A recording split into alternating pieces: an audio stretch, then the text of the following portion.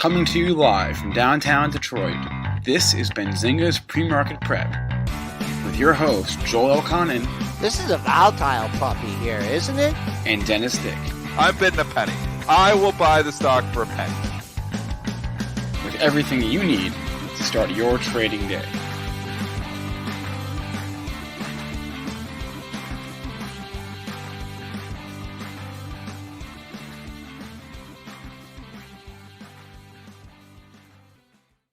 Good morning, everybody. Welcome to this Wednesday edition of Benzinga's Pre-Market Prep. Spencer Israel, Joel Elconin, and Dennis Dick with you this morning. Don't forget, it is the end of the quarter. Will there be end of Q1 fireworks, or won't there be? That is the question of the day. We'll talk about how to approach today, the day, how to approach it, growth stocks, how to approach beaten down stocks, and what could happen into the close. I got a couple of earnings on our radar as well. We had Chewy last night. We had Metromile, Romeo Power, a few earnings last night that I want to hit on if we can throughout the course of the show. Micron after the bell tonight, so everyone has it on their radar.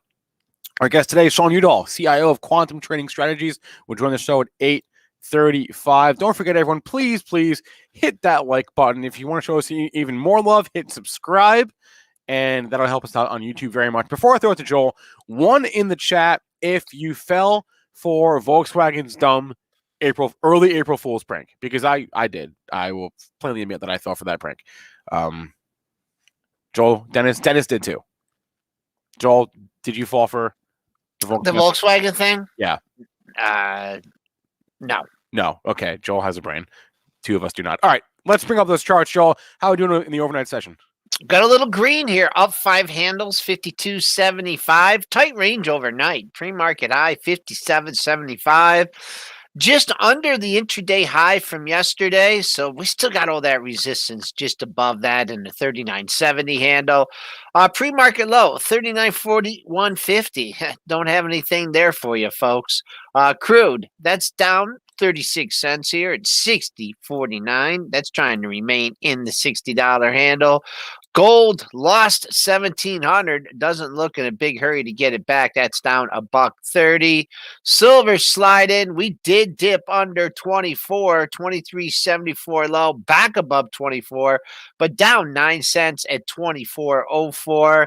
And Bitcoin's holding up. Well, down $1,440, 58,265. Did sneak over the $60,000 level in pre-market trading.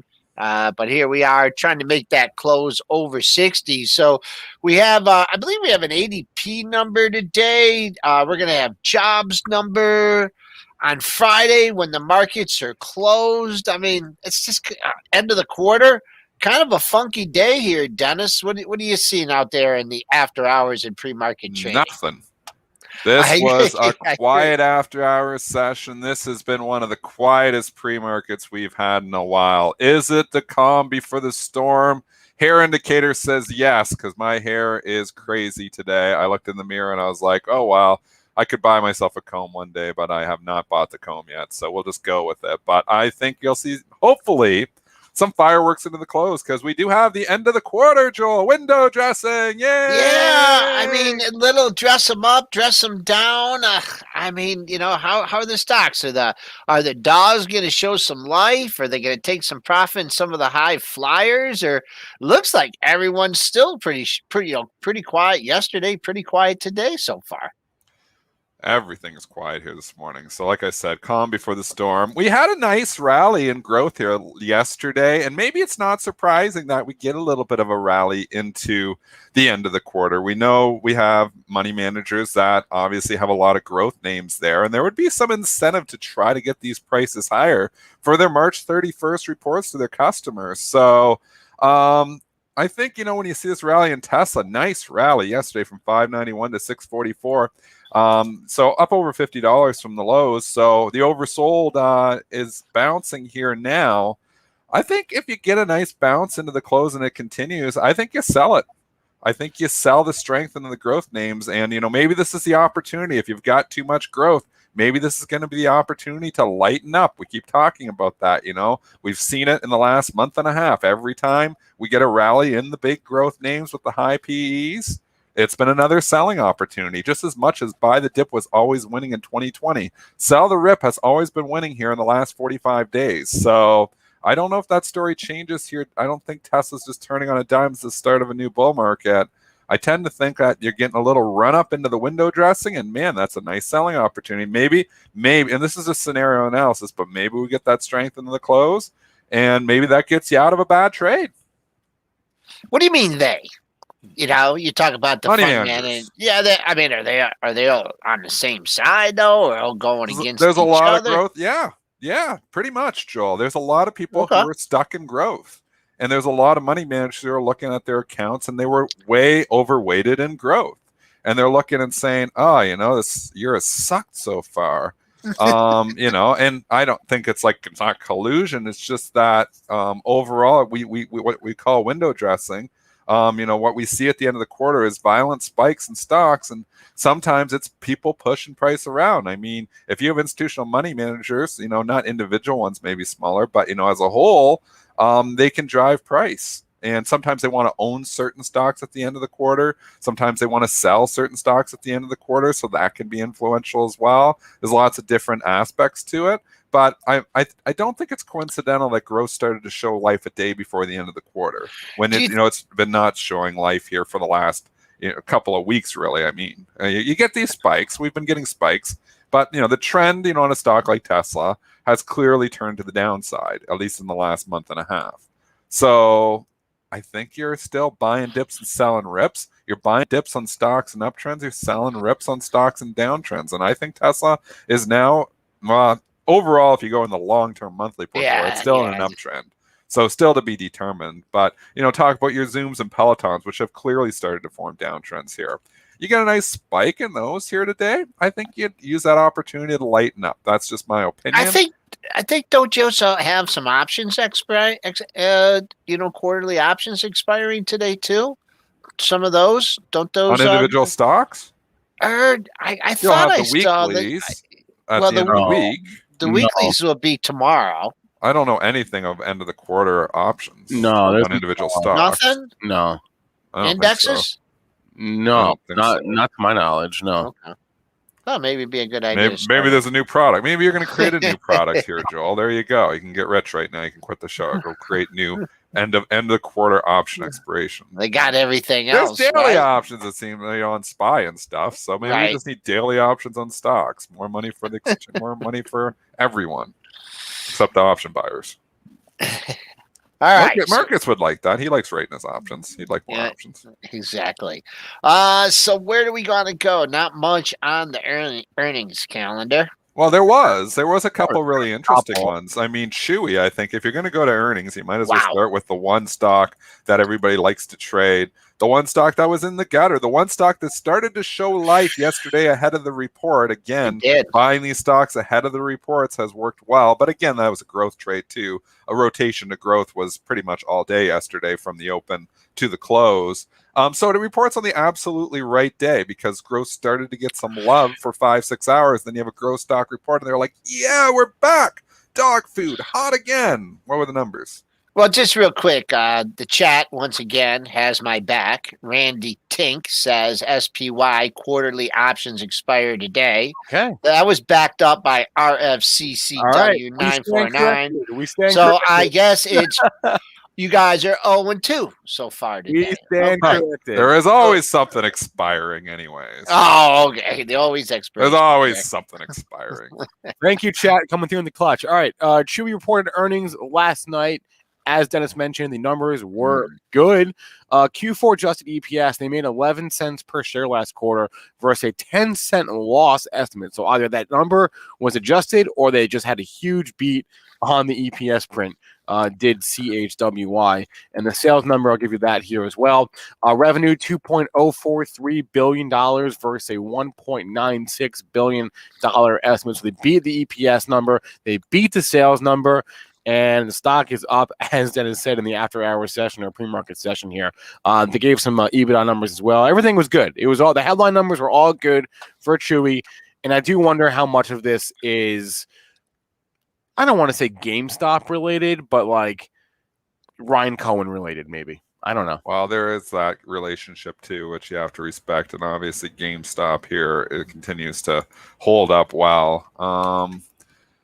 I don't know. It's a online dog food company. It's hard for me to pay a ridiculous valuation, but you can't argue the company's done everything well. I mean, I didn't like the online bookstore back in the year 2000 either, and we know they turned that around. I was like, oh, online bookstore, that's going to zero. We lost the pet store. We lost this back in March of 2000. We'll probably lose the online bookstore too.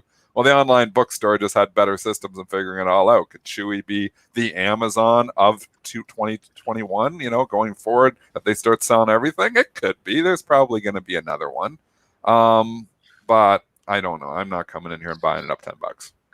It's a tough chart because you do have a lot of overhead supply coming up. You have a pre-market high of 90.37. You're still bid up there. So just on a daily basis, if you see this thing going through 90.37, man, there's a lot of stock to chew through here. But I'd give another target. Was that pun intended? No, it wasn't. That was a good one too. I thought you just snuck that one in there, Joel. I thought you were thinking about that one all night there. A lot of stock to chew through. It was a good one. Okay, thank you. Sorry, I had to interrupt. You trying to make a comeback now because you said there weren't quarterly options? They're not on stock. I trade stocks. Stonks. Stonks.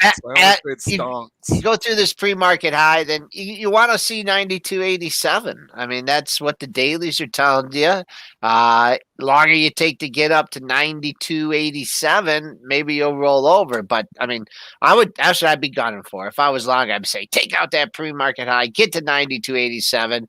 I don't think we're going to get back half of this move today. If you start to roll over, boy, yesterday's range. You're full of the puns.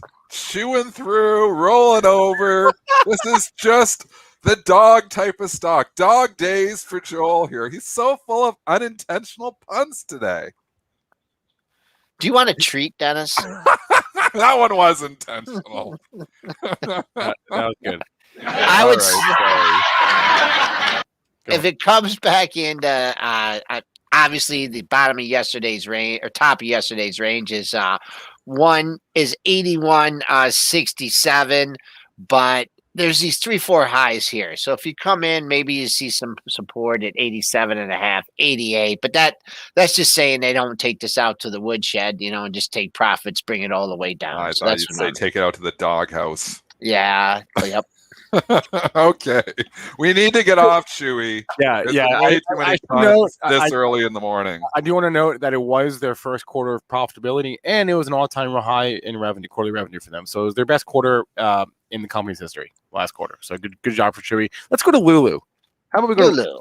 Yeah, Lulu had earnings last night, and they gave guidance as well. So Lulu's EPS, $2.58. That's what they made per share last quarter versus a $2.49 estimate. Sales also beat 1.73 versus $1.66 billion. They gave quarterly and fiscal year guidance. The EPS for the quarter came in above estimates. This is for the current quarter, Q1. Sales guidance for the quarter also came in above estimates. EPS guidance for the year came in well above the estimate. They guided in the mid $6 range versus the mid $4 range was the estimate. And their sales guidance for the year also came in well above the estimate in the mid $5 billion range versus a $4.3 billion estimate. So they came in above estimates across the board last night. This is really this is a tough market right now. I know. That's just like these charts, like we're at a turning point. Here's the biggest problem with all of the growth names, even the value names. We're at these like crossroads, and they were oversold. And are we trying to turn higher here, or is this just another bounce to sell in the growth names, and growth is going to go into the gutter for a while? We're really at the crossroads. I really want the information of what's going to happen in the close today too, because we know end of the quarter can be turning points for stocks. We've seen this before. Remember the biotechs back at the end of the first quarter in 2015 topped out. If you go back and you look at your XBI, you'll see it on the charts. And it, was in the gutter there. You can see 2015 for a long time. We got up to $91 back. Maybe it was the second quarter. Looking at the July. What are you talking about now? I'm talking about the turn in the biotechs back on the. I think it was the end of the quarter. Or was it Were end we of just the month? talking about Lululemon? Yeah, how did we get on this tangent? Because I'm grouping Lululemon. I'm grouping it all into growth. Oh, okay. All of it Now is growth. following you. They're all moving together. Lululemon's Okay, the same thing. Lululemon and the biotech Lululemon's index. seen as a growth stock, even though it's Okay. reasonable. Even though it's got a reasonable price. Like some of these don't have reasonable prices. Lululemon isn't super expensive. I mean, if it's making $10 a year, it's trading 30, 35 times. That's not that bad. So it's not super expensive, but it's still seen as a growth stock. It's still lumped into all those. And I'm just saying on the quarterly expirations, you sometimes see turns overall. Okay. So I really want to know what they're going to do here, going after the quarter. They're going to start just turning them again or not. So it's hard to make a call on any growth name today. This is a tough day. So Lululemon after earnings, tough call. It's a coin flip. Two things about Lululemon. One is I just can't see any upside in this stock until you take out 320. Right. I mean, that's a huge. So I don't know if it's going up, down, or all around, but that's some major resistance. And since you're trading down $7 here, doesn't look likely you're going to see that today. 270 to 320, 50-point move. You add 25 onto that, 295, 300. I don't think you're going to see that either today. Maybe. Even if it gets down into the lower 300s, I think you see buyers because of these three lows. So, man, tough call. But I think if you're looking at this long term, you want to see this thing take out to 320. And I do have a confession to make. I think it was over a year ago. I think pre-pandemic, I bought a pair of pants there, and I haven't worn them. I think I'm going to return them. Over a year. Why? I don't know. I think they're still in my closet. I don't know. You wear them on the Peloton? Never wore them at all. No, they're too heavy. I haven't worn them at all. I don't know. I guess because I haven't gone anywhere. But so I don't know if that's going to hurt their quarter. But 320 is huge. That's all I can say. Just if you're a long-term trader in this, 320. If you feel like you missed the buy and it comes down Big to number. 295, 300, I'd be more inclined. 310, that's just in the middle of no man's land. I'll go with our technical analyst, Joel Alcana, and not get interested until this gets over 320. I'm with you. Okay. That's pretty much it. I mean, if you want to go to Romeo or Power or whatever, or Metro, Romeo's a fun story. Romeo, wherefore art thou, Romeo? It is in the gutter, Romeo. Okay. RMO, this was a SPAC at one time, correct? It was, and it's not anymore. So there's so many SPACs that just are under attack. It seems like always. So their losses are widening. That's kind of the headline here. Losses widening. It's not. I don't know, because no one who owns this stock is owning it because for their profitability, or you know what I mean. So it's so early. I think most were just owning them because all SPACs were just going higher 2 months ago. It's early days. I don't know how much the numbers even matter. I don't think they do, quite frankly.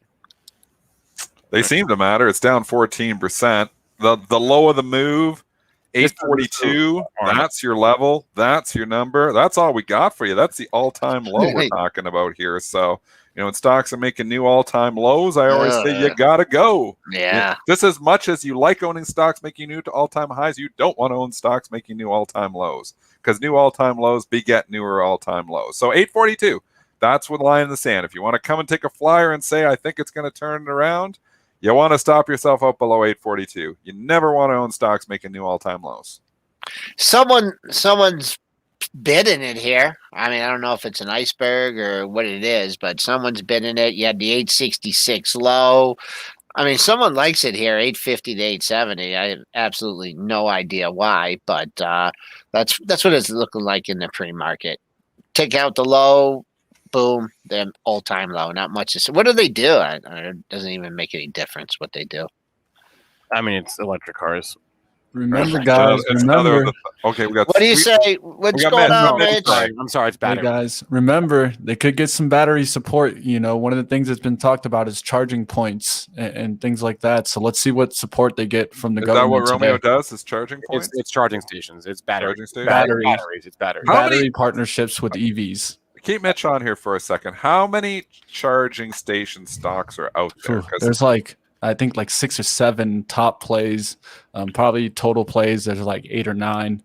And do we need 9 different types of charging stations? I mentioned this on SPAC Attack. People are trying to pick winners in this industry, and that's very hard to do when you just don't have anything to go off of. Yeah. So, I mean, I think there's going to be 1 or 2 that are probably going to be the players here, just the way this stuff shakes itself out. So you get 1, 2, 3 major players, you get a couple minor players, and then you get a bunch of these stocks that'll go off the board worthless. So that's usually how this stuff goes. So, looking ahead a few years from now. So which ones are going to be the winners? Which ones are going to be the losers? I mean, do you have any idea, Mitch? Do you have a favorite? This was my favorite, and you can see how it went. So Mitch is like, I'm out. Exactly. You got it. It's tough, man. This is new industry. We in this new EV industry, and we have a bazillion EV plays out there. They're not all going to materialize. We know Tesla's going to be a major player. I'm fairly confident General Motors and Ford are going to be major players. Am I confident in all of the other smaller players? No. So, but some of them are going to be major players. Is NIO going to be a major player? It already is a major player. So, it's got a step up. So maybe it is, maybe, and that's had a nice rebound. That's a nice level down there at $35. But, am I coming in paying ridiculous valuations for hope? I don't know. So that's why I'm like, GM, I feel safe. Ford, I feel safe. I feel like valuation's reasonable. I feel like they're going to be major players. I still think you're not going to get, rich off of these stocks either. I mean, that's the problem too, is the market turned so greedy in 2020. Nobody's interested in making 25% a year or 20% a year. They want to make 20% a day. People will get more interested. You're damn good. But they don't, that's not Spencer. This is the way, even I was taking heat on my Glue Mobile. They got taken over. And they're like, well, how long did you have to hold that for before it got the 30% premium? People were saying that to me. Yeah. Okay, yeah, you had a good call that it got taken over and you were along the stock, but you were sitting there for 6 months and you only made 30% on your money. Oh, 30% in 6 months is pretty good. But apparently in the greed of 2020, it wasn't. So, yes. I mean, this was the market that we're dealing in. That just shows you the epic greed that was out there through 2020 and then through the first month or so of 2021. So I mean, now it's turned to a little more fear in some names. People are saying, oh, I can lose money and this kind of sucks. Maybe I don't have it all figured out, but there's still some people that are doing very well. I mean, again, if you're a momentum trader and you've defined yourself as a momentum trader, trade the momentum. When the trend breaks, Spinner's an excellent one. Spinner and our obviously our chat over at premarket.benzinga.com has been there for years with us. And, he figures out, and he's in the momentum names. And when the momentum breaks, he moves on. So, I mean, and he's probably been playing the value names as of late, because that's where the momentum has been. But if you're a momentum trader, be a momentum trader. Jeremy Newsom is a momentum trader. When the momentum breaks, when the trend starts to break, it's time to get the hell out of the momentum trade and move on to the next one. If you're unwilling to take a loss, you'll eventually, this is inevitable. I've seen this because, we've been prop. Joel, you've seen this too.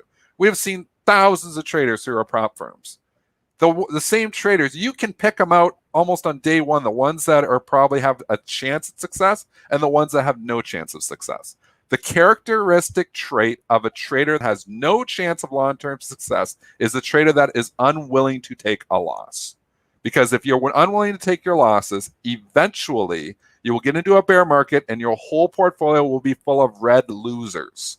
So you have so many people, I've never had a loss. They were saying this to me at the end of the year. I've never had a losing trade. Great, we're all in a bull market. Yeah. What happens when we get into an ugly market? Are you going to be willing to take that loss? Or have you learned bad lessons that eventually all stocks come back, all stonks go up? That's tough. I mean, I take my losses every single day. On my day trading stuff, I wipe a clean slate every single day. I get to zero, no positions.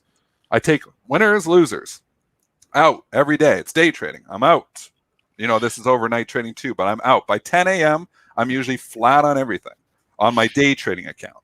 And so, but I take massive losers sometimes. Sometimes you have, every single day, I have losing trades every single day. There's never a day I'm, at 50 positions and I'm up on all 50. It never happens. Never, never, never, never. Take your losers. That's how you have longevity in this business, is by cutting the losers. And if you're a momentum trader and the momentum breaks and you're unwilling to cut the loser, you're going to be left with a big loser at the end of it. 2 points here off Dennis's topic there, but why don't we just table like all the discussions on batteries and charging stations until we actually have a few more cars on the road? I mean, like everyone is like, okay, how many cars are out there? How many charging stations? And then I think it was Darren F said, well, what if these gas stations, they already got the property, they already got the setup, man, why don't they just put a couple extension cords out there? They already have the, I mean. Well, I think there's a little more to it than that. Well, a little bit more than that, but come on. I mean, that's been the argument for Tesla, though, is that they've put in that infrastructure for their vehicles, and these Tesla charging stations are everywhere, so they're definitely ahead. They're definitely, got the step up. I mean, there's so many things Tesla has done right. We dog it because of the valuation, but Tesla has done everything, a lot of things right. Yeah, we were making fun of them for charging, people twice yesterday. Yeah, they've had some hiccups along the way. But credit where credit is due. They've grown an incredible business. The market just, I think, got stupid with the valuation. I still think it's stupid. But at the same time, man, these Tesla charging stations, they've built the infrastructure for their cars. They are out there. They are ready to go. They are so far ahead of the competition. Are they still going to be the major player going forward? I think that Tesla probably is going to be continue to be the leader in EV. It's just valuation that I couldn't wrap my head around. Otherwise, I would own the stock. I did own the stock. I had puts all written on it back when it was $100. So I just can't wrap my head around it at $600. But just going back, the charging stations, everybody else is trying to, other markets, public markets are trying to, fix that problem and get the charging stations everywhere. There's 9-10 companies working on it. Tesla already has their charging stations. They're out there. They're once again ahead of everyone on this. So it's not just as easy as throwing up an extension cord. That's where I started. Okay. All right. 2 extension cords. Okay. A big one. Well, there's not that many. No, but everyone's talking about the batteries. Everyone's talking about this, and it's like, what is the total of electric vehicle cars on the market today, right now? How many people? I don't know. If you drive an electric car, put a 1 in the chat. I'm sure that data. You see, there's no one put a 1 in there.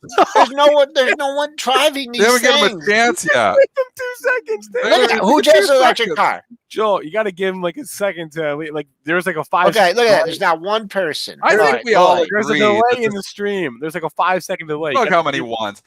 I think we all agree that the market. We're not arguing the market isn't going electric. I don't think you're not arguing that either. This market's going electric. Yeah. Joel's arguing for no cars at all. I know. But you know what? If we're all going virtual and we're going to live in our virtual homes, do we need? Who's coming out with a virtual car? By the way, that would be a good idea. Let's come out with virtual cars. I'm sure. And you drive around your virtual car. I just gave away $1 billion idea right here on Pre-Market Prep Live right now. Virtual cars, virtual homes are selling for $600,000. We need more virtual cars. I want to drive my virtual car. All right, something else that we should mention also. Wait, no. This is on the same topic of we're getting an infrastructure announcement today, right, from the president. He's going to announce a $2 trillion plan. We have some idea of what's in it, but we don't know exactly until they say. The second largest, I believe, third largest component of this plan, as has been reported, is electric vehicle incentives. Okay, that estimated $174 billion in EV incentives. That's according to the New York Times. So that's part of this too. Is this we're getting this bill, this infrastructure plan today, and EVs are not just a part, but a big part of that bill. So you got to factor that into. Could there be a run up in the head of that? I think you saw it with solar too, Spencer. Didn't you see it in the solar stocks? This is an infrastructure play too, to a certain extent, especially with Biden. Wouldn't you say? Yeah. I don't know how. I haven't seen solar mentioned too much in the proposal. Again, we don't know. I just think it's Biden. I think EV. I think solar. Obviously you got your traditional. Okay. So if you go back to election day, you can say, we had a huge run up from election day, in the tan, right? right? So was that a little bit? Was the market a little bit ahead of itself? Maybe in hindsight. Well, and now you've had this significant pullback. Like the stocks that I bought, so obviously I still am buying some so-called growth names. I bought First Solar. We know that on the March dip down. I don't ever usually get that close to the bottom. I bought at 73. I guess it went down to 68, so I didn't get that low. But it's 87 here this morning. I mean, Marvel Technologies, another one, 5G. I mean, think about the stories that can go forward. Solar's not going away. EV is not going away. But I'm not playing ridiculous valuations for EV.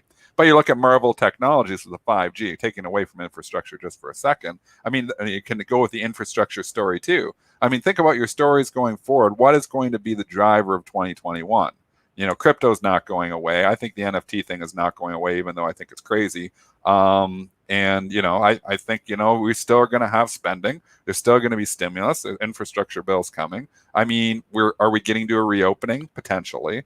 So I think you use all of those stories and then you pick the stocks that are reasonably priced for those stories. Now, don't just buy anything. You got to look up to the reasonably priced stocks. That's why, I didn't pick on some of the higher solar names that are, priced crazy. Right. I stuck with First Solar. So that's a more value play in the solar sector.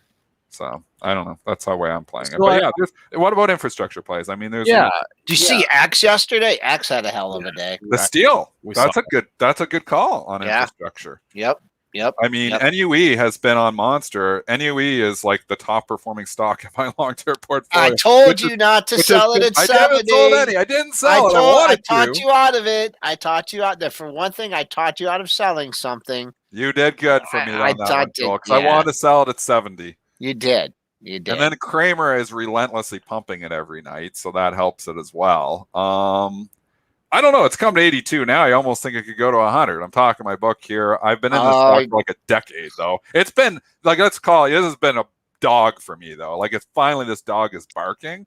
But this NUE, I've got a 2% dividend along the way, but this really has gone nowhere for a decade. So could this be the start, of steel? I mean, X has come back a long ways from the lows too. You want to go to the European, MT is the big play over there, and that's been a monster too. So I mean, this is a pure play on infrastructure as well. A lot of pent up demand too, because of the slow year in construction in 2020, things getting back. So big reversal here for X. That was a big day for it yesterday. Actually, it's had man, look at that 4-day run, higher high. Look at that, opened up at the low and closed at the high. Boom, boom again. So if you're looking to take profits in that one, look for a little chink in the armor, maybe a lower high, which it doesn't look like it's going to have today, or maybe use that highest low of the move, which is just under 24. Just move that up and get taken down on some downward momentum instead of trying to pick the top. When are we getting the news on the infrastructure? Do we have a time? Today. Here? No, I know, but do we have a time? Do we have a time? That's a good question. Because if you're trading all these names, is this a matter of like buying ahead of the event? Yeah. I wish I would have been thinking about it. This was a classic buy ahead of the event. So is this going to be like a buy on the rumor, sell on the news event? I mean, if you're coming in and buying these infrastructure stocks now, you're probably doing it backwards. So like US Steel has run for 5 days in a row from 1861 to 26, and it probably is not coincidental that this stock, in full disclosure, I do have a trading position on an X as well. It's small, it's really small. But is it not the case where we've seen this run up ahead of the event, and it could potentially this could be a sell on the news event? Hey, I'm looking at his official schedule right now. So 4:20 p.m. Eastern. Okay, so be careful on my after hours trading. Sorry, I'd be careful chasing them here.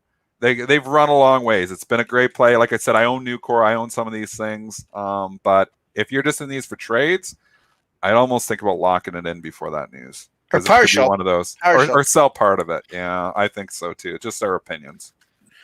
So I mentioned the EV incentives as a big part of the proposed plan.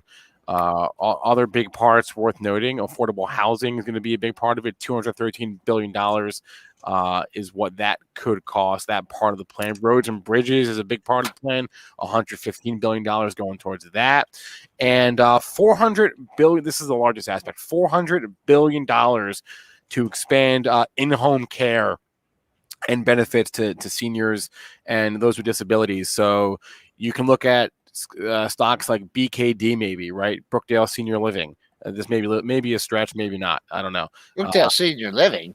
Yeah, if they're gonna give money to Nursing homes. Yeah, that's what that means. That's what like senior. That's what like that part of the plan is for. Is for to increase support for caregivers and those in senior living homes. So like a Well Tower, WELL, or Brookdale Senior Living, maybe.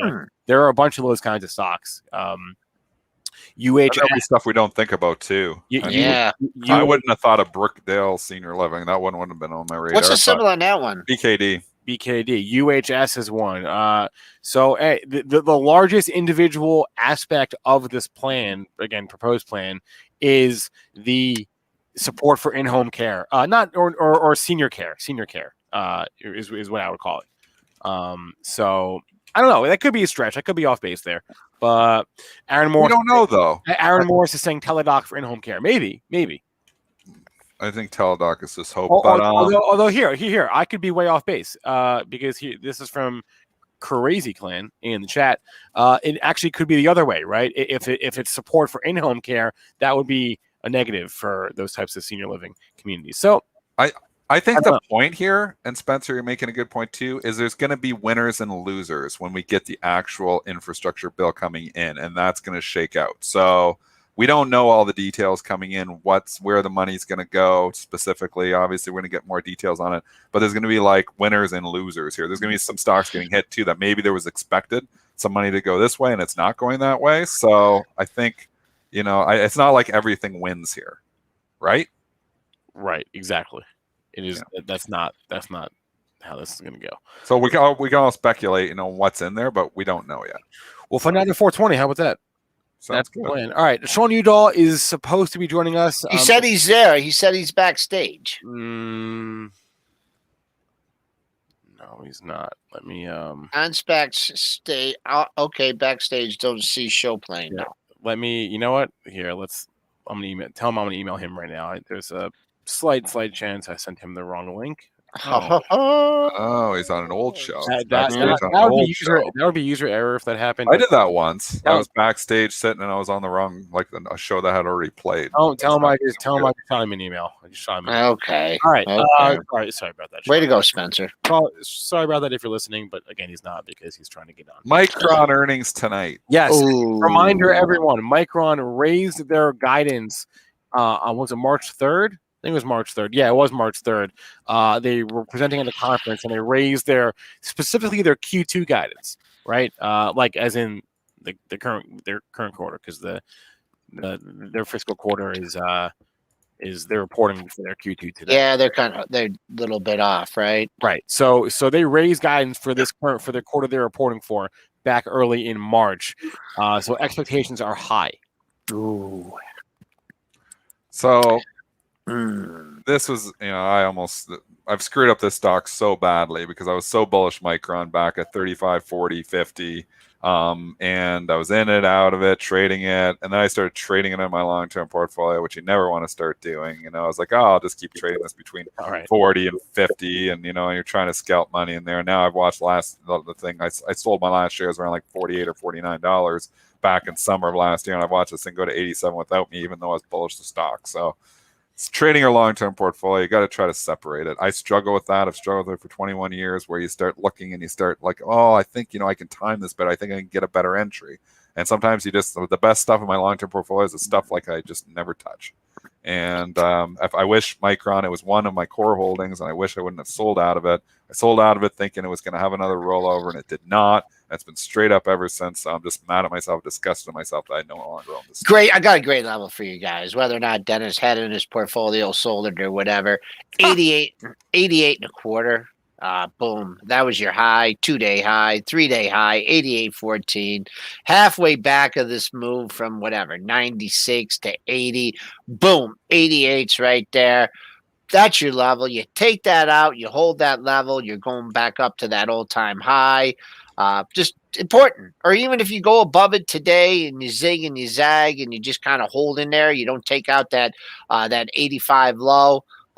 Just great number there. Whether you want to trade an intraday after the number or for the next 2 weeks, it's a real good number. We've got Sean Udall here. My apologies, Sean, for directing you to the wrong place. But Sean Udall is CIO of Quantum Trading Strategies. Sean, good morning. Good morning, Benzinga. We always love the Sean good morning here. We love the video with Sean, too. It actually worked that time. You got some NFT art behind you? Is that NFT art? You know, it's not because I don't know if I'll ever buy NFT art. But, you know, I may have been on the show at one point years ago and said, I'll never buy Bitcoin. And I have never bought Bitcoin, but I have bought stocks that have gone up as Bitcoin has gone up, and they've also gone down. But so anyway, I can't say I'm a Bitcoin purist anymore.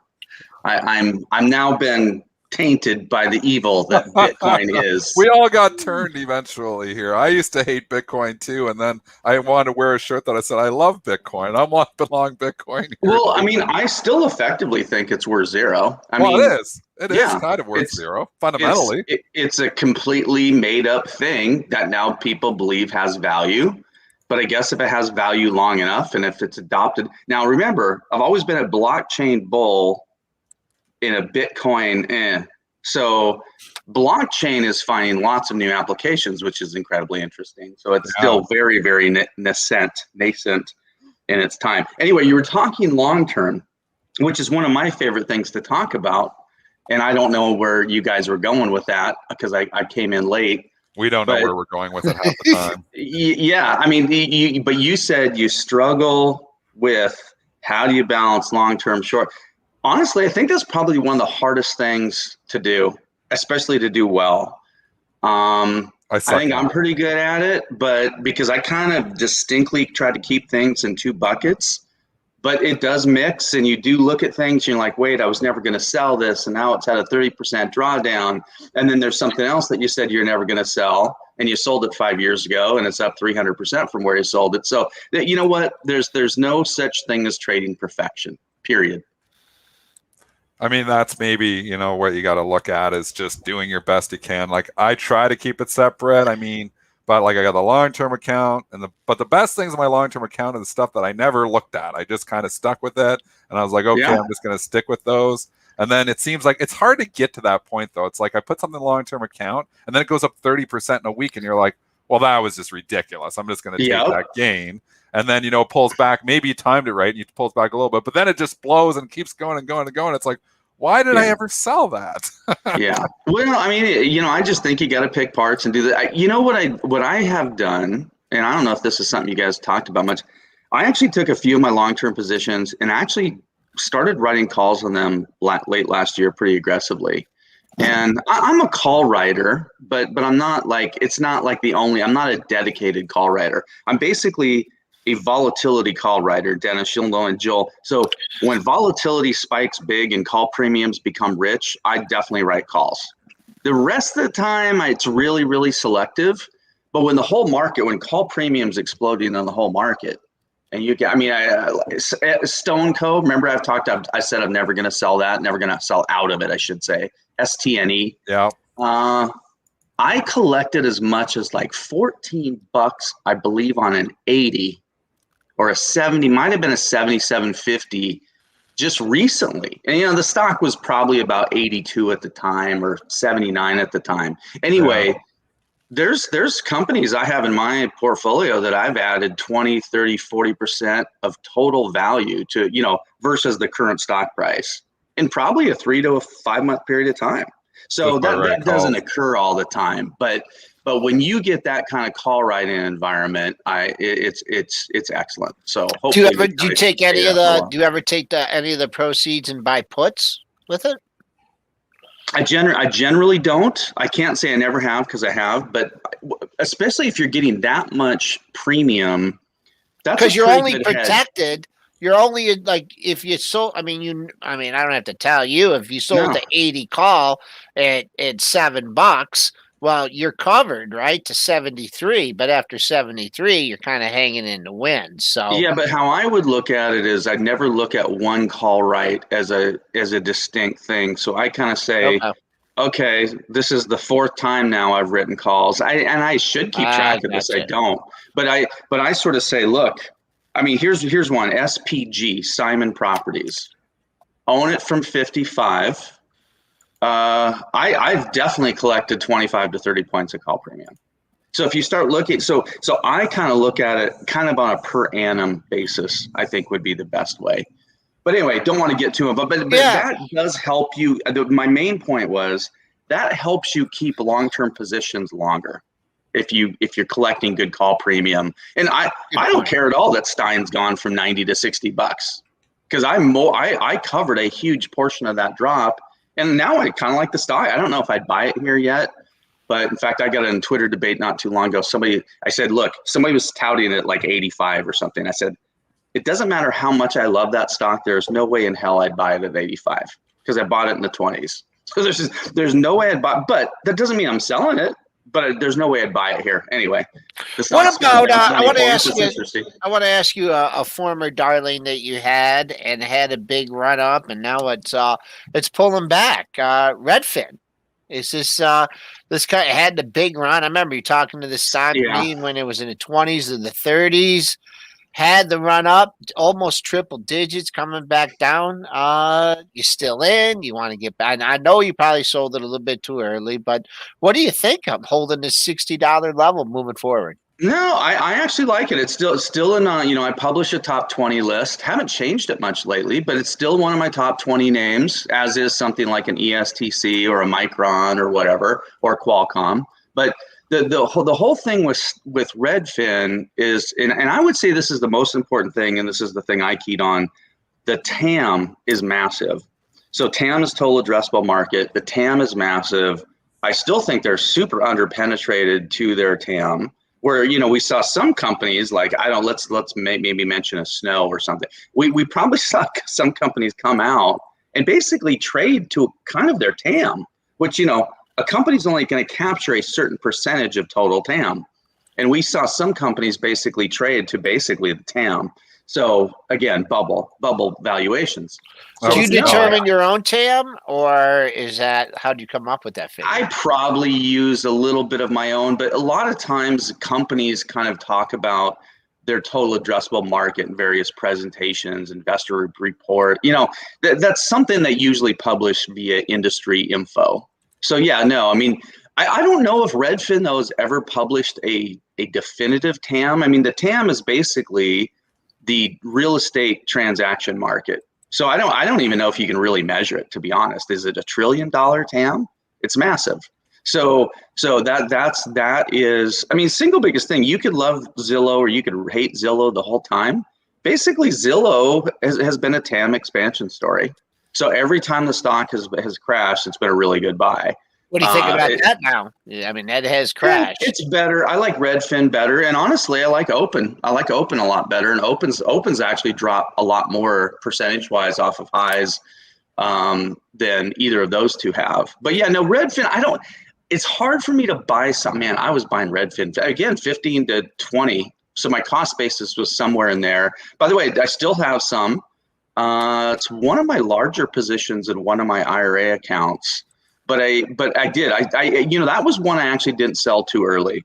I maybe sold a piece of it here and there, but those were probably trades. But no, I like it. I think it's fine. The one I would say is probably my next Redfin. It's going to be a multi-year developing story. Is Root, ROOT, and Root has been a very controversial name. Root. Who just came out who just came out talking about Root? Andrew Left. Was that Andrew Left, Sean? Yeah. In fact, it's interesting. There's a lot of names I'm on that he eventually hits upon. I can't say they're all of them, but there's a lot of them. He tends to be put it this way, his long ideas have definitely been getting better over the years, and I think he's made a good strategic move.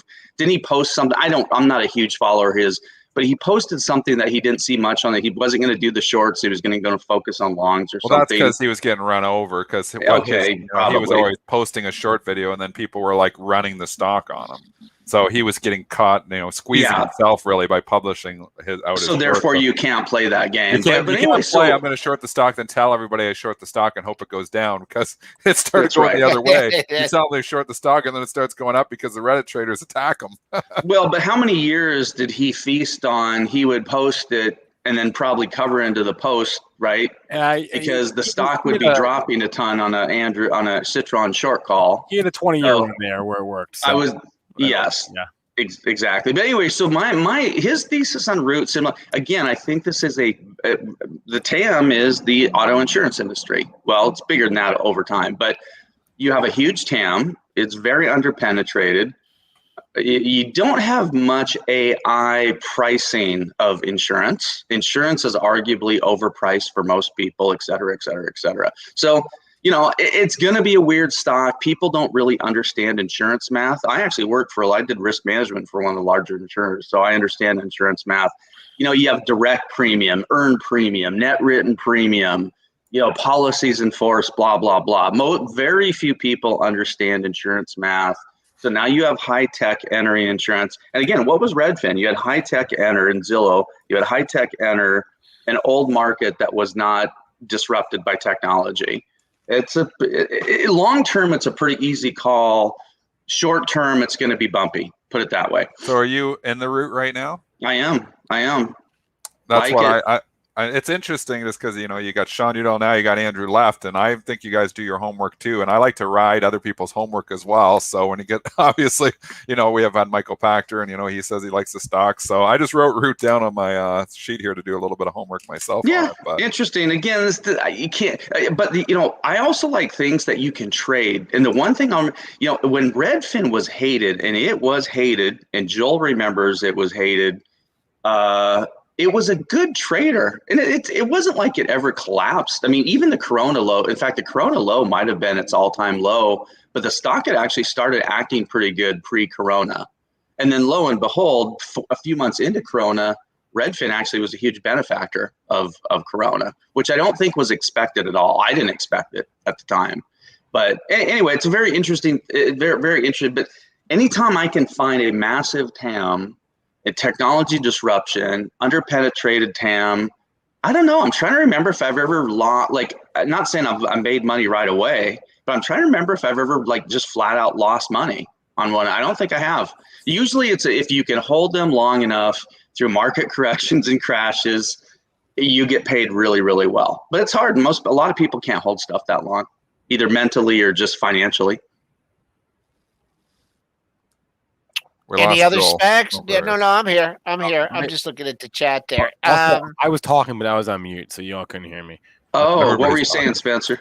No, I was saying we're Sean Udall, the CIO of Quantum Trading Strategies. You can find him on Twitter at Udall TechStrat.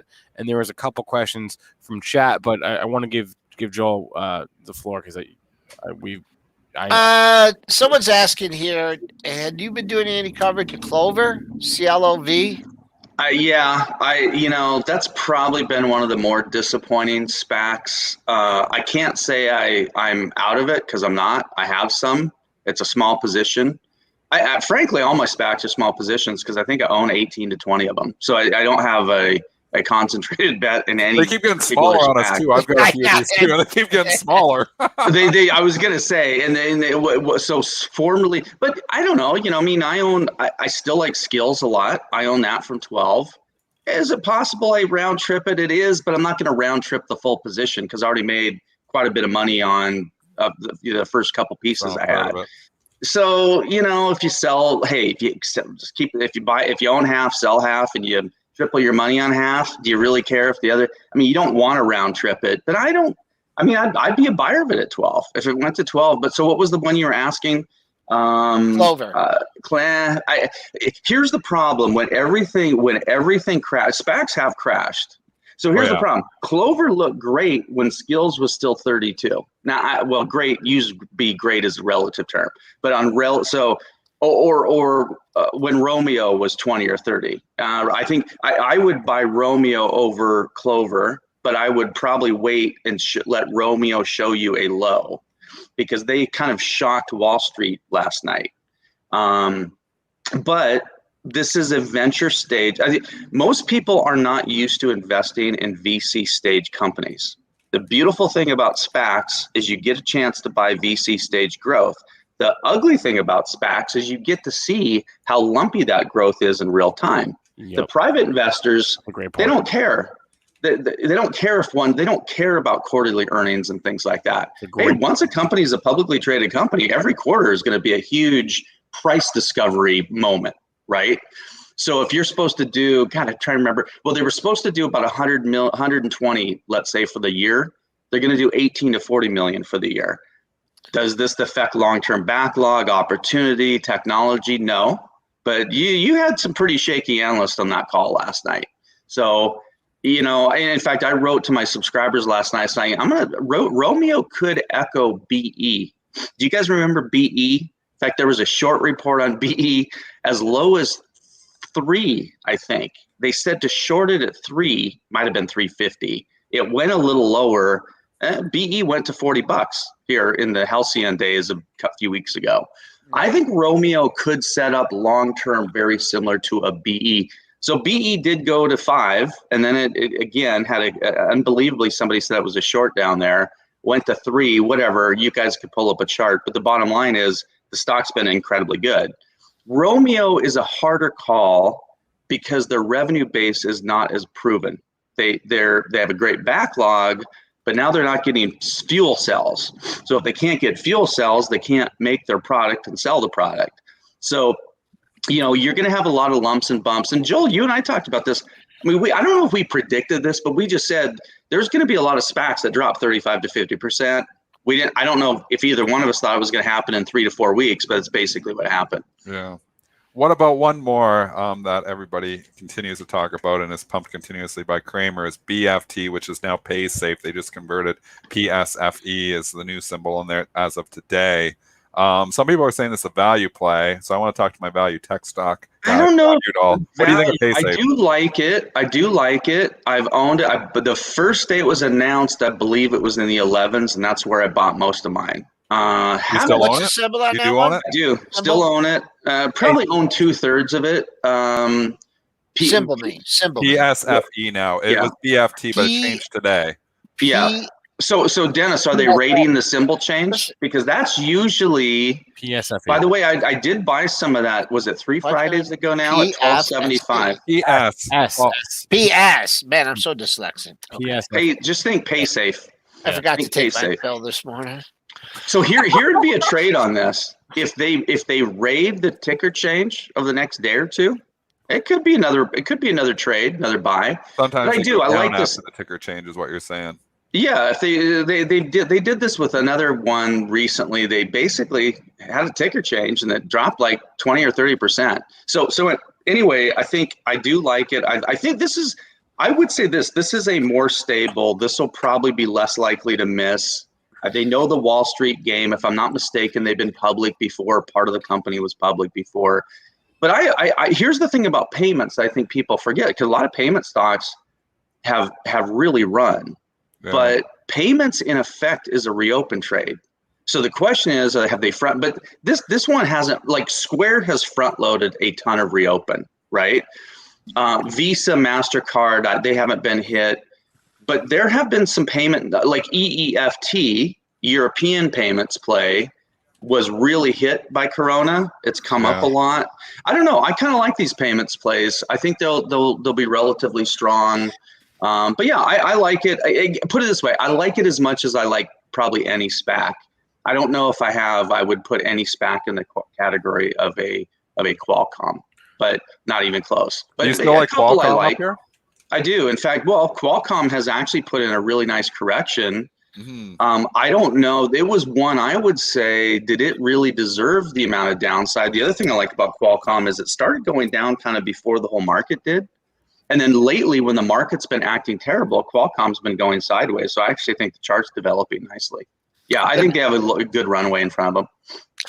Ooh, that one once it clears 135, that's sticking out like a sore I mean, I think thumb. it can trade 200 to 250. You've been on that easily. one, man. He's been Remember bullish he's been bullish that one. I had a 133 target when it was 55, and then I had a 165 target, I think, or 160 target when it was about 75, 80.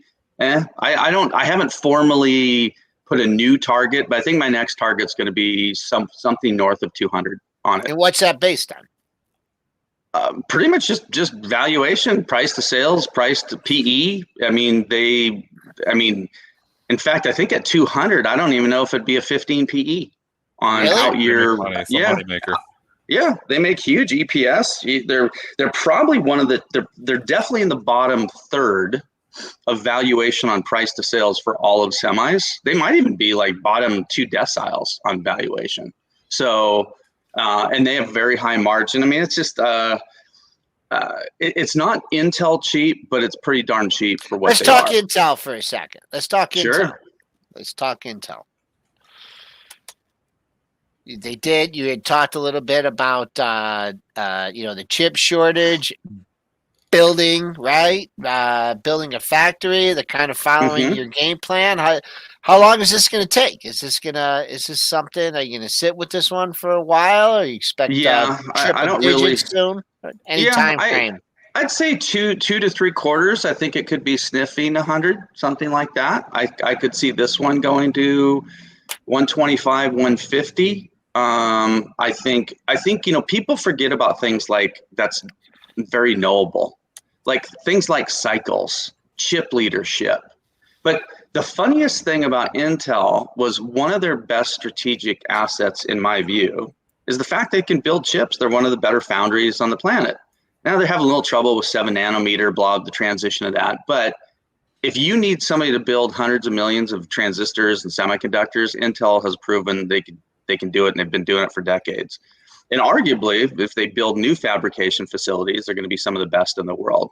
So, but people were literally saying Intel should divest of manufacturing of chips, outsource that, and blah, blah, blah. That was like the dumbest thing I heard. And pretty much that was the close to the bottom on the stock.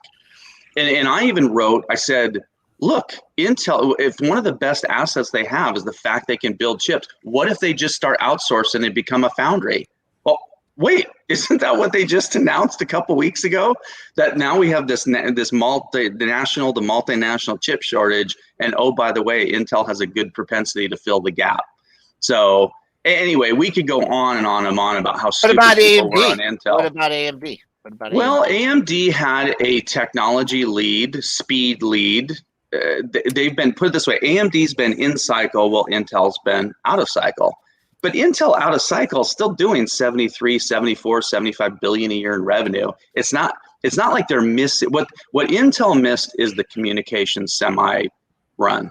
They basically messed up on mobile phones. Now, they can't really get that back, but they can win in other ways. Intel's also very strong in IoT, by the way. So they got IoT, they got PCs, they got core chips, et cetera. But I think what's going to happen is they have new chips coming. I think they're going to get back to being very competitive, maybe even take the speed leadership away from AMD again. And I think that there's a very high probability that they will be in cycle while maybe AMD goes out of cycle. And if that happens, then my price target Intel's really almost dumb. It's probably way too low and really conservative. What are they going to do? I'll deal with that when it comes. Go ahead.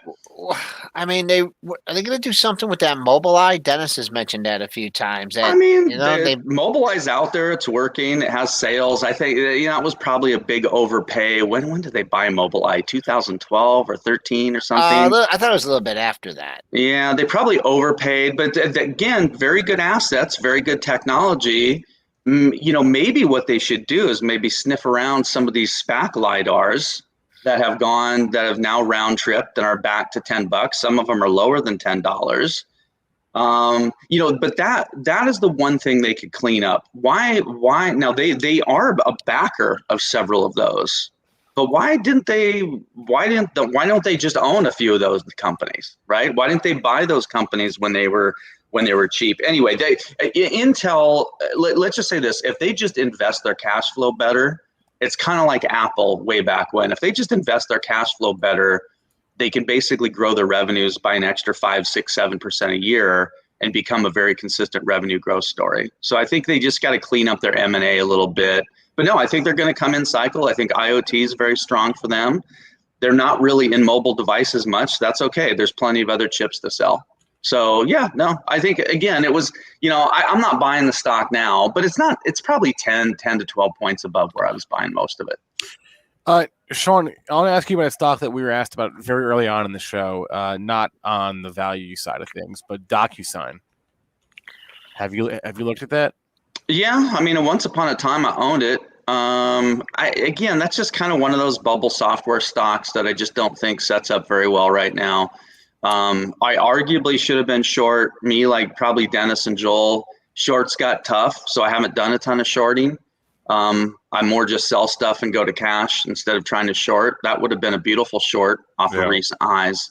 Yeah. I just think the opportunity is not that great. Very good company, but if here's the thing: if you like that, there's other things you can buy.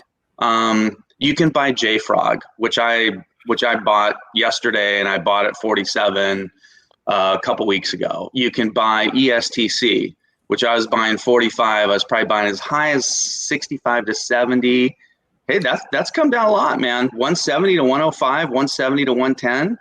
That's probably my favorite growth software company. If I had to pick one, which I don't, Big Commerce, Big C would be another name I think is vastly superior to a DocuSign. So if you just hunt around, you can find companies with good growth that are trading at probably a 75, 80% discount to a DocuSign. So I'm not short it, but it's kind of like Stein. As much as I like Stein long-term, STNE, StoneCo, as much as I like that, at $80 and higher, there's no way I'm going to buy it. So you put a DocuSign and Big C in the same basket? Yeah, it's basically high. It's basically high growth software. Okay. So some high growth software you can buy for reasonable multiples. Okay. And other high growth software you have to pay 2099 type multiples. So why would you pay a 99 multiple when you can buy a company with a similar growth rate and pay a 2014 multiple? I'll rather buy software at 2014 multiple. Yeah. But they're not the same group, right? But it's high growth software. I got you. Yeah, JFrog does DevOps, EST does internal search, right? Web logging, data capture, blah, blah. So yeah, they're not the same company. But by the way, though, let's just talk. Okay, so if I have a beef with DocuSign, here it is. How much growth have they pulled forward because of COVID?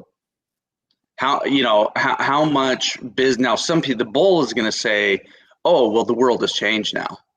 Everything's going to be DocuSigned, and you're not going to sign anything physically anymore, and blah. So in other words, it's kind of like a Zoom. It's not as egregious as Zoom was, but it's kind of like a Zoom in that it pulled forward arguably a few years of growth. There's a lot of these stocks, Zoom, DocuSign, Snowflake, etc. They might have just put in highs in the last 2 months that they don't retest for years. I don't know. Good point. It's probably I agree. Yeah, it's what we've been saying. It's probably a question for a lot of these guys. It's not just Zoom, right? No. It's you can probably make a basket of 30 super high value software names that all good. The charts probably all look the same. Yeah. All right, Sean Udall has been on a roll this morning. You can find more of his thoughts on Twitter. He's at Udall Tech Strat. He's the CIO of Quantum Trading Strategies. He joins us sometimes in the morning, sometimes in the afternoons, and always has a lot of opinions, which we appreciate. Sean, always a pleasure. Thanks again, guys. Smash the like for Sean. Always. Hey, do I have time for one question? Yeah. What do you mean? Okay. Have we seen the bottom of the SPAC crash? Joel or Dennis or Spencer? Don't get us started on that. Trying to call a bottom in SPACs now? All right. I don't know. They don't rally. They don't rally is the problem. Like the market rallies, the SPACs don't rally. Maybe that's the wrong. Maybe that's the wrong question. Maybe the right question is, what's the signal that we're at the bottom, or that the bottom that we've turned? What will be the signal? Is it like Dennis? Is it like a Kramer related thing where he starts talking SPACs again and they start going up on his show? Well, he started to talk really in the Oregon to a point where Kramer was SPAC, bullish, and Kramer in the last weeks hates all SPACs. I was going to say CNBC is super negative on SPACs right now. Yeah, so that makes you bullish. That makes me bullish. Doesn't it make you bullish too, Sean? Like when they all turn negative. It's one of those signs. It's one of those signs. Yeah. So here's what I thought Dennis might say, or Joel. When I see a day where the NASDAQ's down 100, 150, and half the SPACs are up or flat, and the ones that are down aren't down much, maybe there you go. Yeah. Go ahead. Anyway, that was my question. I'm your boring SPAC guy because there's all these spec, they come out, they're at $10, who's the name behind it? Who are they going to buy? They move up and down on who are they going to buy. And then they buy somebody and then they pop and then they go back down. And then you don't know what the company is. I mean, let them do the transition, let them take over the company, and let's see a couple quarters of earnings. And then I'll look at that and I'll say, okay, there's a stock, there's a company, there's a product, there's some price performance. But if you're trying to base any of the technical analysis on, Ackman, he's going to get a really good deal. Oh, Goldman's going to get a good deal. Okay, yeah, maybe they will, but I don't know who they're buying, what the valuation is, what the company, they changed the symbol. So, I mean, it's just like with the IPOs. I mean, except this is an IPO, but you don't know what you're buying. And I think there was a time when Dennis was playing it a lot, where he was using the $10 floor. He had a definite strategy. He sold pops, and then it stopped working. So so if I was buying everything pre-deal because he just selling the deal news, and I get the pop. Well, I started selling all of in the last month and a half. I started getting rid of all of them because they weren't popping on the deal announcements. I'm like, okay, well, this strategy is no good. Let's get out. And you know what? The getting was still good because the stocks didn't go down that much. I was buying them at 10, 20. That's right. They're at 9.80. I was getting $10 like the SNPR I had from $10 to 19 on the deal or 18 on the deal announcement. That's a huge gainer. And there was a bunch of them like that. But when they stopped popping the deal announcements, what's the point to owning them pre-deal then? Yeah. Maybe. Anyway, guys, that's all I had. Okay. Yeah. Thanks a lot, Sean. Hey, thanks as always. All right. Sean was on a roll there. All right, guys, it's going to be a wrap for us today. Hit the like button for Sean, for Joel, for Dennis. Thanks to all of you in our chats. As always, this show is available via podcast on all the major podcast platforms. If you're listening to our show via a podcast, please remember all of the information on our show is meant to be used as informational purposes, not for investing or trading advice. Again, smash that like button wherever you're watching this, whether it's YouTube, Facebook, Twitter. We're on Twitch as well. We appreciate that. Subscribe to notifications whenever we go live. A couple of housekeeping items I want to add before I transition to get technical. I'm going to put a couple of links up on the screen. First one here. We have a Benzinga Pro affiliate program. What that means is you become an affiliate. People sign up for accounts through you. You get a cut of that new subscription. The link to that is benzinga.partnerstack.com. The link, it's up on the screen there in that ticker on the bottom. benzinga.partnerstack.com to become a Benzinga Pro affiliate. If you generate signups, you get 30% of that new sign up subscription. Also, discount code for Benzinga Pro, YouTube 47, will get you 47% off the price of a monthly Benzinga Pro subscription paid annually. YouTube 47. So those are the two housekeeping items I wanted to address on the end of our show today. And pre-market prep at the close. We'll be back as normal today with Joel. We'll see you then. Now, Get Technical is going to start here in a moment. There's a couple of things we didn't get to that I wanted to mention real fast. We had ADP out, I guess, about an hour ago now. It was a good and bad report. The good news was it was the greatest month-to-month increase in new jobs in 6 months. The bad news was it came in just a smidge below estimates. ADP reporting that the U.S.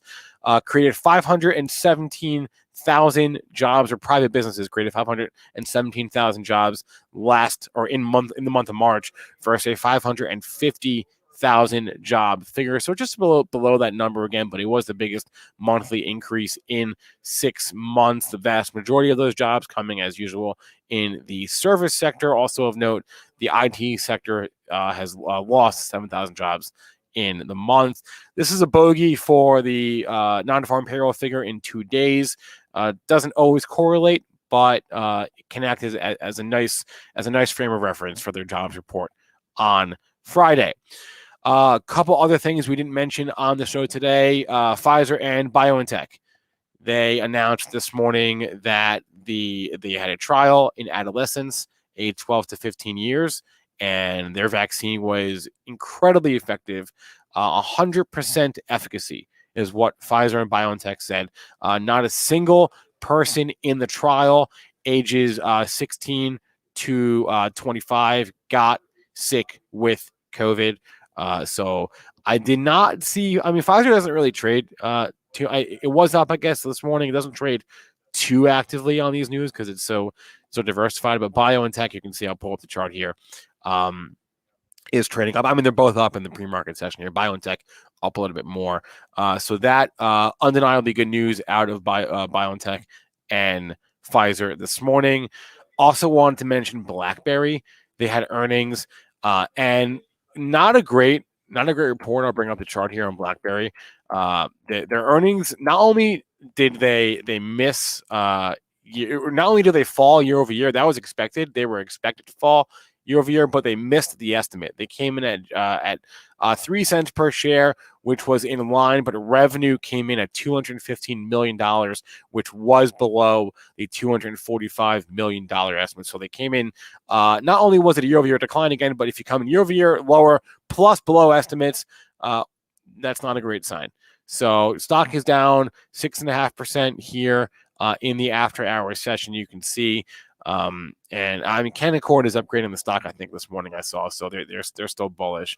But again, year-over-year decline. I think EPS a year ago was 9 cents, and last quarter it was 3 cents. So drop in earnings, miss on the revenue, and that gets you a nice little 6 to 7% decline in the pre-market session.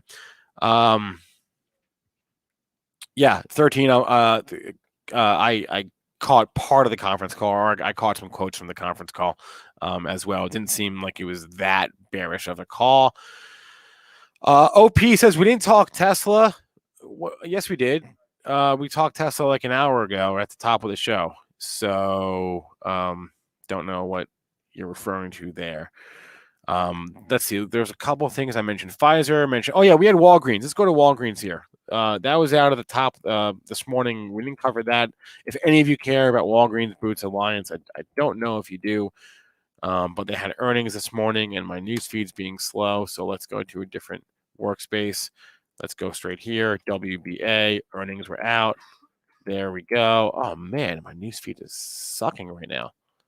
Maybe it's my internet. Let's try a refresh.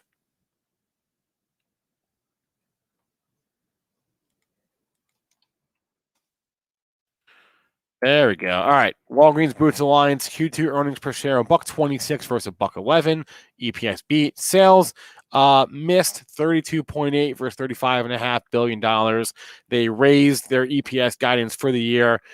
They see it in the mid to high single digit. That's their growth guidance, mid to high single digits for the year. So let's go to the chart, which we have up here. We can take a look. It is. It's up. It's going to meandering. It's up 2%. It's Walgreens, so it's not going to gap up or anything. It's slow, stodgy stock. We can zoom out on the daily. Man, look at the comeback this stock has had. I mean, all of them.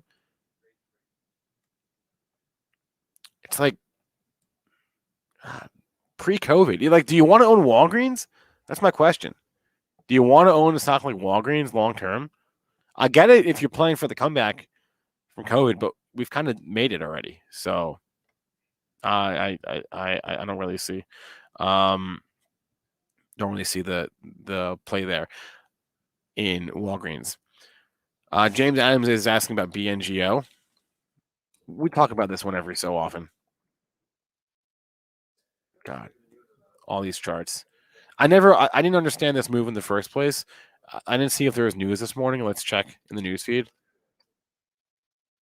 Don't see anything. Wait, no, don't see it. That was last week. So I don't know. What? Why are you asking about BNGO, James?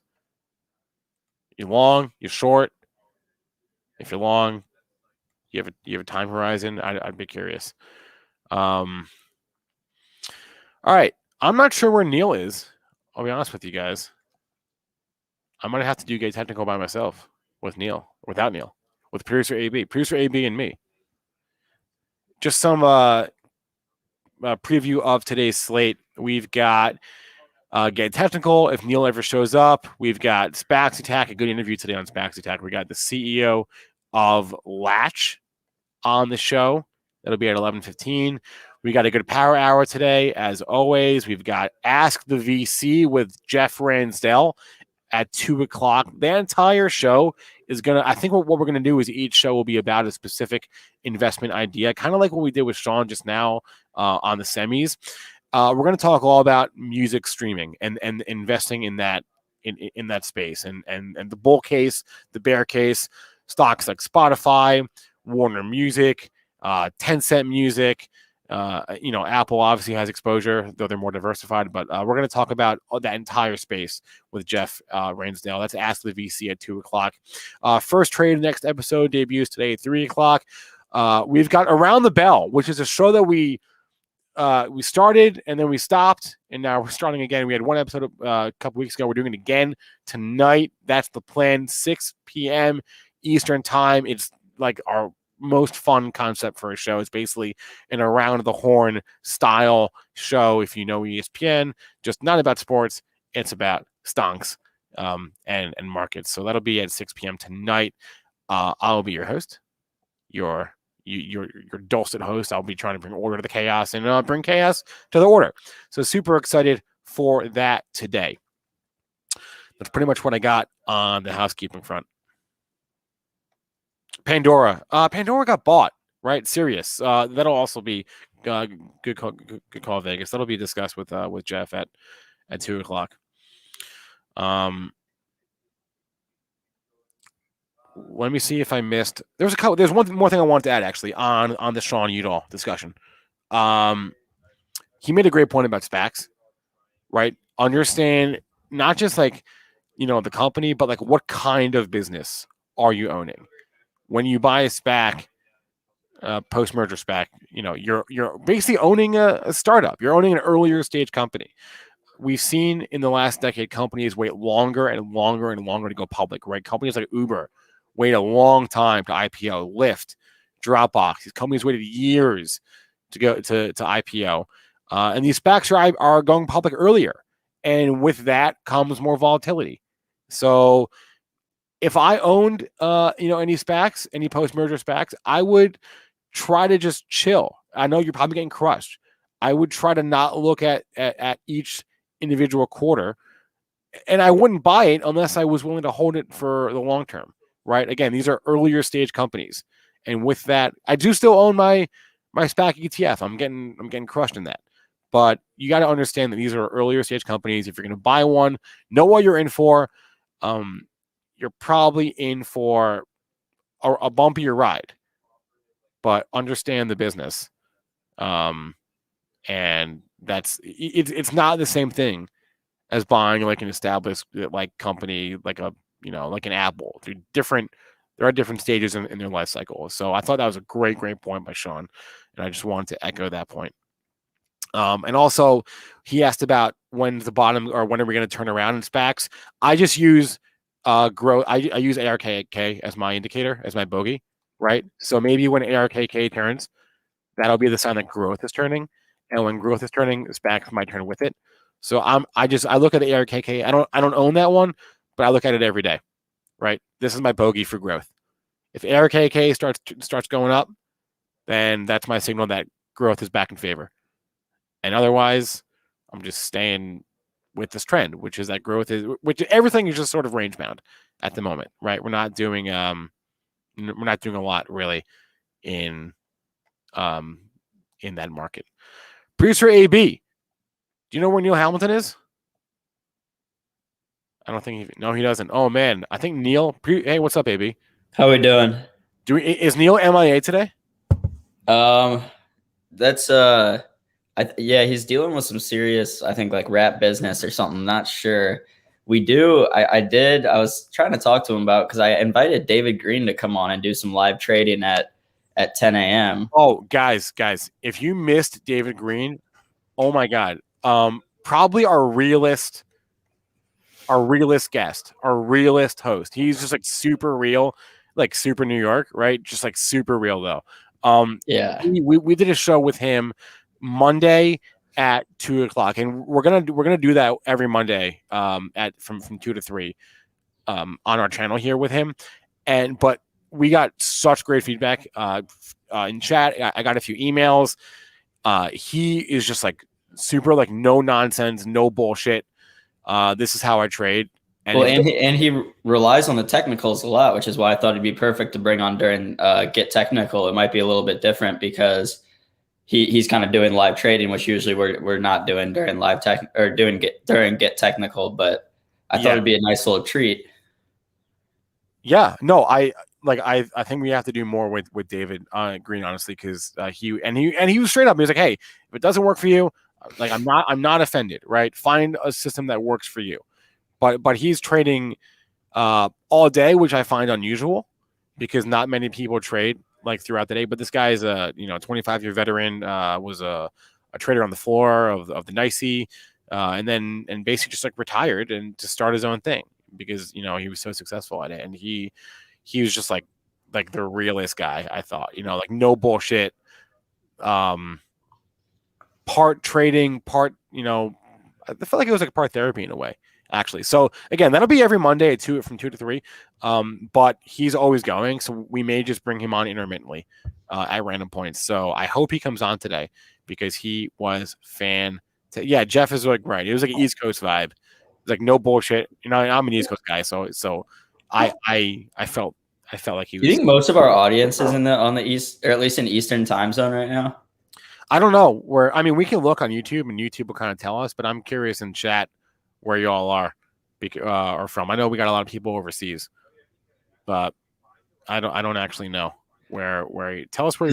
I will say, at least when I was in Detroit, it's nice. The market opens like an hour later. I'm in Central Time right now, so it's just now about to be 8:30 when the bell rings.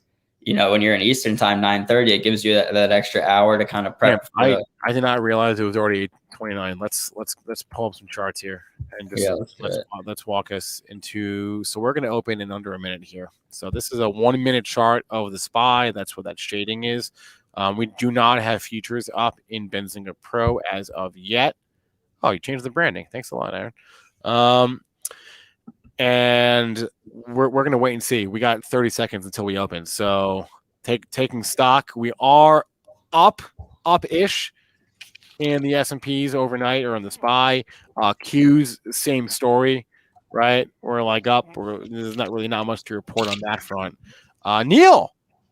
Hey, sorry.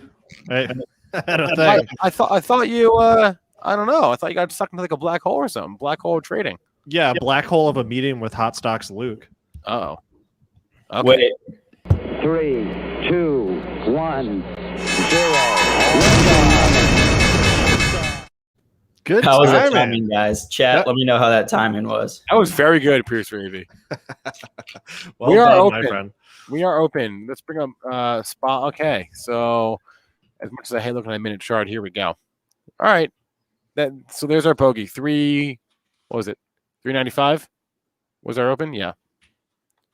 Are you already providing a nice market overview? Kind of, sort of, maybe. Okay, The chat's ready for you, though. The chat's sick of me. They're ready for you. let's go. X Wait. gonna give it to you. Oh, Oh, look at Chewy. X gonna give it to you. Look at Chewy. It's gonna get back those gains. It's gonna. I'm calling it now. All right, Spencer. All right, Spencer. Are we done with me?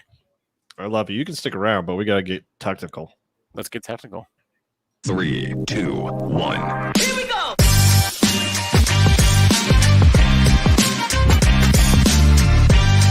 Welcome into the open where we get technical.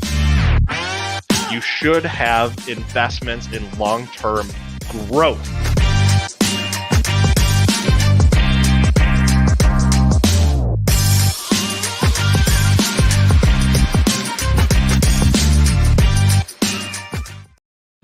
Good morning. Welcome to Get Technical. It is Wednesday.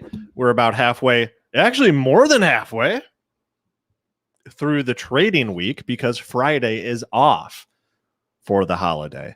How's everyone doing this morning? Y'all see what's going on with steel?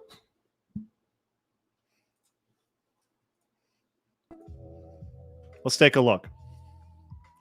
So let's do a quick poll, super quick poll. Because I do want to do a general market overview with you guys each time we start the show, because you mentioned you like that. So let me know if you got enough of a market overview, one from Spencer, or if you want to go back through it, get technical style too.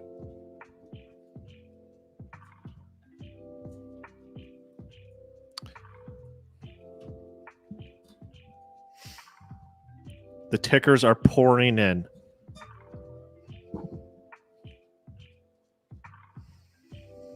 Steven, not too sure, but maybe he's feeling like it might be a number 2. Okay. So let's start off looking at SPY.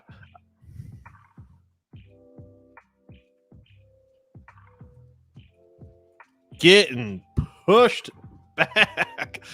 Just a little bit higher than yesterday, but staying inside on the body here.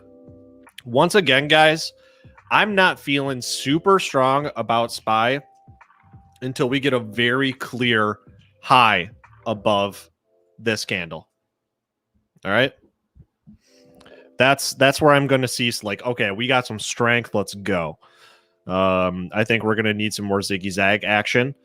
But with that said, we're not in a correction whatsoever.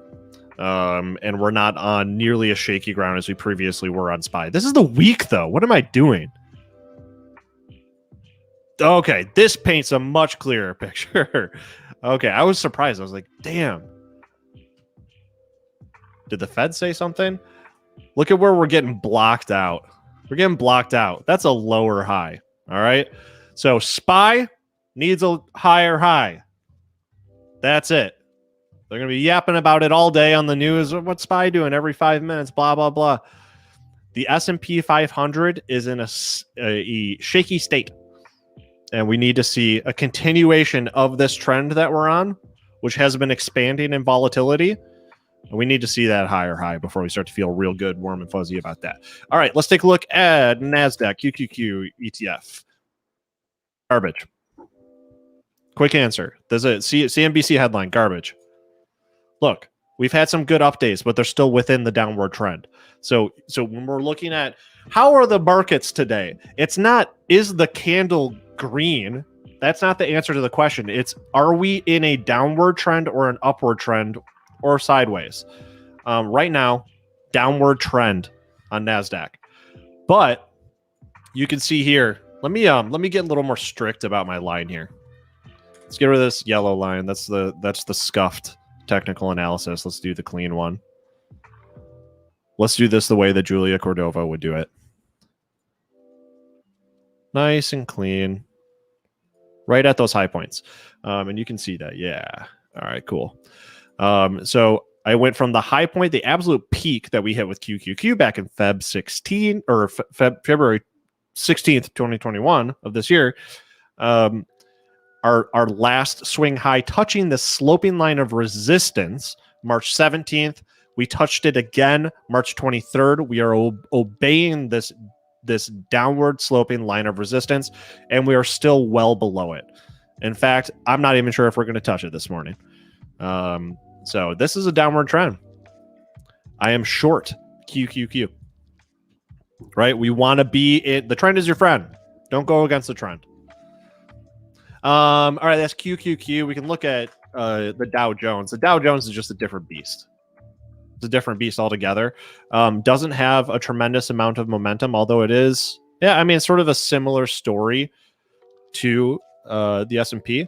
So looking at the Dow Jones, we need to, here, let me do this. Let me do this. We're blowing right through these guys. Let's do this. Let's draw on the right side of our chart, our sloping line of support, starting from the COVID low. Is that COVID? Oh, no, it's not. That is the end of 2020. So this could be drawn differently. Let's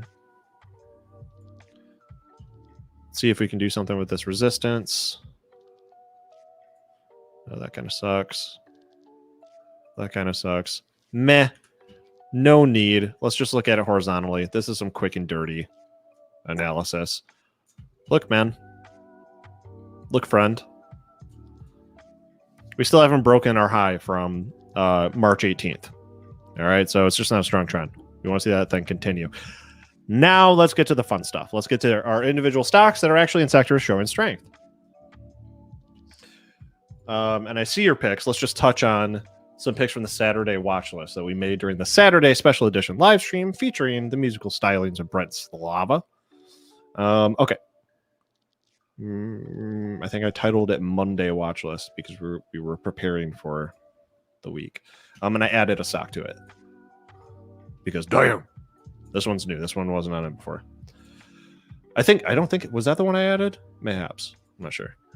All right. So shout out to Miles for submitting a chart or putting a chart on Twitter and then tagging me on it because he did something really cool that I'm going to demonstrate for you. And hopefully I'm doing it right the way that he sees fit for it to be done, because I think he did a bang up job on it. All right, so we've been looking at steel. So those of you that haven't been watching, we've been looking at X United States Steel Corp. And we've been looking at this big rounding bottom followed by this cup and handle pattern. And we've broken out. We're in breakout city now. We're in great shape on this thing. Looks like it's green on the day. The pre-market was going up. We love where the stock is. It's not overbought yet here on the RSI. We've got this mean curl up on down here on this blue line, which I'll make this a little bit bigger for you guys. On the fast line on our MACD is a nice curl up. We love that nice curl in the direction that we want our stock to be going. Now, let me. I got a bunch of lines here. Let me remove some of those. The lines that you see now are just the white line for our neckline on our rounding bottom pattern for steel, which is our reversal pattern from the downward trend that we were in. Very powerful. Going all the way back to 2019. I'll say it again, guys. The bigger the base, the wider the base, the bigger the space. How about that? So we are looking for big resolution of this pattern with a price target up around 44. In the meantime, we had a breakout from a subsequent pattern of a cup and handle, and we are in it. We are in it. We are running down the track. We are on a train chugging along. Now, something really cool or something you got to be mindful of when you're looking at a stock. If you're just doing common stock on this, if you're doing options, that's one thing. Rodrigo, if you guys know Rodrigo, who does customer success for our Premium Ideas subscriptions, he's held calls on this thing for like a month. So he's ripping right now. So big shout out to Rodrigo for the amazing play. But if you're doing what I'm doing, which is just more of a basic position or swing trade, and piling in common stock as it goes up, you want to make sure that you're doing something like every time it hits a certain mark, you add another 25% of your cash. because anything can happen in the meantime. We just want to make sure, like, there's no guarantee this thing's going to go straight up, right? We want it to. All of the technical indicators are saying that it should, or that there's a high likelihood that it may. So we want to make sure we're not doing all in at once, unless you're just like crazy watching this thing not and stop with your stop losses, and then every time there's a tiny tick down and you still see strength, you're re-entering. At any rate, what I'm going to draw right now is some lines that are meaningful, that show us meaningful price levels as we journey up to our price target, and that's done using the Fibonacci retracement tool. So with the Fibonacci retracement tool, what you're doing is finding key price levels between a high and a low. You can do this in either direction. In this case, we want to anchor our high back on February 28th, 2018. We want to anchor our low to the absolute lowest point on our rounding bottom. All right. And I'm just going to make this go straight down because it doesn't actually have to be on it. I just want the horizontal line to be on it to make my chart a little bit cleaner. Right about there. Let's zoom in and make sure I got that right. Let's zoom in. We're lining the Fibonacci retracement tool up with our absolute low, and it looks like I nailed it. Okay. So check it out. The first line that is created by that tool is this red line, which is where we hit resistance in December 11th. Already, this is telling us that the anchor points we set for this work. Next line is this green line. This green line is the 38.2 or the 38% line, is right at our level. It's a bit above, but actually, if you go back during this period of sideways consolidation that interrupted these downward impulses into our rounding bottom, the line lies right up with resistance. So far, Fibonacci retracement tool is working out scarily good, frightening.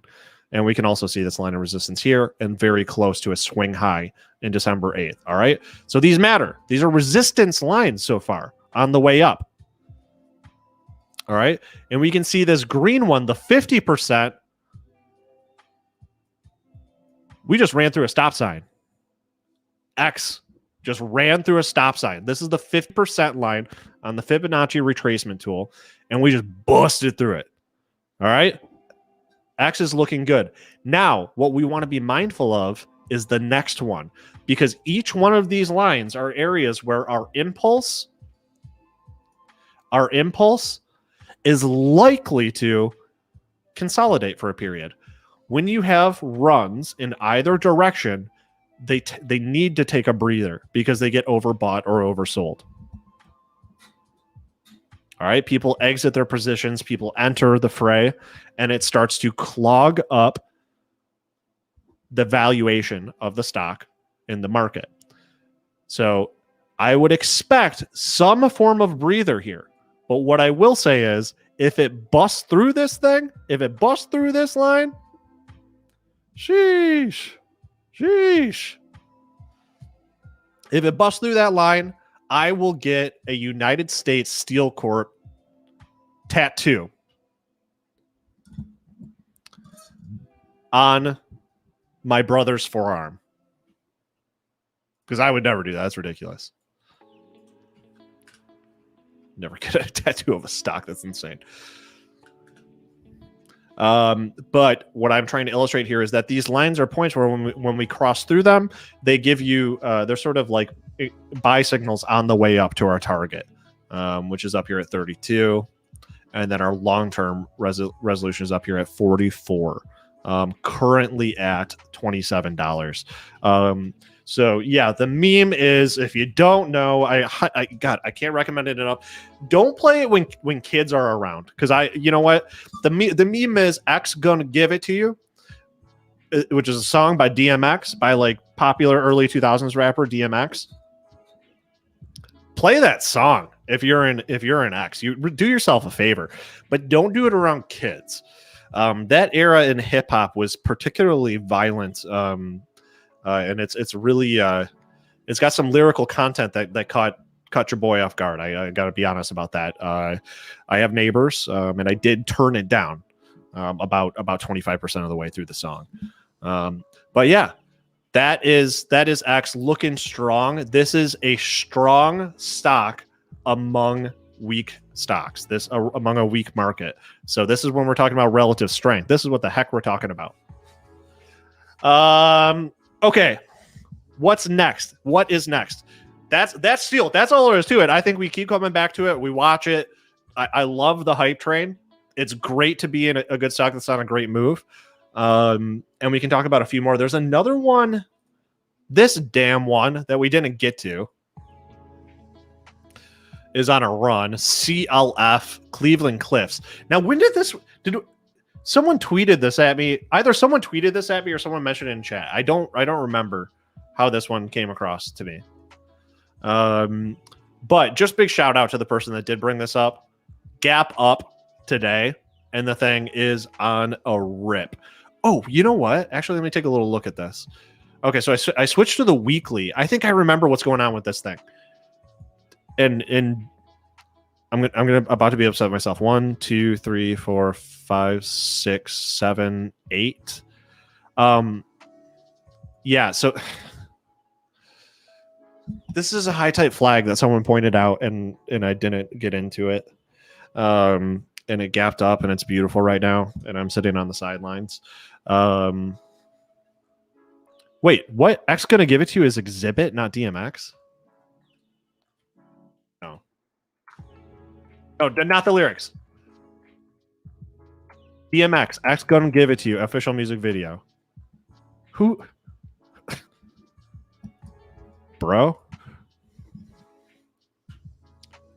put some respect on that name. Okay, so this is a high type flag. Yes, here's why it's a high type flag. In 8 weeks or less, it achieved 100% or more growth. Next, it should be like 3 to 6 weeks or something like that for the flag consolidation period, and it should not droop lower than 25%. This one does droop lower than 25%, but because we are in a volatile market, we make allowances for those hard rules. All right. So this one is, in fact, a high type flag that was pointed out. I don't know who the heck did it. Whoever did, if you're here, let me know. I'd shake your hand, but I really wish you would have grabbed me by the shoulders and said, Neil, deploy your Robinhood capital into this stock. So again, high type flags rule because there was a huge growth in the price and then it didn't sell off. It didn't sell off. So that means that somebody knows something about something and we want this thing to keep going, or they want this thing to keep going. So we, tag along for the ride. So really quick, I'm just going to grab our price target for this one. I'm still on the weekly. That's why it might look different from your chart. CLF, Cleveland Cliffs. They are in the... I don't know what the heck they do. So it's a price target of 29 from 19 right now. I think, here, let's just do a little thing. This is what Miles from Twitter would tell me to do. Is use the Fibonacci retracement tool and then try to find our relevant lines. So it's looking to me, and then we'll also look at price history. Look how it lines up with the darn tootin' price. And then also look at how it's a rounding bottom. God, what a gorgeous stock. Who was this, Mike? Who did this? Yo, this stock. I'm not allowed legally to play the song that I want to play right now.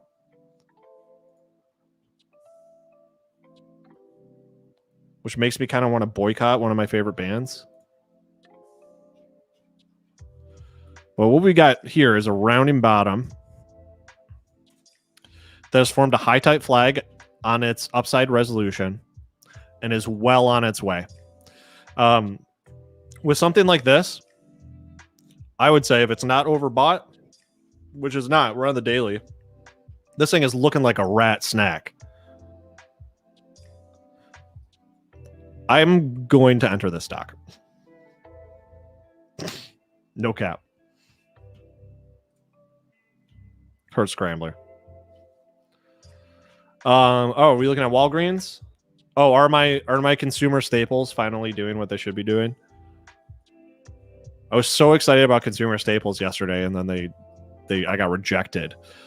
Okay, so once again, CLF enterable. Next relevant price target or resistance. I mean, you could hit it all along the way here, which it looks like it has. Let's see why that's relevant. Not too much in the price history. Is going to be $24. So room to run CLF. Let me just gotta. Oops. I just gotta talk to really quick. I gotta make a phone call. I mean, I gotta send a text to a guy about. It's like a financial guy. What is that? CLF.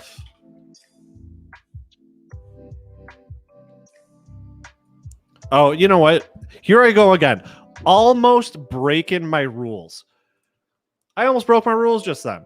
I see CLF. I'm getting FOMO. It's all of the technical indicators are telling me that this is a stock that is going to run, and I wanted to enter into it right now, but I wasn't in it yesterday, which I should have been based on the setup. You know what I'm going to do? I'm going to wait until 3:45 p.m. Eastern time to see what the stock is doing toward the close. And if it's doing what I want it to do, then I will enter it. Hey, Siri, set an alarm for 3:45 p.m. I turned on your 3:45 p.m. alarm. All right. Gotta stay disciplined. These markets it's rough out here. Yeah, why you check YVR for FOMO bait? I gotta do that.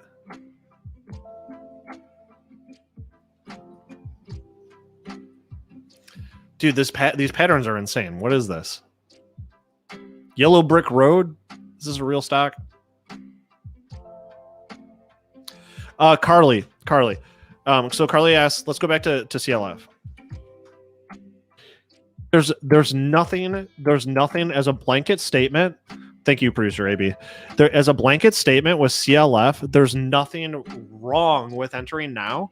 It's just that now that we're already in the open and it's close to 10 a.m., there's a statistical likelihood among all stocks that we've hit the high point for the day and that it will go down a little bit. So a better entry price may show up.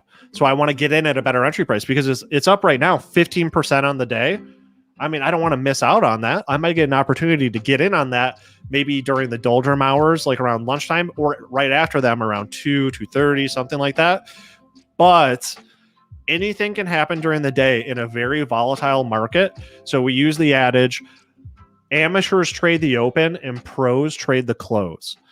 So I want to see after the rest of the maniacs that are doing their whole thing with this stock, once they're all done, I want to enter when I know that we have a solid breakout in place. So I want to see this a full body green candle before I get in because my price target is high enough. I'm okay giving up some gains that have already come in that might fluctuate or whatever. I'm okay not getting those as long as I can get in and preserve my capital and feel confident that we are indeed on a strong breakout. And the best way to be sure of that is to get a closing daily candle. Is to have the close above that breakout point. So that's where like you look at it like 15 minutes after the close. And depending on the stock, like some stocks you really can't trade or buy like a large volume thereof after the market close. So that's why I do the last 15 minutes of the market.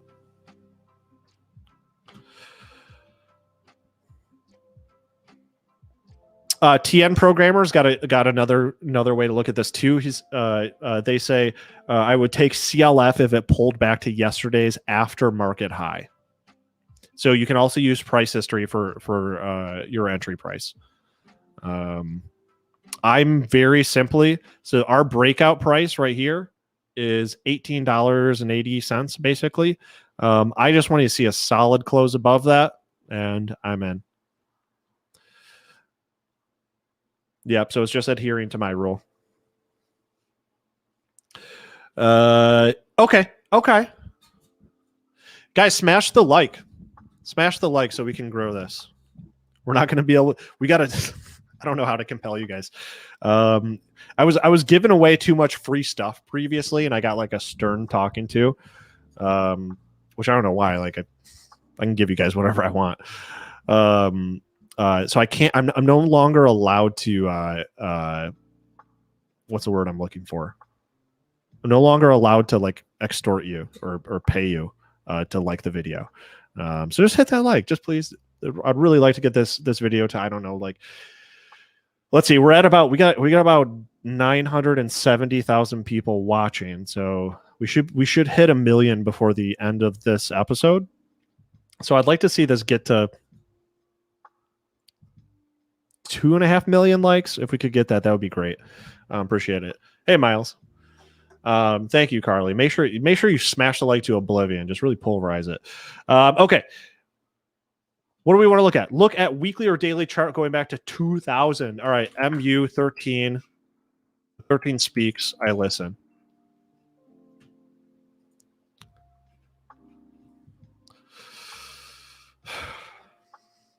So close to hitting that rat soundtrack. So brutal. DMCA is oppressive. Okay. So this thing has some room to do some damage. Some room to do some real damage. So what I'm going to do is draw a neckline here for a rounding bottom. MU, Micron Technology.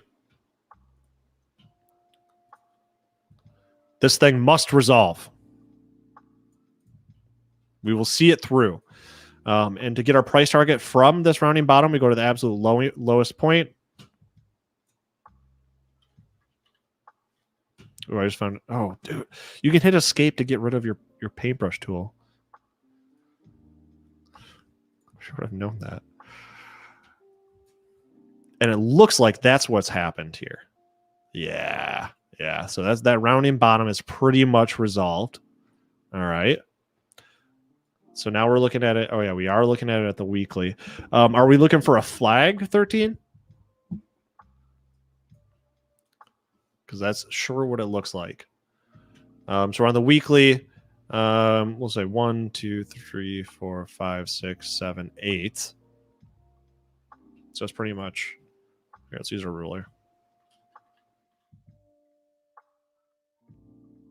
Okay, decent.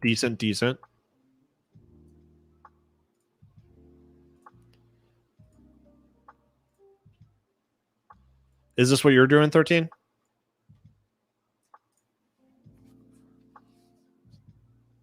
Oh, Caramel Kang, you are asking, how do I determine the neckline? I'll show you in just one sec. So this is the weekly. Let's look at the daily. So maybe we can get. Oh, yeah, look at those swings.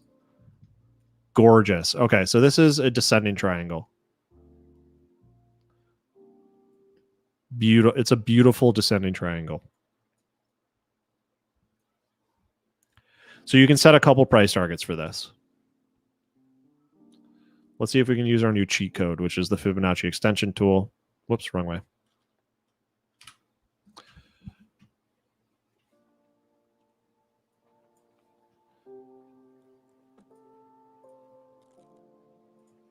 Gorgeous. No, did I do it wrong again? What am I doing? Down there. You go here. Okay. We'll use Fibonacci extension tool. I need another Red Bull.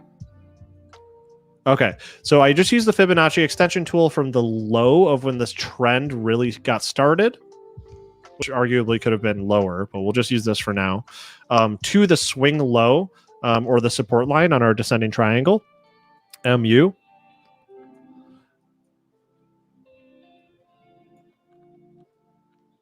And then it gives us this as a meaningful price level. Let's see if that lines up with anything in the past. It probably does.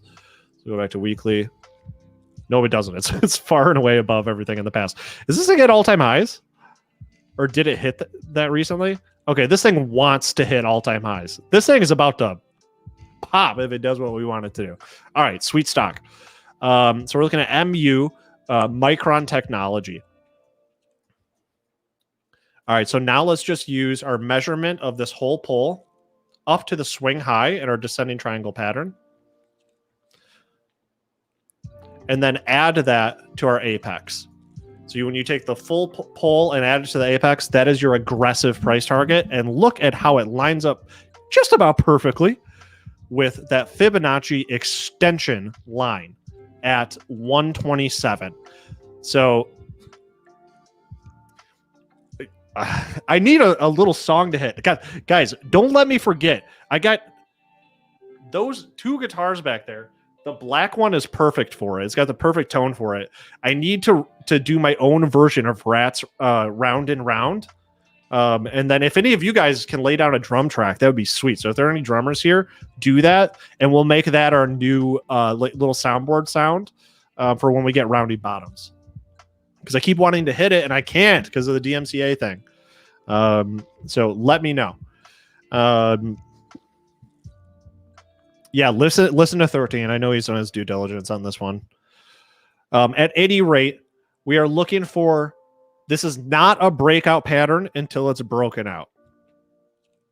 Simple as that. So we're looking for a close on the daily candle above our sloping resistance.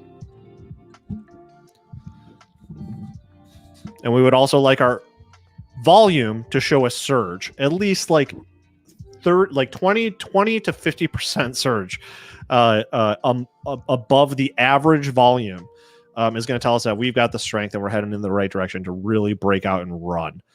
So fantastic. MU is getting added to the Monday watch list.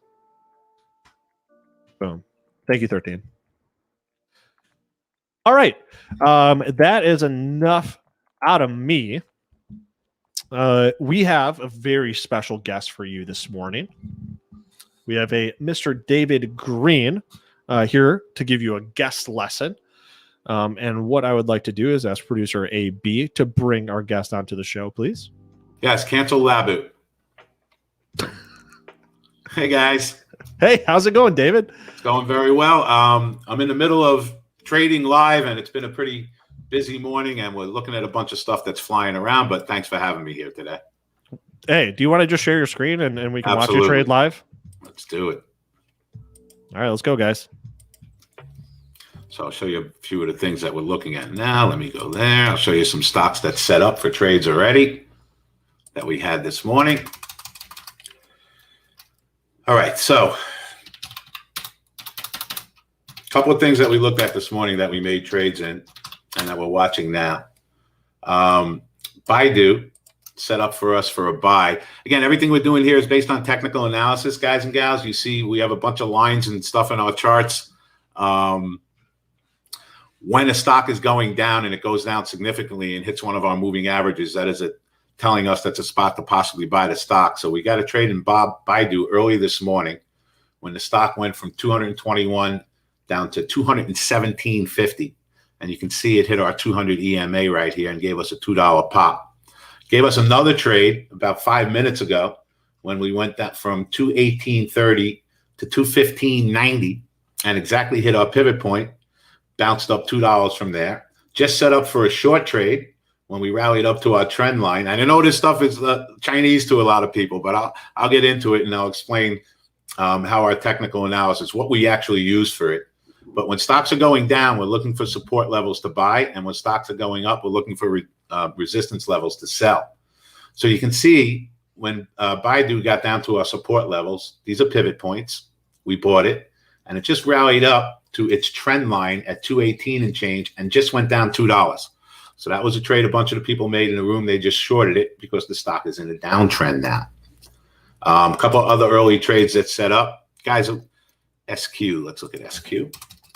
I'm trading live in my room right now also, so I'm paying attention to all the people who are trading in my room. Yeah, I mean, SQ is just a beautiful uptrend, right? So what we want to do when a stock is in a strong uptrend is buy it when it pulls back to a trend line. And we're so far away from that right now. You know, to me, it's not worth to run in here and try to short a stock that is this strong. We do what we will do at times, what we call a far from moving average trade. When a stock gets really stretched up out above its closest moving average, and we have an 80 relative strength with our RSI, going to be telling us that the stock is going to start to be coming in a little bit at some point for a trade. So keep in mind, we are day trading here, right? I do swing trading. I do options trading, but day trading is how we really make our living in my room. And we've had 4 trades that set up this morning, and I think we made money on all 4 trades. One stock that we were looking at early was Chewy, okay? And I want to explain to everybody the reason why you don't run into these stocks early in the morning. The stock had earnings, and the earnings were very, very good. And people got all excited in the morning about this stock. Look at this. This is a 30-minute chart we're looking at. And this is how people who don't really know a lot about trading get caught in stocks like this. The earnings were very good. The stock went up to $94 this morning, okay? This is a knee-jerk reaction to a stock that had good earnings. The stock since then has done nothing but go down for the rest of the day. And we are taught we be patient, we be disciplined, and we wait for the spots to buy the stock. So this stock now, to me, is in a downtrend, and I'll show you guys again, okay? We go down a little bit. I have a beautiful support level down around 85.40. I don't think the stock's going to go down $3 from here to hit that level. But this is a downtrend now. And we can see when the stock rallied up to our trend line at 89 and change, that was a short, and the stock pulled back almost $2 from there and gave another beautiful trade. So every time I put up a chart, and I'll share with you guys the technical analysis that we use. Every time I put up a chart based on our technical analysis, I'm looking for the opportunity. Where am I going to make a trade in this stock, right? So we just look at Myrna. A bunch of people in my room posted Myrna just now, and you can see it hit the pivot point. I mean, to the penny at 128.08. Again, when stocks are going up, we're looking for resistance levels to short them based on our technical analysis. And from 128.08, the stock already went down like 40 or 50 cents from there. And again, that's all we're looking to do. I have beginning traders in my room that start out trading 10 shares or 20 shares of stock. And then I have traders in my room that trade 3, 4, 5,000 shares every time we do a trade. I trade very small because I try to gear everything towards a beginning trader. And so this is not intimidating to a lot of people. But again, this is a perfect, look at this, guys. A bunch of my people in the room just got this trade. They shorted it at 128 and they bought it back at 127.10. Made 90 cents on the trade. So that's a trade that a couple of people in my room just did 2,000 shares. They made $1,800 in less than a minute based on our technical analysis.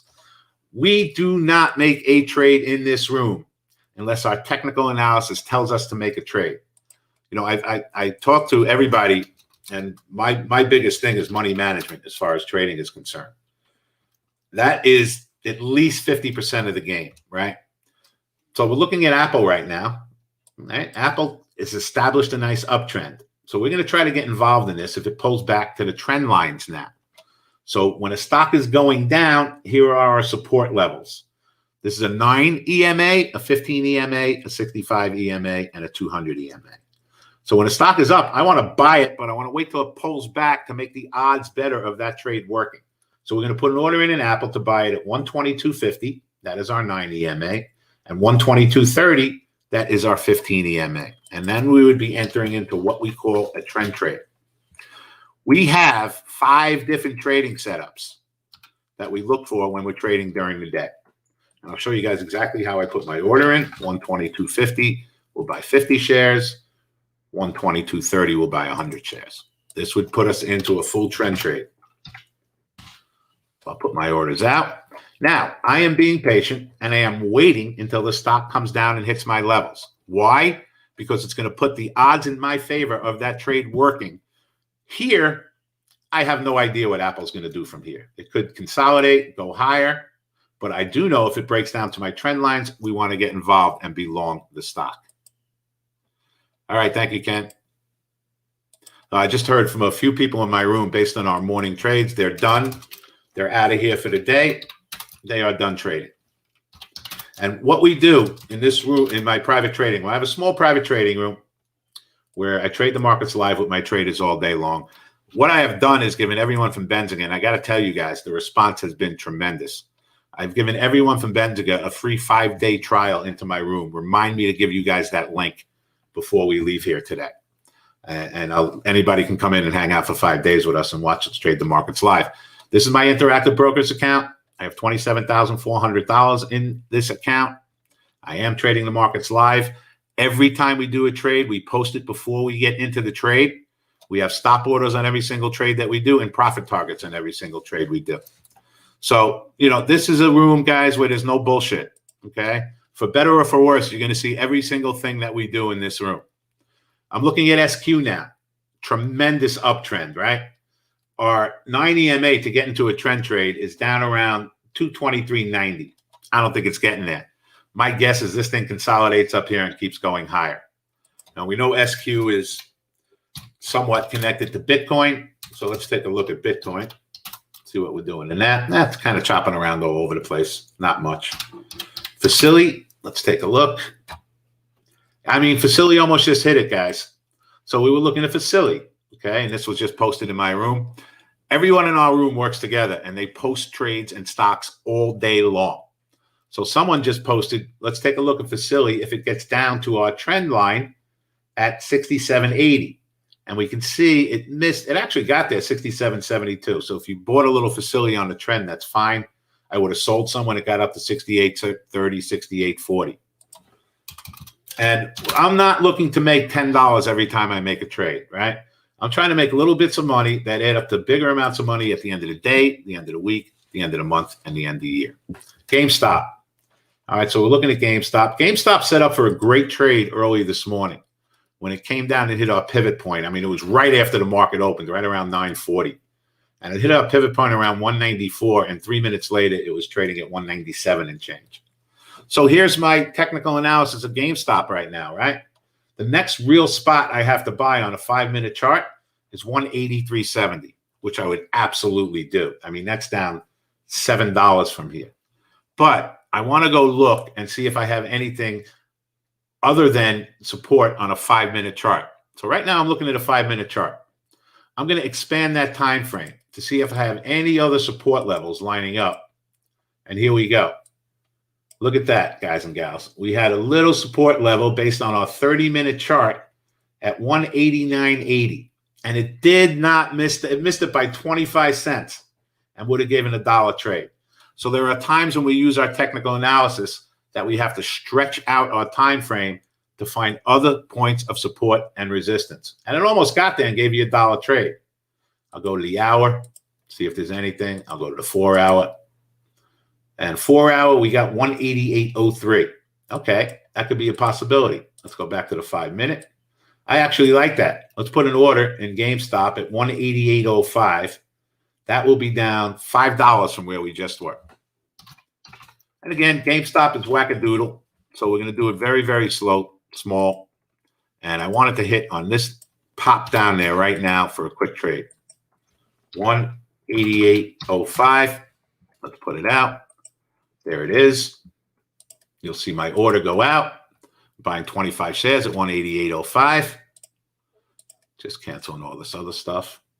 Why are we doing that? Because it is my 4-hour support level. It's actually 187.90. So let's see if we can get a quick pop down there.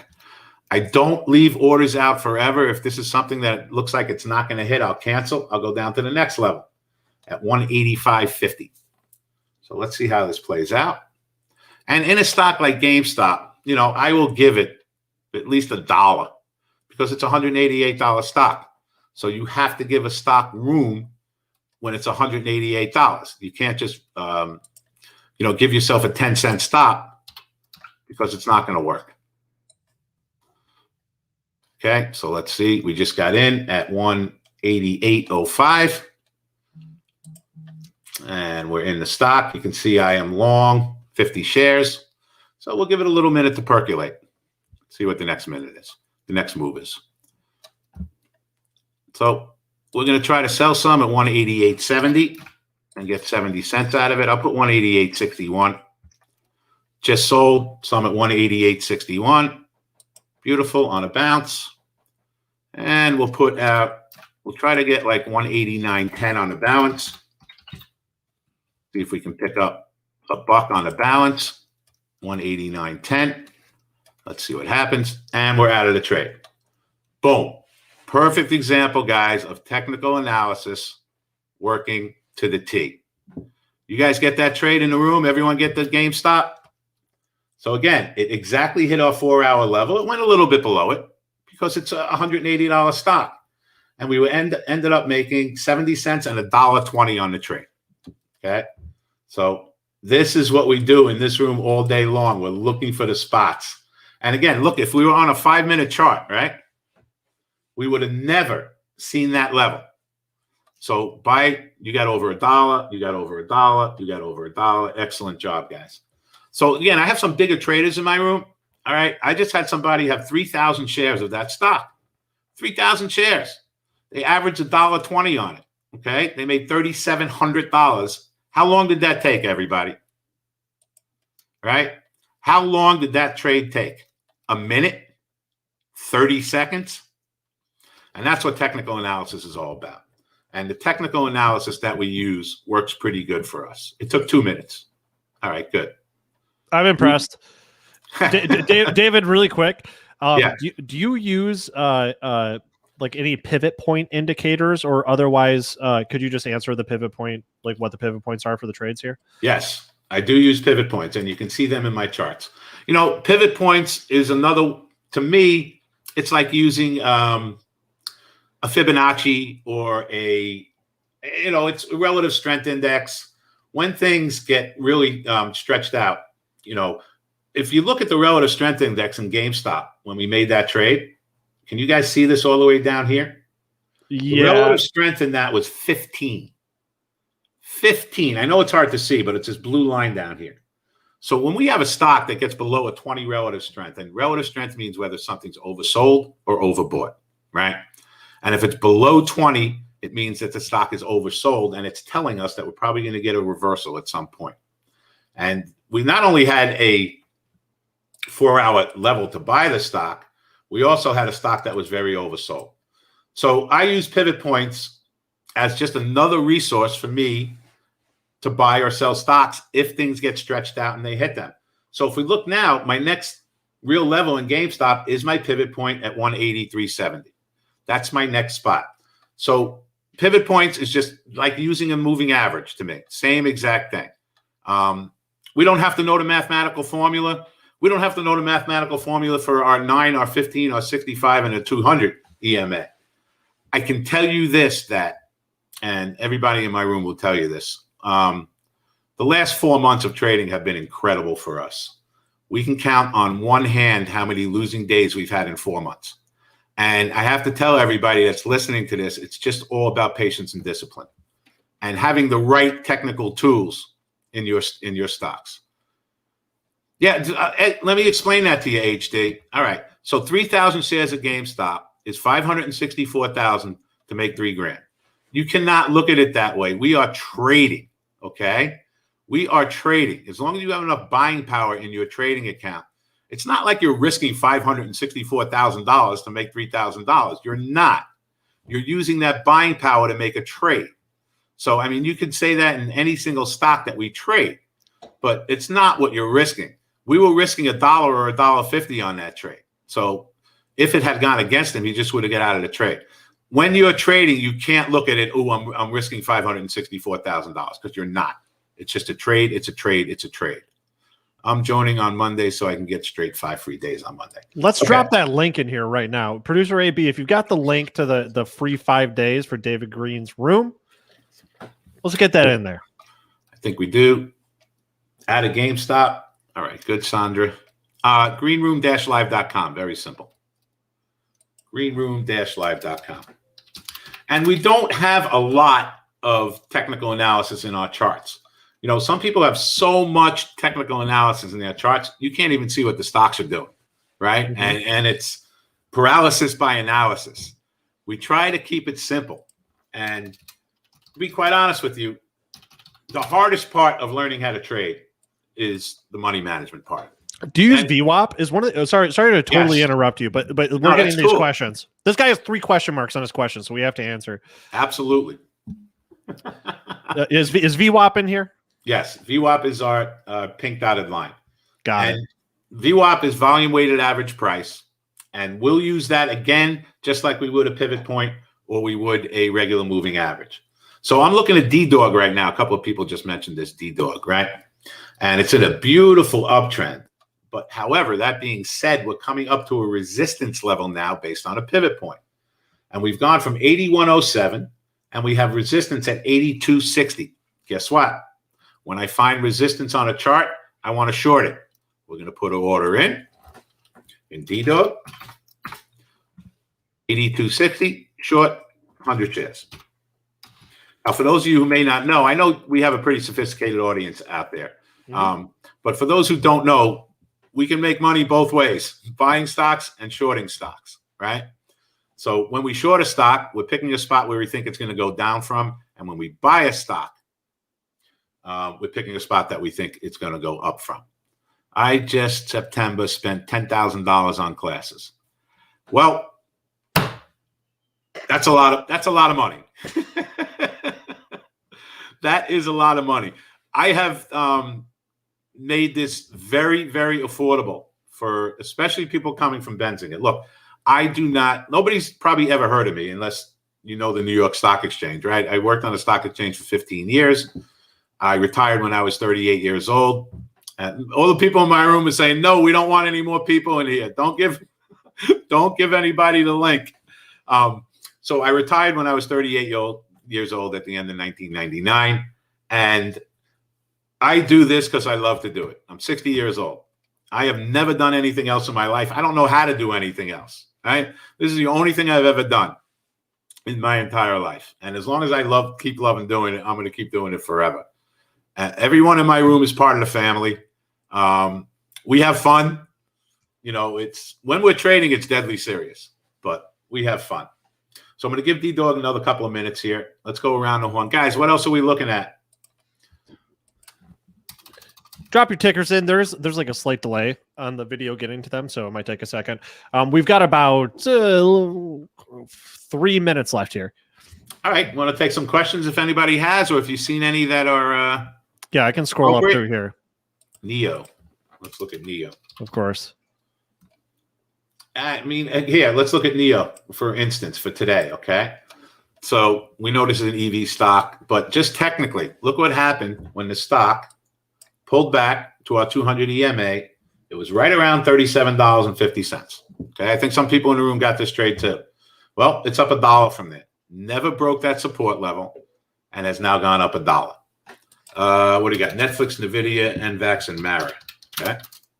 Netflix is in an uptrend, guys. You can buy it on a pullback. I'm sorry, guys, if things are going very quickly here and we're moving fast and you don't quite follow what we're doing. Baba, when you come into the room for your 5 days, right, okay, I am going to basically teach you part of my course in that class. Chewy, you are long Chewy.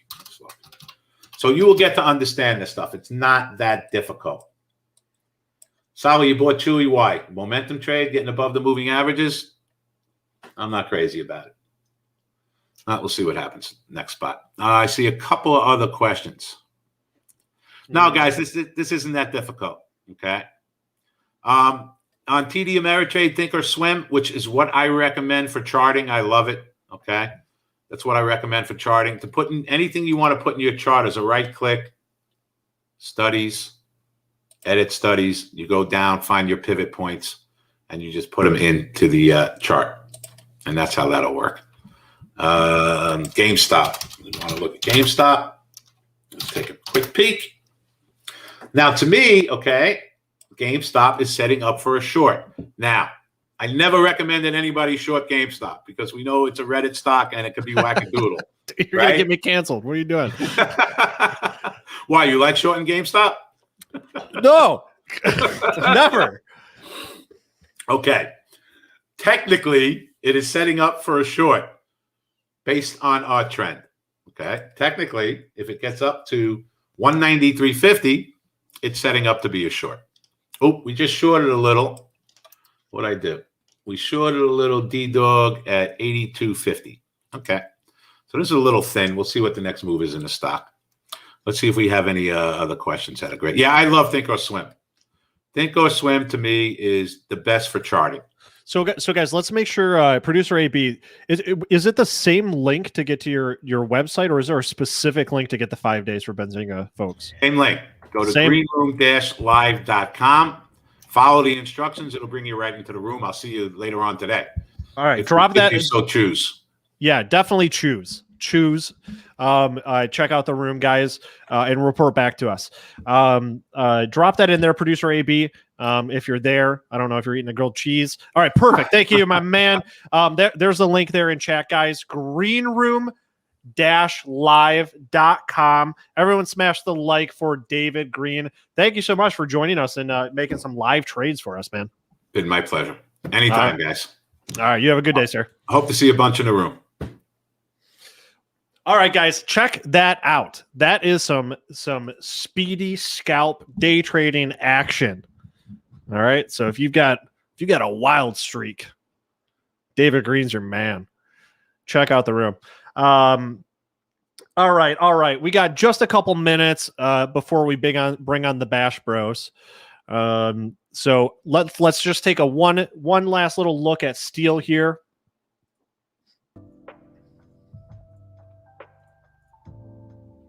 You got boring old Neil back.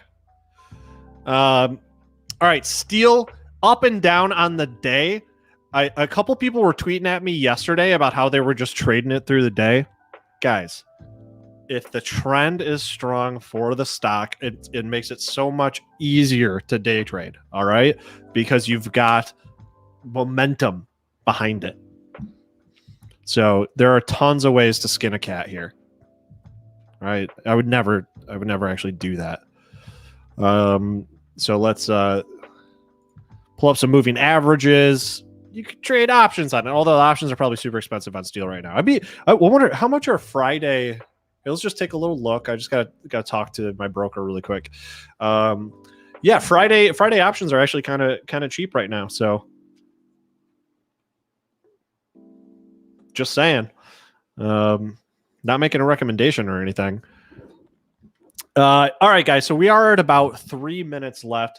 So what I want to do is thank you guys so much for joining us once again. For those of you that are new, remember that, I don't know, just remember, be cool. I thought I had something to say, but shit, halfway through the week. Remember, Friday is not a trading day.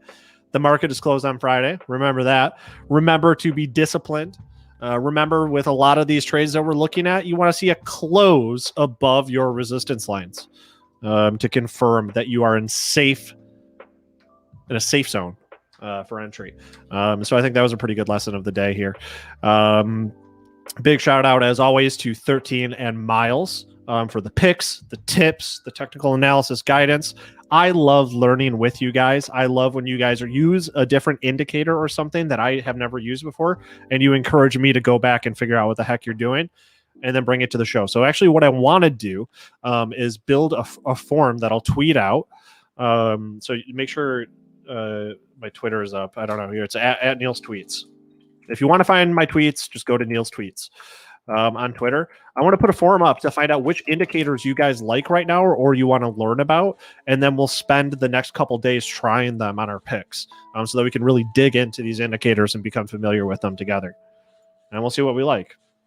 So that's up on the screen, guys. This is the part where I do my favorite part of the show. This has been the Wednesday, March 2021 edition of Get Technical. I'm Neil Hamilton. With me, as always, has been producer AB, Aaron Bree. Our special guest today was David Green. What a legend. So much experience and authority. If you're the authority, I'm surprised that guy didn't have a ponytail. He probably did have one. He just had it tucked in to his shirt. Honorary ponytail. Next up, you got the Bash Bros for the Benzinga Pro Showcase. Thanks for joining me. I'll see you tomorrow morning. Happy trading.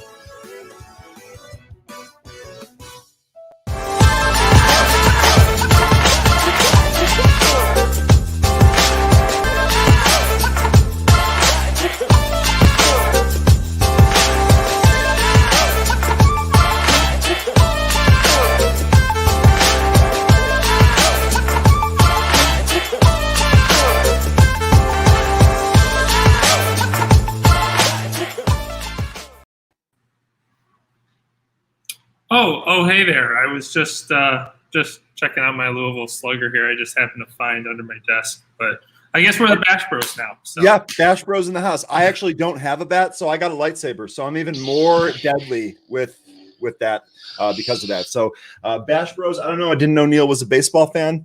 Opening day tomorrow. So really excited about that. Let's bash some stuff out here, Jonathan. Sorry about the bad dad jokes. We'll move on to some real content now. But thanks for that handoff, Neil. Jonathan, how you doing today? I'm doing great, man. Excited about this short week. But we also have some cool stuff coming up in Benzinga Pro. I was looking at Surf Oncology, I think it was, last night. And you had some cool examples as well. Yeah, absolutely. One of the things that I want to cover today is a little tip with the options calendar. I know we've talked about it a lot. We've talked about some of the filters that are available. We've talked about some of the different ways that you can actually use the calendar in order to find some of those options and some of those trades. So I got a new tip for you today. So you want to start off with the newsfeed that you wanted to talk about, Jonathan? Yeah, absolutely. I mean, we can use the newsfeed and or the details tool. We're talking about SURF. And I saw this coming up yesterday afternoon as I was prepping for a group demo. And the reason why this is such a great example is it has a category tag on a press release and then a huge move. So, anyone who's watched this for a while probably knows that I love our category tags on our newsfeed. And this was a special case where our AI system actually picked up on that, gave it an automatic tag. So you would have received that exactly when it came out. And so as you can see, the price action is there in the after hour session, a great trading opportunity. And if you click over to the news tab on there, you should be able to see right when that came out. Let's see here. We got GLN at that's 4:30 Eastern time, 3:30 Central time. Correct. And so if you click on that, you'll see the tag right at the very bottom. So it's tagged with healthcare.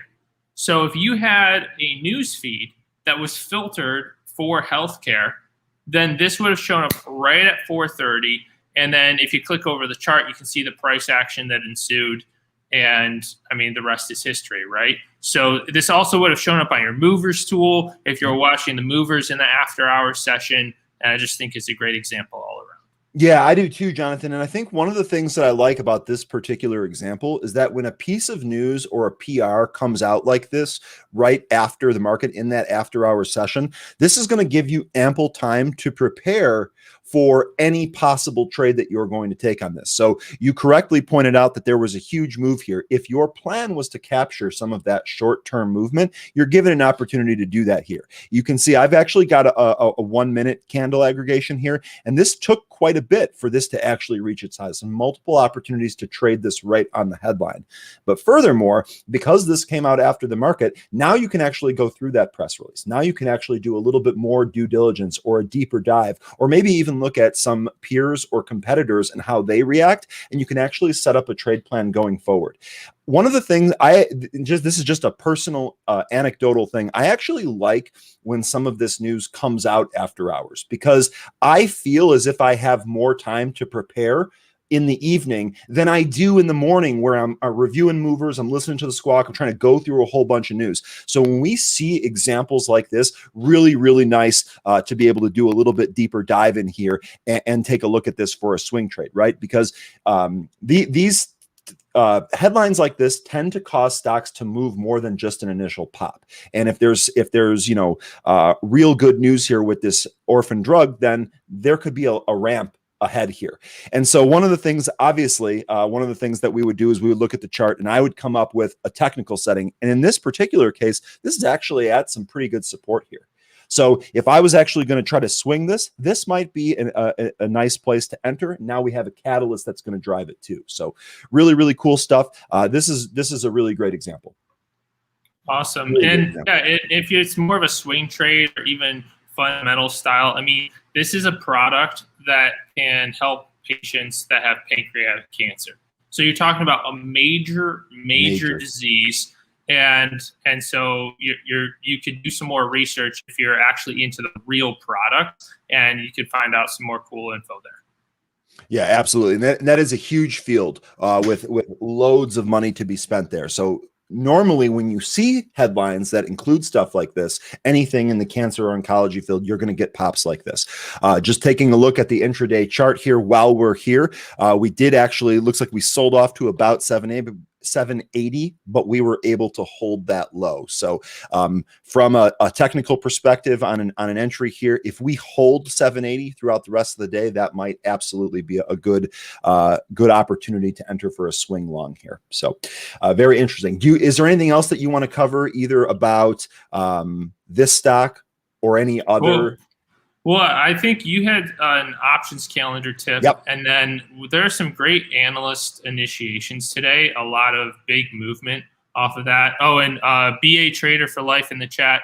This is SURF, Surface Oncology Incorporated.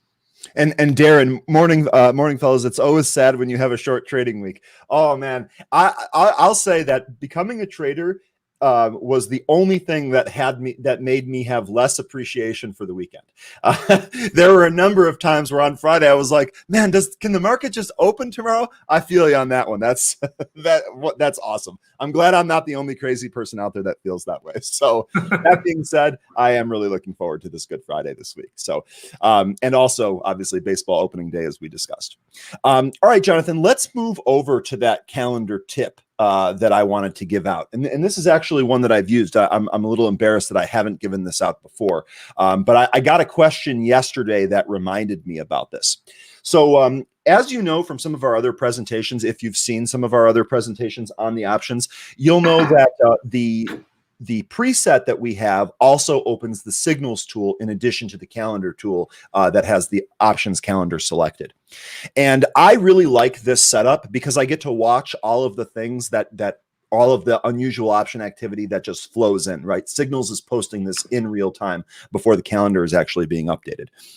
One of the cool things that I've kind of just developed a feel for from using this signals tool is paying attention to whether or not the calls or the contracts are at the ask, above the ask, at the bid, or below the bid, or what have you.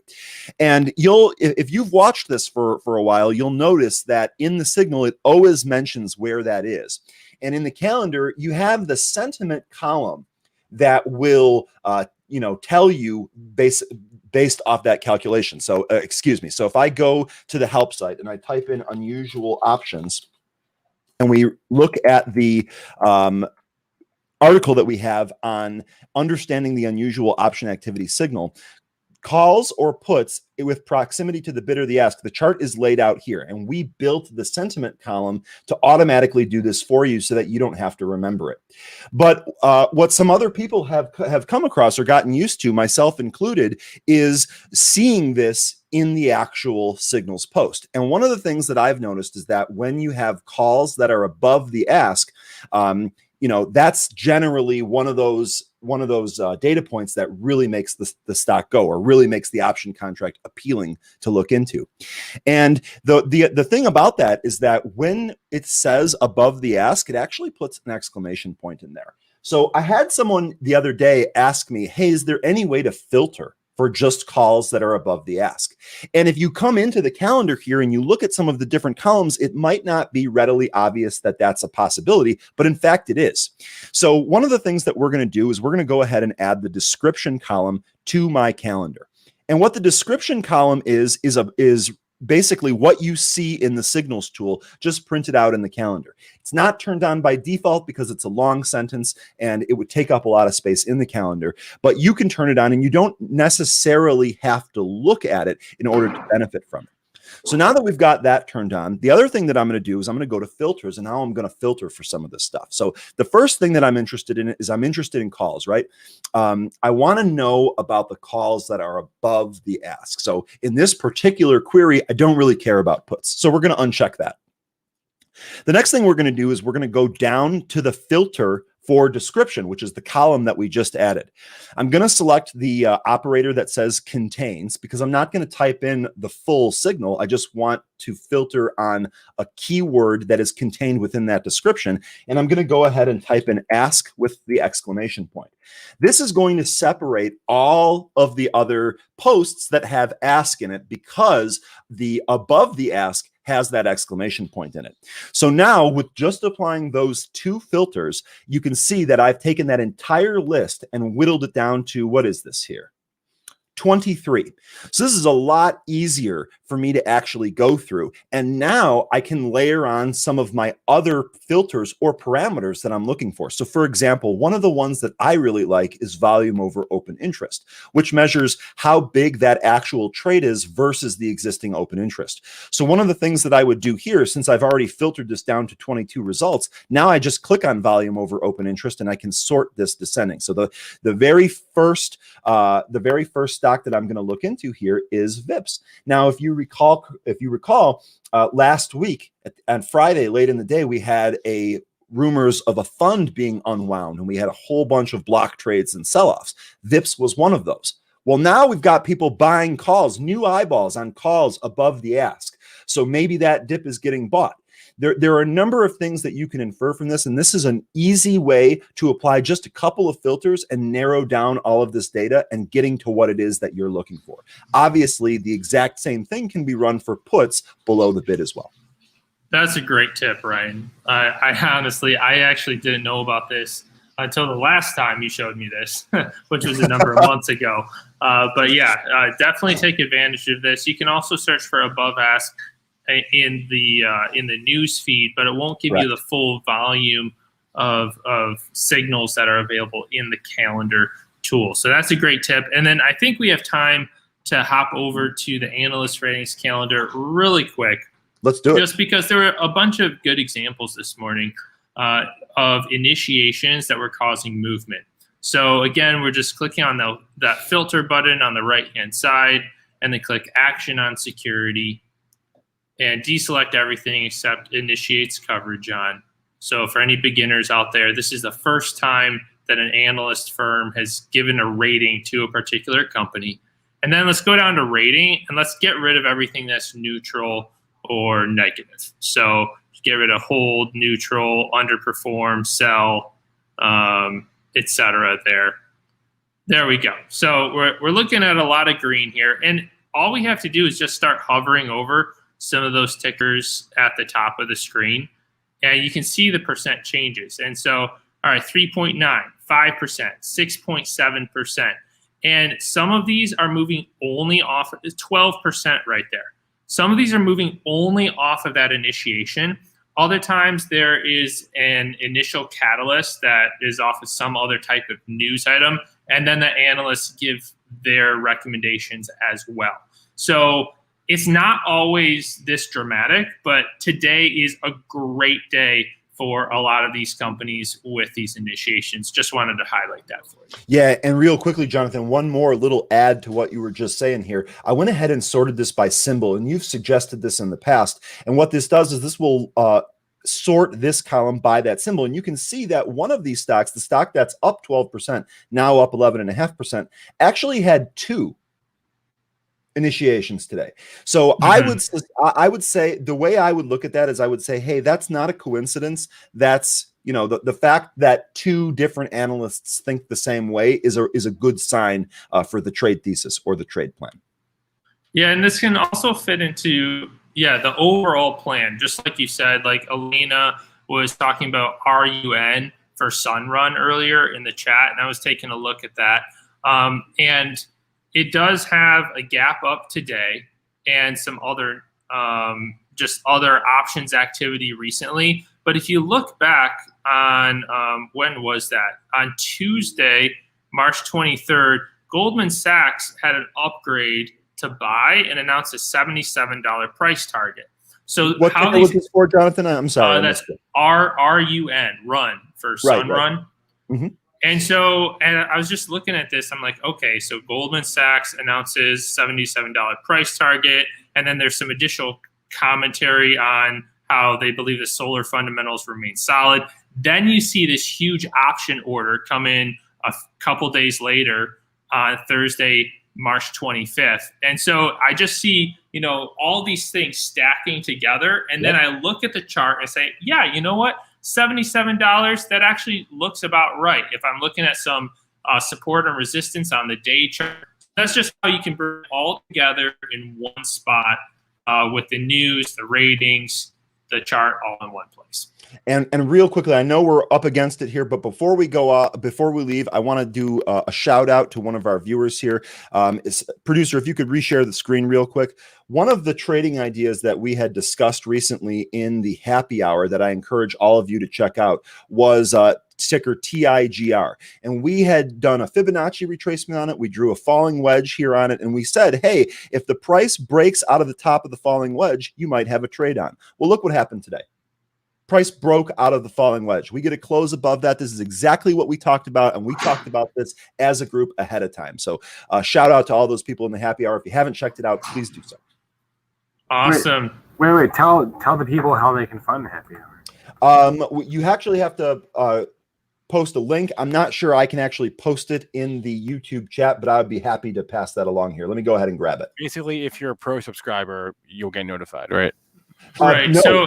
No, you actually can. These are open to anyone, right? So you don't have to be a pro subscriber yet. If you're on the fence about subscribing to pro, maybe check out this happy hour and see if that's something that you want to be a part of. This community hangs out on pro all day long. Once you sign up for the registration once, it's the same link. You should be able to reuse that. Perfect. There we go. All right. The Bash brothers, Ryan and Jonathan Mallard. Thanks a lot, guys. You're welcome. All right. Time for a news desk update.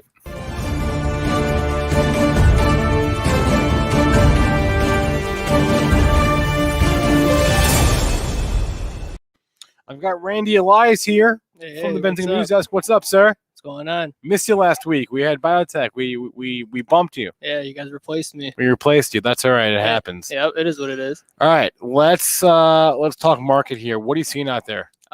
Tech stocks look like they're rebounding today, following the recent weakness with the rise in yields. Okay. I'm gonna pull out my ARKK. That's my bogey. That's my bogey for tech. Cool. Yeah. I mean, it seems like the rise in yields has weighed heavily on tech stocks. Yeah. So yields are flat today, flat to down, which means tech is up. Yep. Which means good for tech. So you see the ARKK, but it's like the whole sector, right? If you go to like the QQQs, right, you see that's up. Yep. Yeah. We even did like a sector-wide whim on it. I'm like all the Apple, Facebook, all of them, right? Tesla, Adobe, all of them. Yep. Coupa Software, everyone, all of them. Basically, every tech stock is up. Yeah, pretty much. All right. So that was on my radar this morning. And then also what was on my radar was the Biden infrastructure plan. Yeah. They mentioned something about EV charging stations. So I think I saw a report that it was estimated 300 billion of it will be needed to build out a global charging network. And that was good news for EV charging companies like Tesla. Okay. Tesla is up today. It is up today 4%. Blink Charging is up like 8% on it. What's the other one? ChargePoint, right? ChargePoint, yeah. CHPT. Yep. CHPT was up on it. What are the other ones? I'm blanking. Plug Power. Plug Power, 3%. Well, it's down from the open. Yeah. I'm not sure how much this has to do with NEO due to like NEO being in China, but it could have some sympathy play with it. And this isn't it's not a global one. We're talking about a U.S. This is a U.S. plan, so it would really be for U.S. stocks, right? Right. So I don't know how much this would affect NEO. Yeah, that's why I was feeling it. Maybe. All right. What else? We've got infrastructure today. That's going to be at 4:20 is the press conference. So I was just watching infrastructure stocks. We saw U.S. Steel had a big run yesterday. So that's like one of your go-to infrastructure plays. XLB would be the other one, which is down today actually. But those would be like your go-to infrastructure plays more broadly. And then as Randy mentioned, whatever they say about EV charging or incentives or anything like that, Yep. I would go charge point and blink first. Yeah. And then you can see that's where the market is today already. So For sure. what else is on your radar? We had a couple notable upgrades this morning. Upgrades. Yeah. I know these guys just talking about ratings, but we have not been giving a lot of love to the ratings. Let me go to my calendar that I basically don't even look at anymore. To be honest with you, I haven't even looked at this ratings calendar in a couple of weeks because analysts have just not been moving stocks like they used to. So you saw some upgrades that caught your eye. Tell us which upgrades caught your eye. Well, first, Apple. Apple got an upgrade from UBS. Wait, this is weird. Hold on, let me fix my calendar because I'm missing the. Yeah, that's better. I'm missing the symbol of the stock. All right, Apple. Yeah, Apple got an upgrade from UBS. Apple upgrades from UBS. When's the last time we had an upgrade from Apple? Sort by date. I'm not sure, but anytime we see an upgrade for Apple, December. No, or was November? Was that November 30th? That's the last time we while. got an upgrade from Apple. So yeah, but that's because why is that though? It's because most analysts are already at buy and outperform.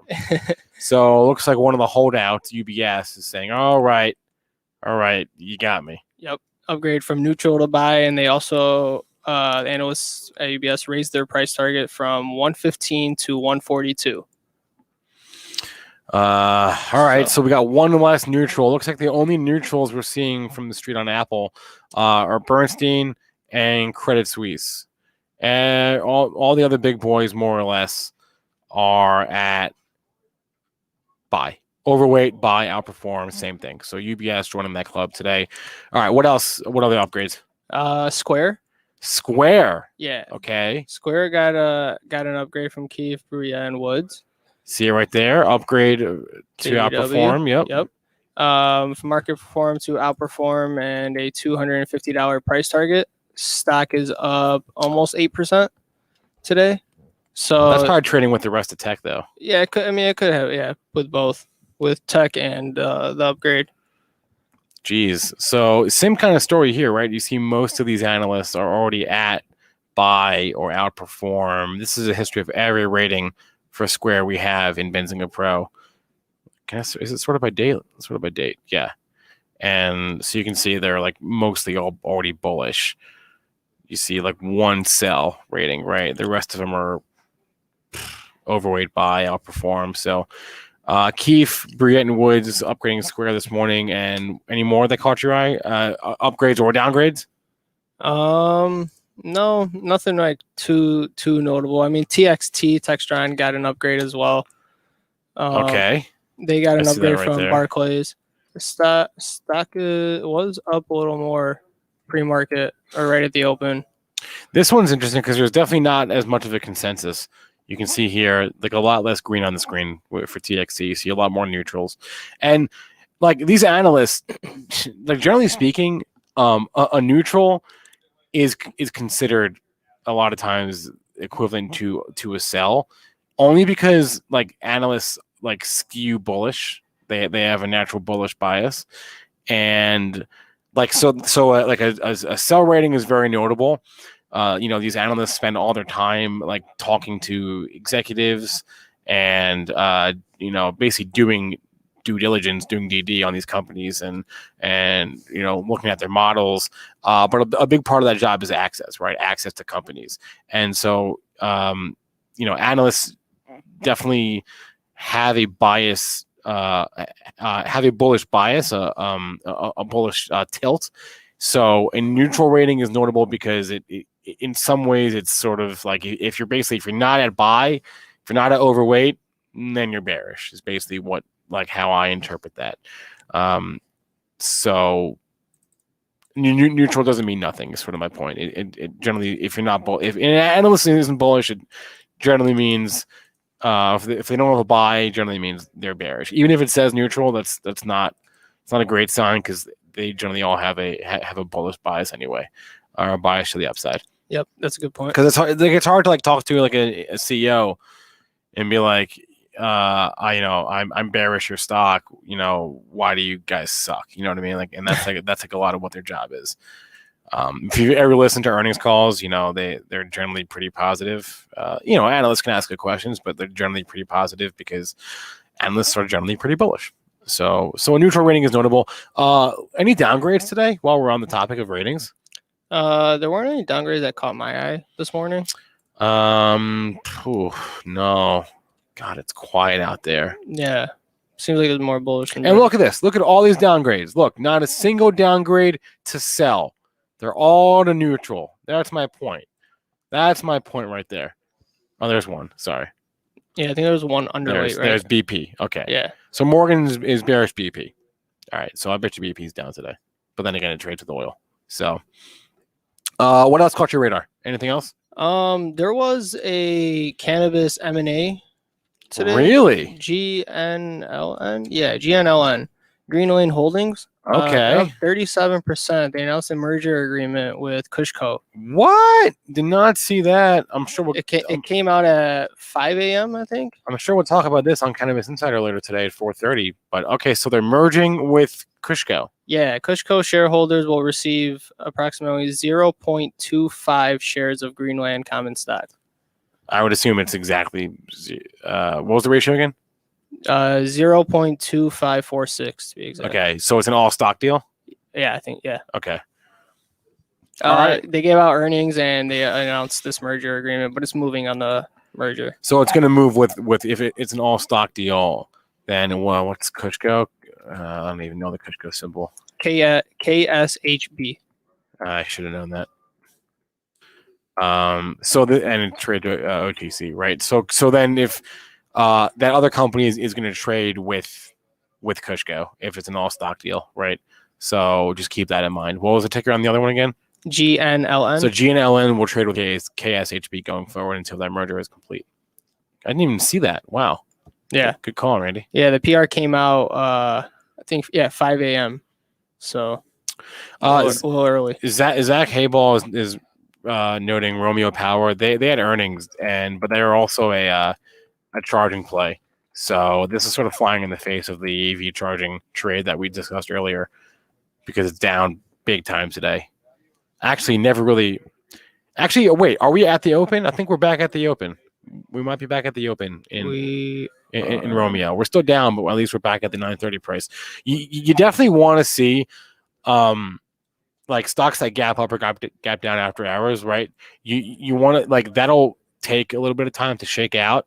But if a stock ever makes a big move overnight and continues on after the open and then comes back to that opening price, either comes back up to the price or comes back down to the price, that is always something to watch for. That's always a signal to me that the overnight trade could reverse, right? So in this case, if Romeo Power is down big overnight and it keeps going down at the open and it comes back to the opening price later on in the day, that to me is a signal that, okay, we found a floor for now. And same thing goes on the downside, right? Or on the upside. If stock is up overnight, keeps going up to the open and then comes back down to that opening print, then there's your ceiling. So I'd be watching Romeo. Looks like we are just about back at that opening price. Yeah, Romeo also provided guidance. They see their full year 21 sales. It was a large gap, between 18 and 40 million. Wait, that was for their fiscal year sales? Yeah, it says Romeo Power now expects its revenue for 2021 to be in the range of 18 to 40 million. Okay. I mean, look, we talked about this morning. If you're owning these companies, these are like early stage companies. You probably shouldn't even look, honestly. If you own Romeo Power for an investment, you probably shouldn't look. If you own it for a trade, that's one thing. But if you own it for an investment, I wouldn't even look at this stuff. I would just get this off my screen. If you're long-term bullish Romeo, because you don't care about the next quarter or the next year, or you shouldn't at least. If you have it for a trade, that's one thing. But these companies are so early. All these EV names, whether they're charging names or battery names or whatever, they're so early, so early. Yep. Randy, last thing, did you see the ARKX the space ETF yesterday? I'm just curious if you caught that at all. I did not. You did not? Unfortunately, no. So made its debut. This is a 1 day. We had no price data here. It's too early to tell. Can I? All right, I'm looking at it. Our chart's messed up on that. So it opened at 20. This is 1 day. 1 day trading. There's nothing really to say. But solar up and up. Yeah, I mean, I use the ARKK as my bogey. They all kind of trade together, even though ARKX is like a weirdly more diversified. Like it owns like John Deere and stuff. I imagine they'll all trade together. So, all right, Randy Elias is from the Benzinga News Desk. Joins us every week on Wednesdays to tell us what's on his radar, and we appreciate it. Thanks a lot, Randy. Thanks for having me. All right. Let's go. And I know SPAC Attack is going to be a couple of minutes late today. So I'm going to go to the chat and look at a couple of things that are on y'all's radar. I saw Ross mention GEVO, G-E-V-O. Let me pull it up here, and I'll get my charts back up on the screen in a second. I just want to see if there's news, because if there was, I missed it. Bring my charts back.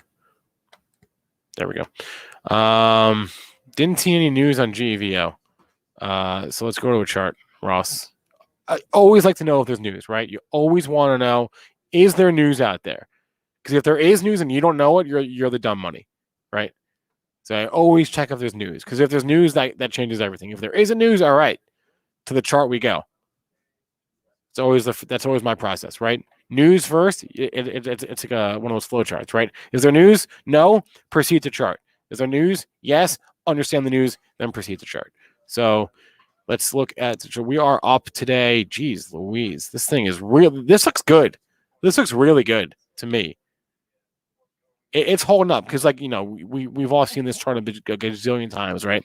Stock makes a big move, makes a high, comes back down. This is holding up though. This looks really nice to me.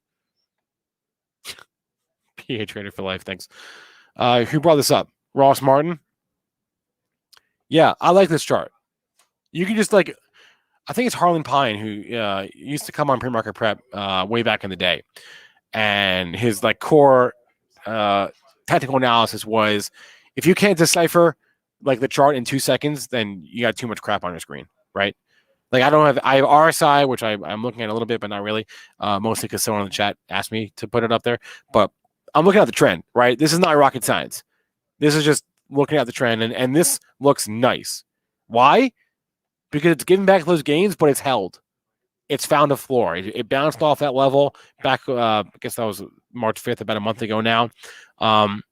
You do see some temporary resistance. You see a little bit of a double top there, but got a nice little floor, nice little triple bottom there, quad bottom right there, last few days. This looks nice to me. This looks nice. I would lean on those lows from yesterday or the day before, and then what's that, Monday? So I would lean on the low $8 area. If it breaks below that, I would get out. But this looks nice. It's up big today with the infrastructure thing. So good pull, Ross. I like it. Yeah, solar up and up. ARKX did not make any trades. No buys, no sells yesterday, which I also found notable. So maybe it was because it was the first day, and I don't know. Okay, somebody just asked about COUR. We may have them. I probably shouldn't say this because it's not confirmed. This is an IPO, right? And so there's no chart data, right? Because it's an IPO. We're trying to book them for today. TBD on that. But working on Coursera for the for getting them on Benzinga today. If we do have them on, I'll let you know. But we have feelers out. I'll say that. Feelers are out. People have been felt. And if we do have them on, it'll be in the afternoon. I'll say that, around 4 o'clock. All right. Enough about me. Enough filler. You guys don't want that. Let's go to the SPACs. Bring it on. Mitch, Chris, are they into the Final Four yet? They better be in the Final Four. Let's take it.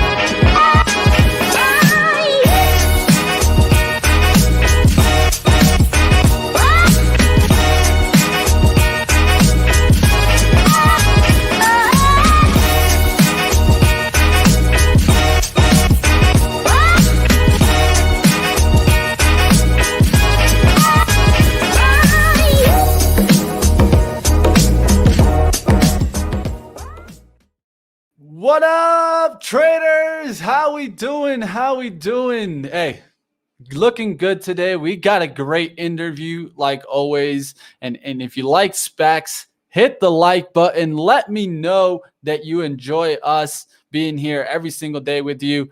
I got my man, the brains. You guys already know, Chris Catchy.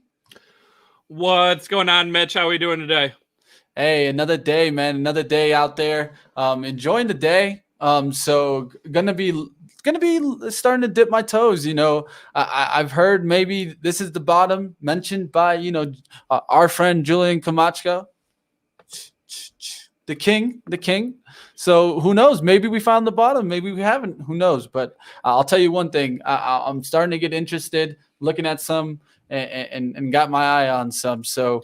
How's everybody doing out there? If you like the SPACs, hit me up. Suiting up. I was going to say, good. Not only does the chat like SPACs, but I think they like that suit today, Mitch. So yeah, if Julian Clamachko says it's the bottom, I gotta think he's more of an expert in SPACs than I am. So I'm loving hearing that. I think we are seeing some bottoming action, and as we've said, we're getting less new SPAC IPOs hitting the market. So maybe that oversupply may start, to change going forward. Hey, like always, guys, we're not everyday kind of suits kind of guys, but one thing we definitely like to do is look good when we can. So let's go ahead and let's get into our headlines today. What's going on out there, guys? Smash that like button. I already see some people hitting it. So let's continue on and let's get into our, if I could find it here. Boom!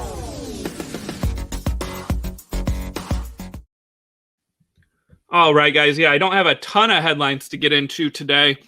We did have some earnings yesterday to talk about, and then we did have one new deal announced this morning.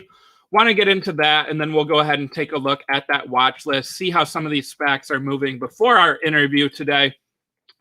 So up first, we have CHPT. This is ChargePoint. So ChargePoint, formerly SBE, this is a SPAC I own. So they were out yesterday highlighting the progress in the first year of the National Highway Charging Collaborative.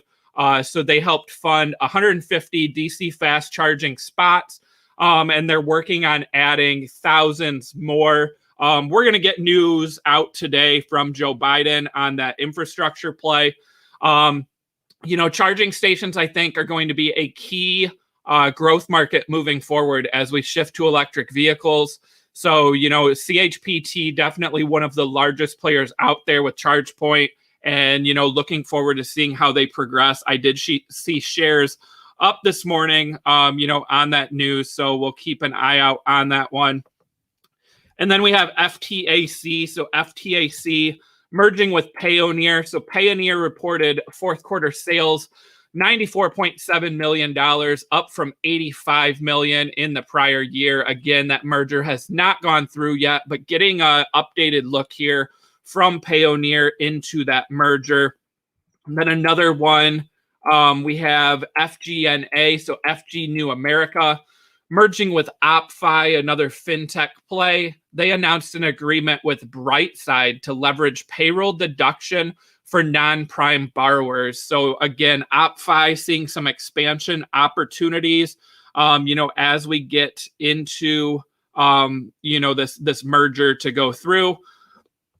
And then we have GIK, so Gig Capital 2. We, of course, had them on the show.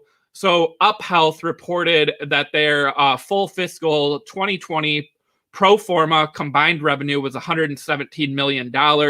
GIK, another name out there to keep on watch in that telehealth and, emerging medical technology play.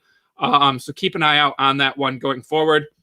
And then let's get to earnings. So we had at least 3 former SPACs report earnings last night. There's 3 that I want to highlight. So up first, we have RMO.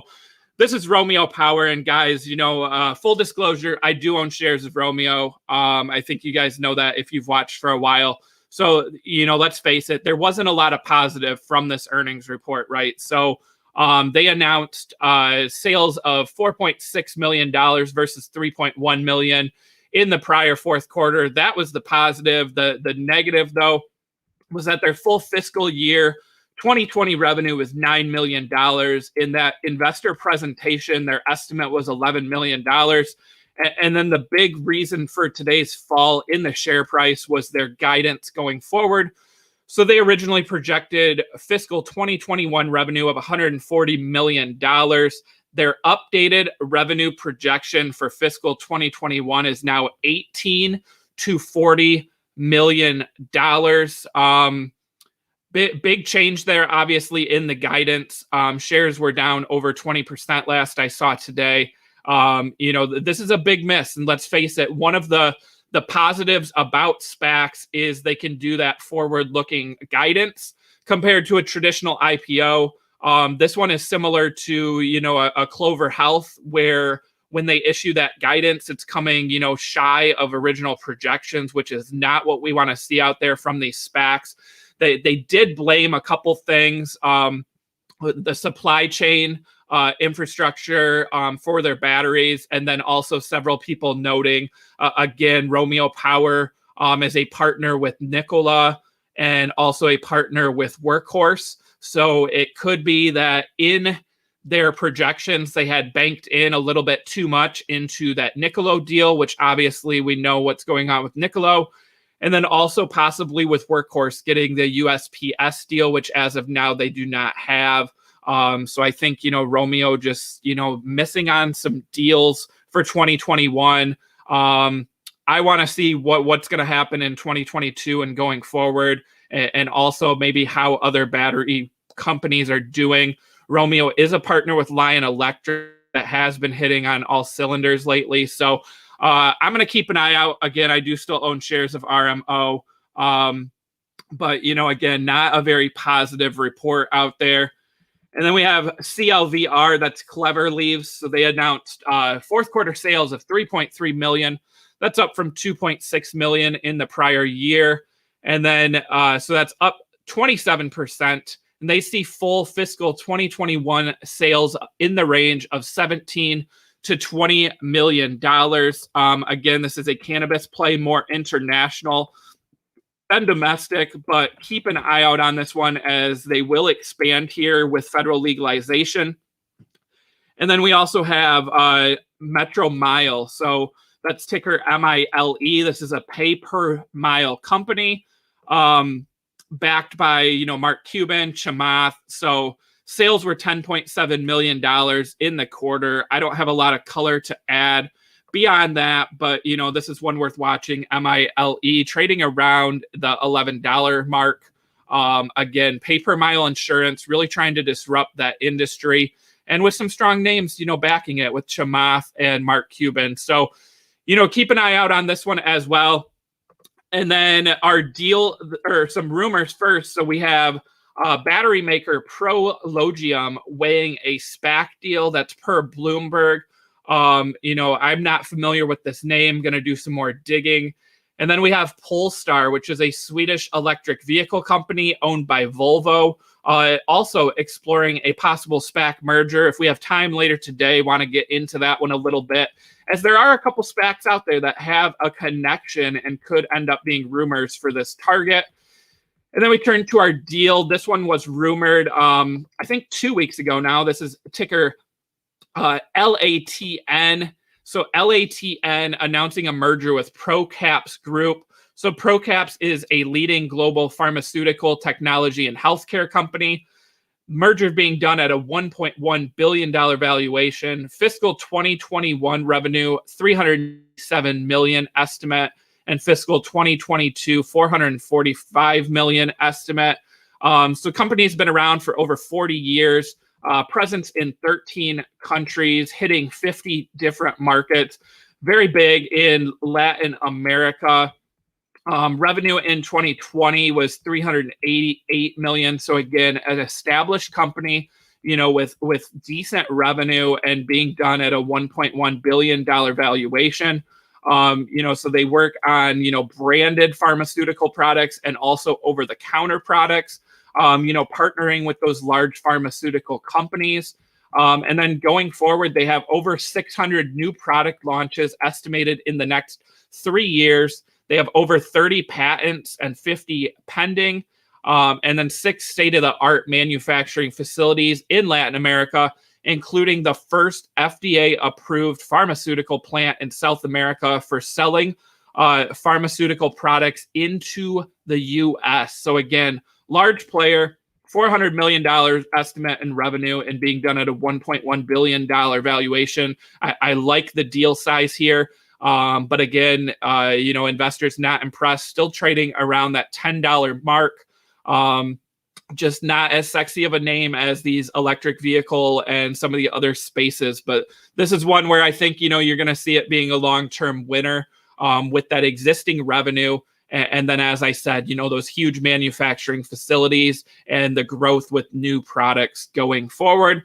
That's what I've got for that. And then we have NPA voting on that merger tomorrow. And then a reminder, the market is closed Friday this week for Good Friday. So tomorrow, the last trading day of the week. So we definitely could see, lots of changes in the market. So back to you, Mitch. I know, we want to get to that watch list and maybe dive into your thoughts on, some of those earnings reports, RMO, CLVR, maybe the battery space and the cannabis space. What do you think? Yeah, it's going to be interesting. I've been keeping my eye on these battery plays. I'm really just paying attention to the infrastructure deal today, the specifics, how that's going to affect the kind of push to go carbon neutral, because that's really the move. I mean, we need companies having these orders, these new fleet orders. That's what I want to kind of see. And I think they need some support, by the government here to actually kind of start really putting in those orders. So let's pay attention, and we'll see later today. I mean, the speech is at 4:20, guys, if you guys don't know. So I'll be definitely paying attention towards that. That's 4:20 Eastern time, and we'll see what happens there. But let's go ahead and let's get into our favorite time, guys, when we start unlocking SPACs. So if you guys like to unlock SPACs, definitely hit that like button.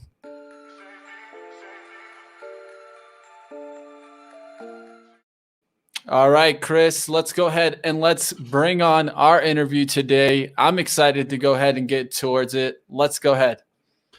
All right, guys. Yeah, so another exclusive interview here with Benzinga on SPAC Attack. Joining us on the show today, we have Luke Schoenfelder. He is the CEO of Latch. The company is merging via a SPAC deal. Ticker is TSIA. So, Luke, thank you for joining us on the show today. Thanks so much for having me, guys. Welcome on the show. I'm going to go ahead and get on out, let you guys do some questions, and then I'll be back with some of my own. Awesome. So, Luke, let's dive in here. So, before we dive into Latch and, the SPAC deal, wondering if you can give all our viewers out there just a little bit of background about yourself, prior to and the start of Latch here. Absolutely. So I grew up on a farm in Pennsylvania, which naturally set me up to run a technology company in New York City. It's just a straight path. But I spent a lot of time sort of looking at emerging market technology after college. I also worked at Apple earlier in my career, and was really focused on how we could build something at Latch that would touch a lot of different people, a lot of different stakeholders, and enable a new type of environment. And that was what was most exciting to me about this space and this opportunity. And for the last 7 years, we've been dedicated to it. Awesome. So, we've interviewed lots of CEOs of, companies going public via SPAC. We've talked about, SPACs versus traditional IPOs. So one of the questions we always like to ask is, why the decision to use a SPAC merger over a traditional IPO to bring a company like Latch to the public markets? Yeah, that's a fantastic question. And it was something we thought about a lot. For us, it was about a 1 + 1 = 3. And what was interesting was we felt like there was going to be a real excitement in the public markets around our story. And if you look at our PIPE participants, Fidelity, BlackRock, Wellington, Chamath, Durable, et cetera, there is like a traditional tech investor public market interest in what we're doing. But what we also realized was that if we could pull on another strategic partner that would help us accelerate our growth into new verticals, help us accelerate our learnings to develop new products, that was also going to be something that was unique to partnering with a SPAC, and doubly unique in partnering with this particular one, which was led by Rob Spire and the Tishman Spire team, who's a longtime Latch customer and early investor as well. Awesome. So, you hinted at it. You mentioned that pipe deal. So I have to ask, again, Fidelity, BlackRock, Chamath Palihapitiya, some large, well-known names. So walk us through what kind of validation could that give investors in a company like Latch to see those big names attached to this deal going forward? Yeah, I think one of the things that's different maybe about our deal than some others is that we're already quite a large company. I mean, 1 out of 10 apartments built in the United States last year were built with our products. So we have a very established track record of delivering amazing products and experiences for this industry. And I think what you saw was a thematic bet from public market investors saying, I believe that there should be the first product company really in this space. I believe that this is a growing space, and I believe that company is Latch. And I think that's really what kind of underpins the thesis. Excitement around the market, excitement about our approach to it, and really the fact that we're a one-of-one product company attacking this market in a way that nobody else is. Awesome. So, I've got some specific questions about Latch and kind of the business, but taking a step back, for our viewers out there who have never heard of Latch, what's kind of just the broad way you would describe Latch to people that aren't familiar with the company? Yeah, we build devices, software, and services that make apartment buildings better places to live, work, and visit. So the way the business model works is we work with real estate owners and operators during either the construction process or when they're renovating a building or just trying to figure out how to better operate their buildings. They purchase LatchOS, which is our subscription software platform, and they pick various capabilities that they want at their building, from keyless entry, which was one of our first products, to package management, to delivery enablement, or smart home. We have an amazing partnership with Google Nest, and all of those capabilities are selected by the real estate operator.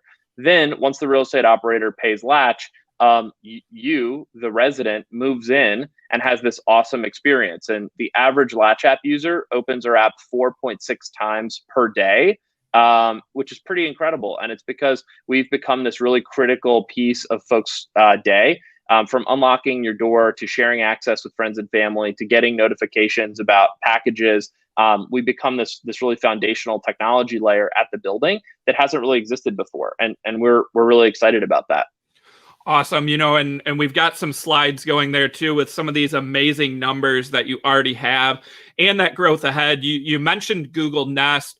So I saw Google Nest and then also Honeywell. How does a company like Latch work with some of these existing smart home products and, integrate them and help, not only corporations, but, customers and residential, people going forward? Yeah, so it's all about serving the needs of each stakeholder. So what a building owner needs is they want one place where they can set up and manage all of their devices. And so for us, our LatchOS enterprise device management capabilities manage the entire fleet of devices, both Latch devices and partner devices for the property owner. So they have one single source of truth where they can set everything up and manage everything. So that is unique. You can't get that. Google, works with LatchOS so that all of their devices can be managed by our software for the building owner. So that's the building owner side. Then on the resident side, when the resident moves in, they just get the seamless experience where their Google Nest controls just show up in their app, in the Latch app, and they're able to control their thermostat directly from the Latch app without having to do any setup. And why that's important is that, one of the things that's the biggest hassle about smart home is setting it up. And so if you can move in to an environment where it's already pre-configured, we think we're going to see, a real excitement around having that hassle removed. The last thing I'll say about this that's pretty unique is that we view a latch user as a user. So whether you're, independently of the building. So if you can be a latch user across multiple properties, across multiple spaces that are owned by different folks, controlled by different folks, you could own a condo in one building, rent an apartment somewhere else, or be on a vacation rental and only have access for 24 hours. And you're going to get that same latch experience, the same controls for a space, even if you're only there for 24 hours,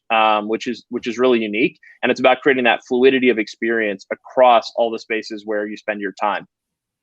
Awesome. So, one of the things with having Chamath attached to the pipe is we also got a one-pager from him. When he attaches himself to deals, he likes to do the one page to give the kind of thesis. And the thing that stood out for me in his one-pager was, talking about the apartments. So he said apartments that use latch can increase revenue per apartment at a rate of between $200 to $500 annually, and using latch reduces expenses by $100 to $200 per apartment per year. Can you walk us through a little bit the financial side of things, that he kind of laid out there?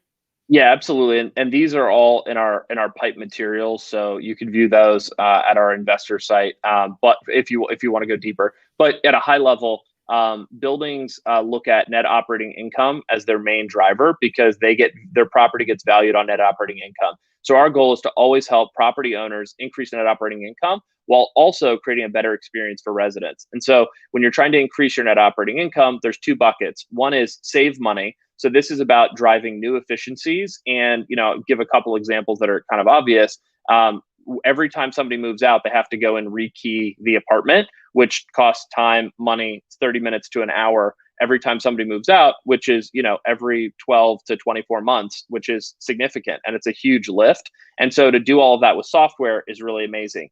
The other thing that we found in our extensive user research is, for some reason, it turns out that a lot of people get locked out on Friday and Saturday nights between midnight and 4 a.m. And so property managers are always having to go out to properties to let people in, which is this sort of hidden tax on the maintenance teams. And so those are two access related, problems that we address. Another one is just packages. Having to have somebody there at all times to receive packages and deal with packages is another huge expense. And Latch automates building entry with partners like UPS, and then Latch Delivery Assistant can make sure every delivery can get into the building without everyone having to be there. So that's kind of the efficiency side.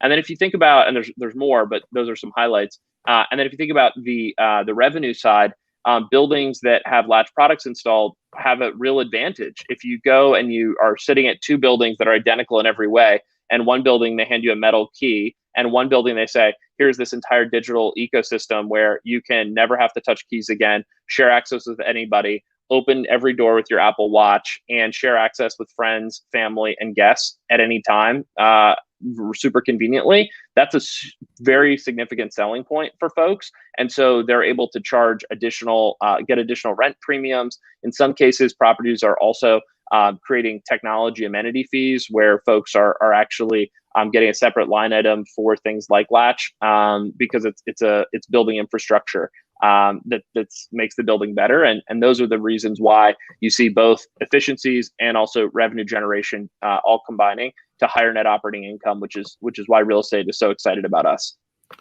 Awesome. So, in that deck, it talked about 47 million rental homes in the U.S., an addressable market size of $54 billion.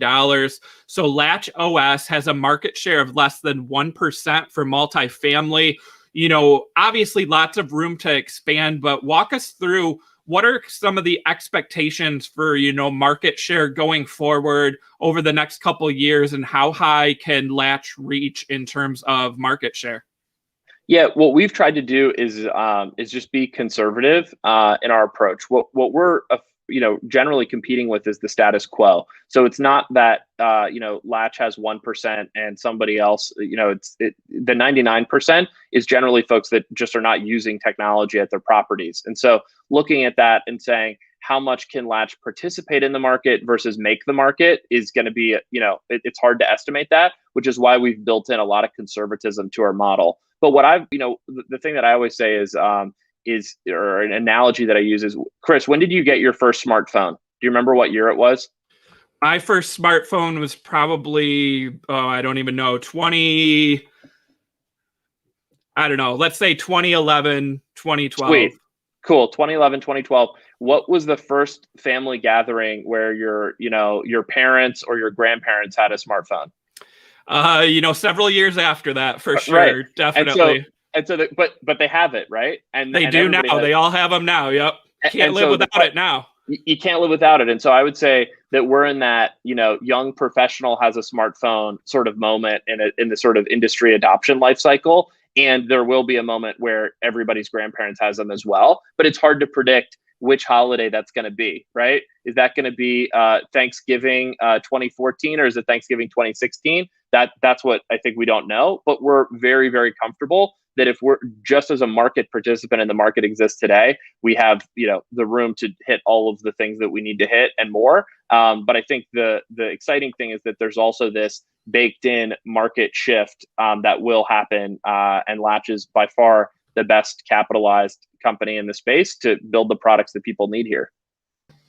All right, I'm going to jump in here. I want to focus on a little bit of what really interested me, because during the pandemic, I'm sure that a lot of people went through this, where you no longer. I mean, I lived in a development where packages go to one place. Yep. And then through the pandemic, at first they just put this big old room where it was like no security whatsoever. Crazy. They just stacked up the packages.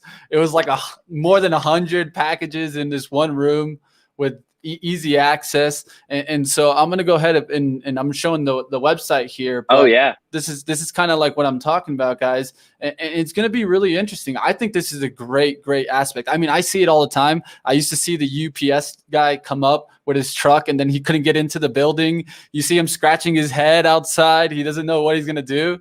So explain us a little bit how Latch helps solve this problem. Yeah, so my sort of focus is really in product development and product design. And so when we realized we needed to solve this problem, we were working with UPS confidentially at the time, and I asked, can I uniform up and actually go deliver packages? And so to actually get inside and understand how this process works. So they were kind enough to get me a UPS uniform and go get to shadow deliveries. And what I found was that problem that you're describing exists at almost every building. But more importantly, the buildings just don't have the technology to easily let people in. And you've seen there's been a few companies that have tried to do touchscreen intercoms where it's like a smartphone, but on the front of the building. But the problem is that every UPS driver, or almost all of them, they wear gloves because the packages, will scratch their hands or whatever.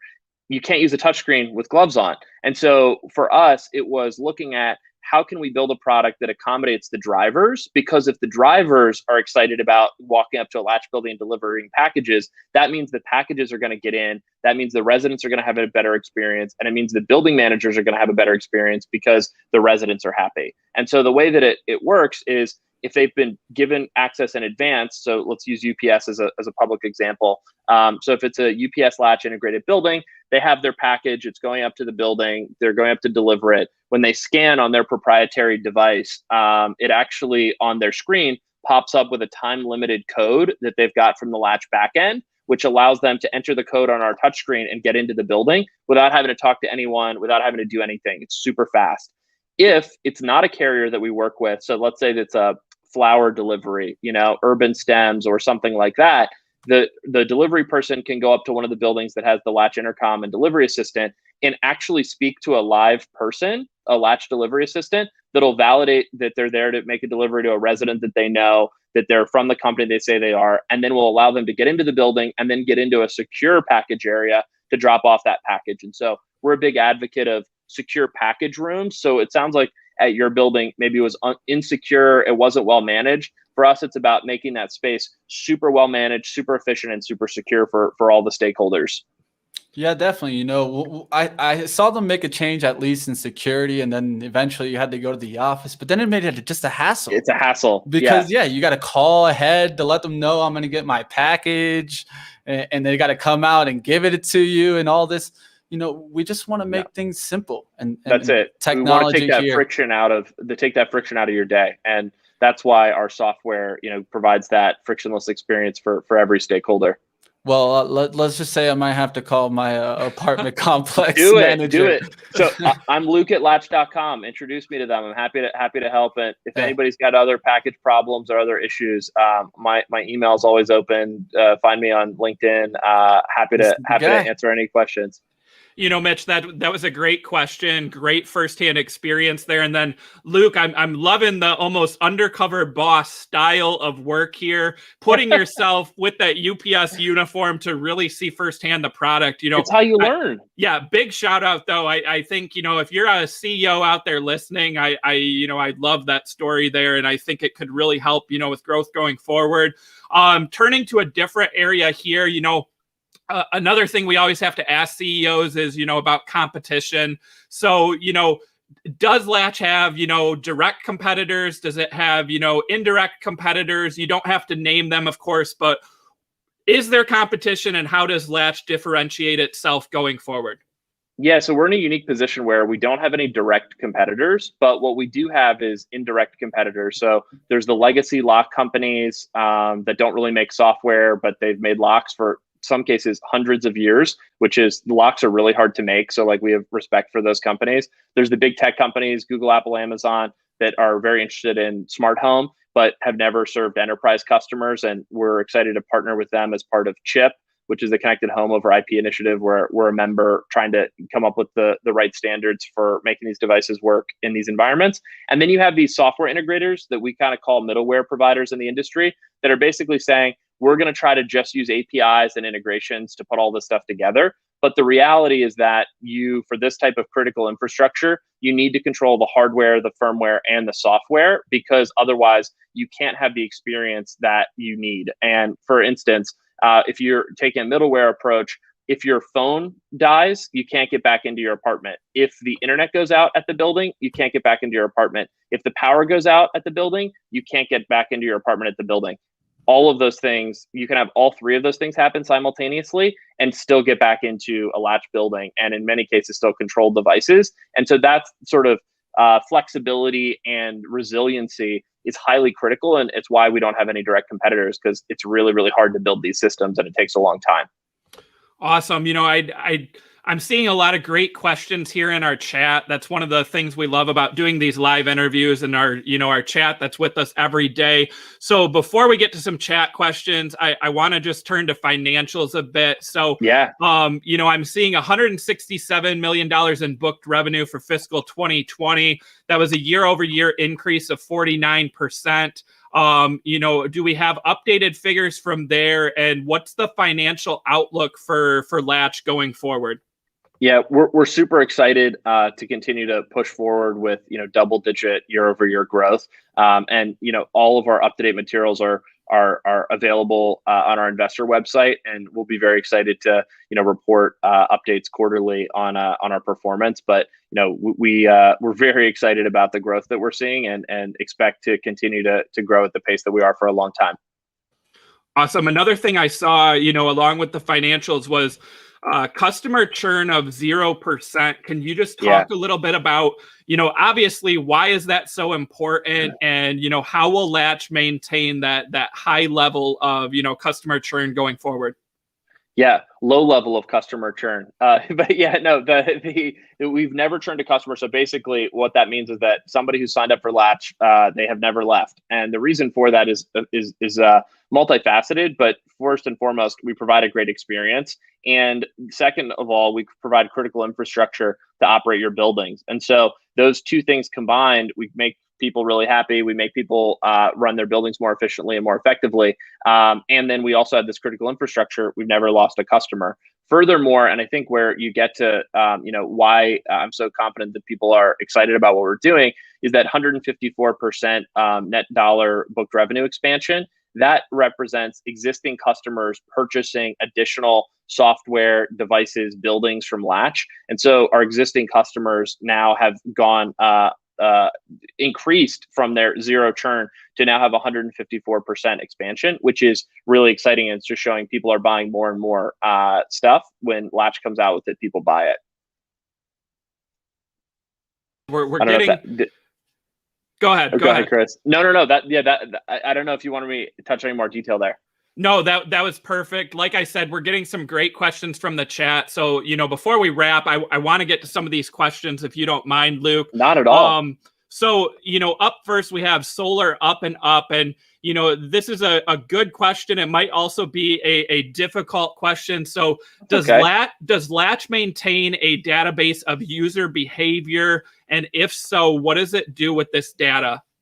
Yeah, so my background when I was at Apple, I actually worked with privacy issues as one of the things that I worked with. And so privacy is really core to what we do. And so for us, we always keep sort of the resident data in its own silo. And one of the things we got a lot of pressure on early on was building owners wanted to see all the data about what residents were doing. And we took a really firm stance that no, you shouldn't know when somebody gets home to their apartment. Like, you have no reason to know that. And so we've kept a really firm privacy stance, which has, honestly, it's lost to some customers, but we feel like doing the right thing and being on the side of privacy is the right thing to do.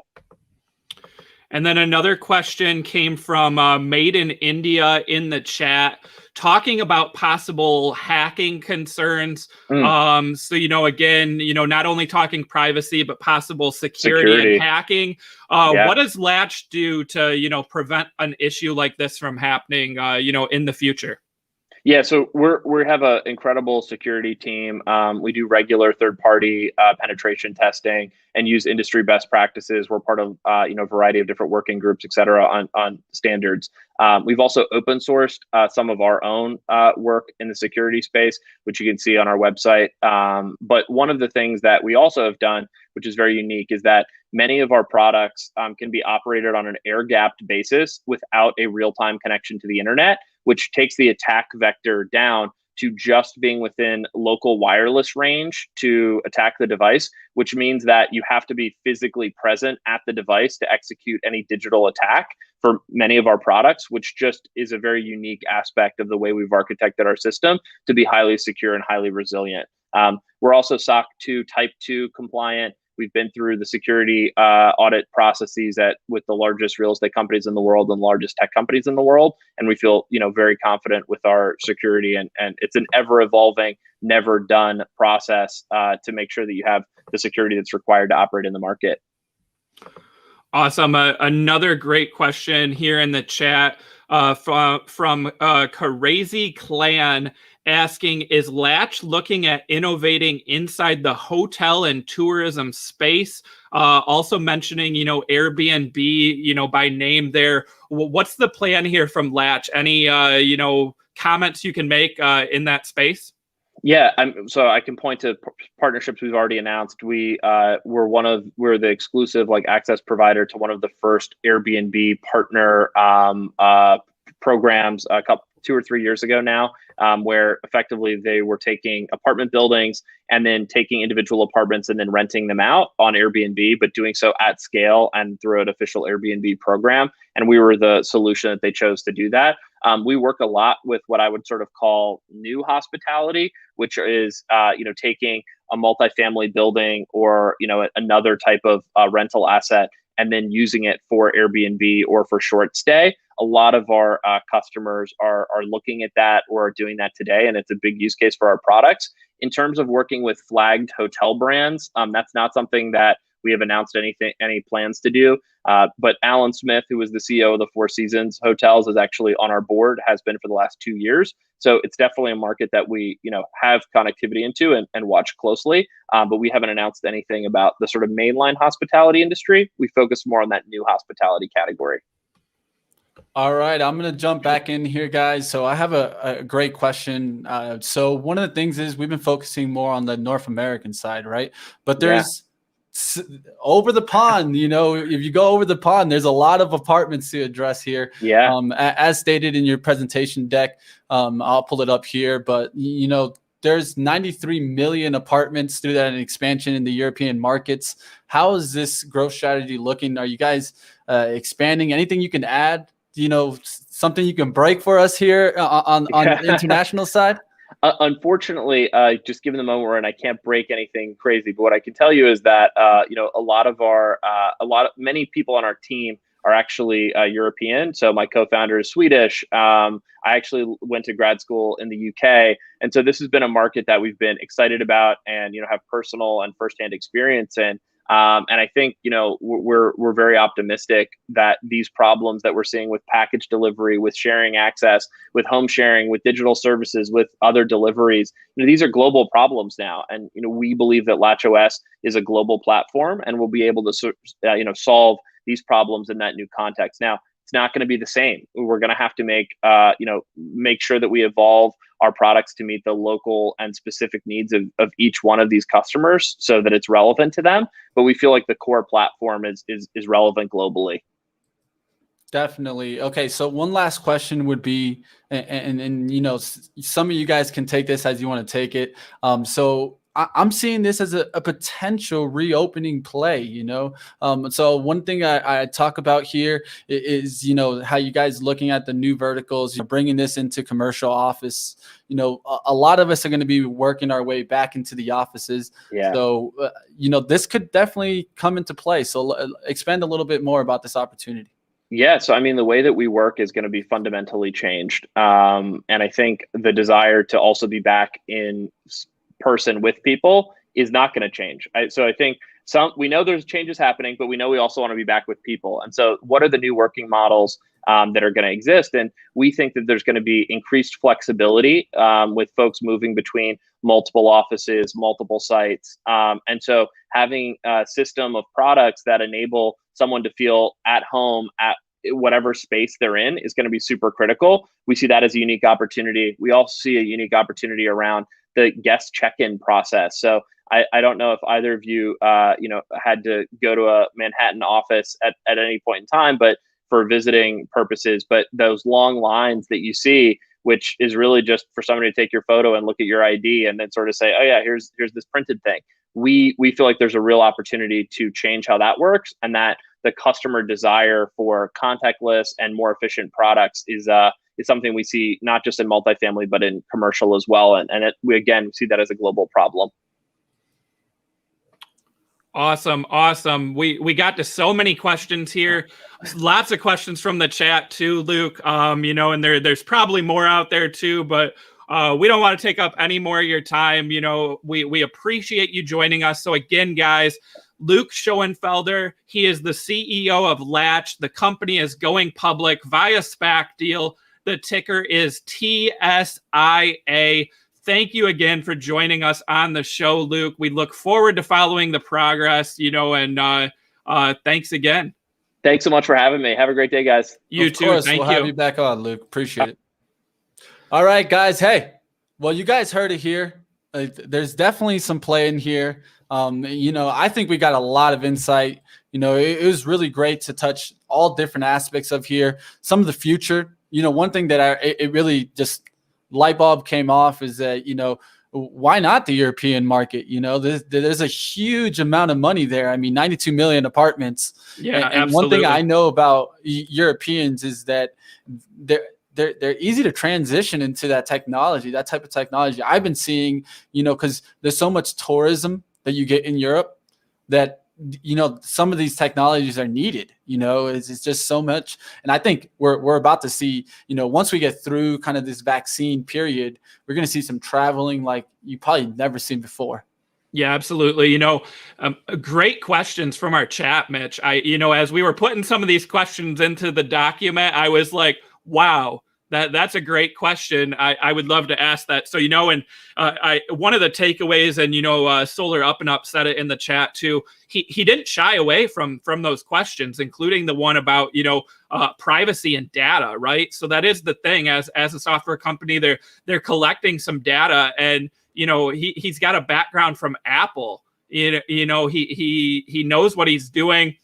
I like that he didn't shy away from the question. He didn't try to, push it aside or anything. He gave the direct answer. You asking about the apartments with the packages, and then him talking about putting on a UPS uniform. Like, holy cow, Mitch. I used to watch Undercover Boss back in the day. I love that show. And this dude did it, and he didn't even do it at his own company. He did it at a company that he wanted to partner with and solve a problem. that is just excellent work here from a CEO. Of course, in my opinion, going undercover boss style here. I mean, what did you think of that, Mitch? Like, holy cow. I mean, you hit it right on the knob. You know, I used to watch that show for real. I'm not even gonna lie. I mean, I always wanted to meet the undercover boss. I was like, yo, when's the CEO gonna walk in my door? You know, but the problem is a real problem. Like, I went through this problem, guys. I mean, I don't know if you guys went through this. The supposed Amazon little box things, they just got overfilled. And when they get overfilled, where do the packages go? That's what I saw. You know what happened to the packages? Amazon's probably gonna get mad, but they were just leaving them. They were just leaving them right there in the hallway. Just leaving them right in the hallway. But that's you guys. I'm transparent as it can be, and one of the things is there is that problem out there. So it's gonna be interesting. You know, it's an expense.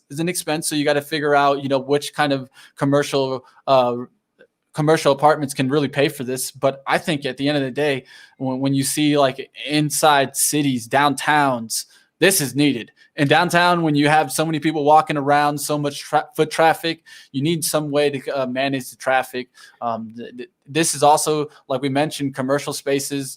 I know that some people are going to be working from home, but there's still going to be some people going back to the office, especially with the vaccine. And if we get the kind of the mass mandates to come all off, and people are just, they're going to want to come back to kind of some normality. So it's going to be interesting. And, you know, Mitch, so I know when I used to live in an apartment, one of the things is some apartments are owned by companies that aren't even in the same state, right? You have a person working in the office to, you know, show apartments, you know, handle phone calls, but otherwise you're outsourcing, you know, a lot of your business. And a system like Latch OS here, you know, allowing, you know, maintenance to get in, you know, other people, you know, packages and all that. It takes some of that salary out, right? Where you don't have to have people working right on site. You can, you know, hire a maintenance person for several apartment complexes, and then they can go show up, you know, at whichever one, using that security code to get in. So I like that aspect. I loved hearing the international growth, right? And him having experience with the UK, and also some, you know, directors coming from hotel groups. That's a huge advantage, right? As we talk about growth, the question in the chat talking about, you know, Airbnb, them already partnering with some Airbnb providers, you know, and maybe down the road we see a direct deal with Airbnb. You know, how big would that be, right? If Airbnb could just offer that on their platform to all their customers, you know, going forward. So lots of exciting growth here. I really like this interview. I really like this company. You know, again, it's not as big of a name as some of these EV companies and like that, but it's a software as a service model. It's recurring revenue, right? We love recurring revenue going forward. So, you know, I'm a fan here, you know, long term with this company. Hey guys, like always, guys, if you appreciate us giving those questions from the chat, you know, there's really no other show like this in the world, really, because at the end of the day, there's no one covering SPACs every single day, asking questions that you guys are asking out there in the chat to the CEO that, you know, if you're watching CNBC, you wish you could ask a question, but guess what? You can't. And the truth is, that's what we're here for, guys, is that we're here to get you guys information. So if you have a comment, if you have a topic that you guys want us touching, let us know in the comments. That's what we're really about here on SPAC Attack. So if you enjoyed that interview, definitely smash the like button. I know I had a hell of a good time doing that interview, and I'm going to look into this. I mean, it's pretty cool. I mean, you can call guests like directly, like right to them if they're coming in. And I think, you know, there's a lot of people that have kind of these services, but the question is, are they as efficient and are they with the times? You know, sometimes you got like key fobs and stuff, then you lose the key fob, then you still can't get in. You know what I mean? So I know that nowadays people use their phone and they protect their phone like it's everything. I don't know about you guys, but look, I'll reach into my pocket. What do I have? My phone. Yep. It's just like everybody, you know, majority of the times you have your phone on you. Even when you're inside your house, you have it in your pocket. So just to give that insight, I think, in the long run, this company has definitely some revenue to make out there. All right, guys. So let's go ahead and let's maybe touch up on some SPACs that are out there moving. We got a couple minutes left here. We haven't been able to do kind of ticker time in a while. So if you got a ticker you guys want us to take a look at, hit the like button. Let us know what you guys want to see. And Mitch, while we're getting some chat, tickers here, I just want to circle back. So Polestar, that Swedish electric vehicle company, weighing a SPAC merger. They're owned by Volvo. So I went ahead and I looked, and there are 4 SPACs out there that have connections to Volvo. So we have ticker AAC, which is $1 billion SPAC. And then we have the 2 Queen's Gambit SPACs. That's GMBT and QWNB. Again, named after that Netflix show, Queen's Gambit SPACs. And then we have VTIQ, which is the same SPAC that, of course, took Nikola public. They have the former CEO of Volvo attached to the board there. So that's 4 SPACs that all have, attachments to former directors from Volvo. So maybe one of them lands that Polestar deal. Obviously, with the size of AAC, $1 billion, they could end up being, a front runner, kind of rumored here. So wanted to get those tickers out to you guys. But yeah, anyone has tickers, let's drop them in, and let's finish out the show with some ticker time here. All right. So do us all a favor, Chris. Go ahead and put those in the chat there if you can. Yeah, I'll for go sure. ahead and I'll start pulling up our first stock of the day. Of course. Chris and I already know what stock they want to talk about. Chris, where's that little smirk? I know it. Is Romeo Power. Is it RMO? Romeo Power. You know it, bro. You know it. Chris and I were talking about this a little bit before kind of getting started on SPAC Attack, guys. So one thing that we mentioned is you guys have heard me. I love this company. I personally have said it before. I love this company, and I'm going to stick with that opinion. I do love the company. Now, are we running into some issues? Yeah, we're running into some issues, but the trend can change, guys, and the trend can change easily. One thing I will notice is that we do have potential infrastructure bill coming out tonight, right? What if we do get some great support for some of these companies? This price could be right back up there, and so one thing I would mention is if you did get in it and you kind of got stuck holding the bag, that's okay. It's okay. Sometimes if you're holding a bag in a good company, it's okay. Now, if you're holding a bag in something that you're not seeing ever going to get back up there, then that's when you got to realize, like, what are you doing here? So one thing I noticed, and I talked about this with my friend Carl sometimes in the chat, I shout out to Carl out there. But, when you look at companies and you look at, let's say, the Warren Buffett strategy. So the Warren Buffett strategy always says just look at the fundamentals and the guidance in the long term. Right. And so if the price maybe doesn't match where it is now, maybe where did the fundamentals meet the price? Because long term, if the fundamentals get there, this price should get back up there. And if people are willing to pay up all the way to $38 on this stock, as long as the financials can get clear and get into the kind of a better standing, then we could get back up there to 38. And one of the things that can change those fundamentals drastically is something like an infrastructure bill. So that's just some of the comments that I have to say. So anything you want to add, Chris? Yeah, I think the key here is that, Romeo, in that investor presentation, those projections may have been, the best case scenario, right? And maybe we need the company, or Lionel to come back on our show and give us, okay, let's take away Nikola. Let's take away Workhorse, USPS. What's Romeo's financial projections look like, without them? Because that's not their only deals, right? So it's not like this company is going to live and die directly by Nikola. But Nikola not putting out a semi, it hurts those projections that Romeo had, right? That was one of their key customers. But they also have other deals. So to me, that's the key going forward is, what other companies are they working with? And, can they maintain, that line without the distractions now? Yeah, one thing, being mentioned by Thomas here about, not being able to anticipate supply chain issues. But the truth is, There's so many of these companies that are not going to be able to predict the supply chain issues. This is massive, guys. This is global, whether it be materials, whether it be chips, whether it be the food shortages, and that's why we're getting inflation. Supply chains got destroyed. You got to understand that.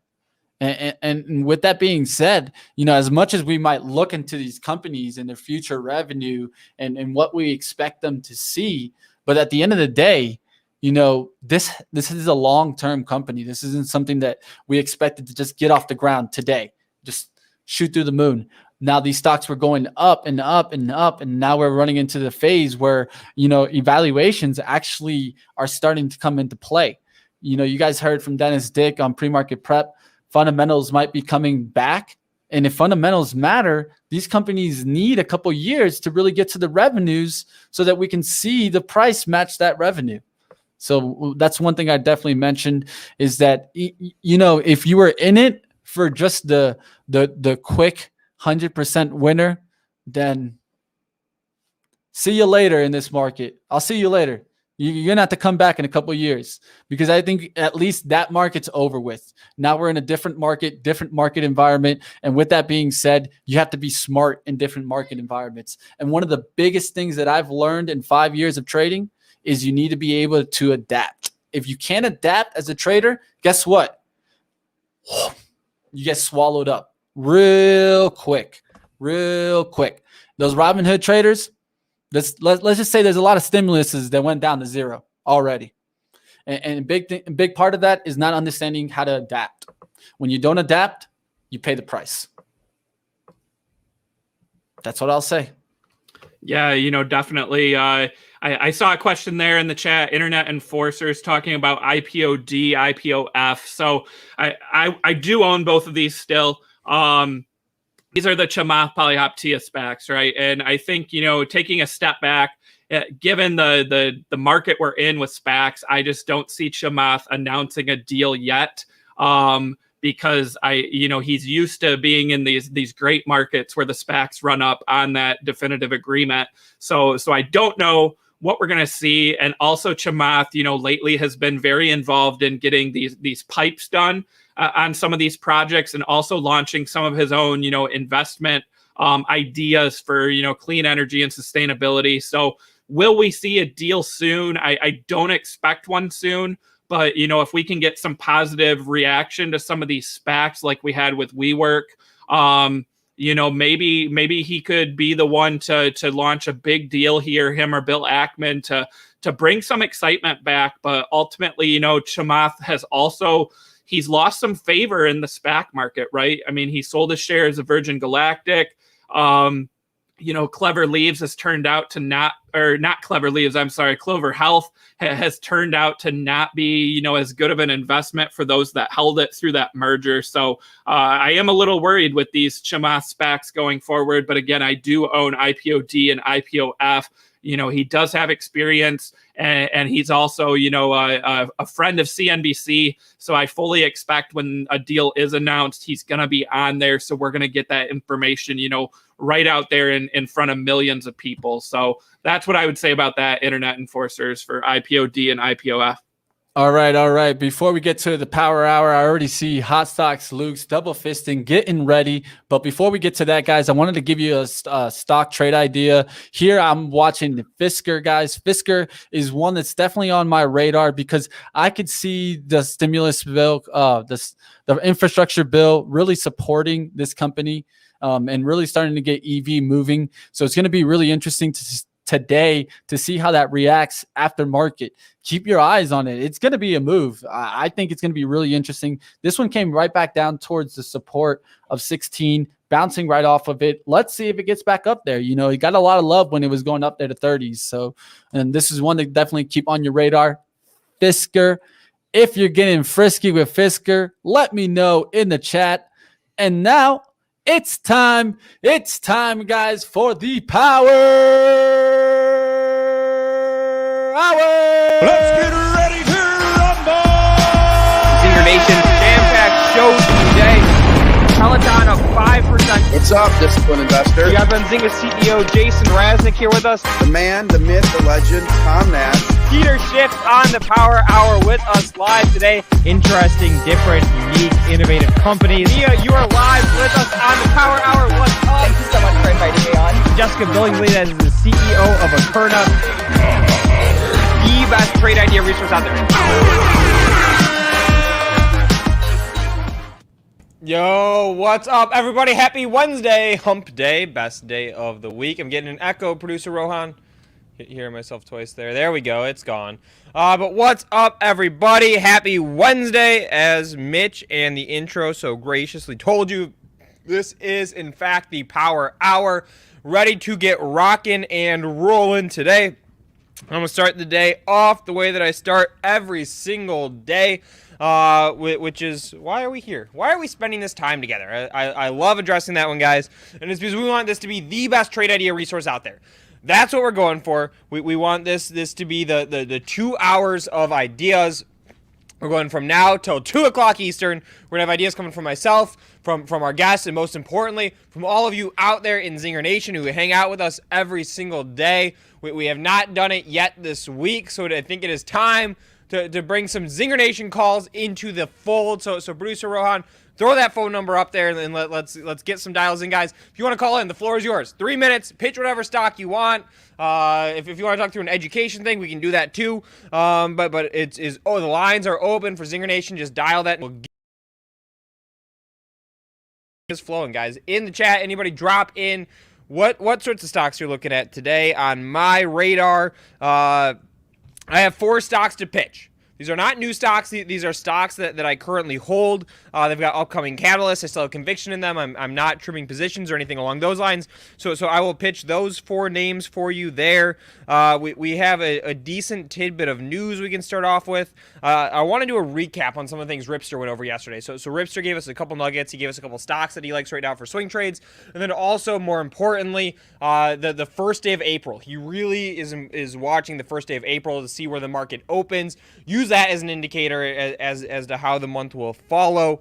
At 12:30 Eastern today, we're bringing on Sylvia from Defiance ETFs. Yesterday, if you will recall, we talked about the new hydrogen power ETF from Direction. We got some good feedback there, and you know how producer AB is. He's fast. When you guys want things, when you like things, he works on getting some more booked. So they'll talk about a couple interesting 5G funds, energy funds that they have, etc. And then 1 o'clock Eastern, Mark Hess, CEO of ENG Global, is going to be joining us on the Power Hour. And then at 1:30, we're going to be talking with an economist. So nice little well-rounded day, right? We're going to talk some stocks. We're going to talk some news. We're going to talk some economics. We're going to talk ETFs. And so that is what I have up on the agenda. And again, guys, drop your tickers into the chat. I see Jay Towers talking about ticker XL.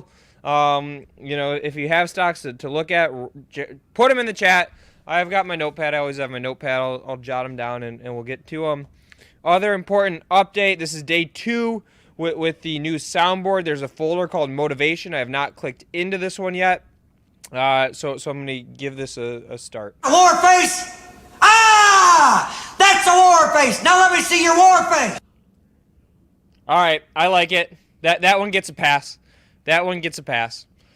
But all right, so a couple of interesting news items today. Let's start off by looking at ticker YVR. That's Liquid Media Group. Really interesting situation here. If you guys recall, last week on the Power Hour, we had the CEO on the show, talk to them about their plans for NFTs. And guys, I'm gonna pat myself on the back a little bit for this one, okay? And hopefully you can too. Literally just yesterday, I said the NFT comments out of YVR were very interesting, because the CEO didn't just say that they are checking out NFTs or they're doing research. The exact quote out of the interview was, "We are figuring out how to integrate NFTs into our business," which I think goes for a lot further than some of these other rumored NFT plays. I did not buy the stock just because I'm too close to the story, right? I have been talking to the company, so I don't want to, get involved there or anything along those lines. But literally just yesterday, I said the CEO said they're figuring out how to integrate it into the company. Today, we do have confirmation that the company is getting in on some NFT action, and so stock up 31% there. All right, on the more serious news front, we got some details out of Infrastructure Week. I'm going to go ahead and pull up a chart on Tesla, ticker TSLA. But this is Infrastructure Week for the Biden administration. Something that we now know is that EV charging stations are going to be a part of the big infrastructure plan. So that is bullish, of course, for all of your electric vehicle plays, along with the charging networks and some of those related charging stocks. And of course, if they're spending any sort of money on infrastructure, it trickles down to some of the more traditional providers like a Caterpillar, materials companies, etc. But again, the big new piece of information that we got today out of Infrastructure Week is that an EV charging network will be a part of that. That's not something that other administrations had really done in scale. So it'll be interesting to hear how companies respond to that. So stay tuned if you are in the EV stocks. If you're interested in the EV stocks, keep an eye on them this week, especially as we get some more action out of those. Another interesting piece of news. I'm trying to grab news that may have missed people's radars. But another interesting one. Egypt president making some very serious statements. I want to pull up the exact quote here, so give me 1 second. But Egypt came out and they are talking about a dam that Ethiopia is trying to build. Essentially, Ethiopia is working on a dam on the Nile, in energy source, etc., water source. The president of Egypt, not a big fan. I guess that this dam has been discussed for several years. Ethiopia is just proceeding and building on it. But today, Egypt came out with the strongest statement yet that they've made. The exact quote is, "Instability that nobody can imagine," end quote. That's coming from the Egyptian president, and he's saying that if this dam actually gets filled and gets put into operation, the region will see instability that no one can imagine. So a very stark comment there from him.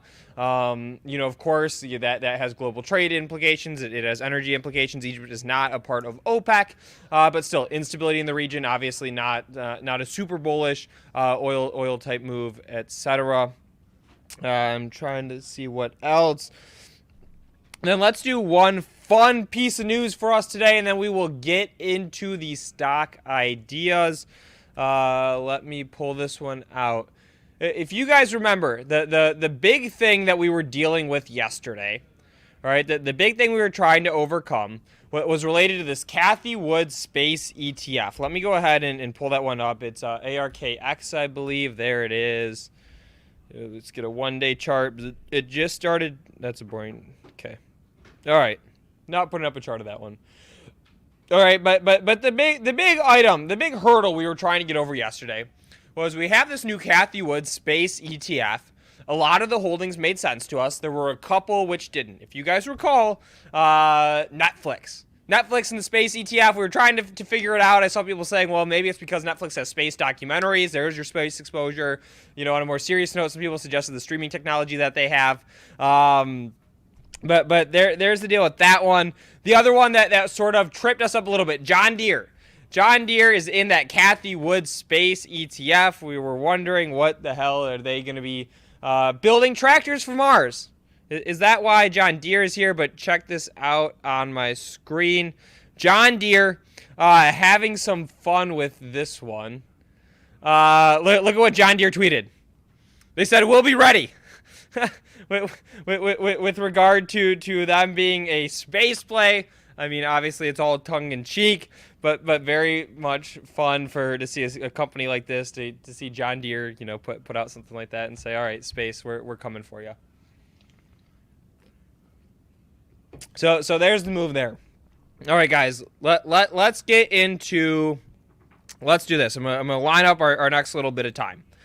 So we're going to hit two tickers out of the chat. We're going to hit XL Fleet, and then we're also going to hit Palantir. Two interesting ones today. And then I'm going to do two trade ideas, right? I'm going to reiterate, double down on two stock trade ideas that I have. And then we'll make another decision as to what we want to do next. Luke, can I hop on and say something real quick? Yeah. It's been like, I don't know, 5 minutes. We have 558 people watching, and I've yet to receive a single phone call. So I need you guys to tell me if this isn't working or are you guys just not calling. So drop a 1 or if you've tried calling and it just hasn't worked, or just drop a 2 if you don't feel like calling. But if not, then call. 512 70 47. Okay.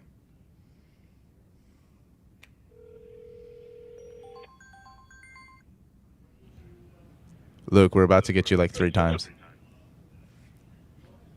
All right, I'm just calling in to pitch a stock. Okay? All right, I'm on the phone lines. I want to pitch a stock. All right, I said I've got 4 ideas for today. I'm going to do the first one of 4. All right? I'm doubling down on my Leslie's call. Ticker LESL, Lima Echo Sandy Lima. All right, the thesis for this one is that they are having what is historically their slowest quarter of the year. But then they got this nice freeze over in Texas and the southern half of the U.S. We saw pipes burst. We called stores that people were not able to get supplies. It was originally a Chris Miller pick. The estimates have not reflected it. The stock price has what was flat when I got in. The stock price has since sold off. And for that reason, I specifically think that now is a good entry for Leslie's into earnings. I typically don't buy stock into earnings specifically unless I have a good thesis for it. And again, there's the catalyst. I think we're going to see very strong top-line numbers out of Leslie's into the Q1 report. We'll get that within the next 3 weeks, 4 weeks or so. Stock is depressed, doubling down on the Leslie's call. All right. How's that, Producer Rohan? That was pretty great. Okay. Wow. I'm not gonna lie. It's a lot easier to do that when you don't have to be like looking at camera and smiling.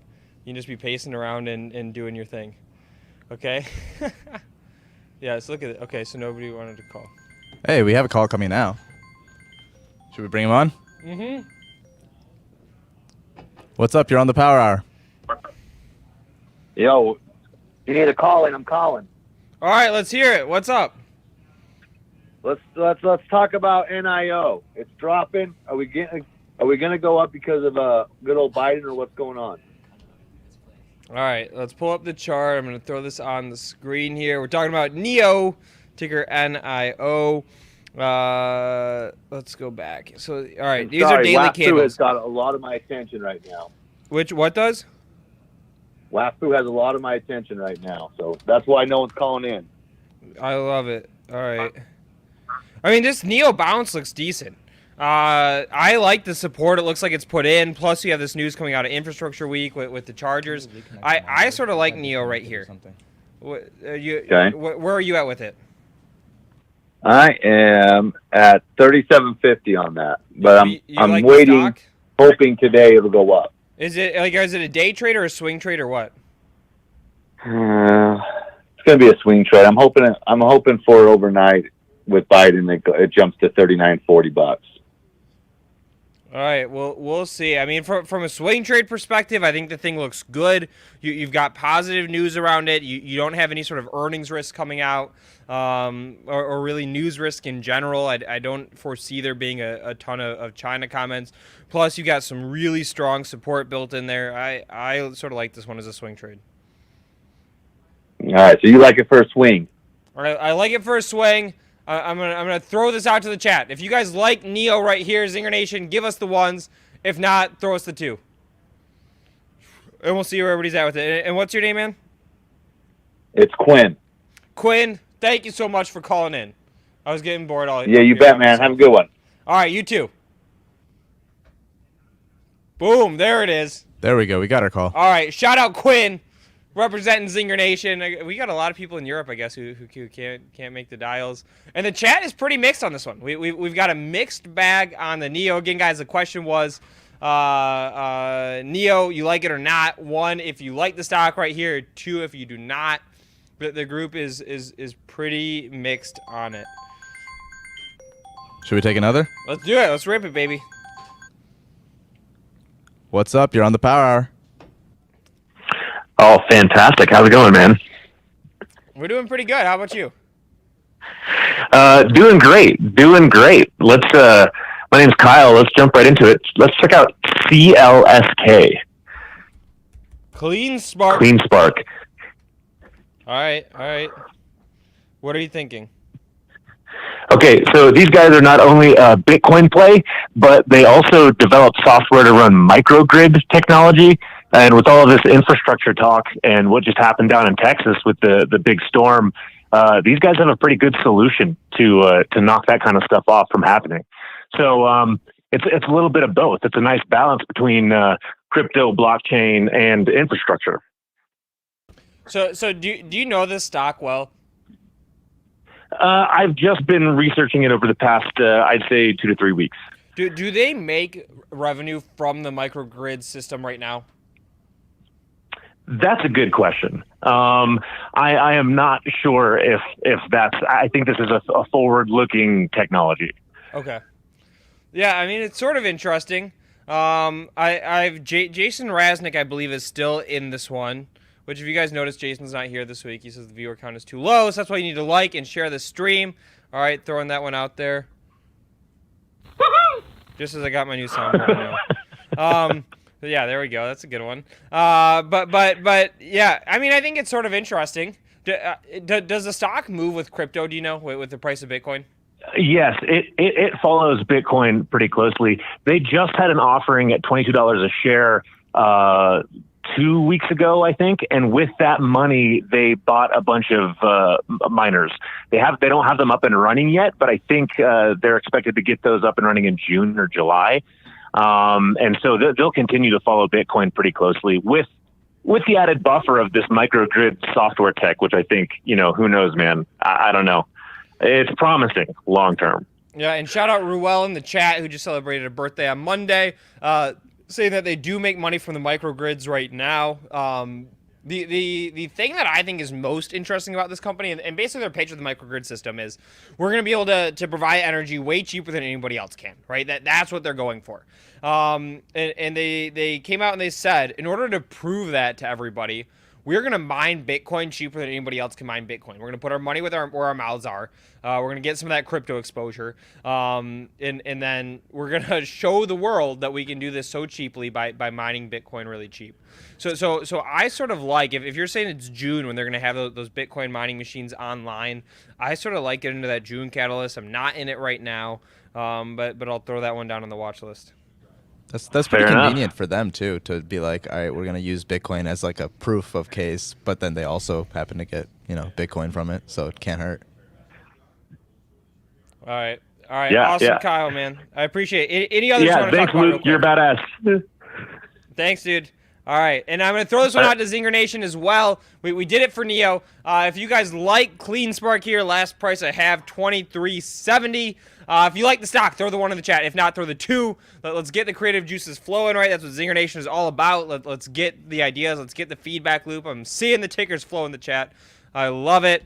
Like HOFV keeps popping up. We'll look at that one real quick. Hall of Fame Resorts. I don't know. I'm going to be honest here. I don't really want to because the company's awesome. I think the jig is a little bit up. I don't know what other news they can have, right? Like, the news is already out. We already got the pop. Maybe it turns into a PR engine and there's more and more news that comes out. But I think a lot of the news is already out in this one. So if you're looking at it for like a short-term 100% move, I wouldn't expect to see it. It's a really interesting company, so if you're looking at it for a long-term 100% move, I can totally get that. But I don't know. That's where I'm at with Hall of Fame. All right, and Kyle's stock, Clean Spark, definitely a favorite of the chat. Let's go. A lot of ones in there for Clean Spark. Again, the question was 1, if you like Clean Spark right here, and then 2, if you do not. And again, let's test out the soundboard. That's hot. That's hot. All right, that's hot. I like it. And one more. Yay, capitalism. Okay, that's a good one too. All right, guys. Let's keep it ripping. I'll go through. I promise you guys I have 4 stocks that I currently own in the live portfolio. Let's click over to that. We haven't checked out the live portfolio yet today, but looking pretty decent. I'll take so SPY's up how much today? SPY's up a decent bit today, reapproaching those all-time highs. We're making some good money in the daily P&L in the live portfolio. But let's talk about a couple stocks that I'm in already right now. I want to do some more conviction on. General Motors. This is one that I'm going to throw out again. This is sort of a swing trade play for me, ticker GM. You can see we bought the stock several weeks ago. It's basically been flat, right? 2.5% change since we got into the ticker. Couple of things going on for GM. The electric Hummer. I don't necessarily love it as a product, but I do think it's interesting as a stock catalyst. The company has already signaled to us that they are going to spend a ton of money advertising that electric Hummer that's coming out. We saw last night NCAA tournament. They've been advertising like crazy over there. I'm sure those are not cheap commercial spots to buy. It's sort of like a tier 2 if we're coming down from the Super Bowl. And then pre-orders for that start in April. The end of April is when there's going to be pre-orders, so we might get some very positive PR of, hey, we ran out of pre-orders in one day, the site crashes, that sort of thing. Whenever I am getting into a position, I always look at two things, right? I've got my story, my catalyst, and then I also have the numbers behind it. So from the number side of things, the stock is trading at just below 8 times EV to EBITDA. So it's pretty darn cheap. And actually trading cheaper than a lot of its auto peers. So even if we get the catalyst wrong, it does not get a pop from that electric Hummer. We're not going to get cracked in the name, so that was part of the impetus for getting into the trade. And then again, let's see if we get some positive headline momentum behind it. EVs in general haven't been as hot as like your cryptos or your NFTs. But again, I like that they signaled they're going to spend money on it. They're following through. We're seeing that ad spend come through. Does that drive some buzz in the stock? We have the pre-orders coming up. That's sort of why I'm in this one for a swing trade. And again, the numbers look okay. So even if we get the thesis wrong, we should be still okay with the stock. And all right, I also want to recap Ripster, Rippy Rip, favorite of the chat, favorite of the FinTwit community. If you guys do not follow him, it's Ripster47 on Twitter. Make sure you do that. He's one of the best educators out there. Yesterday he was talking about SPY, okay? And he specifically into the upcoming month. So Ripster, a lot of times he gives us some nice swing trades. Yesterday he was going a little bit more macro with things. He was talking just higher level market. Right now he said he's a lot of cash. He did give us some favorite stocks right now. Let me see if I pulled this page out of my sheet as I can give you the stocks that he talked about yesterday too. So he gave us 2 stocks, so I'll go over each of those in a second. Yesterday, 2 stocks for a swing trade. But his bigger point was he wants to see the S&P 500 or SPY close above 398 tomorrow, April 1st. Basically, he said he's zooming out to the monthly candles on the S&P 500. He wants to see a nice, strong green candle. Let's start the month off at all-time highs. If the S&P enters the month, at all-time highs, we go into that long weekend. He thinks that generally it's bullish. It's suggesting that the rest of the month will follow.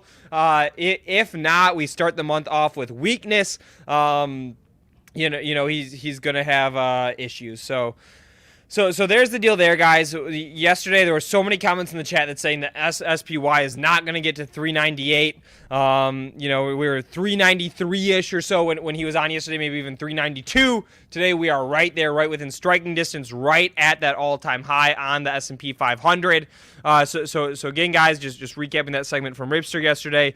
He wants to see, looking at the monthly charts, a nice, solid green candle on the first day of the month, see the index at all-time highs and carry some momentum through the rest of the month. I just teased that I would give his 2 swing trades that he dumped on us yesterday. Tickers were AMPG, Alpha Mike Papa Golf, and LVGO, Lima Victor Golf Oscar. Somebody in Zinger Nation, somebody out there in the chat, type those tickers into the chat for your fellow Zingers who I went too quickly for, so that way they can have those ideas as well. I'm not in either of those. I guess let's take a quick look at the charts. AMPG. Oops. There's the warrants. There's the stock. All right, so AMPG, that was the one, and I recall this one. This was the one that he was definitely more bullish on. Here's a 1-year chart, daily candles. Said it wants to see this thing break out again, and then LVGO is the other one. Nope, LGVO, LivVGO. All right, somebody help me out with this ticker. It's Livingo, Livingo. It's the biotech stock. Somebody will know what it is. If you know what it is, help me out. And somebody else, Nate, saying he's got another joke about John Deere. I would love to hear that.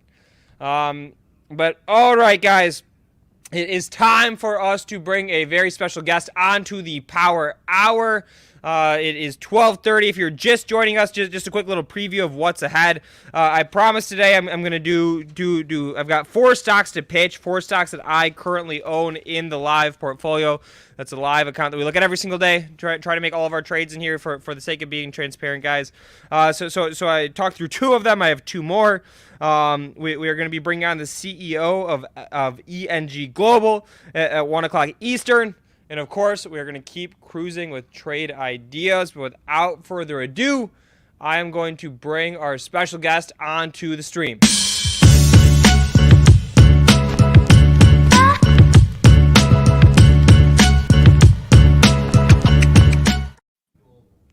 Sylvia, what's up? Welcome to the Power Hour. We are glad to have you here. Hi, great to be here. How's it going? So far, so good. It's a short week. The sun is shining. I do need to go. Yeah, Jesus. I looked behind myself and saw something I didn't want to see. Hold on 1 second. Spencer, why did Airbnb not tell me then? All right, sorry. I had to adjust that. University of Michigan basketball last night, they lost. I had to get that out of the frame. Bad omen for the day, bad omen for my trading. So thanks for bearing with me there. But what's up with you? I guess I really didn't give you a full intro. So could you talk to us a little bit about your background, about Defiance, and then let's dig into some of these funds. Yeah, sure. Sounds good. So I am the CIO of Defiance ETFs, and we're basically a fintech asset management firm. ETFs is one of the things that we do. We do a few other things and have a couple other business lines. But for our talk today, the purpose of that is going to be around the ETFs. So we think about things in terms of the next generation investor, the next generation products, themes, innovation, technology, and disruption. So everything that we do is catered to creating products in those spaces, trying to make them as cheap as possible, and pretty much, introduce and welcome them to the new generation of traders that really attack the market this year and have us excited about trading again. All right, I like it. I've got 2 specific funds that I was hoping to dive into today. I want to do hydrogen. I also wanted to do 5G. Do you have a specific place you would prefer starting? We can start with hydrogen if that works for you. All right, let's start with hydrogen. So I guess first things first. I guess tell us about the sector. What made you guys want to launch the fund? Was it from customer demand? Is it forward looking? You see this as the next frontier? Where all did that come from? So super forward looking. Some of the companies that are in the hydrogen fund and other products out there have been around for a long time, but there hasn't really been this actual focus on investing in the space. So right now, the investment in hydrogen is in the $150 to $200 billion mark, and that's poised to grow to about 11 trillion by 2050. So, before that was just sort of a nice idea and a number, but now things are actually happening. So basically technology exists to utilize, store, transfer hydrogen and use it as an energy source. The costs are going down, and it's a big priority for global governments. So, the Saudis just pumped 700 million into it. The EU came out and said that they're going to invest 2 trillion in coming years. The US, couple hundred million. So there's this big focus on becoming carbon neutral by 2050. And I think that, now that, we sort of have this new president in office, and he's committing to infrastructure spend, and, so much of his focus is going to be around climate and things like that. I just think it's really the time for hydrogen, and it's a, nascent sector. So we came out with the first hydrogen ETF. It's the cheapest one too. It's 30 bips, and we're basically giving you access to the companies that generate their revenues from hydrogen or fuel cell technology. Awesome. And if you guys are just joining us, we did get a little bit of news from Infrastructure Week this week. We know that at least EV charging networks are going to be a part of that, so it definitely speaks towards the push towards green energy, green infrastructure. And so, Sylvia, can you talk to us a little bit about the stock selection that's in the fund? Is it U.S.-based? Is it global, small stocks, large stocks? How involved in hydrogen are they, et cetera? Yeah, sure. So it's there actually aren't that many pure plays out there in the market. So the index has 25 holdings, and we're giving you access to the pure play names. So some of the examples of that would be Plug Power. So Plug Power now, for example, they use hydrogen fueled engines in cranes and forklifts and things like that, being used by companies like Amazon, NASA, Home Depot. They're trying to, again, lower their emissions and their carbon footprint in their warehouses. So that already exists. You've got tickers like Fuel in there, which is basically they store, transfer, process, create hydrogen for use. So you're looking at companies like that, basically that have some sort of research, implementation, or use of hydrogen or fuel cell technology. They're global, so most of the names are domestic, but you do have some overseas names in there, and namely in the countries that have invested a lot in this. So UK is in there, South Korea. You've got some China in there, and it's basically giving you access to all the companies that are on the forefront of hydrogen technology. Okay, awesome. And like going off what you just mentioned, right? There's not a ton of pure play hydrogen stocks yet. So I imagine that we will have new entrants into the market. We will also have companies that are trying to get it going, just can't, and go bust. So how often is the ETF being rebalanced? Are we seeing new stocks in there, stocks exit, et cetera? Yeah, so that's a great point. I mean, I think we're always sort of going to look at the universe of available names in there, and if there's an appropriate name that sort of is big enough and liquid enough and is true to that 50% of its revenue or more from hydrogen and fuel cell technology, it'll get added. On the other hand, if there's a company that, for example, stops investing or stops doing research and falls below that revenue line, they would probably get removed from the index. So, you have your rebalance cycles and whatnot, but the constituents in this index are going to be reviewed, looked at least on a monthly basis, and there's a reconstitution, of course, annually, and then regular rebalances along the way. Awesome. And guys, we have the ticker in the chat there. Again, it's Hotel Delta Romeo Oscar. That's HDRO. All right. And anything else that we should talk about with regard to hydrogen? As I do want to talk about 5G a little bit as well. Yeah, I mean, I think that, it's really interesting since we came out with this product. There's been so much interest in it, and so much of that interest is coming from people who work in the space of, environmental sciences and things like that. And people in sort of like the finance and trading world, I think they sort of like the idea of it, but had, kind of like no idea what it is and what it actually does. So I think it's cool to know that, there are cars that are powered by hydrogen, through fuel cell technology. Again, cranes, machines, things like that being used by the biggest companies in the S&P 500 to go carbon neutral. There was just like a motorboat being tested in Japan last weekend. Yeah, using hydrogen fuel cell technology. So it's really everywhere, and it's just interesting enough. Like, quick fact, it's the most abundant element in the universe. It has to be isolated. So essentially through the process of electrolysis, you're separating hydrogen from oxygen, and then through a transfer of a fuel cell, you're separating electrons and protons, and when hydrogen and oxygen meet on the other side, they create water, which is essentially non-toxic, whereas 90% of the fossil fuels that we use right now are harmful to the environment. The aftermath of the hydrogen process is water. So, definitely high hopes for how well it will impact the environment if it can be used as an energy source going forward. And at the top of the segment, you threw out a number. I think it was like a 2025 size of the market. Can you give us that one again? Yeah, actually, it's 2050 size is 11 trillion. Okay. Yeah, it's supposed to be 11 trillion, and we're at like 150 to 200 billion, depending on sort of the day. But you just keep hearing these announcements come out daily.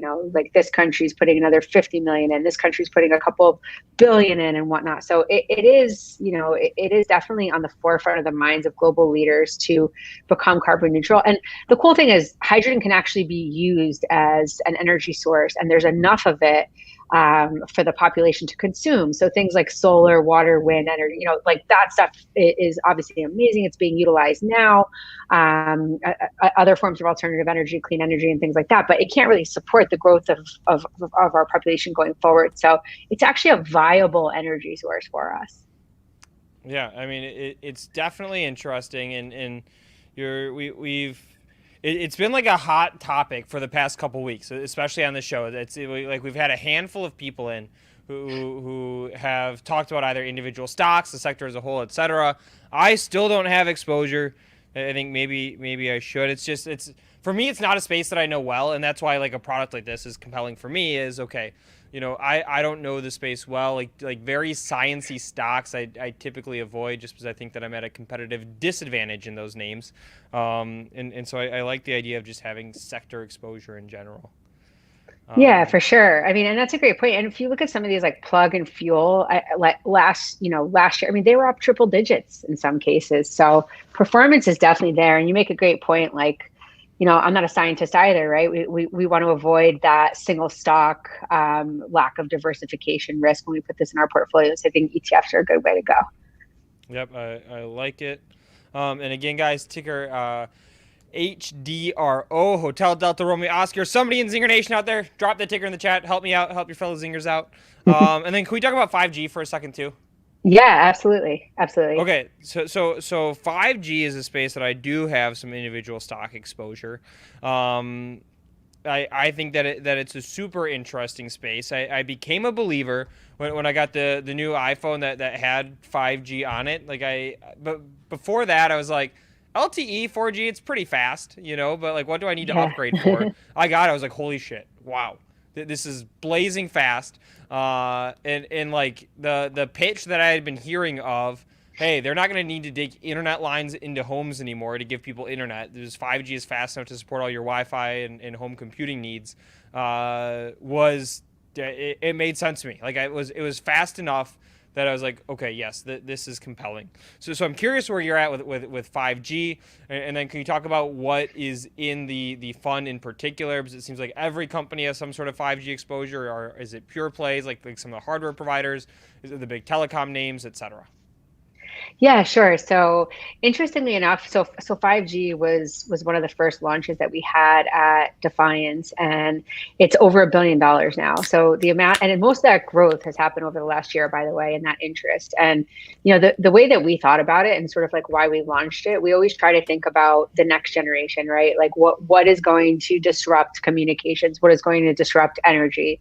What is going to disrupt, like the tech names, the classic old school software technology companies. So if you look at the major communications ETF products out there and just some of the names in that space, they're like Google, they're Facebook, they're sort of, social media companies and things like that, but which is awesome because they've done really well. But if you want access to pure communication, like, telecom, router providers, broadband networks, cell towers, REITs essentially that have the real estate to build the cell towers and things like that, mobility, chips and things like that. That's what we consider actually what will power the future of communication and 5G. So as you said, Apple came out with the iPhone, and I think that's the first time that like it almost became a real thing to people. Yep. You know, you can turn on the phone and you see that little, Yeah. right. And like, and actually it's funny because people point out to me too, like, yeah, I got the new iPhone, but it still says 4G, right? So it does depend on where you live. And it also shows you that this is still a growing thing, right? It's just sort of the takeaway here is everybody should come move to Detroit, drive up our Right. property values a little bit. That would help me out, and you'll get some nice 5G. So Exactly, right. You get faster communications and whatnot. So I agree with you too. I noticed the difference right away. So what does that mean though? Like that will impact every industry that we know. It'll impact AI, driverless cars. It'll impact the healthcare industry and the ability for like doctors, researchers, whatever it might be around the world to share information within seconds that might impact the outcome of a decision that they make in patient care. It'll allow us to share information globally, again, very efficiently and quickly. It's going to affect the way that we communicate and the speed at which we communicate. So what it will do is essentially, it's that next generation of communications. Everything will be sort of faster, more efficient, and universally available because of the 5G network and all the companies that go into it. So what's in it? You've got like analog devices, NXP, Qualcomm, Nokia, AT&T, Skyworks. You've got You've got Crown Castle, which is like a REIT company. So it's giving you access to, and it's really interesting too, because if you look at like the banks and when they write about communication and 5G, a lot of them take different approaches. Like I saw a Morgan Stanley piece where they were saying that, the future of communications and like where you have to put all your money is cell towers, right? And then another bank comes out and says it's definitely chips, right? Because we need chips for the speed, we need chips for the routers to work, and AI and all that kind of stuff, and the driverless car thing, machine learning, big data processing. So all of these things go into 5G and what a 5G company is. So our index is actually pretty broad based. I mean, there's well over 150 names in there, and you're getting access to all of these different disruptive sort of trends that go into making 5G work. Yeah, and I noticed that you have two of my favorite stocks in there. One of them I own, and it's in the long-term portfolio. It's not like a swing trade stock for me, but ticker INSG. India, November, Sandy Gulf. I'm getting killed on it. Well, it's a good one, though. It's a good one, though. Yeah, exactly. So my pitch on it basically is, I think that it just makes more sense that Comcast does not have to dig a line into my home to give me internet. Inseego enables my house to get that 5G infrastructure, beam it back out as Wi-Fi for all my devices. And so that's why I really like that one. And I love that you know that stock too. Nobody knows that stock. Yeah, I love that stock too, and I'm getting a little bit hammered on that one too. But I think a lot of that is also just like what's been going on with growth and the 10-year one, and some of these names are being like inexplicably, I think, harmed in the near term, and chip shortage and stuff like that. But totally agree with you. I mean, Inseego is pretty much the brains behind the operation, so it's a great stock to look at. All right, well, it's one of those stocks that I know amazingly well. We don't have time today. But one day, guys, everybody out there in the chat, I'm going to do a full history of Inseego in how Trump crashed the stock 50% but ended up saving the company. That's my teaser for it. Basically, they had a deal on the table with China. It got killed by Trump, but it ended up being amazing for the company long term that it got killed. So we'll do a full history there. And everybody in the chat's asking, I forgot to give the ticker, FIVG, Foxtrot India, Victor Golf, and Sylvia. I don't know if you're involved in the website at all, but you guys have like the best website ever. Yeah, I give amazing. I give full credit to Jacob Ingram, who's our chief marketing officer. He's awesome. It's super high tech, and I think it fits the spirit of what we do really well. All right, and I see Neil, who's our marketing guy, is in the chat watching too. So Neil, check out the Defiance ETF website. It's a good one. But awesome, Sylvia. Thanks for coming on today. We're talking hydrogen. Thanks for we're talking me. 5G. I appreciate it. Thank you. All right, guys. Yeah, Ruel, nice teaser. There we go. I'm not even being discreet with that one. No, Neil is a marketing guy. He's our CMO, okay? Chief Marketing Officer. Is marketing a real thing, or is that like a fake thing? I don't know. But anyways, Eyes, motherfucker. All right. Just testing the soundboard randomly. Again, we got hundreds of new sounds. You're hearing them all for the first time, just like I am. But all right, guys, let's get back to it. I'm gonna preview the rest of the show. If you're just joining us, CEO of N Global joining us at 1 o'clock Eastern. So that's about 10 minutes from now. I promised 4 stock pitches today. I already did 2. I'll do one more before we get into our next guest. And then also let's look at Palantir. PLTR. Let's look at Palantir. And guys, like the stream, share this stream. Like I said earlier, with a heavy heart. We don't have Jason with us this week. He's saying that the viewership is too low to be worth his time. I like having Jason here. When he's not here, I typically have to go for 2 hours straight, and I get tired doing that. Okay. And then also let's put the speculation to rest about the Pepsi versus the Coke thing. I go both ways. Okay. I'm a switch hitter. Say what you will about with me, but Neil knows I go both ways. I did in fact buy 3 Pepsis before coming on today to keep hydrated. I do also have the Red Bull. I don't think this counts even as an energy drink, but it's like a mixer more than anything.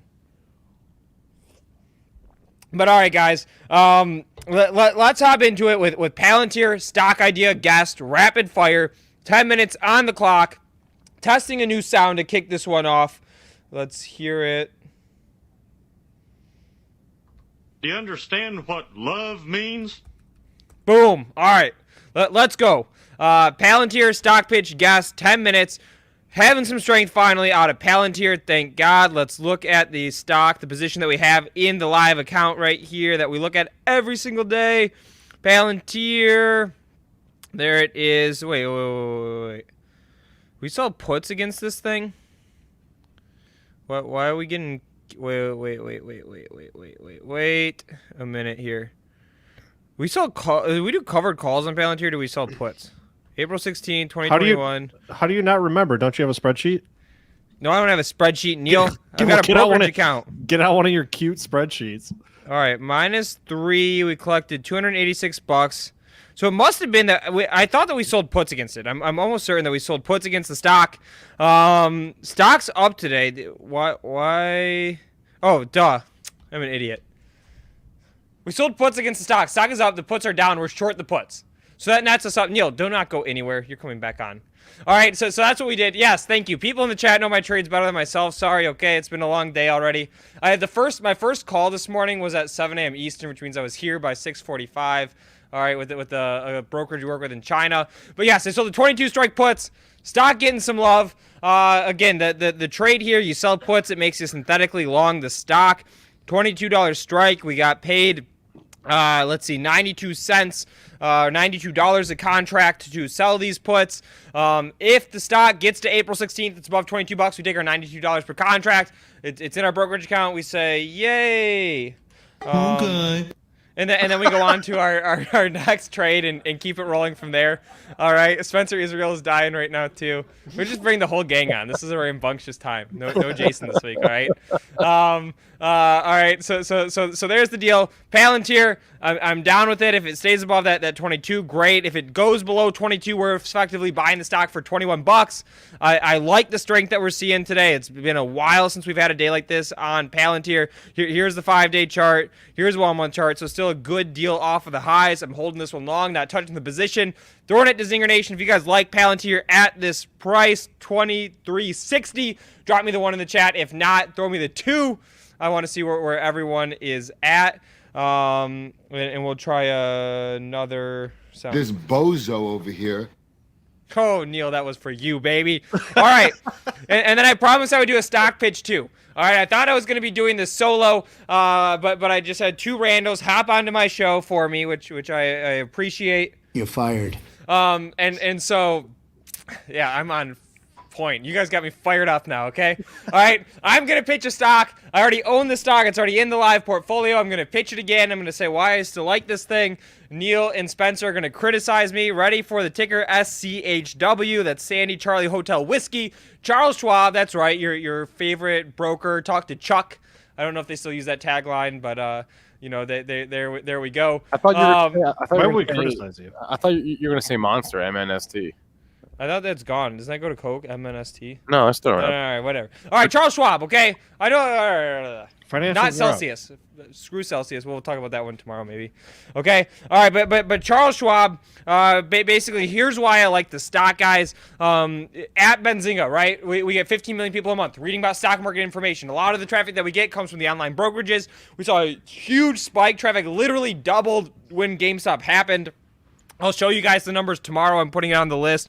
BZ.com numbers, because that speaks, it's like a general indicator. The amount of traffic we get is an indicator for how much stock market interest there is. And so traffic went crazy when GameStop happened. It has remained elevated, which tells me that the online brokers are seeing continued high interest. So they not only opened a ton of accounts, they're going to have a ton of trade activity, a ton of interest on any content that we do has to do with options. The brokerages do make a lot of money from options. And so that's why I like Charles Schwab. I like it into the earnings report. And then also, you guys know that I'm more defensive than less defensive right now, right? I'm not all out, 200% margin. Yes, do I have a little bit of margin in the account? It sort of pains me. Here's the live account. We scroll down, we see, negative $15,000 of cash, right? So we got some margin. Wait, but I want to be. Do you think you're sharing your screen right now, bro? Yeah, you're not. Oh, Spencer Israel came on and took it away. All right, so we do have some margin, right? Not great, okay.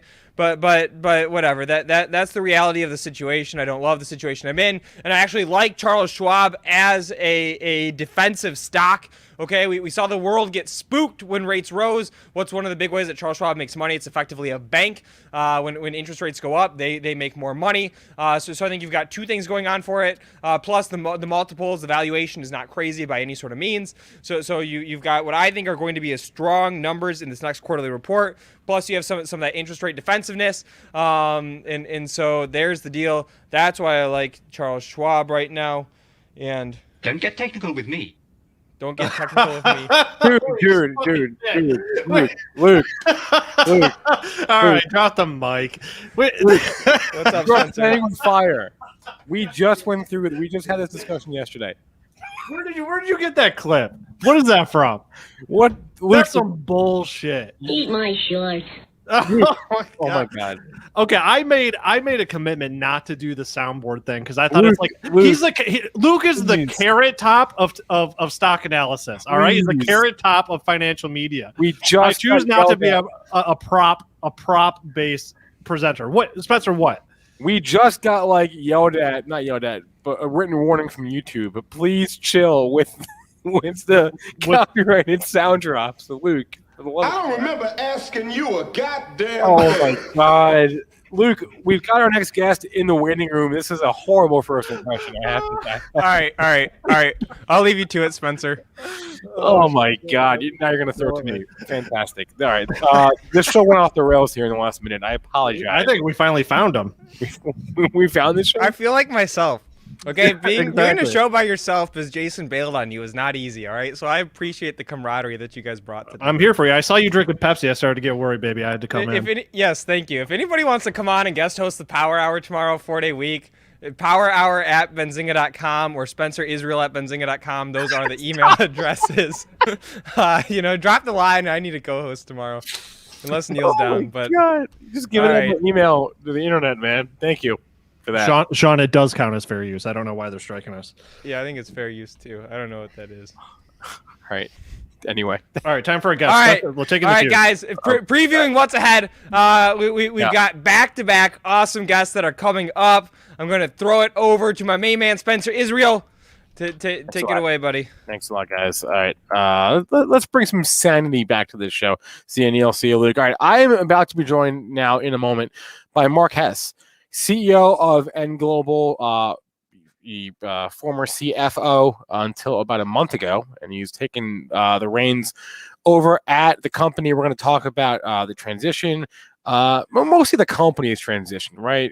We spend a lot of time, or we see a lot of headlines about transition, oil and gas companies transitioning to renewables, and what goes into that, right? What exactly goes into that transition? Easier said than done. We're going to talk about that, and just the shift of the industry away from oil and gas into renewables, and we're going to talk about the company. I mean, the stock has been kind of crazy. I'll bring it up here in a second. And I believe this was a name that was pitched on our show, I want to say back in January. I want to say. Pretty sure it's January. Producer AB, correct me if I'm wrong, but I'm pretty sure it's January. And it's been a high flyer for the last couple months, and I want to see if we can get some explanation as to what that's about. So yeah, there's the chart there on for ENG. So we're gonna have Mark on here in a second, and then as was mentioned, after Mark, we're going back to back, I suspect. Today. After Mark, I've got Sean Dubrovac, the chief economist at IPC. Sean is not just an economist, but he's also like a futurist. So if you have any questions about emerging technologies and as it relates to any economic force, be it demographics or whatever, Sean's going to be our guy for that. So we're going to talk to Sean about like long-term trends. Also, we're going to hit on with both our guests the infrastructure plan today that's being announced supposedly at 4:20 by the president. That will have far-reaching ramifications for many industries, oil and gas, EVs, a lot of stuff. Infrastructure, obviously, materials, home health care, even. There's a lot in that, a lot in the bill, or a lot on the plan, I should say. So with that being said, it's 1 o'clock. Let's bring on my guest today. Can we get that producer Ron? Can we get that chat off the screen there? That comment. Thank you very much. Mark Hess, as I said, is the CEO of N Global. Joining me now on Power Hour. Mark, how are we doing today? Doing fine. How are you? We're good. We're good. I apologize for the craziness. You joined at like peak crazy, but I've gotten them off. They're out. They're out of here, and now we're gonna have like a much more normal discussion. So first, you've been at the job for like a month now. Is that right? Yep, I've been CEO now for a month, but I was CFO prior to this for about almost 10 years. So I've been involved with Global for a long time. So maybe you can start by just giving us a overview of N Global for the people that don't know what you guys do, have never heard of you before. Give us an overview. Well, historically, Global has been primarily an engineering firm. We have recently transitioned, I say recently, over the last couple of years, we've been transitioning to a project solution delivery firm. And so what that means is that we can take a project from soup to nuts and complete projects for our clients. Our clients are primarily in the energy industry, mostly in the oil and gas historically, but moving into green and hydrogen segments of the energy industry today. Got it. All right, I sort of teased the infrastructure spending bill, and I want to start there, and then we'll go to other topics here. But I mentioned the $2 trillion spending package being unveiled today. From your point of view, Mark, what are the implications for your business? Well, I think as the economy transitions to a less carbon-based economy to more of a hydrogen-based economy, there's going to be a lot of infrastructure changes that need to take place, and we are well positioned to assist our clients in making that transition. Like what kind of transition? Well, for example, we are currently working on a hydrogen plant. So we are building a hydrogen plant for a client that's a modular-based plant. It's going into Kansas, but it's being built here in Texas. It was engineered, designed, and fabricated here in Texas, and is being shipped and installed in Kansas. Kind of like a Lego type situation where you have truckable modules that stack together that make a hydrogen plant. Can you speak to, and maybe we'll come back to the infrastructure thing, but can you speak to, since you just brought up the hydrogen plant, you guys weren't always doing hydrogen plants, right? You didn't always have those clients. Can you speak to the transition of your client base over time? Yeah, I mean, we have been doing plants. It's just that hydrogen now is getting more focused than it ever has in the past. And so, we've done a number of different types of process plants, ammonia process plants, hydrogen process plants.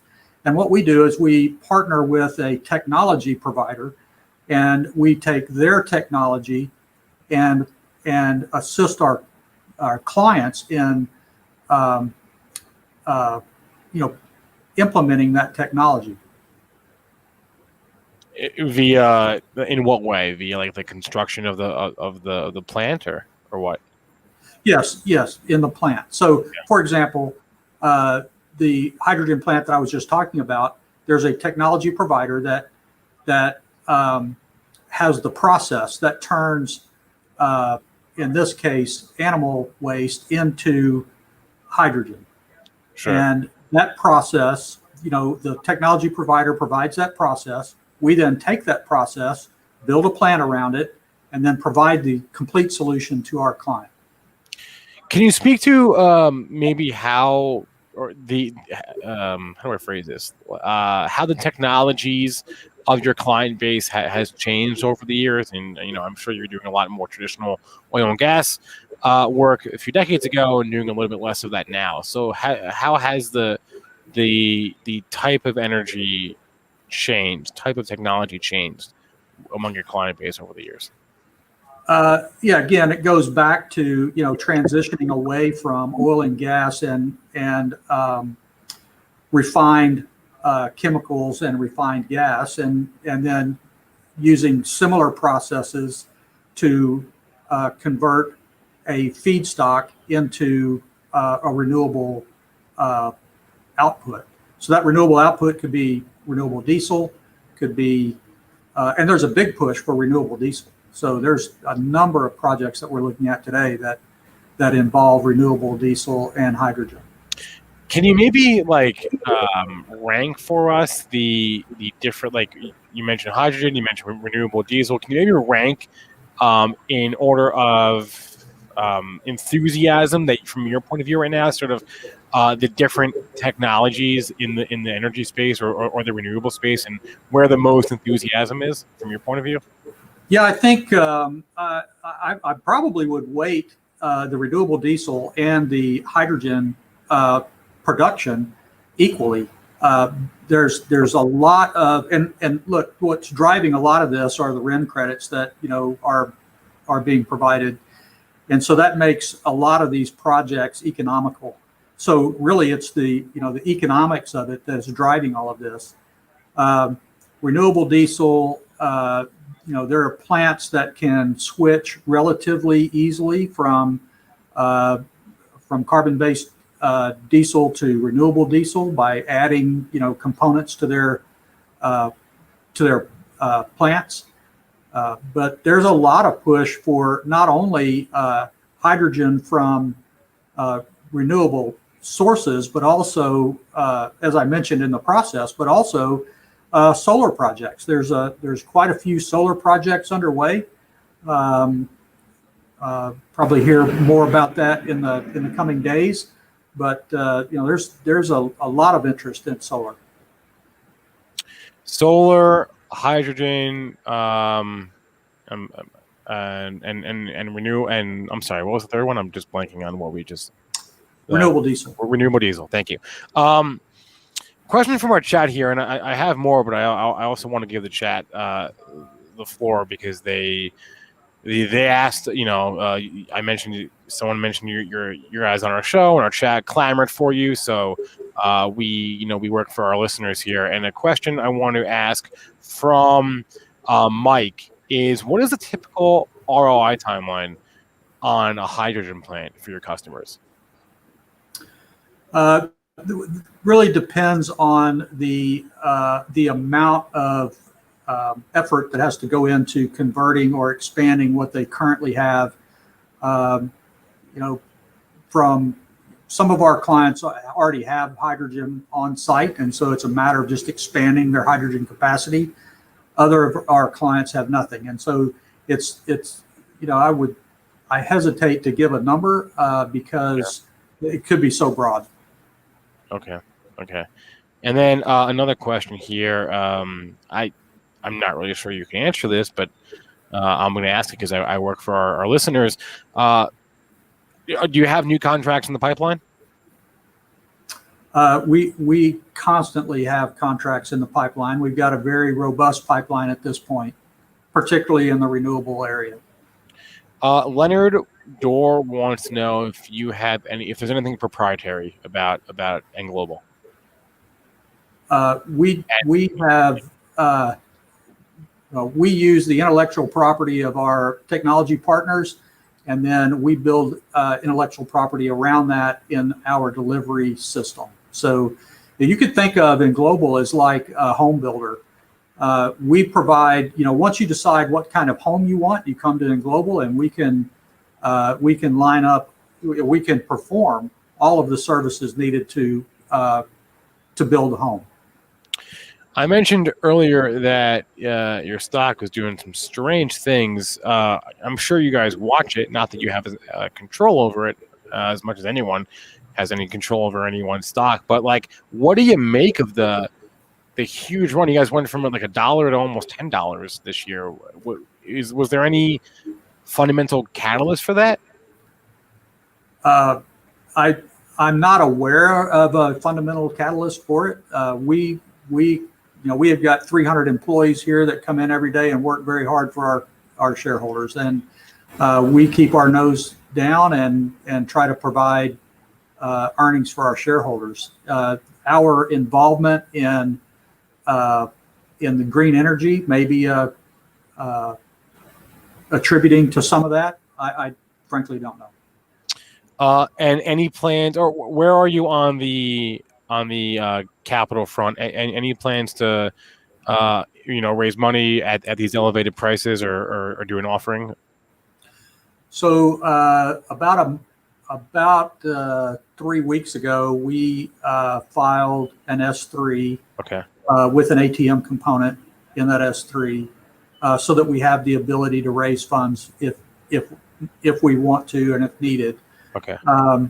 So we do have the ability to do that. We are looking at some opportunities that where that would be handy. So, can you just make it clear for people what is ENG? What is N Global a play on? If you someone want to invest, what is the play? You've obviously got exposure to renewables. We've got exposure to oil and gas, but is there a specific idea you can boil it down to for your investors? What is the play here? So, in my view, it is we are the execution arm of any of that activity. So, when you see oil prices spike, or you see enthusiasm in the green energy sector, we're the execution arm. We're the people that make it happen. And outside of maybe the infrastructure plan being unveiled today, and outside of any new deals that you may announce going forward, what is the big catalyst here going forward? Obviously, the Biden administration and the subsequent the assumption by the market that would mean that would mean good things for green energy and renewables was a big catalyst for the entire space, not just you guys. But what is the next catalyst going forward if we're looking maybe down the road beyond today's announcement of the infrastructure spending plan? What is the next catalyst for if not you, then you and your peers? Yeah, I mean, I go back to the activity, and so we've come through a year where activity was very low, and so there's a lot of pent-up activity in our client base, and so we're here to assist them with their projects. And so there's it's not just the green energy. I mean, obviously that's a big wave that we're riding and will probably be riding for many years to come. But traditional oil and gas is going to be with us for at least for my lifetime, if not longer. And there's a lot of maintenance and a lot of CapEx that's being spent in that arena as well. And that CapEx is where we play.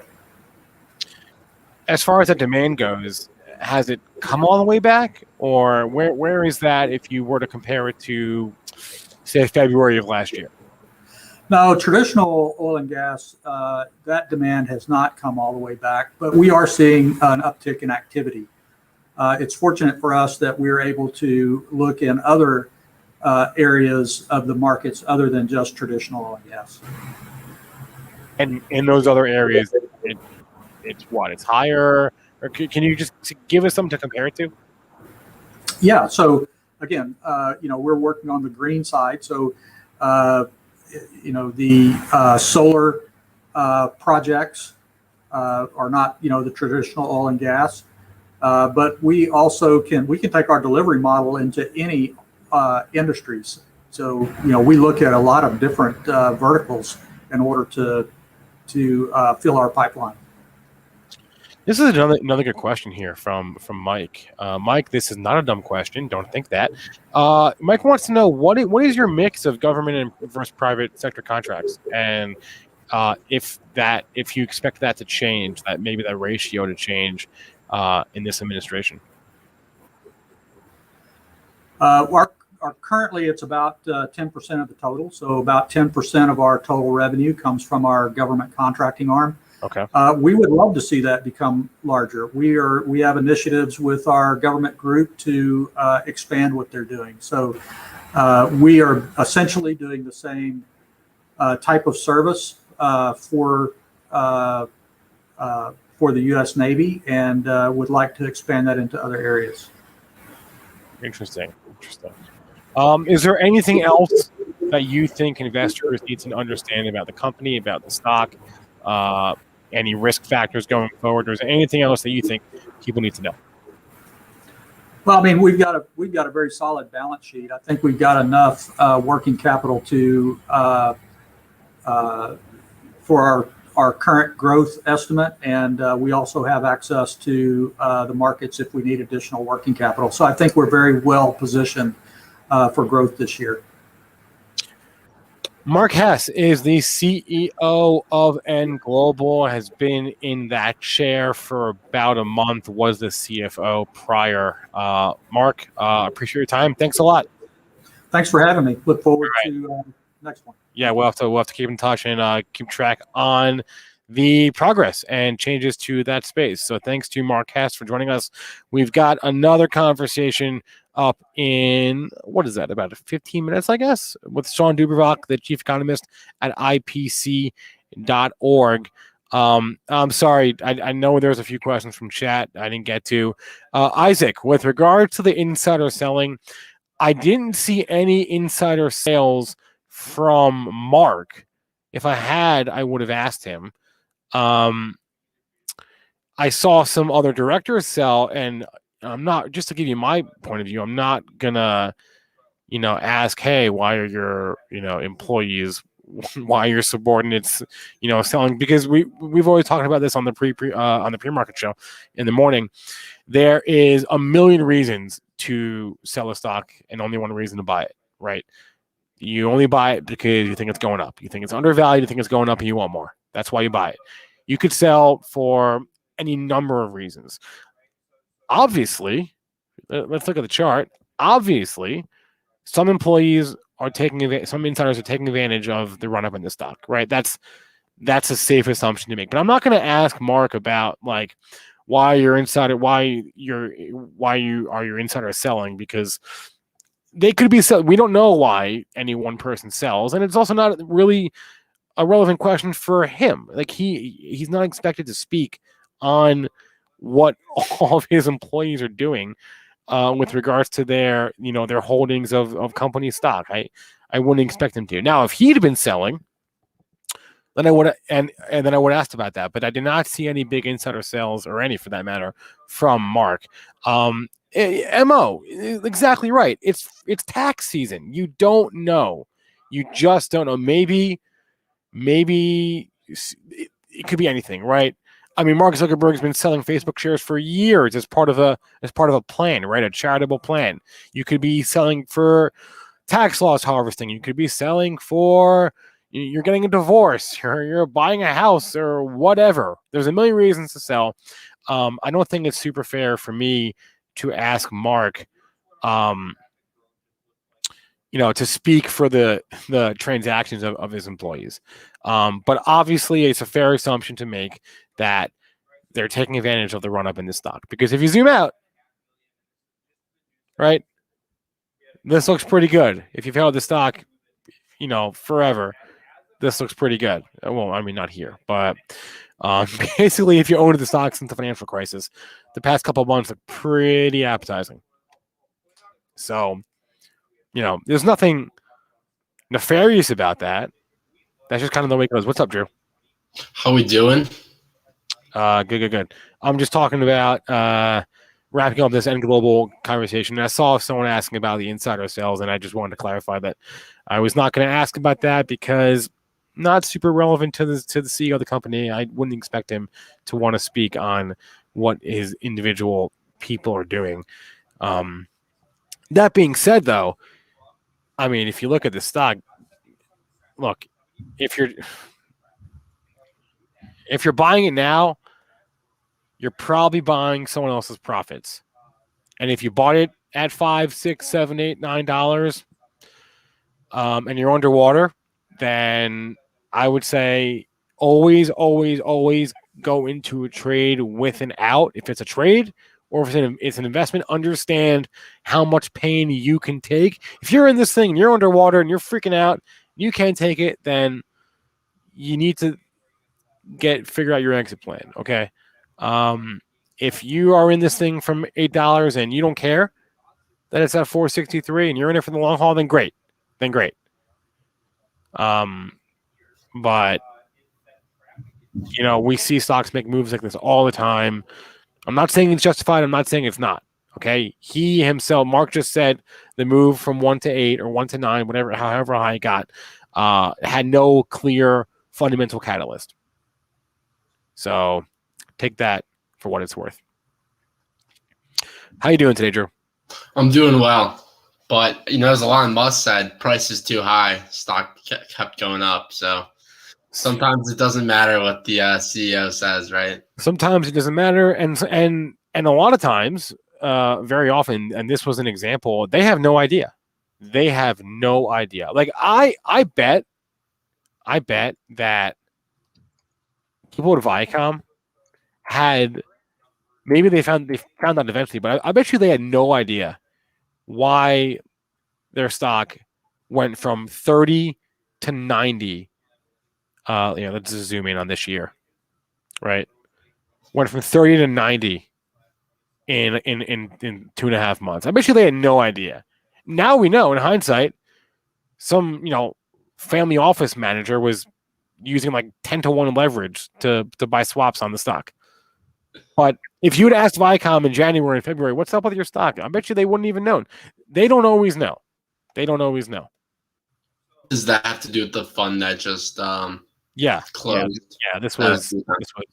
And I asked about the offering because we covered this with Brent yesterday. There are different types of offerings, and they can be dilutive. And you want to know they're not necessarily a bad thing. Offerings aren't always bad. Like in Viacom's case, it's a sort of a weird situation, but offerings aren't always bad. If you bring up, N Global here, an offering maybe wouldn't be the worst idea. That's kind of the point of being public is, you're allowed to raise money whenever you want, essentially, as long as you have a buyer for the shares you're selling. Yeah, we talked about that last time. Someone asked, "Is dilution bad? Is a company offering shares bad?" And you mentioned, right? That's why a company goes public, right? Their whole point is that they can access public capital. They can get investors with a snap of a finger. Yeah. I think we were talking about Genius Brand, right? They have no debt. That company has no debt, Well, and they've tried to push across so many different ventures, so many different avenues, and grow their different series. And they have no debt. It's kind of amazing. They took advantage of a huge spike. That thing went all the way to $11, and they leveraged it, right? If they offered shares at that price point, perfect. That's better than offering debt. Wait, did they do an offering? Do you know or no?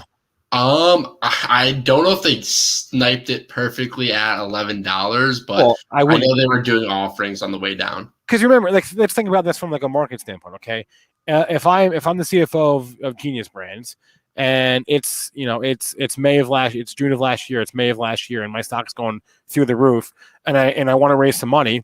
Okay, I've got to find a buyer, right? You go to your bank, your prime broker, Goldman, whoever your broker is, and you say, hey, we want to raise some money, we want to do an offering.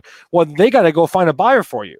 So obviously, if you're Genius Brands and your stock is at $11, what was the high there?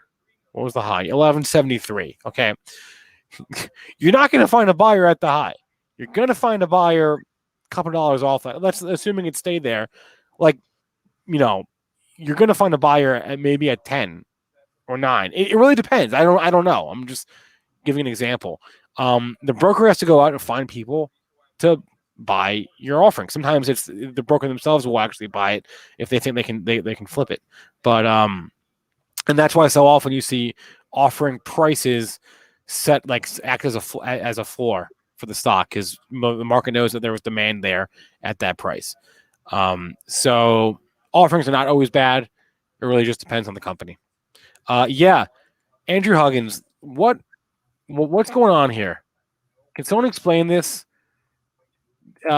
My initial hunch. This is Discovery Class B shares. Let me just compare this to. I think I have a hunch. I have a theory as to why this is happening. Okay. So here, Class A shares are in purple.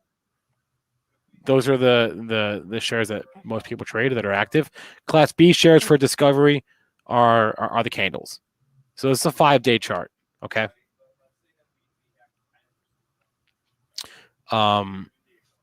My theory, I don't know this for sure, but what I think could be happening here is that there are no shares available to short on DISCB. Okay. Let's go to this details page. Let's see what look at the float. Okay. So look at this. 320,000 shares are in the float for this stock. How many shares outstanding? What? All right. One of those numbers. All right. So that shares outstanding number is pretty high. But if the float is to be believed, remember the float is all the shares available for trade in the public market. So the float's very, very small. We've seen divergences in the past, especially in media stocks, between Class A shares and Class B shares. It happened a few years ago with Viacom, back before Viacom merged with CBS, and it was a VIAB and VIAC. Those are the tickers, and it was the Class B shares and the Class C shares, I think. And the one share class became super hard to borrow, and you couldn't short the stock. And what happens when you can't short the stock when there's no supply? We saw it with GameStop, right? Stock goes up. So that's what I think is happening here with the ISCB. There is no shares available to short the stock, and therefore, if you think about who are shorts, they're sellers, right? And if there are no sellers available, there are no shares for shorts to get their hands on, literally, then you basically have a lopsided market where you only have buyers and no sellers. So that's my guess, based on prior instances of this, of what's happening today with DISCB, is that there is no short. There are no shares available for shorts to get their hands on. Brokers don't have any supply of DISCB shares. And even if you want to short it, you can't. There are no shares to borrow. That's what I think is happening. So this move is not rooted in reality. This is a function of market dynamics. It makes no sense, but sometimes the market makes no sense. So interesting. Who's buying these shares though? Are these day traders? Like that's my question, right? Because there's someone buying, there's some volume. Right. Obviously, there are buyers and sellers, right? Because there are transactions, and for every buyer, you need a seller, and vice versa. But you have everybody like leaning on. Wait, let me think. How's I going to say this? You have everybody leaning on the bid, right, and not on the ask. Did I get that right? Jim is like algos. It's computers too. It's probably all computers, but I'm sure there are people lining up out the door to short the stock, but they can't. They can't because they go to their broker and their broker's like, it's hard to borrow. It's hard to borrow. There are no I can't lend you any shares. I have nothing to lend you. There is no supply for me to lend you. I'm sorry. So who's buying it? People who are chasing. Probably a lot of, it's intraday, right? So mostly computers, let's be honest with you. And most of the activity from 9:30 to 4 o'clock is computers and algos and bots. But yeah, Corey Comifer just tried to short DISCB. Not available for a short sale. So eventually someone's going to come in with a bunch of shares to short. Someone somewhere is going to be like, all right, the supply will work itself out eventually. It always does.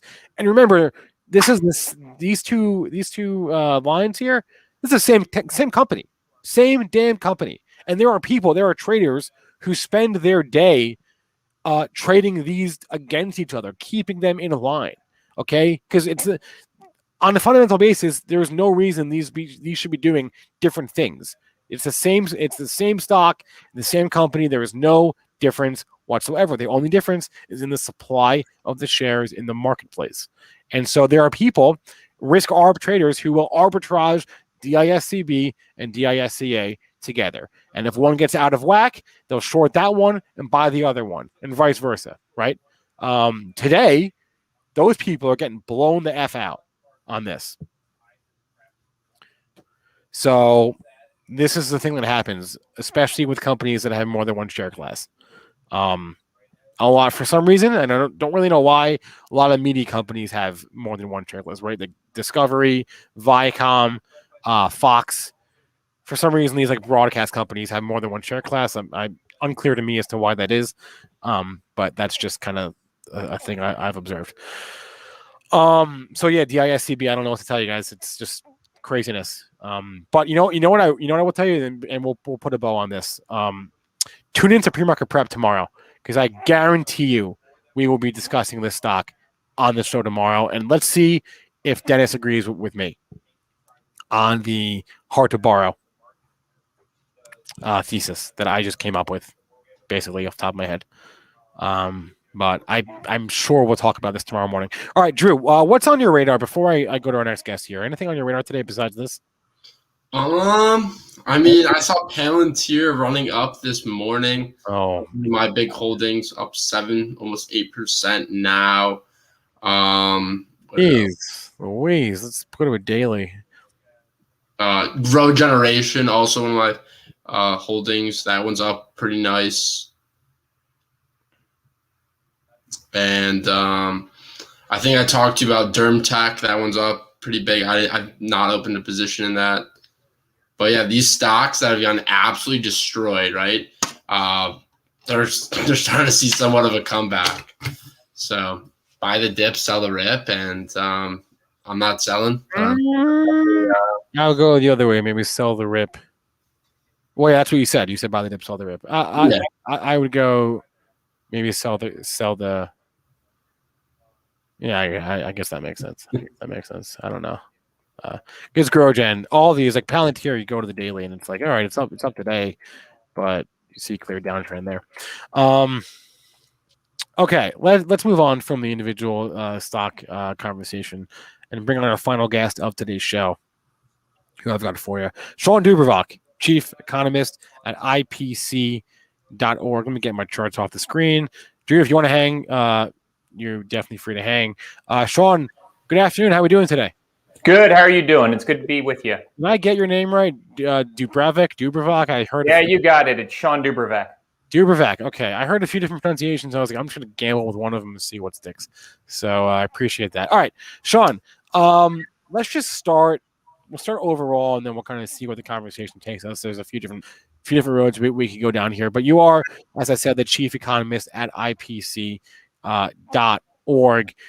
Give us your overall macro view right now. It seems like there's not that there's ever a consensus, but it seems like especially now there is little consensus on where we stand, where the U.S. stands right now. You hear a lot about inflation. Oh, we have it. Oh, but there's it'll be more coming down the road, or we don't have it.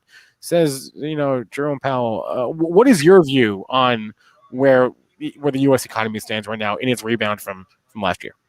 Well, we can start by taking a look at growth, and we were already seeing growth improve. The growth outlook for the year was already improving. That was before we got $1.9 trillion of extra stimulus. Yeah. And now we've got, potentially another infrastructure bill coming in behind that. So the growth here in the U.S. has definitely accelerated just over the last month. Our expectations for the year have improved. And broadly, you see the global economy recovering as well. So it isn't just a U.S. phenomenon. Europe, it's a little more mixed. So if you see some of the countries there that have strong influence to overseas markets, so they're driven by exports, places like the Netherlands, Germany, they're going to see a recovery year. Other places like Spain, maybe Italy, more influenced by hospitality and vacations, they'll still have a much harder time. They're coming off of very low levels. But again, if you kind of back to the U.S., really driving really strong growth for the year, and that's going to drive global growth. That's going to really help spill into the global economy. Let's go into that infrastructure spending plan that is set to be announced, I guess, in 3 hours now or so.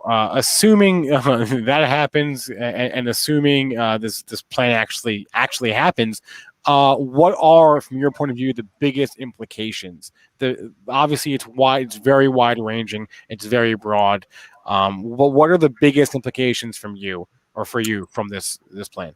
Well, with this type of project, we probably don't have a lot of what we call shovel-ready jobs ready to go, where that growth will really impact this year. So I think you're going to see that growth materialize, at the earliest late in 2021, really pushing out to 2022. Even the stimulus bill that we just passed, the $1.9 trillion, we see that adding to growth in this year, but also spilling into growth next year. So you're just not able to take full advantage of that. All of this type of stimulus, fiscal stimulus, operates with a lag. And so as much as we're talking about an infrastructure bill, we're really talking about growth for 2022. Arguably, growth already is on track for 2021 and at least for the first half of 2022 to be above trend. So that's where you get the risk of inflation heating up when you start to operate above trend. And you're really seeing it in lots of places. Job growth has been pretty strong, but if you look at job openings, we're at a level that we haven't seen since prior to the pandemic. So you've got a lot of companies that are saying, okay, we're ready to hire now. And obviously how that ends up, where that ends up going will really dictate what that does for things like wages. And at the same time, you've got a lot of money sitting on the sideline. By my estimate, you've got about an extra $1 trillion of household savings. This is money that would have been spent in a normal year, but wasn't spent. Some of that's precautionary. They're holding it because of the risk. But if people start to feel really good in the back half of the year, that's money that could all come in form of spending on savings, spending on services, maybe some goods, though that probably most of that will go towards things like trips, hotels, airfares, dining out, movie theaters, things like that. A couple of questions off that. Can you explain above trend? Yeah, so I mean, we have this sense of what the economy should be, what the potential, what we call the potential growth of the economy. And so when we look at the stimulus measures that we've had just here in the last, 6 weeks or so, that pushes us above what we would expect the economy to be operating at under kind of normal circumstances. Obviously, the pandemic pushed us well below that trajectory and that trend level. The stimulus now kind of brings us back. So essentially what we're doing is we're recouping some of the growth that we would have had in 2020 had it been a normal year. And obviously we didn't have that because of the pandemic. So we'll see that, especially in the back half of the year and in the first half of 2022. And you see it in our forecasts, and you see it in other forecasts as well. A few months ago, our projection for first quarter growth here in the U.S. was just over 2%. And there was even a little bit of debate of whether growth would be negative. It will be negative in Europe, and without the stimulus measures here in the U.S., it could have been negative here. So there was some risk that we were going to see even negative growth. We're now looking at well in excess of 4% growth here in the U.S. for the first quarter. So you're seeing growth improve significantly. I want to go back to what you said before about all the money on the sidelines. If that money were to come off the sidelines into the game in the form of travel or whatever, is that good? Or because that would seem to me that it could flood the system. I think there will be some tightness. Already you see fares, airfares, car rentals are high in certain markets around certain peak periods. We haven't seen all of the capacity come back into that environment. So airlines are still flying restricted schedules. They're still holding out some seats. So for example, just today, Delta announced that they'll stop reserving that middle seat. They're going to start to take full advantage of all the seats they've got and sell all of the seats in the plane. And then over time, if demand really does materialize, then you'll see them bring back some of those flights that they've canceled. They'll bring aircraft back online. They're hesitant to do that now. And so rather than bring additional capacity back online, they're trying to take full advantage of the capacity that they have. So around peak periods, spring break, maybe some other holidays, you will see prices increase. But also, you kind of have to step back and go, okay, I didn't go on a major vacation last year. Does that mean I'm going to go on 3 major vacations this year? Probably not, right? So that demand is only going to run so far. Are a lot of people going to be looking at making trips somewhere in the U.S., maybe taking a cruise? Probably. But again, I don't expect them to take 4 cruises because, they've got all of this money sitting on the sideline. But that's what people are afraid of, right? From an inflationary standpoint, I think that's a little bit of what they're afraid of. And I think those we can probably temper those concerns. I think the other thing that you're going to see is you'll probably see inflation pick up with respect to those services, but you'll probably see it come down. It'll be a little more tempered with respect to goods. And that's where we've seen a lot of the growth over the last year as we've all been staying at home. We've been quarantined. We've been buying computers and other things like that. So electronics have done very well. Durable goods are above where they were prior to the pandemic. So we've been buying a lot of goods. What's been hurt is services, and that will come back. But again, does it mean we're going to eat every single meal out now that we feel like we can go eat at a restaurant and eat indoors? Are we going to eat breakfast, lunch, and dinner in restaurants? Probably not. So there will be a pickup in demand. We probably will see prices move higher.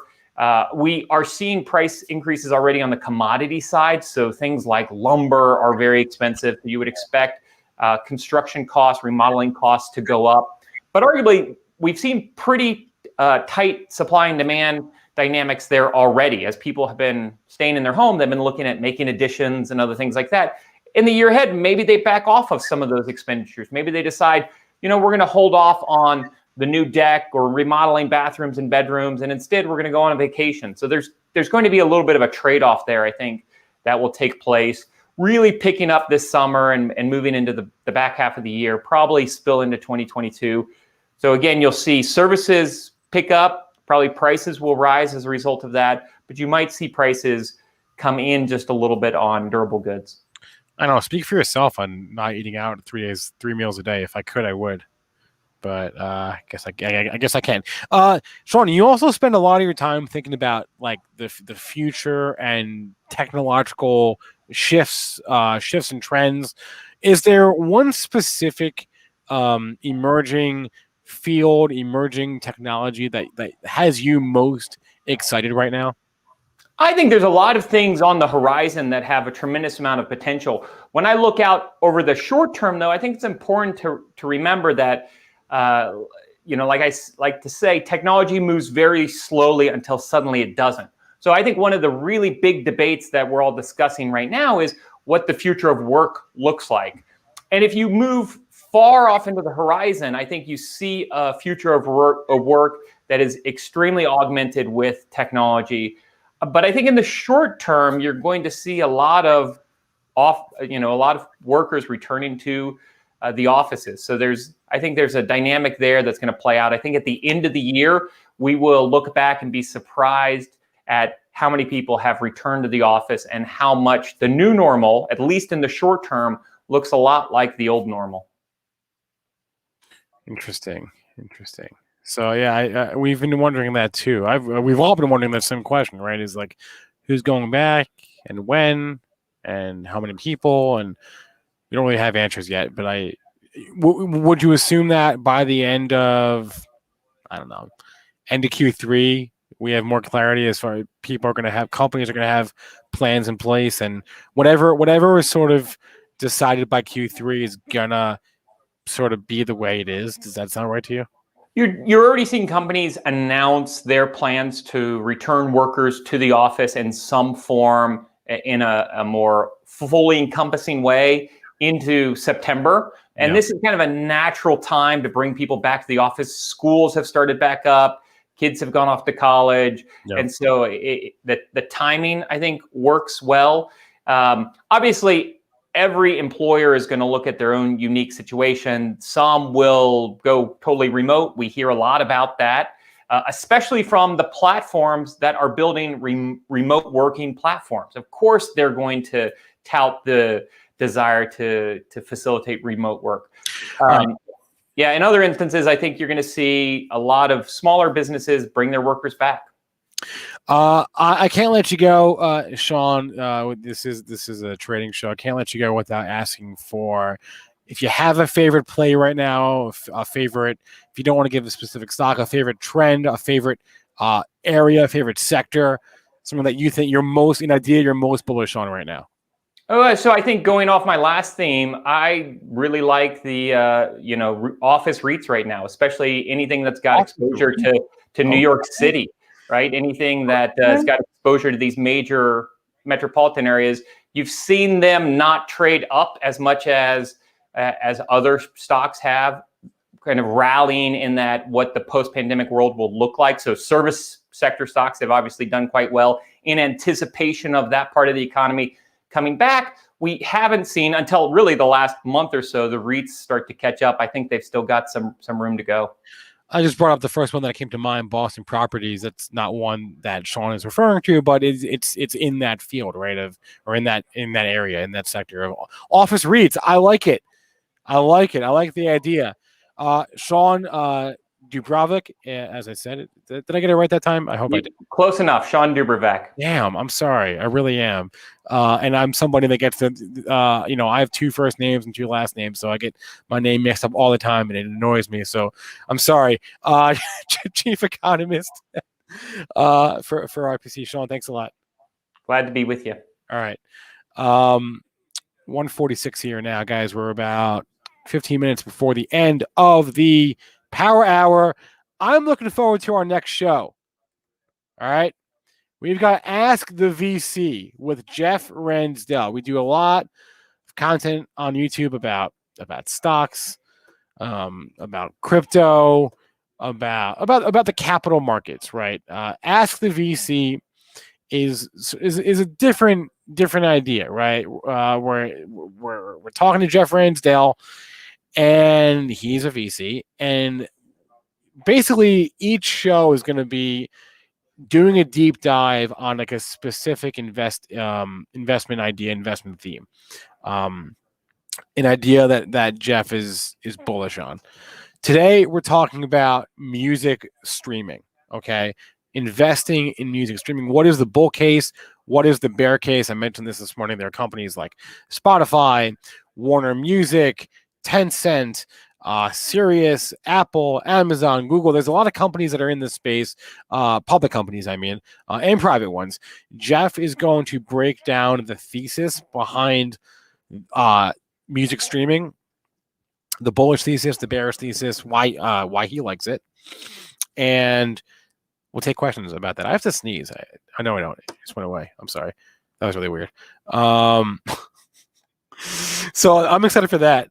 In 10 minutes, Ask the VC with Jeff Ransdell. Super, super hyped. We're going to talk all about Spotify. We're going to do like a deep dive right into the business model, right? Because Jeff gets pitched these companies all the time, and his whole job is looking into these companies. I want to bring Mitch on now, if I can, as my phone is ringing, and I can answer it. Mitch, let's bring you on here. What's going on? What's up, man? You need to take a phone call? What's going on, man? I don't know. Someone's trying to wake you up? Well, I mean, Luke gave out my email earlier on the show, so I don't know. Call me or what? That's how you do it, man. I'll tell you one thing. Guess what, Spencer? What? 400 in reach today. Believe it or not, we hit 398 on the high on the hourly. It's in reach. Talking about SPY? Yeah, the SPY, man, and you know how I've been paying attention towards that level. I've been talking about that level for a while. I think maybe the infrastructure bill does it. Does this blow us through 400? Maybe. I think this is an interesting. I mean, that hourly straight up today. I mean, it looked kind of weary yesterday, with that sideways move. I know a lot of people were paying attention towards that, wondering what was going to happen today. And do you have a chart here? Yeah, I got you. I can put it up here. I got my chart. I got my guy up there. All right, so there's the SPY.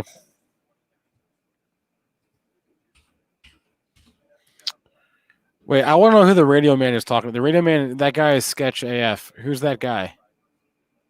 I don't know who that guy is. Radio. Let me know. If it's me, it could be me. That guy. I don't know who that guy is. The guy is someone in Sketch AF. Mitch. I mean, we're not getting there today. Probably. I don't know, man. I don't know. I feel like it's in reach today. I mean, we started the day. If you look at 9:30, we started at 394. We got up to 398. $2 more up. Two more points up. Ross Martin, what is the difference between SPY and SPX? SPX is the symbol for the S&P 500 index. You cannot invest in an index. I'll say that again. You cannot invest in an index. This is a key legal distinction. It allows people who build indexes, it gives them the ability to say things that people who have products that track those indexes can't say. You cannot invest in an index. What you can do is invest in a product that tries or attempts to copy the index. SPY is the State Street S&P 500 ETF.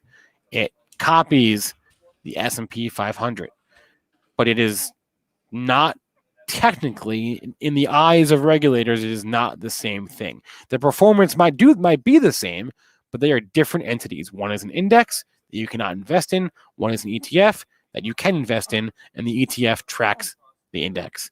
That's the difference. We use them interchangeably, SPX, SPY, because they basically their correlation is one. It should be one, right? One tracks the other. So it's the same thing. For all intents and purposes, it's the same thing. I was just going into the weeds and the differences of regulations, but it's the same thing, right? SPY is the investable product of, not the only one of the S&P 500, but there are others. There's like VOO, right? Same thing. It's the same thing that SPY does, just a different fund, different provider. IVV, right? Exactly. Some people look at the ETF, some people look at the index. You know, yep. It's really, there is no difference. Tomatoes. You know, yeah. You say potato, I say potato. There's no difference there. That's just how it is. But if we look at kind of like maybe a heat map here, you'll see. I mean, the big stocks leading the way. It seems like it. I mean, look at Facebook. There's my bogey. ARKK is my bogey. Uh-oh. Can we see it?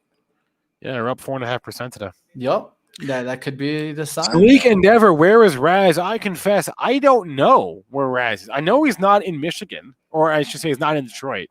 He's in Puerto Rico. Is he really? Yeah, I think so. Huh. He's in Puerto Rico, guys. All right. I didn't even know that. He's getting a pina colada right now. So that's why he bailed on us this week. I can't blame him.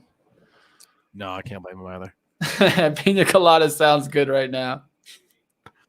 Where is Raz? I'm sorry. I'm sorry. We had no Joel at the close yesterday. No Raz on Power Hour this week. I know. It's been a tough one. You know, he's been talking about moving us down to Puerto Rico, like moving the business down there. Dude, don't bring that up, man. I really want to do it. It's like, come on, let's make the move. I don't know what the tax implications of that are. You know what it is? No. We pay 4% tax on our income. Hey! Tax efficiencies, everyone. Brought to you by the IRS. All right. No, I mean it's just part of it. They want businesses going to Puerto Rico. So Crazy Clan said the exact same thing you did. You know I know it. I know it when common knowledge. Apparently, I didn't know that. Common knowledge. See ya. We're all moving to Puerto Rico. I don't really want to move to Puerto Rico. I'll be honest with you. I like living up here. I like living where we get snow. I like Detroit, Puerto Rico. I could see. I could see you. Ross I Martin could see you on the beach. London. Hell no, Ross Martin. Sorry, we are not going to London. You guys left the EU. You're on your own. Deal with it. We're not coming. I'm just gonna butt in here and say that I will happily go to Puerto Rico any day. Is that my boy Rohan? With that voice, you could do a lot of things in Puerto Rico, my friend. There we go. Is that the voice of God? Is it, maybe not. What it sounded like. It's like a over your left shoulder kind of voice. Yeah, I don't know where it's coming from. The dulcet tones of producer Rohan. All right, so Rohan's on Team Puerto Rico. Mitch is on Team Puerto Rico. Spencer decidedly not on Team Puerto Rico. We'll have to ask. You know what we'll do? We'll ask on Monday when we've been working on Spencer's salsa moves. We'll ask on Monday about the status of the Puerto Rico move. Okay. Yeah, we'll definitely ask. I mean, is that why Jason's down there? Is he just getting his ducks in a row? I wouldn't be mad at him. I'll tell you that much. Imran says we need the soundboard. I have my soundboard. It's not quite up to Luke's soundboard, but I'm also afraid to play it because I need to re-record a bunch of sounds because I don't want to get hit on copyright crap anymore from YouTube. We've been hit enough times. And if anything, you gotta try. We should do a stream where we just test all the copyright sounds and see which ones get flagged. Go for it. I'm not worried about it. Find out. All right, I don't even know how we do that because play one. Let's see if we get it. YouTube would tell us, right? Right. There's only one way to get in trouble. Sometimes it's actually doing the thing. Yeah. All right. This conversation has gotten away from us, but that's quite all right. Hey, we're having a good time. Yeah. Now, definitely, it's going to be fun because the infrastructure speech is at 4:20. Oh, the dogs are barking. Oh, the dogs go barking. You know it. So what do you think about the speech being at 4:20? Do you think that was done on purpose? Gotta mention it. I mean, you never know. What could be included? No. Come on now. That's a little bit too speculative. Too conspiratorial, even for me, I think. Hey, well, one thing is at least the market will be closed. So the after hours market is already the close is already expected to be, with expiration, already going to be some fireworks, let alone with the speech coming up in the after hours. So after hours, if you're that kind of trader. I mean, no, but at this point, everything I would assume that everything is priced in. I would assume there are going to be no surprises. Let me put it this way: there are going to be. You think? No, yeah, I think 100%. The report was out like a week ago or more. I mean, there's going to be no surprises. The market knows. The market knows. The market always. It's really just a question of how far ahead does the market get? Because we know the market's always looking ahead, and sometimes they get too far ahead. Sometimes they're not ahead, but sometimes they're like too far ahead. And so it's really just a question of that. But I can't anticipate there will be any surprises. At this point, we know money going towards roads, bridges, tunnels, transportation, EV incentives, charging station incentives. That's all. Everyone knows that already. It's common knowledge. So I think I'll be trying to look out to see if we get any company mentions, like Trump used to do. Maybe Trump used to do those company mentions. I don't think we'll get them from Biden, but if we get them, hey, we'll take them, right? I mean, so I'll be looking out for that. One chart that's starting to stand out to me before we get on out of here. We got about 2 minutes, but Amazon's actually starting to stand out to me. We rejected that 3,000 multiple times. I think, now they had a great report, yet it still got destroyed from that 3,400 number. It's the growth tech trade, right? So, maybe it's back in play. I saw a big rip from the Qs right out the open, the NEWSDESK. That was a nice rip, but we'll see if those come back into favor. All right. It is just about 2:00. A little before that, but I don't really care. And I'm going to transition us to our next show. Ask the VC is going to air every other week, guys, every other Wednesday at this time, 2:00 Eastern. And it's myself.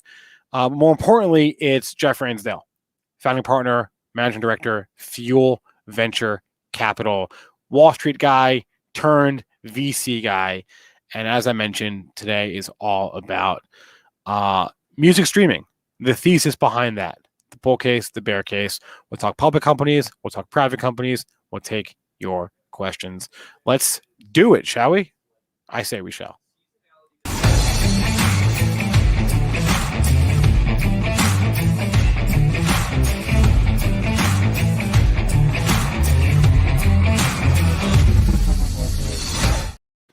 Jeff, good afternoon. Big man, how are you? How we doing? Good afternoon. We're doing very well. I think we're doing very well. You've been talking about the markets all day. I think it's very well. Yeah. I see a lot of green. I see a lot of red. So, and you know what? We're talking about music today, and there's a lot of great things going on in music right now. So we'll talk about that a little bit later, I'm sure.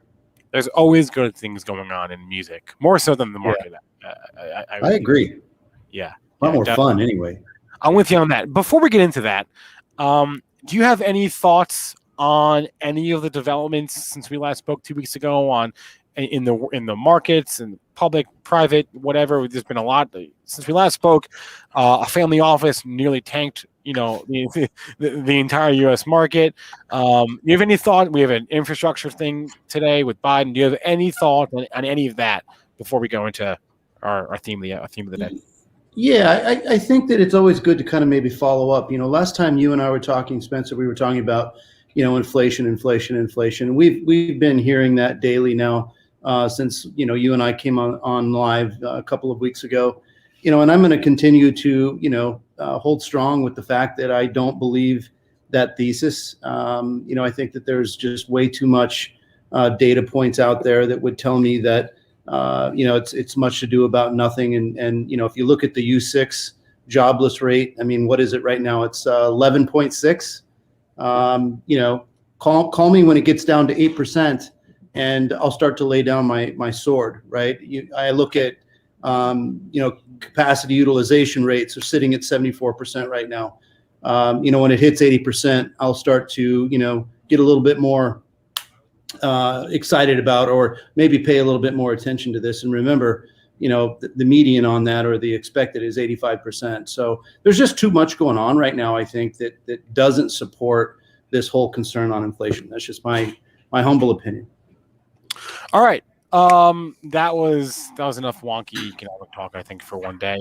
Let's go into the theme of the day. As I mentioned, investing in music streaming.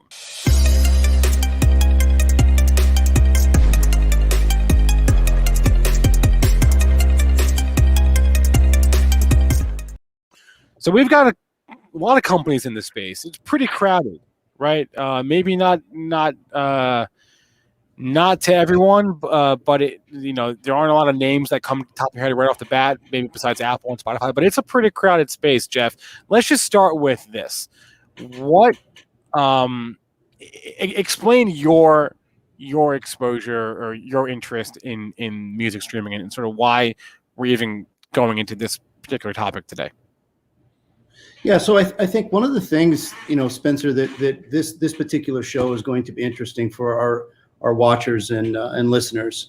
As you indicated earlier, I spent 21 years on Wall Street, and I left Wall Street to go into the private markets, and I did that for a reason. And the reason I did that is because I felt that there was a massive window of wealth creation that I could identify in the private markets, which will eventually make their way to the public markets. And because I had that experience, I felt that it gave me an edge in the private sector. So, I'm looking at themes in the public markets, which I think are going to be positive moving forward over the next 5-10 years. So, again, these aren't short-term trades. These are more long-term trades. And then what I do is I go into the private sector and I look for companies that I think can play a significant role in that. And either an acquisition by a major corporation that's already public, or a company that I think I can take public, either myself or through, the means of someone else. And so, music is something I've been a part of for a long time. I go all the way back to the days of Beats, which used to be run by a very dear friend of mine. CEO of Beats was a guy by the name of Jonas Temple. I've known Jonas my entire life. It's basically my brother for all practical purposes. And so I've been a part of music for a really long time. He was the founder of a private company called Beatport. So music has been something I've been focused on. And let's face it, when Apple came out of nowhere and beat the music industry down, it's been down there for a really long time. And then, these streaming platforms started coming online. And now music is really back in play. And I think that over the next 9 years, my personal opinion is I think that music streaming, and let's just call it the cobweb effect, right? Those companies that are sitting in the downstream of these organizations, we're going to see streaming, I believe, double in the next 9 years. Like, you mean like the TAM doubling? Yeah, I think if you look at just the total addressable market is already there, but I'm saying capturing that and driving revenue. I think, if you look at live music, I think it could be somewhere, 38 to 40 billion. I think recorded music is going to be around 80 billion. And I think, music publishing, which is a big play right now, you're looking between, probably 12 to 15 billion. So from where it currently sits, those are all doubles. Let's go. Let's maybe zoom out and can you break down for us the players in the space and who is impacting who's leading the way? What are the different areas of the market here? So I think the best way to think about music, Spencer, is to break it into its components. So like you were just kind of saying, right? It's a three-legged stool with respect to the people who share the revenue.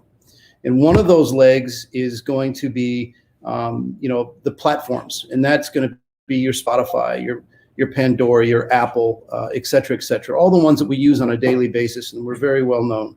The second leg are the owners or the publishers, the people that actually own the music that we're streaming on a daily basis. And as I said, I think it's a double, and I think you're going to see, you could see annual growth just in the publishing side of this thing is in the tune of 22% a year, I believe. The third leg of the stool is the artist.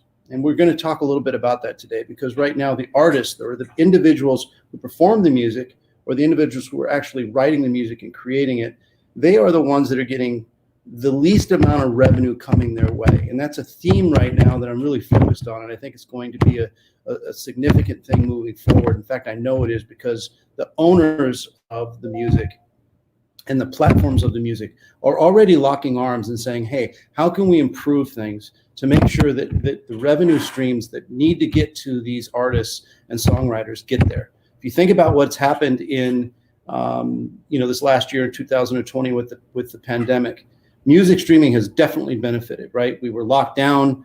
In fact, if you look at the statistics, the millennials and Gen Zs are spending more money on music on an annual basis than any other generation before it. The number, I think, is something like around $163 a year. And if you look at just what the average, American is spending on an average basis, it's $152.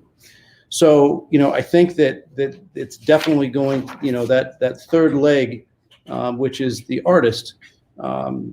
These platforms, the owners and the platforms, they have to get more money down to these artists because they're not on stage anymore. And artists really today make the majority of their money when they're performing, and they haven't been able to do that for over a year. And the amount of money that they've had to give up in this last year, this 2020, is significant. And there's been a lot of pressure that's being put on the first two legs to get that done.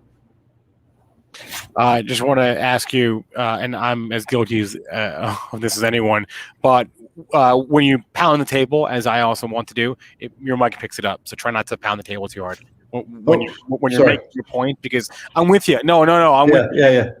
I'm into it, and I bang on the table, but I'm picking it up. So we can both try not to do that. Okay. So who are the biggest players then?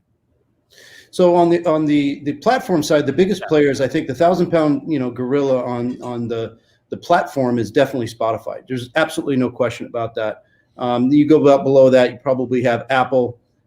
Amazon, right now is the third biggest player on the platform side. And if we talk about Amazon on a daily basis on your show. In fact, your latest guest was talking about it. Amazon is not a company or a group of managers who actually likes to be number 3 in anything. So I think that they're definitely one of the players that we want to keep an eye on. They have a ton of money, as we know, so they can do a lot of acquisition and they can do a lot of interesting things in the space. So that's on the platform side. As far as the owners of the publishers go, Universal Music is the 1,000-pound gorilla by far. 69% of every single day's streaming comes from the library of Universal. In fact, it's so big that it is referred to as the frontline library. So underneath that is Sony, and underneath that is Warner. Warner comes in third, and Warner's making some really interesting moves. You might have seen it today. In fact, I'm not sure where it's sitting right now, Spencer, but earlier today it was up about almost 5% on some news that they have partnered with Tencent Music, which is China's largest player in music, and actually, quite frankly, the largest investor in music worldwide. But they made some announcements today which were really interesting, and Warner was up significantly, at least a little bit earlier today. Where's it sitting now? Yeah. So Universal, in terms of just catalogs, right? Universal, Spotify, you said Universal, followed by Warner Media. And then Tencent was the last one. Yeah, I was talking about Tencent. Now, Tencent, is a massive Chinese company. Tencent, is an interesting one, right? They own about 20% of Universal Music. They own about 9% of Spotify, and then they own 3 of the 4 largest music labels in China itself. And as I said, they're really, as a music investor. If you've got Tencent on the cap table, you pretty much are assured, you've got a winner. I neglected to mention Sony, which is also in there, which you mentioned as well. Sony was on of big players, the major stakeholders, as far as the music owners are concerned, right? Universal, Sony, Warner, and I guess platforms. We got Spotify, we got Apple. There are others though on your radar, right? Yeah, there are, and what we're talking about right there, and I think another interesting thing that we should talk to our listeners about. Everything that you just got done saying on the platform, right? You talk about Spotify. Spotify is business to consumer. Apple's business to consumer. Amazon is business to consumer. And what that means, Spencer, is that music is broken down. Again, it's a 3-legged table. The first leg is the business to consumer, which we were just talking about. That allows you and I to consume music in our earphones, in our cars, in our boats. Anything that we're consuming from a personal perspective, that is a license that allows us to do that. And when we, sign up for Spotify in the small details, when we say we agree and sign it, that's what it's allowing us to do. Next to that, you have what's called sync. And what sync licensing is if you are using music to create a sonic image.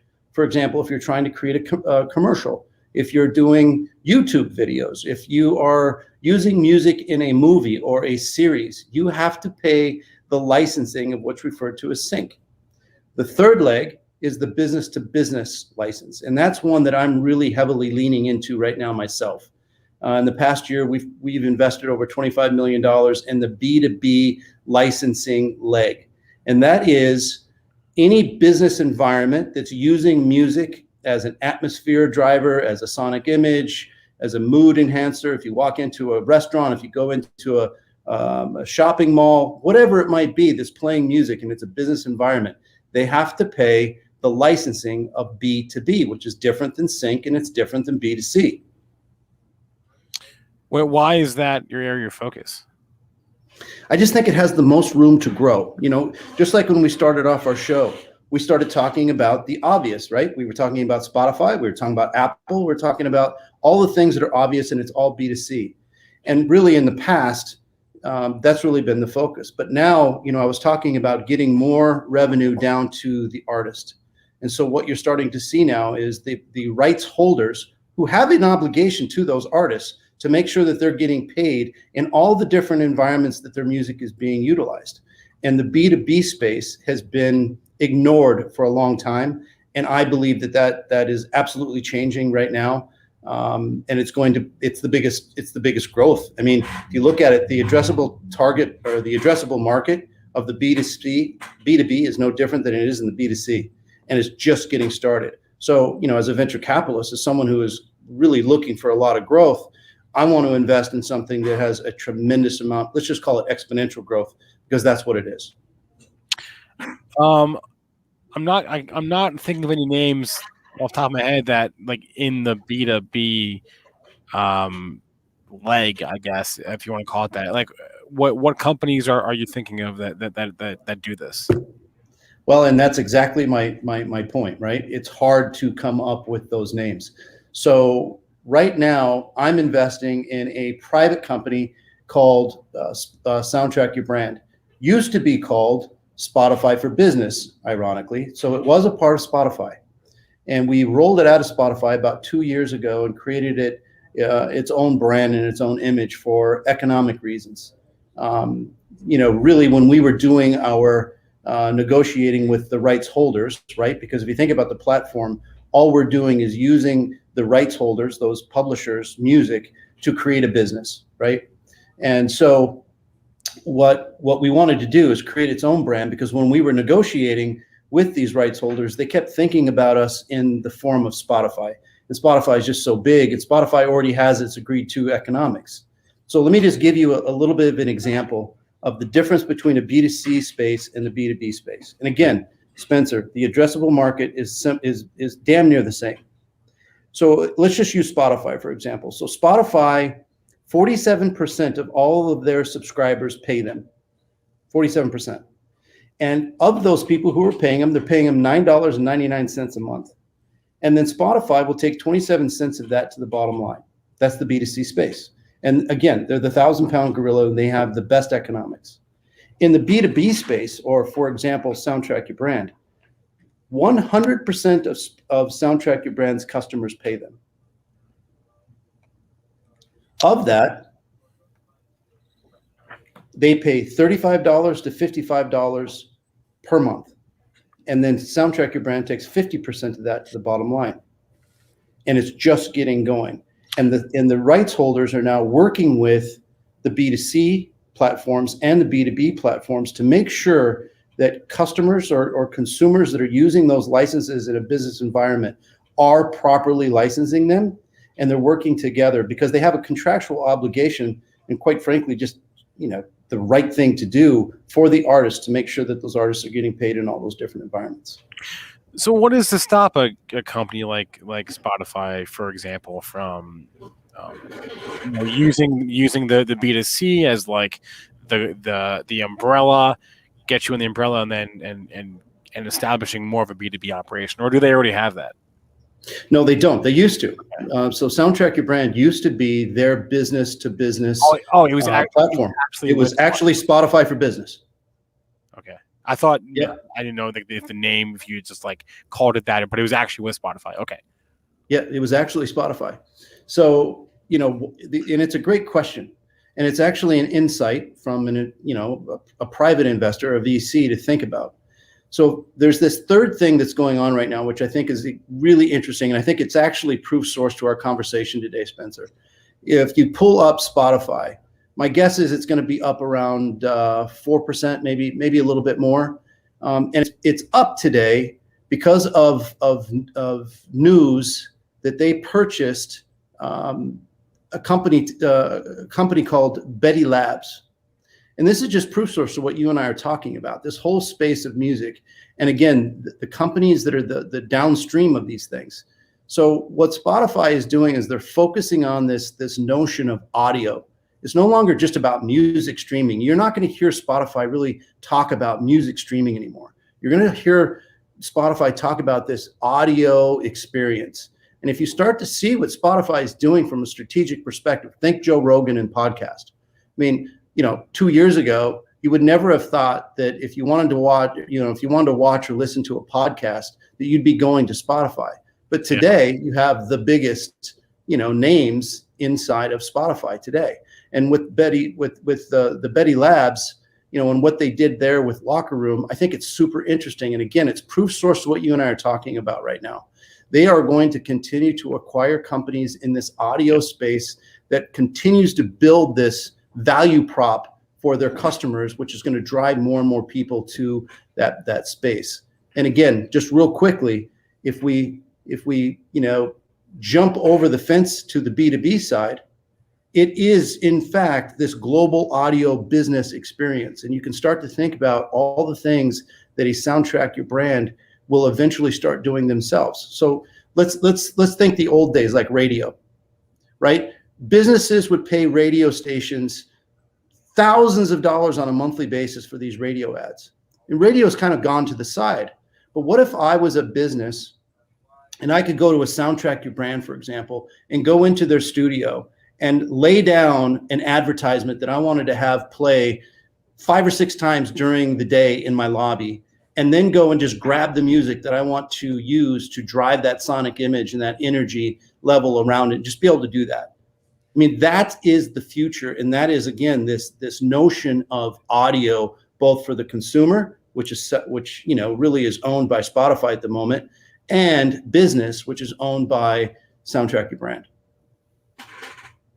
You kind of hinted at, the audio experience here. So far, we've really only talked about music, but it's a lot more to it than that. There's podcasts, which Spotify talks about a lot. They spent a lot of money expanding into podcasts. You get apps like Clubhouse, which is audio, or Twitter Moments, which is like the same thing as Clubhouse, as far as I can see. Is that? Can you speak more about the audio experience? Maybe put music to the side for a second. Like how big of a part of the pie is like the other audio stuff, the non-music audio stuff? I think it could be as big. I mean, again, if you look at what's going on with the Spotify play, right? And again, just look at how the stock's performing today, off of the announcement that they had this afternoon. I think it could be even bigger. And I think that if you really start to use your imagination, you can start to understand where this thing can actually go, which is why I wanted to talk about it with you today. I thought it was just a great example. And there's lots of proof source today in the stock market itself with companies in this space that are doing exactly what you and I are talking about right now, and the end consumer or the investing public is liking it. But yeah, I think there's all kinds of different things. I mean, you have Clubhouse, which could be massive, or something like Clubhouse. Sonos. I think that's another really interesting company that's doing some interesting things with music. So, they have their speaker systems, right? Well, why, if I go to Best Buy and I buy Sonos and I buy that and I'm setting it up and all of a sudden I have the ability to automatically, sign into Spotify because I want to have that system be able to stream my music. If I buy Sonos for my business, there is a deal with Soundtrack Your Brand today where I can just go in and sign up for Soundtrack Your Brand simply because I bought Sonos. That's an interesting play. If you start thinking about like Zoom, Zoom has been huge in this last year, but you start to think about what Zoom is going to need to do to iterate and continue to be interesting to the investing public. And if I'm sitting in a room waiting for a meeting to start and I'm playing music, I got to be paying for that music, my friend. And guess where I'm going to go? I'm going to go probably to the largest library in the world, which is Soundtrack Your Brand. There's 51 million songs. And if you look at the data, that's another one of the things that consumers are wanting. They want access. I want access to more music than I can possibly get access to. I don't want to own it. I don't want to store it. I just want to use it when I want to use it, the way I want to use it. So I think that is an interesting thing. Start thinking about Microsoft. Let's bring back one of the old school companies. You don't really, we don't get super excited about it on a daily basis, but there's all kinds of things that Microsoft can start doing with music, and it's going to play into the hands of these publishers and these artists. Hopefully, the artists, we got to really start working on that piece, and also, these platforms. I think if you start thinking about it from like the ripple effects, it's significant marketplace. So who holds the cards here exactly? Is it the artists, the creatives? Is it the people with the libraries? Is it the platforms that have the reach? Is it all of them? Is it none of them? I love that question, Spencer. That is a really good question. And the answer to that question is it's the rights holders. They hold the cards. So if you think about it, if you don't have universal music, we talked about it a few minutes ago, right? There's 69% of every stream that hits on a daily basis is coming from the Frontline library or universal music. So if you don't have universal music in your arsenal, if you will, then you don't have a platform that can compete, right? That's why Spotify is so powerful. They have 51 million songs. But if they didn't have universal, all of a sudden, Spotify isn't Spotify. So they hold the cards. And then I think second in line of these platforms, because the platforms are allowing the music that the owners actually have to distribute to, end consumers worldwide, both emerging markets, domestic markets, et cetera. And then the last, unfortunately, and it makes absolutely no sense, and this is why I think it's going to be a major focus moving forward, the least benefited are the people that are actually writing the music or the people that are performing the music that makes that music attractive or popular. It makes absolutely no sense, but that's the way that the music business works right now. And again, I know factually, because I'm very involved in it, that there's significant focus on changing that. And I'm excited about it. Well, what about like the business models though? Because Spotify is not profitable. I don't know if they care about that right now. I don't know if investors care about that right now because it's still relatively early days. But there has to be a path to profitability eventually. As I understand it, Apple Music operates at a loss, unless I'm wrong. For Apple, you're not wrong, right? And same thing with Amazon. So there has to be a path to profitability somewhere eventually, right? Yeah, and I think that's coming. Again, as a venture capitalist, profitability is not, and I know that sounds crazy, but for these younger companies, it's just really not something that I think is most important. I mean, if we look at Amazon, let's go back to Amazon. In the mid 90s, what did it take? 13 years for Amazon to pull a profit, and that was like pulling hair. Out of Jeff Bezos. He didn't want to do it, but he knew that he had to in order to, meet the expectations of the marketplace, because he was just using his money to continue to buy more and more market share. And he knew if he did that, at the end of the day, his stock would pay off massively for its investors. And I think that, these CEOs of these technology companies are kind of balancing that. I think you're seeing profitability much earlier than you used to. But again, I think that they're being, strategic. I think they're being smart. My humble opinion, I think they're doing the right thing. And, profitability at the end of the day isn't as difficult. I know that sounds crazy, but it's not as difficult as it is absorbing all these market share and, getting these top line numbers as big as they are. profitability is really about bean counting. And, once you have it all together, you can start to do that. It doesn't take a rocket scientist to get that done. So I've just never been a big, I don't get too worried about that kind of thing. Fair enough. One company we have not mentioned yet in this half hour is Sirius, which is sort of like the dinosaur in the room, I guess. If Spotify is the gorilla, Sirius is the dinosaur. And I know they bought Pandora right last year or the year prior. Do you know anything about their exposure to? I mean, obviously it's audio, but it's a different kind of audio, and they're sort of trapped into a different business model of terrestrial radio. But they're trying to get off that. Do you have any thoughts on Sirius here? It's interesting and that's what I love about technology, and I think it's one of the things that all of our listeners have to really hone in on, that we live in a different world, right? I mean, if you think about, when I think about Sirius, I kind of think what pops into my head is BlackBerry, right? And if we start to remember what BlackBerry had, I mean, at one time, what did they have? 80% of the marketplace. And, at the snap of a finger, they gave it all up, because they weren't looking, they kept their competitors they had in their line of sight were the traditional competitors. And they had no idea that this computer hardware, company that actually nobody was even paying attention to at the time was going to come in and wipe them out. And that's kind of how I feel about Sirius, right? They had the ability to own this market and keep this market, but they stopped iterating, they stopped doing interesting things. And the technology, the creators around the world who are creating, products to disrupt and make it more attractive and more aligned to how consumers really want to consume, came in and popped it away from them. So you used the word dinosaur. That was your word, my friend, and I'm going to stick with that. I'm going to run with that because I think it's the proper word to use. I'll own it. If they want to come after me, they can. It's just your opinion. They can call into my show like a radio and come after me. All right, here's a question that I was going to get to later, but I might as well get to it now because it's somebody brought up in the chat. NCAL mentioned the magic letters NFTs.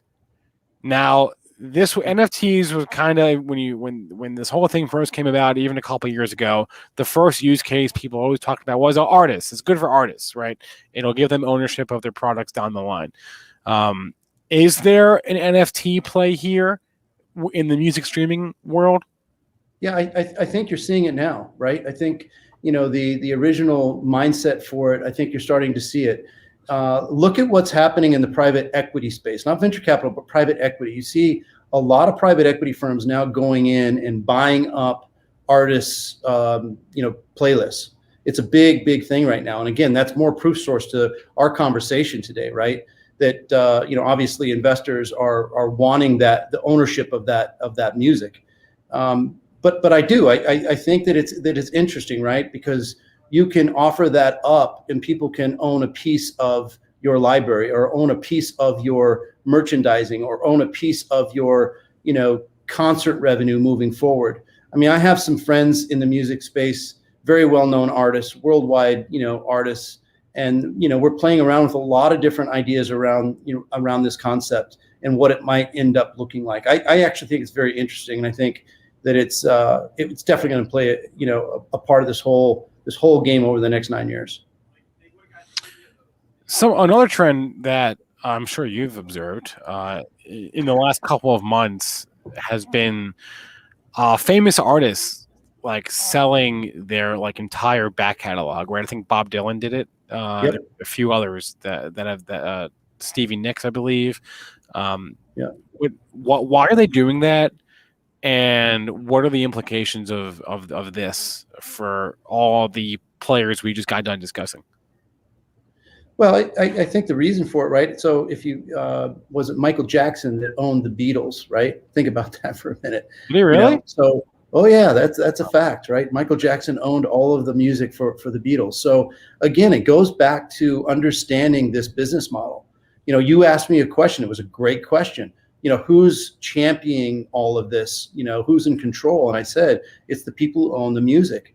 So if you are going in and buying this music, you're going to you're going to be able to play in this game in a significant way over the next 9 years.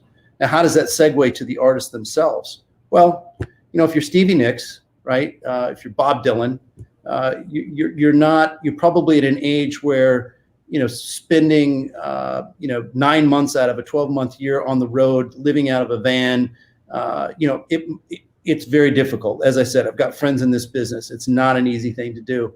So if I can sell my music and I can round up enough money where I really don't need to worry about another damn thing for the rest of my life or the rest of my children's life, that's a pretty good deal. Why not do that? Let's talk about like the downside and maybe the bear case here and risk factors to this entire industry. What is the biggest risk factor? We'll start there. Yeah, I think that the biggest risk factor is what if the rights holders decide that these platforms aren't the way to go, right? That's a big risk. As I said earlier, if Universal decides to no longer work with Spotify, Spotify is a very different business than it is today. It's another reason why you're probably seeing Spotify diversify like they are, right? They don't want to, have all of their eggs in one basket. And I think that makes a lot of sense. But I think that that's really the biggest risk. But outside of that, Spencer, more and more people on a daily basis are picking up smartphones. And it's running our lives. And statistically speaking and data speaking, the moment that I buy a smartphone, I'm going to start streaming music. And if you start looking at the emerging markets and what's happening with the smartphone, you can start to see just how powerful this music streaming and the growth of this music streaming can be. That's why I say I believe you could see 22% annual growth rates in the streaming just from this, right? So I don't see a lot of downside right now. I think the downside we already went through about a decade ago, and now we're coming out of that, and we're gonna have a nice run here for a long period of time. What about as far as the platforms, though? The case that it's really not that different from what the streaming services are having to fight over right now, right? Netflix versus HBO Max versus Peacock, and they're all just fighting for the same IP, right? And they're all just divvying it up, and there's going to be there's no one clear winner. There's this platform has these rights, these songs aren't on this platform. Who was it? Taylor Swift that blocked. I think she's on Spotify now, but she wasn't on Spotify for the longest time. What do you make of that as a risk for platforms? Is people are going to go to where their music is, similar to how people go to different streaming platforms for where their shows are? Yeah, I think it's a solid question. And look, I have a belief system that competition is good for business. So your point is, look, if I'm using Apple, what is really the big difference between Apple and Spotify? And therefore, is there risk there? And you also, rightfully so, brought up Sirius, which is a Pandora play. Pandora was there long before Apple Music was there. Pandora was there long before Spotify was there. So what happened? And it's really what I'm going into, right? It's this notion of audio. And that's what I really want all of our listeners to think about. It's not just a music play. It's the play of audio.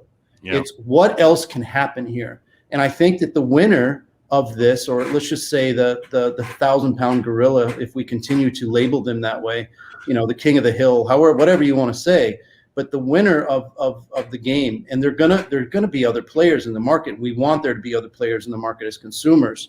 Otherwise, things just get way too expensive, and we don't get to consume things the way that we want to. There'll be players, but I think the 1,000-pound gorilla is going to go to those companies that have the ability to continue to expand their value proposition.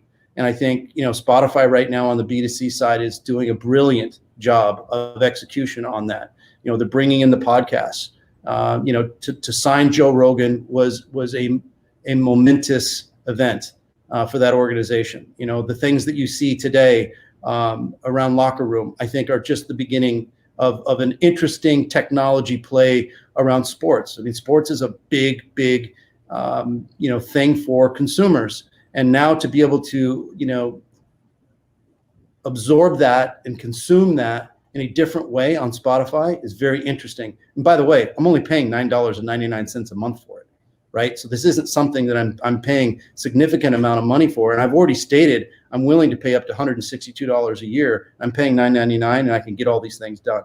So again, it's going to boil down to those players who can continue to grow the value proposition, either on the B2B side or the B2C side, like Spotify is with audio. And on the B2B side, I think is, as I said, I think is really interesting because I think there's so many things that can be done on the global business audio side of the play. And I think that these big B2C organizations are perfect acquisition targets for me, or the public market on a standalone. I know we're talking about streaming, and streaming is different than ownership. But that being said, it is still pretty easy to pirate music. I would think that would be a pretty big risk factor. No? It depends on how you look at it, Spencer. So yeah, you can pirate it, but do you really want to take the time and the energy to do all that crap when it's just costing you $9.99? I mean, good Lord, you can't even take an Uber, a mile and pay less than $9.99. So, I mean, if you want to pirate it, yeah, you can do that, but I don't think that's not going to scale, right? I mean, I think that they've got the pricing to a point where that is not a blocker whatsoever. And unless you enjoy it, I mean, if you enjoy it, God bless you, have fun. But to me, it makes no sense. And then I'm wondering just about like demographics here. So obviously, millennials and Gen Z are much more likely to be on these platforms than the older generations are. But I'm wondering if everyone is being conditioned for this new subscription model or recurring revenue model, where they don't own anything. They're just paying for a subscription for access to a catalog of songs. I'm wondering what like the long-term implications of that are, similar to how like older generations are all about like ownership and wanting to own, like, be it physical or digitally, having ownership of a song or of an audio experience, whatever you want to call it. And the newer generations are not being conditioned in that way. They're more so just content to pay $9.99 a month and get access to a catalog, not actually own it, but just would it be at the mercy of Spotify, more or less. I'm wondering if there are any like implications to that business model like down the road. If I'm following you on that, I think what you're trying to say is just from a generational perspective. Here we are in 2021, and you're right. Nobody really wants to own music anymore because it costs you money to have a larger hard drive, right, to store it. You use it for a week to 2 weeks, and you get sick of it, and you want to do something else. So I really don't think that there are long-term implications to the current way that we are consuming music, or let's say consuming the audio experience. I don't think that that's going to go away. Now, I just talked about it earlier, right? With BlackBerry and with Pandora, you always got to keep your eyes out. And the most amazing thing about the world that we live in today is, some of this stuff you can't even make it up, right? It just comes out of nowhere. So who knows? But I really do believe. Obviously, I've put millions of dollars to back up this statement. I think that how it's currently being set up is proper. And you did talk about, though, the different segments and the different groups. One interesting thing is if you look at Universal, which again, they have 69% of the market. Their biggest play is in the R&B side, right? Their biggest artists are Cardi B. Their biggest artist is Drake. That's where the majority of their revenue is coming from, is that R&B platform. And the Black community actually spends more money on music than the rest of the demographics. I think it's $173, $174 a year that they spend in music. So there are different demographics. And again, I think that these platforms and these owners, they understand the data. Beautiful thing about technology today, we have all the data. We understand how end consumers want our stuff, and shame on us if we don't give it to them the way that they want to. Yeah, well, I mean, on the data front, the Spotify algorithm is legendary, right? It's unbelievable how accurate that thing is. And one thing we touched on early on, but we sort of forgot about, or I want to come back to, is the live aspect of this, right? You sort of hit on that, and the recovery and in, I guess, supply and demand, whatever you want to call it, from the pandemic and the return of live.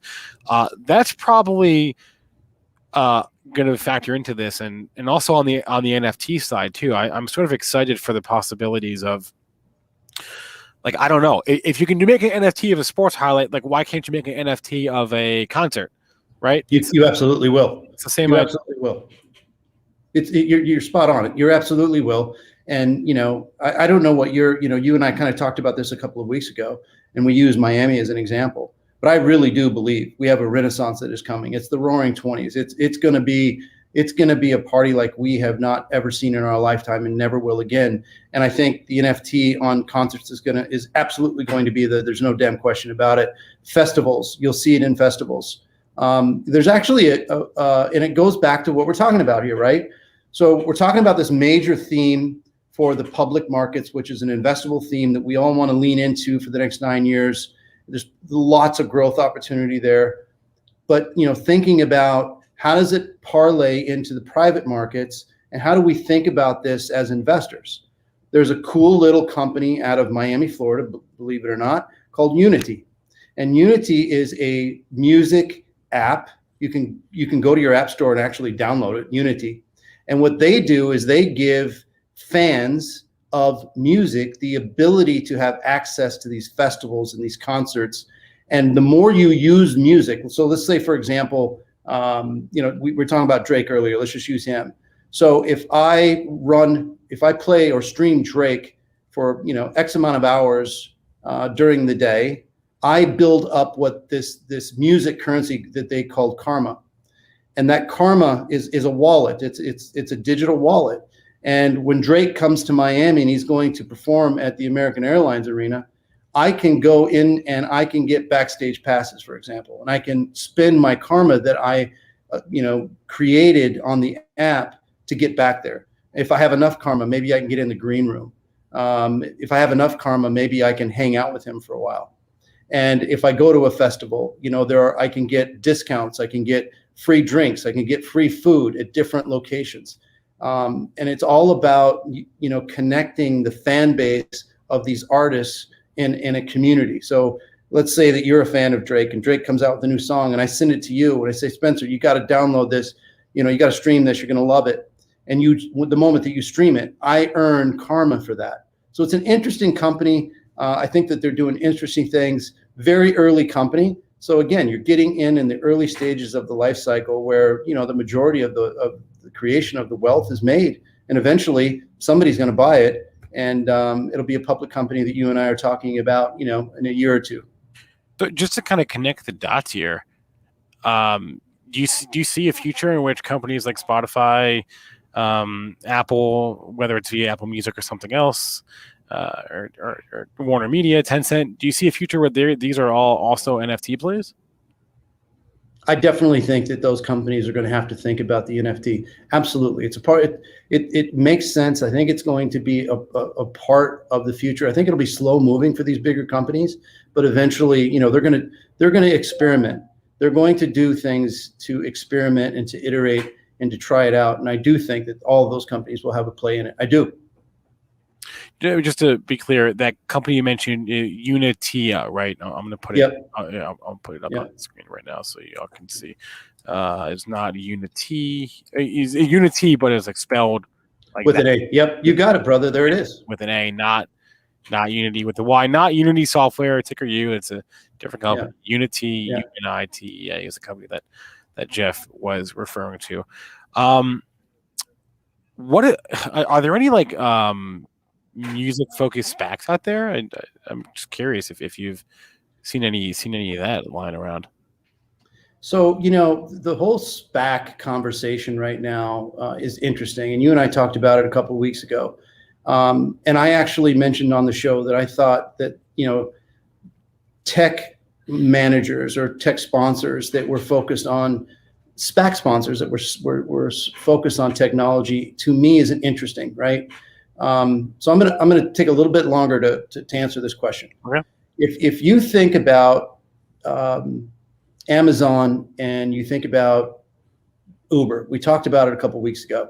In 1997 when Amazon went public, it was private for about 3 years, top line revenue about $1.3 million. And you and I were able to participate in the growth of that company in the public market. The wealth generation was created in the public market. Now, if you connect the dots, fast forward to 2019 when Uber went public, Uber had been around for 11 years, top line revenue in the billions. And the fact of the matter is the wealth generation was created in the private sector so far. So, if you pull all of that together, ask me the question again, because I forgot it. Are there any SPACs that you know of? Yes. And actually, there is one that my boy Chris, our SPAC expert, just dropped for me. But I'll let you go, and then I'll go to that. Yeah. So where I was going with that whole thing is what I like about the SPACs is it allows us to invest in these tech companies and ride the wave of growth. Okay. And so that's what I like about them. So when you say, are there SPAC companies that are focused on music? There are. You're going to talk about one in just a second. And there are more coming, I know factually, because some of the companies that I own in the private sector are currently having conversations with SPAC sponsors. So they are coming out, and I do think that those are interesting plays. So Chris Cacci, the man is on the ball as always. He said, Spencer, what are you doing? ROCC, come on now, Roth acquisition. I guess they're rumored to be they're in talks to go public via. I'm sorry, they're in talks to buy Reservoir Media, which goes back to what you were saying earlier, Jeff. On the they're on the catalog side, right? So yeah. They've got 26,000 masters, 130,000 copyrights from everybody from 2 Chainz to Sheryl Crow, John Denver, to name a few. So this just goes into what you were saying before, as there is a lot of the supply on the private side, not a lot of supply on the public side, but it's going to be coming down the pipe. Yeah, and Spencer, I love this. I mean, this right here to me is exactly what you and I have been talking about. And for all of our listeners, this is an incredible way for our listeners to play in this theme that you and I have just spent the last 45 minutes outlining. Yep. If that is true, that they're going to acquire them, this is an incredible, I'm going to say relatively cheap. I personally think, it's going to come in at $10 a share, right? That's what a SPAC has to roll in at. So, to be able to buy that and have a piece of that library and have a play in this space, when we all know, if you and I are right, after everything that we've just done outlining is correct, what an incredible way to ride that train of growth from $10 to God knows where it's going to go. I mean, look at where Warner Brothers is today. Look at where Universal is today. Look at where Sony is today. Those are much higher, priced strike prices, and we can come in at $10. I love it. This is exactly why I love SPACs. Proper SPACs, the right SPACs. the right SPACs. Yeah, maybe. SPACs buying it at a reasonable, not insane valuations. Correct. Couple questions from our chat. And again, ROCC was the ticker there, and nothing confirmed, just reported that they're in talks. Yeah. Couple questions from our chat. Of all the companies that we've mentioned, and maybe other ones we haven't, do you see any of these companies being acquisition targets in the future? Maybe like I do. And I think that's one of the things, again, for our listeners who are accredited and can play in the, the private equity space. I definitely think that Soundtrack Your Brand is an acquisition target. I wouldn't have invested in it if it wasn't. I also think that it can ride its own horse into the public markets if it wants to. But I definitely think that, big market B2C players who are needing, Spencer, you talked about it. How do we get to profitability? Well, one of the things you can do and get into profitability is acquire a company has significant market share in a business model that is more profitable than the one that you're in. Let me give you an idea. If right now there are about 10 million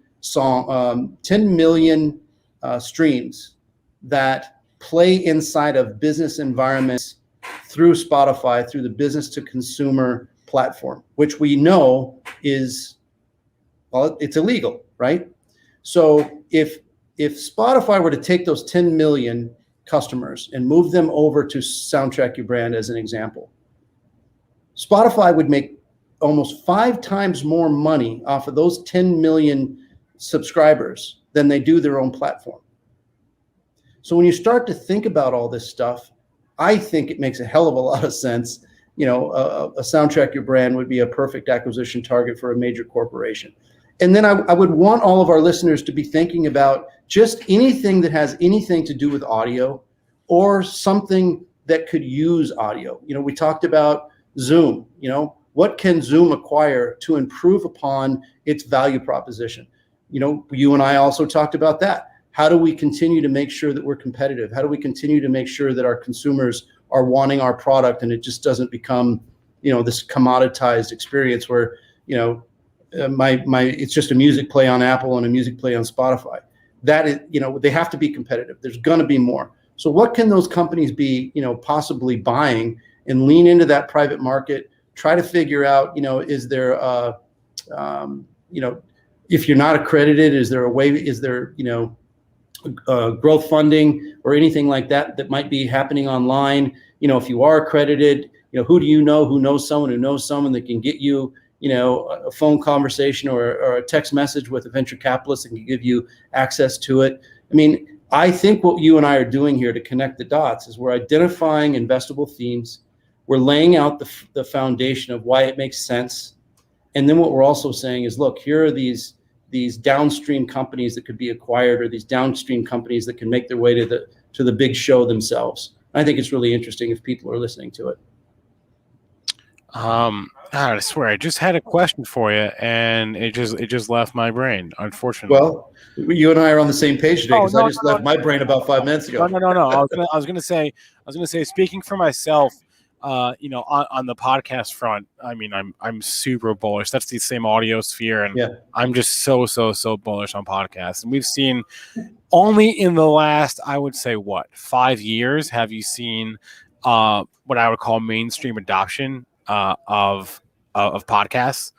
The earliest podcasts are by now are like 20 years old, but only in the last 5 or 6 years have you seen the real mainstream adoption, and that's thanks in part to platforms like Spotify and Apple Music that facilitate that. But the supply is just going through the roof. Demand, I think, is even keeping pace, which is unbelievable. You're seeing these, it's a grab bag for talent now. You see companies like Spotify, like you mentioned, striking the deal with Joe Rogan and the Ringer, spending, Spotify spent $300 million to buy the Ringer, mostly for their podcast assets.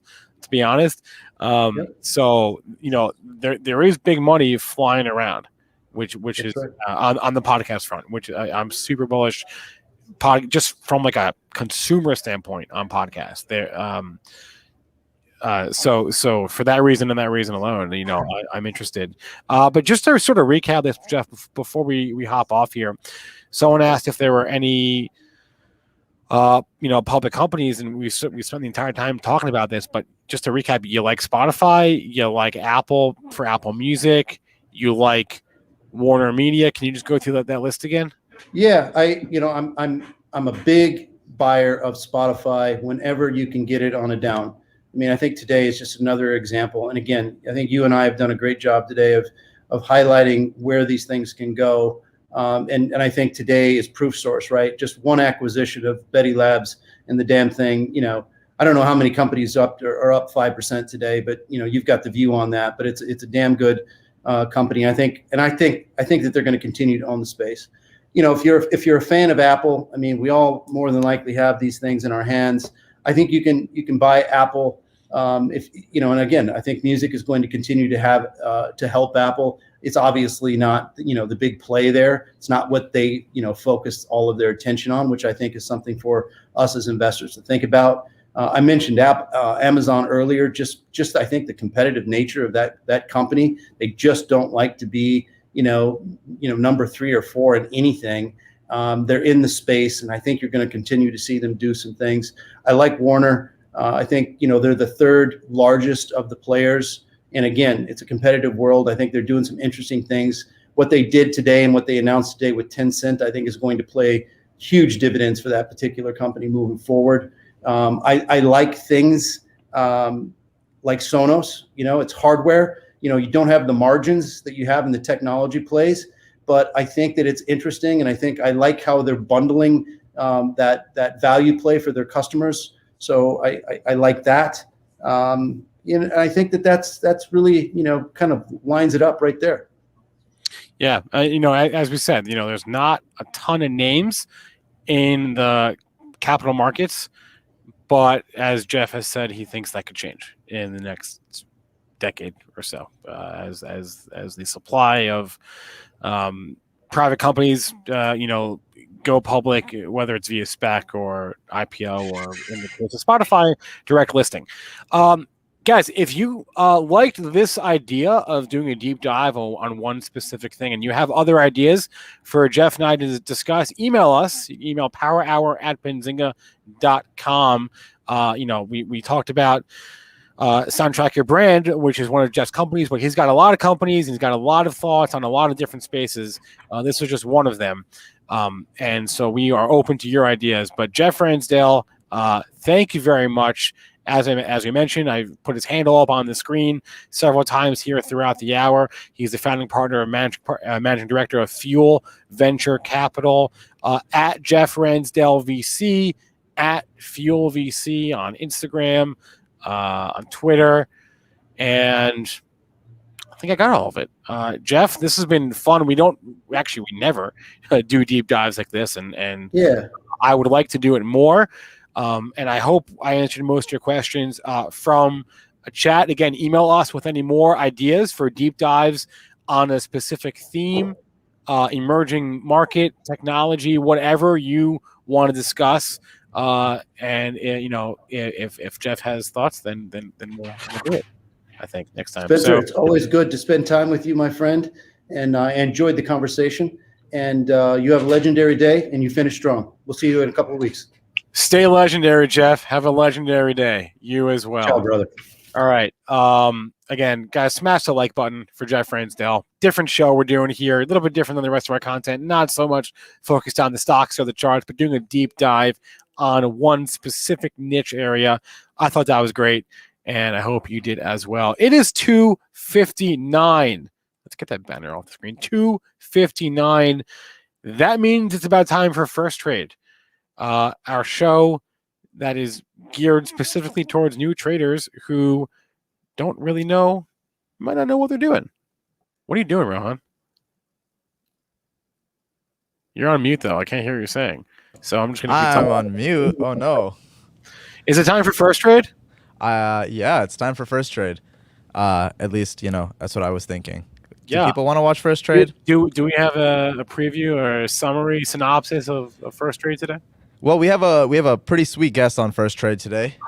In case you guys don't know, she doesn't appear on camera as much, but she has been over this last month because we've been doing Women in FinTech. And on today's episode, we have the legendary, I like that word, we've been using it for the last 30 seconds or so, Jordan Robertson coming on First Trade, talking about how she finds trade ideas using BZ Pro Stock Scanner, or how you can use it, how you can do that on any scanner.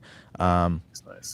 So pretty cool little episode. We took a little bye week when we had our biotech conference last week, so we are back with First Trade. For those of you out there, if you don't know what First Trade is, it is the show for you to get started on your trading journey. Myself, I made my first trade on the first episode of First Trade, and we've been trying to just grow, learn, and build a community together of people who are just trying to become traders. So without further ado, that was my little pitch, but this is pre-recorded, but I will be in the chat. The co-host, Michael, is already in the chat telling me I'm on mute. I hope I'm still not on mute. And without further ado, you guys feel free to interact with us, leave your questions. We will take them to, for the next episode we record, which we're recording tomorrow. But all right, I rambled for a second there. Folks, this is First Trade. Welcome to First Trade, the show where we're educating new investors and traders. We recognize that some of us are experienced traders, and some of us aren't. That's why we wanted to level the playing field and make the markets accessible to everyone. Thanks for tuning in, and we hope you enjoy the show. What's going on, folks? It is episode number 6 of First Trade. I am so excited to be back. My name is Rohan, and I am, in fact, not a tender nugget. How are you feeling? I'm also not a tender nugget. I'm actually feeling pretty good. I got loaded fries waiting for me in the kitchen. We're chilling. It's a Friday once again, recording here. I'm feeling pretty good. How about you? How you doing? I'm feeling, you know what? just peach. I'm doing peaches. Doing peaches? Dude, you said peaches last time. I'm trying to do it more, like I said, remember? Oh, my God. Freaking fantastic. I What do never want me hear to you say? say peaches unless it's here on this show, ever. You've never said peaches any other time. Don't call me out like Literally, that, bro. any fucking time ever, and he never says peaches. Only here. Listen. We're working on it, all right? Yeah, okay, sure. We're working on it. All right, do the thing. What's the thing? What are we talking The thing about today? Michael Murray likes to say. What are we talking about today, folks? Okay, so last week we had a pretty sweet episode. Austin Hankwitz talking all about how TikTok might be impacting the future of investing, how he has built up his career as a financial TikToker. He was one of the first, probably one of the best, maybe a bit biased there, but no, he's a really solid guy, really great episode. We talked a little bit about, how new traders can poise themselves to handle this new correction coming into the market. And I do think we're going to be touching a little bit on TikTok. It's not going to be like the whole episode this time, but I'm excited. This week is going to be kind of like a little bit of a catch-up, although not. We do have a special guest, a zinger, Very special guest. a zinger of our own. Zinger of the hour. We're definitely excited for that, but no, it's just like, we've done back-to-back some pretty solid guests, right, Mike? And back-to-back,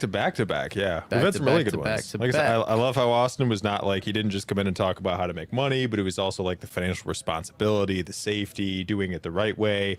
Had some good recommendations for stock picks, for apps, for trading platforms, all around. It was awesome. Yeah, and it's not always the most exciting stuff. Sometimes it is the most exciting stuff, but You're it's saying it wasn't exciting? I'm saying like the episode was. I'm saying like investing in your finance, not the trading stuff. Financial safety. Investing. Boring. Having good personal finance. Not always the most sexy thing to talk about. Yeah, but, who does that? I don't do but that. it's important, right? So true. Yeah, I'm glad we covered that. And we had some questions last week from the viewers. We had some questions from Twitter. You want to start out with that? You want to roll into that? Let's do it. Yeah. What kind of questions we got? All right. So we have touched on due diligence a couple times on the show. First, second episodes around there. But we haven't really gone back to it, and it's such an important part of how you invest in companies. It is literally your research. Yeah, for sure. So we had some questions about it, and we thought, let's bring it back. Let's keep it on the top. How to do DD, where to start, what's most important, what isn't, how to build a strategy. Now, that is kind of like a little bit of a more general how to do DD question, which we talked about a little bit, but we can bring it up. That is from xbo551. But then also, how does everyone do their research? Is there preferred website to research stocks for free, or are they all paid memberships? Again, this might be a good topic to bring up from Jman1042. So you want to touch on those a little bit, Michael? Yeah, let's go over both of those. Yeah, I mean, those are both really good questions. I mean, I know we touched on due diligence like episode 1 or like episode 2 or something like that. I think 1, and then 2 is a little bit more like charting and stuff like that. But yeah, we've been over it a couple different times. I mean, obviously I'm no authority on DD. Like I do due diligence before I get into any stock or any positions. Ha ha ha. Yeah, nice. Yeah, you got me there, dude. Yeah, I knew that was coming. But like it's I think everybody does like their own kind of brand of due diligence with some general core principles in place, but like they mix it up a little bit here and there. Like for me personally, when I'm doing due diligence, obviously I go and I look at a stock's history. So I look at where it's been, and then I kind of use that to make a prediction about where it might be going. So I analyze the charts to an extent. I mean, I'm nothing like John London, beginner trading, like a master of the charts. I'm not that deep into the technical he's side. More like in the moment. You're talking long term, right? Yeah, so I'm looking at like historical precedents, and for me, like I then go and I look at when you're talking about resources for looking up different stocks and stuff like that, and doing your due diligence. I really like Webull actually. And I know it's a trading platform, obviously, but beyond just trading, I mean, it's free to go in there and look up research on different stocks. And they don't cover every stock with the research on there, but the ones that they cover, they actually have really, really helpful metrics. So you're looking at like support and resistance lines. So you're looking at like where a chart may be headed and when it may be about to break out over this breakout line and head up further north.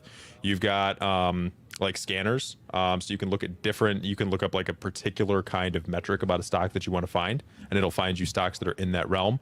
And it's got really other cool tools too. Analyst ratings, which I love. A lot of my strategy is built around just like what prominent analysts are saying about the can we stock. touch? I know we've brought up this before, and real quick, just a couple things. You mentioned scanners. One of them that we've talked about before, FinViz. Yeah. For like if you're just looking for a solid scanner. Yeah, that's solid. Solid. Analyst ratings. Just give a quick definition of that and how you use them in your everyday, investing, trading. Yeah, whatever. I feel I know we touched on it before. An analyst rating is just, it's a rating house or an agency that provides ratings for stocks. That's what they do. Like H.C. Wainwright, Moody's, any of these other ratings agencies.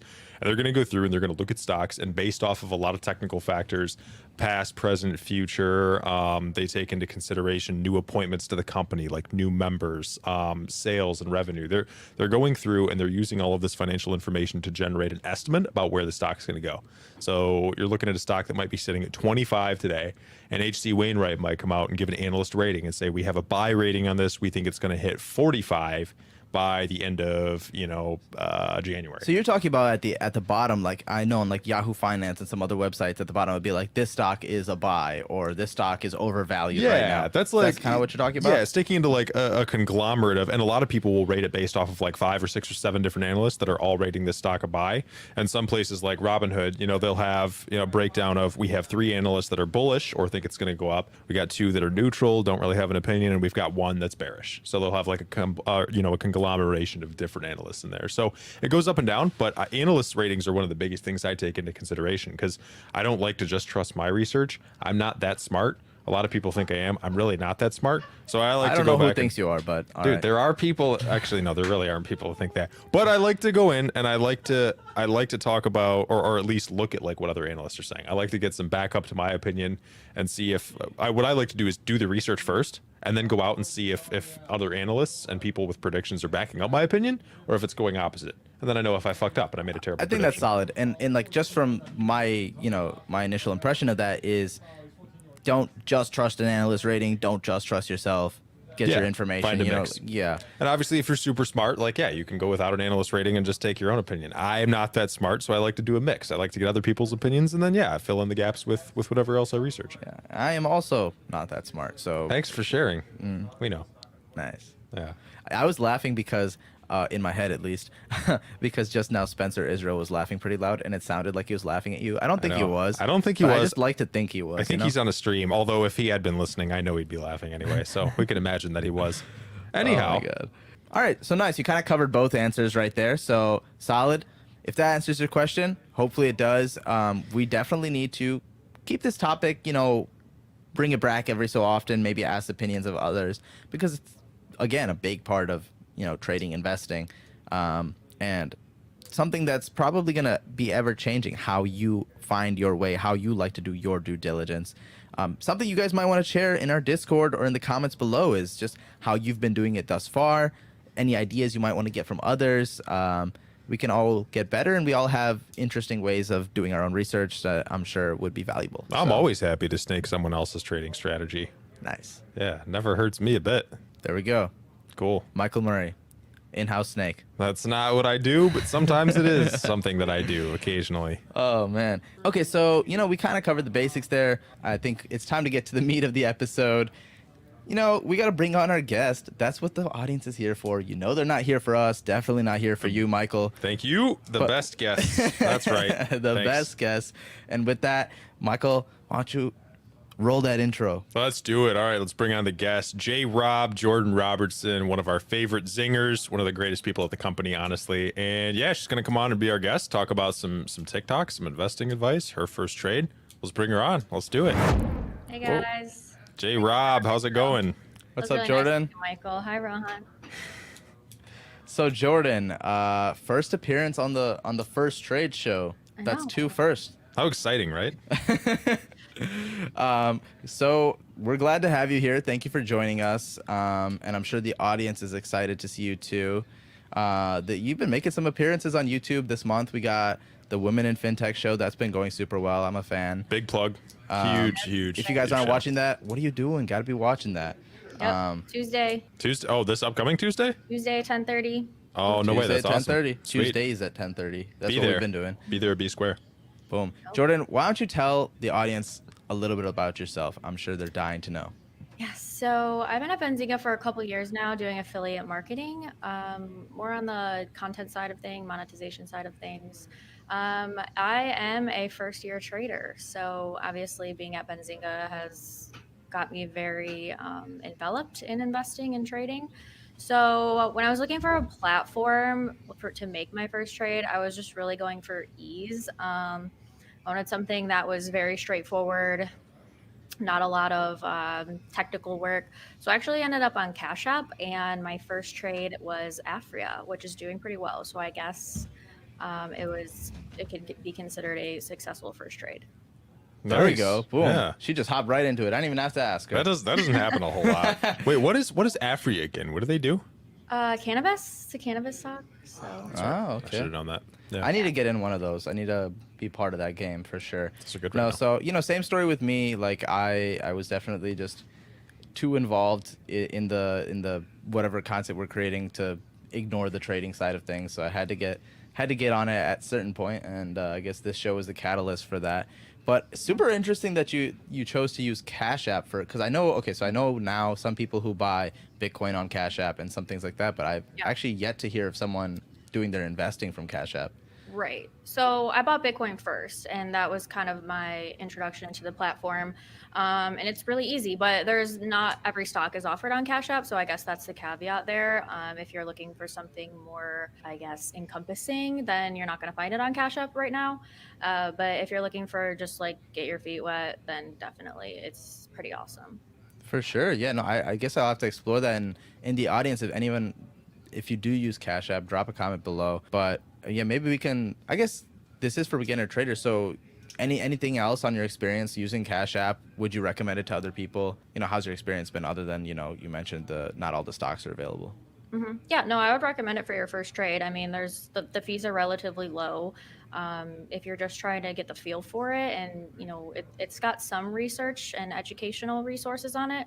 But actually diving into educational resources, I found TikTok to be a relatively good platform to educate you.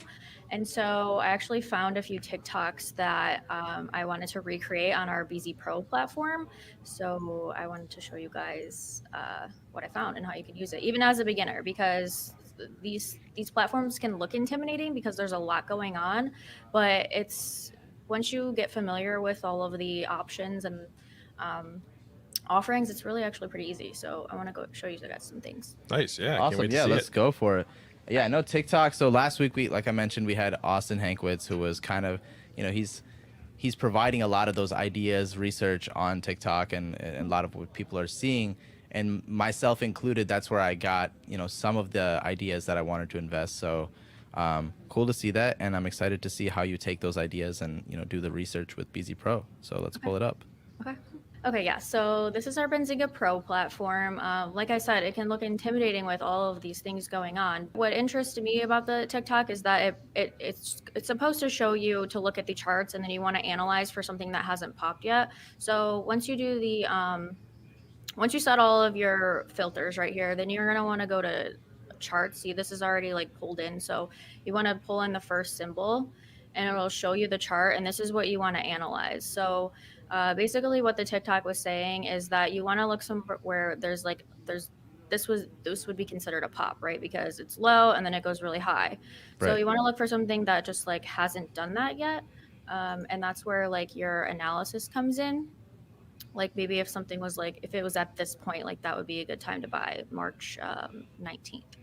Or you look at, something that, okay, so this is like went down and then now it's starting to come up. So maybe that would be something to look at further. And then like BZ Pro has all of these news. So this is another way that you would analyze it, is by reading the news and see if you can find any information that indicates that it could be moving soon. So here's another example. Like that combined effort of like watching the chart, but then also some fundamentals right there. So right. And I feel like this is a relatively beginner concept, right? Especially if you're going to be making these educated investments and trades.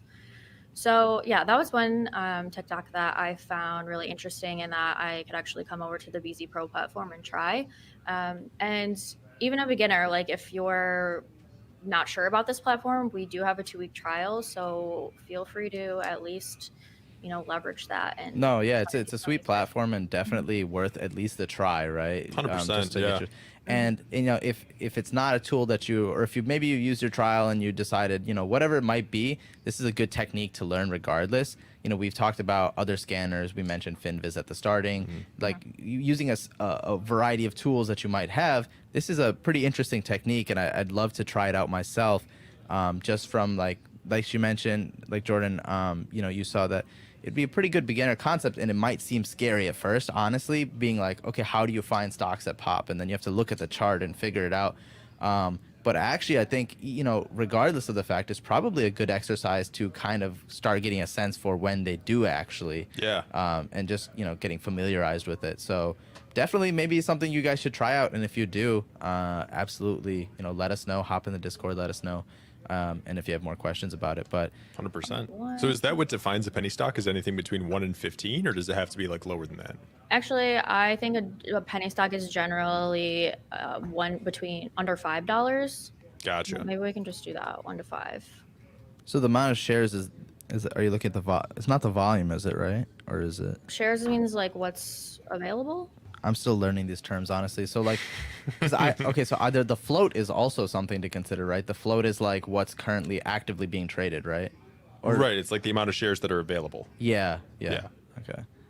And then there's because there's also shares that are like restricted shares. Right. Exactly. Yeah. Yep. Okay, cool. Tradable shares would be the float. Yeah. Okay. Yeah. You can really pick like any price range, any kind of like any filter you're looking for. Well, what's great about this too is, just one sec. I just wanted to say, like, a lot of times as a beginner trader, for me especially, other than when you see a TikTok and you get some trade ideas out there, right, or whatever, how do you actually go out and find these ideas for stocks and trades yourselves?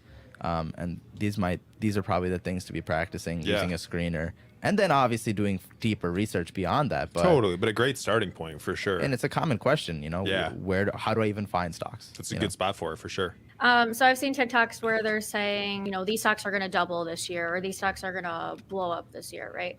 So actually we can come into the newsfeed and we can look up a symbol. So for example, the one that I was looking at, it was saying that NGA was going to double in price this year because of their affiliation with Amazon, I think it was. Mm-hmm. So anyway, you can come in here and pull up this stock, and then it will show you all any news, and then I can look at the charts and the candles and see, what has been going on with the price, and then you've got all of these other indicators. So those always like catch my eye, and then I go and like look at if there's any news in here. Okay, yeah, this one is about it might be the right time for investors to back up the truck, the electric truck, that is. And then it talks about NGA. So basically, you just want to like come in and read the news. And so maybe this would be something good because of this, deal that they're doing with obviously a huge giant like Amazon. That's awesome. So it just curates news like that like might be market moving or like might bring it up in value or whatever. Yeah. Well, this is all news produced by Benzinga. Nice. So, wow. There we go. Look Plug. at Benzinga. And if you guys use other platforms, Webull, whatever it might be, you probably will see your Benzinga news right there as well. All over the place. And it's, like we said, a big part of due diligence. And, if you're pulling up the tickers, whether or not you just see an idea and really quick you want to know what's happening, that's probably the fastest place to figure out the news that's going on. Absolutely. Yeah. Yeah, I use TikTok as a, I guess, idea generator. It could be educational too. But then you just have to, I guess, find the platforms that resonate with you and try them out. That's awesome. I respect the fact that you can just get investment ideas out of there, because I usually just get lost in the funnel. Like when I had TikTok, and I would just never escape, and I would be in there for 2 hours, and then I'd realize I got nothing. You gotta get a stock talk. You gotta whisper to your phone, be like stock, show it to you. So I guess thanks for showing us those, Jordan. I think really like it can be a powerful tool. Again, if you guys want to try it out, there is obviously a free trial. It exists for that reason. Get your hands, wet a little bit. Try and find some stock picks of your own. Maybe work with the community members in Discord to like try and figure out if it really is a buy or just go for it. Jordan, you mentioned at the starting, what was the ticker you said was your first trade? Afria. So, just like going back to a little bit, Is there a particular reason why you chose that one, or at the time? Because I know with my first like actual stock purchase, it was very much so a little bit of YOLO, a little bit of research, a little bit of like it wasn't that much gone into it. Hasn't panned out the best for me so far, Mike Murray. But, but hey, you know what? So my question is, you know, just like how did it go for you? What went into that decision? Yeah, so like I mentioned earlier, my team produces the affiliate marketing content, and a lot of that is like how to buy XYZ stock. So I'm pretty sure the idea spawned from that by reading some of the facts in that article. And then if I'm being honest, I think it was something like I saw a number in there that was I was like, oh, that's a good number. So like I think we all have that same experience. We're like, oh, this is gonna be my first one. Let's just do it. So I guess it was the combination of, like you said, YOLO with a little bit of research. Sometimes that's the best way, though, like just to get started and like figure one out. Like if you have a good feeling about it, you have a good vibe, like just try it. Like as long as it's something reasonable, like just you're not throwing your entire account in there, right? No, exactly. Like $100. So. Plus, you know, so you mentioned like with your work, that's how you got exposure to it.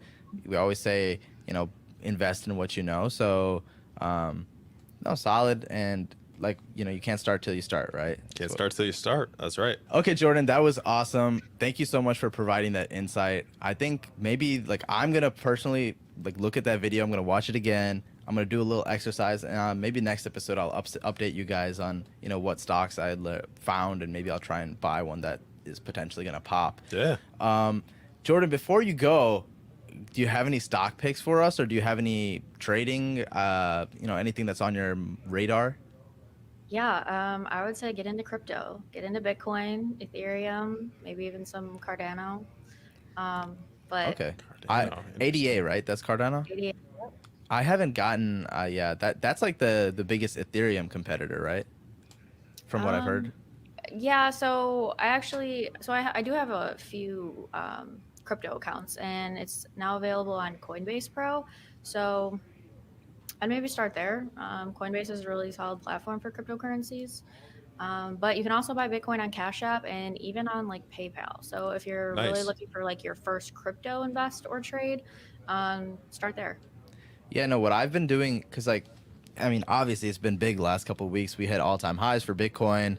By the way, if you are interested in crypto, we do have a whole show dedicated to crypto, so definitely check out BZ Crypto. But I got into it maybe a couple years ago with like an initial investment, rode that first like the 20K, and then I just kind of, when everyone pulled out, I just kind of held on to it and took the L for a couple years. So we're not doing anything crazy, but just kind of holding on to some gains right now. And I've been slowly, like, this is the wise words of John G at this point. He's like, because I think it's around to stay. So I'm not trying to make like any quick plays or swings on it. I'm more so just dollar cost averaging, like every month putting in a couple hundred into both Ethereum and Bitcoin right now. No Cardano yet, but I'll have to look into that. Yeah. Solid. Murray, are you in any crypto? No, I'm not smart enough for that. No. Okay, wait. We have to address that statement. Actually, you okay, don't have to do much to be part of this. I had a really bad experience with crypto like 3 years ago. It was actually before I invested in stocks, I invested in crypto, and I invested in Tron or TRX. I bought like $3,000 worth of TRX, and I bought all this TRX, and then that was like right before crypto crashed, like 2 years ago or something, when it like really wasn't doing anything. So I kind of got like the bottom hammer of that, and I wound up with like $200 left. Yeah, and Tron isn't back, is it really? I don't think it is. No, it's been absolutely just demolished. It's like dead. It's desolate. It's sad. And yeah, so as an 18-year-old, my spirit was crushed, and I said, never again for crypto for me. I remember when I was really like first getting into it, I went to Fort Lauderdale, and there was a guy in the airport with like a Bitcoin hat, some random Russian dude, and he's just like, what the hell, man? They didn't let me pay for the stripper in Bitcoin. And I was like, what? And he's like, anyway. And he named some like random ticker off. He's like, it's IPO next month. And he's like, buy now. I was like, anyway, I kept an eye on it. Literally, like, it was classic. Like, perfect. Well, yeah. Jordan, is there anything you're eyeing in terms of crypto investments? You said you're in Ethereum, Bitcoin, and Cardano. Any coins you are more interested in or whatever? BAT is interesting, especially because John G's been talking about it nonstop. So I've been looking into it. I think it's got a lot of potential. Okay, cool. Interesting. Got to check it out. Keep your eyes out. All right, folks. That was pretty great. Jordan, thank you so much for coming on. We'll definitely have to get you back on here again. Maybe we'll find some more of those TikTok investment ideas. And again, thanks for coming on. Thanks for joining us, spending some time, and we'll see you around. Yep. Thanks, guys. Thanks, Jordan. Thanks for coming on. See you, Jordan. Yeah. Bye. All right, Mike. That was pretty solid. Got to get another BZ member on the show, team member, and we'll keep doing that every so often. You guys have to let us know who from the crew or people maybe who aren't even on shows you want to see next, and we'll try and get them on. Now, we do only have, I don't have a watch here, but we do only have about 5 minutes until Mike Murray has to go do some real work. So one time a day, I actually work for real. Let's make it real quick. Let's run the outro. Mike, how is your account doing? Actually, you know what? Very rough week the last couple of days. Kind of tailed up a little bit today. I think we're doing okay. The last time I checked, we're doing okay in the markets. That could have totally changed since I sat down. Because I took a break to eat those fries instead of actually look at stocks. So I don't know. It could be doing okay. I mean, I'm still in Canopy. I'm still in Enphase. I'm still in Palantir, and I've got one other position in Afria as well. So.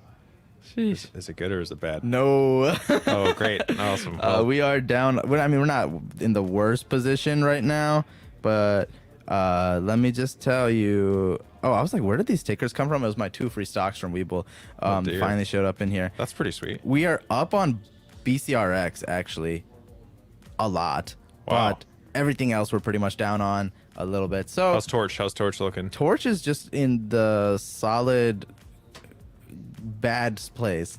$2.10, 18 cents. That's stellar. Well, you know what? That's great news. I'm gonna head off and do some work to recoup all of my losses, and let's wrap it up. All right, folks. Thank you so much for joining us for First Trade, episode 6. We are excited to be doing this every week. It seems just like, the time is passing like crazy. You want to be involved with the show. If you want to get, more involved with the community, absolutely comment down your questions on the YouTube video or join our Discord. That's where we have discussions about this. And of course, listen to us on your favorite podcasting platforms, including Apple Podcasts, which, by the way, I don't think we have that many more reviews for. Ready? We have... watch it still be 9 reviews. So nice. Folks, we got to bump that number up. Anyways, this has been a solid one, and looking forward to seeing you guys next week. Peace.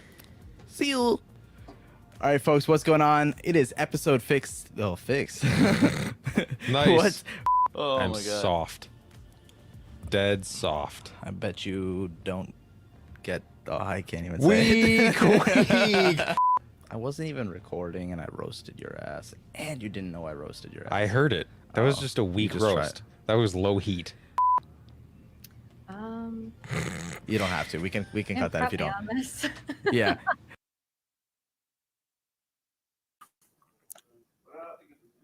Oh wait, what up? I was muted again. Nice bloopers there. That was good. Thank you. That's all thanks to Franny Lewis, our wonderful editor for First Trade. We always like throwing some bloopers on the end of the episode. Try to make it fun.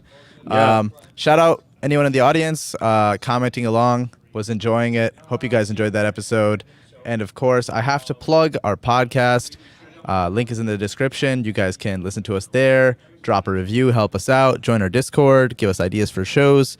We will be back next week on Wednesday at 3 p.m. Same time as always, knuckleheads. All right, it's 3:30 on a weekday. You know what that means. At the Close show. Let's do it. All right, it is time for pre-market prep at the close.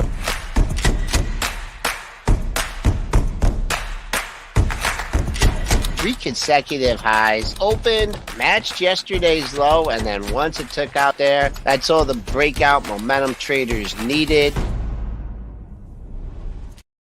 Joe, what a day. What a day, what a day. New all-time highs again in the market here, going into the last 29 minutes of the session.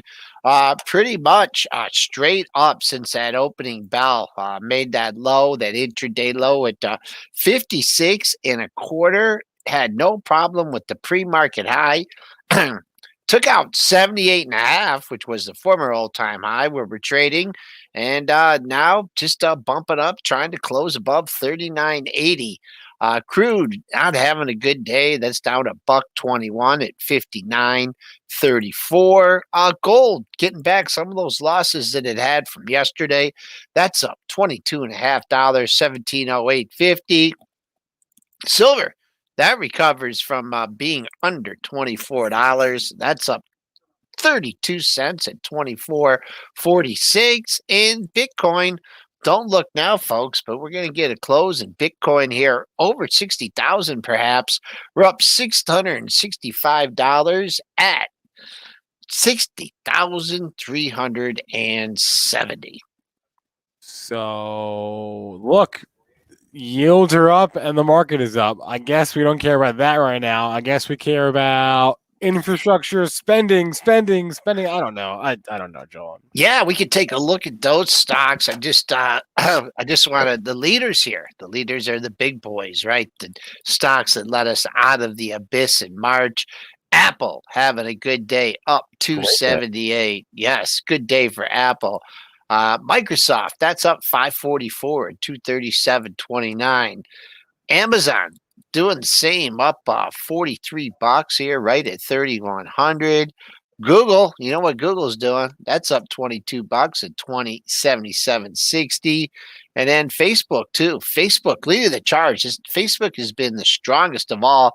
Is Facebook trying to make another run at $300? That's up $6.75. So I think we got to give Triple D a little bit of credit here because he was saying, hey, maybe this is a day. Maybe the growth names come fighting back. And I think that's what we're seeing here today. Yeah. It's not just growth. I mean, I'm sort of surprised.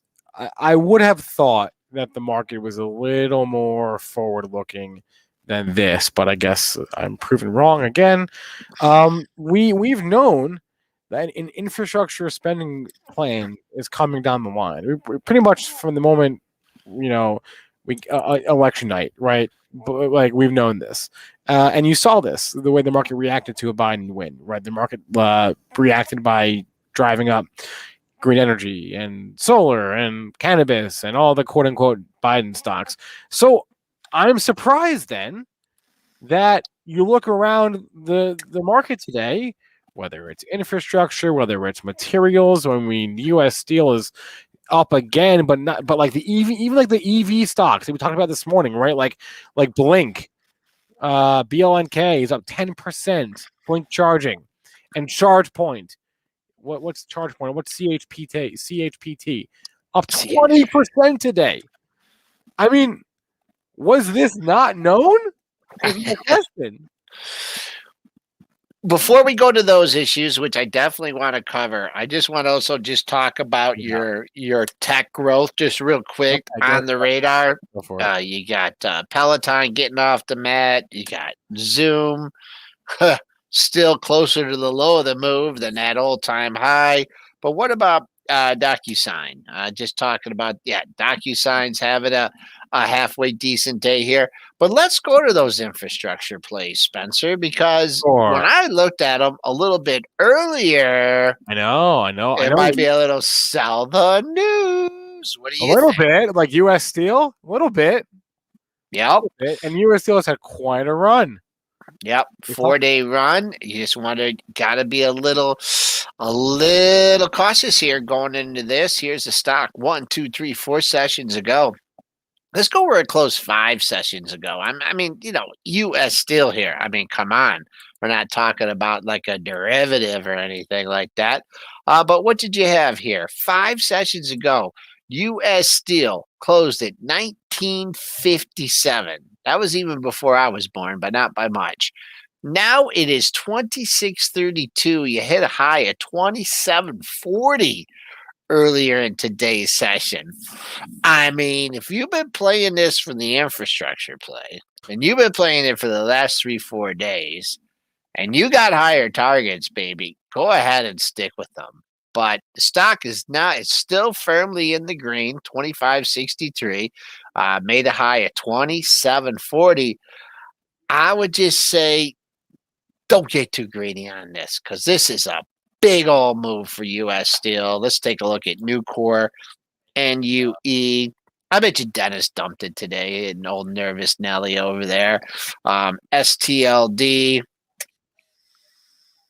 There you go. New highs for the S&P's just took a little leg lower here.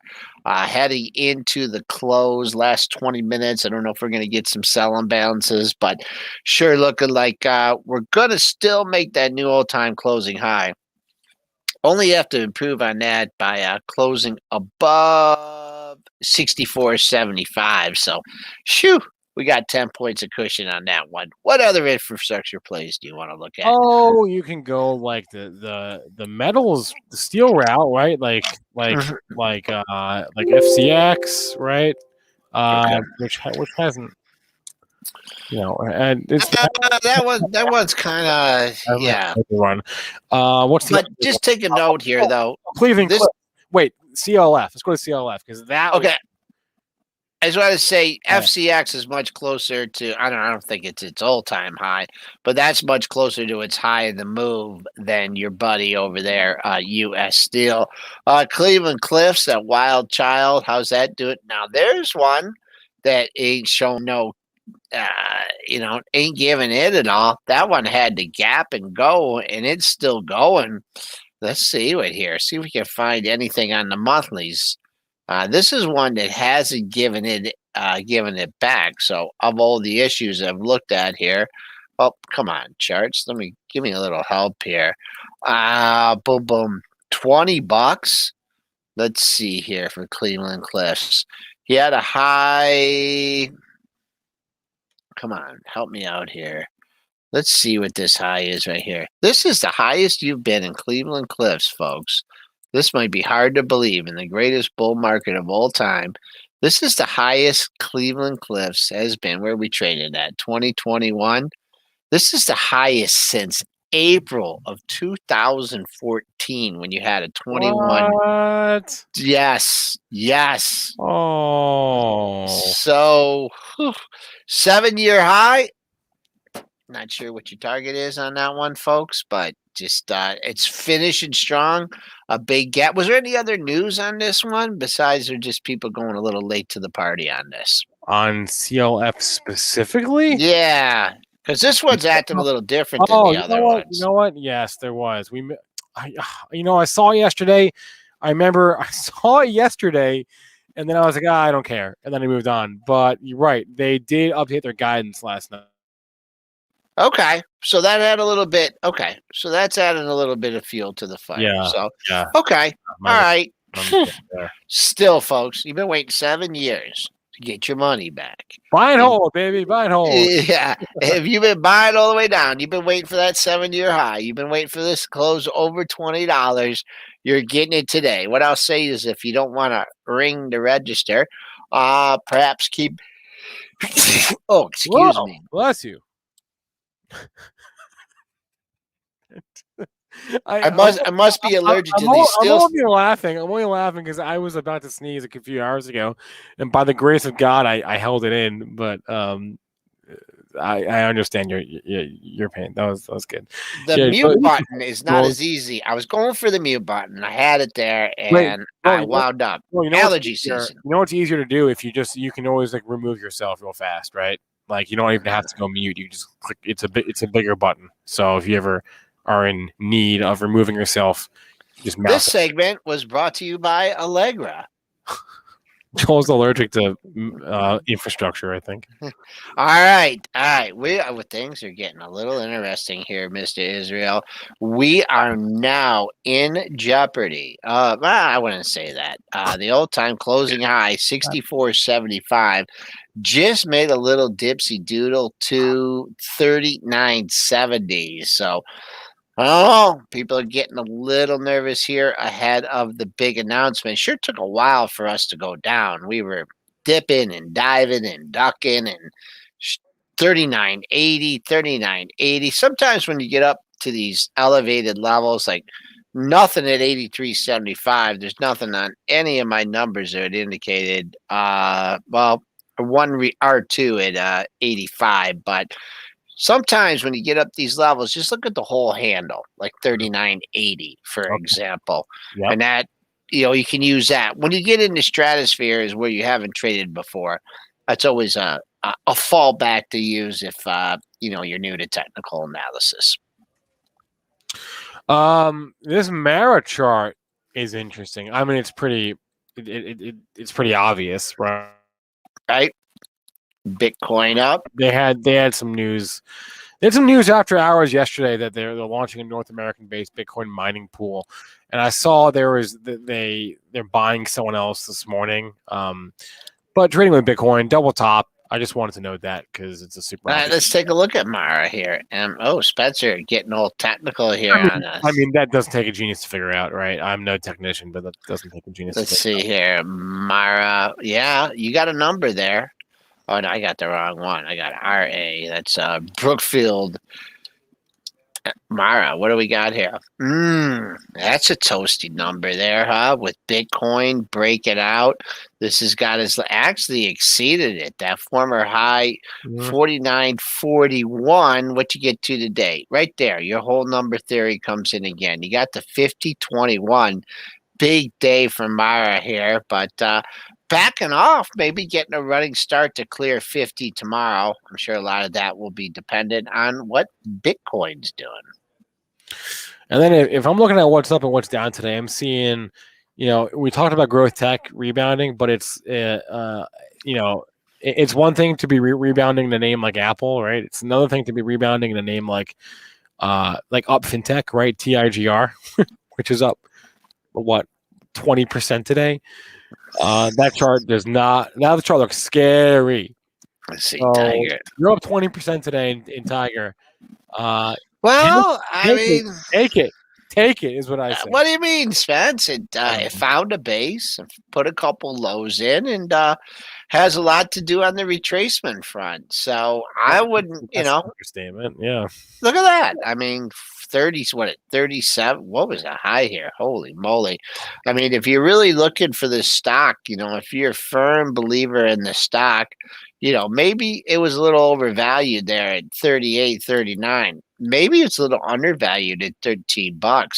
So why not maybe come back to 25, 26, a little happy median there. Get a little retracement of this move. So I don't know if you sat through all this pain right here and then you get this one green, one nice up day. I don't know. I don't know if I'd be so quick. I'd be more tempted to move my stop up. On the earnings front, everyone, we got Micron. Don't forget after the close, probably at like 4 o'clock or 4:01. And XL Fleet, it's their first report as a public company after the SPAC mergers tonight. So those are the two stocks on my radar. On the earnings front, we talked about Micron this morning. What else did we talk about this morning? We talked about just real quick. This Micron is doing exactly what we talked about it doing today. I don't know if I have the exact. Let's see, 50%. Let's call it 95. Let's hopefully came down 15-point move. Right back up, this 50% retracement right in this area. So this is important. Everyone that sat this decline out, boom, got back some of their losses. This is the area. Now, how it's going to react after the report is definitely a coin flip here, but nice retracement. Let's see if we can hold in that 86, 87 area after the report. So am I to assume, to Joel, based on today's action, that every big money manager just wants to be even more overweight growth tech? Because that's, it is the end of the quarter here. We got 15 minutes left in the quarter. And as we talked about for the past 15 minutes here, growth tech is up. Really, all tech is up. That's like a two-edged sword here, because now Triple D alluded to it this morning. Are they marking it up? Are they getting it up so it looks better than it actually, Maybe. If you put lipstick on a pig, it's still a pig, right? So that's the truth. Here we are, little profit taking. These guys are locking in their bonuses. We just took 39.70 here, folks. We are now under 39.70. I hasten to say that all-time closing high, 64.75. I mean, come on, guys. you could do a little bit better than that. But Crescendo is selling here as the at the close show commences. Nothing but sellers. Spencer, Hey, what are you doing out there? We said end of the quarter fireworks. It can happen. Well, we're here, and it's happening a little bit. Pot also on the radar.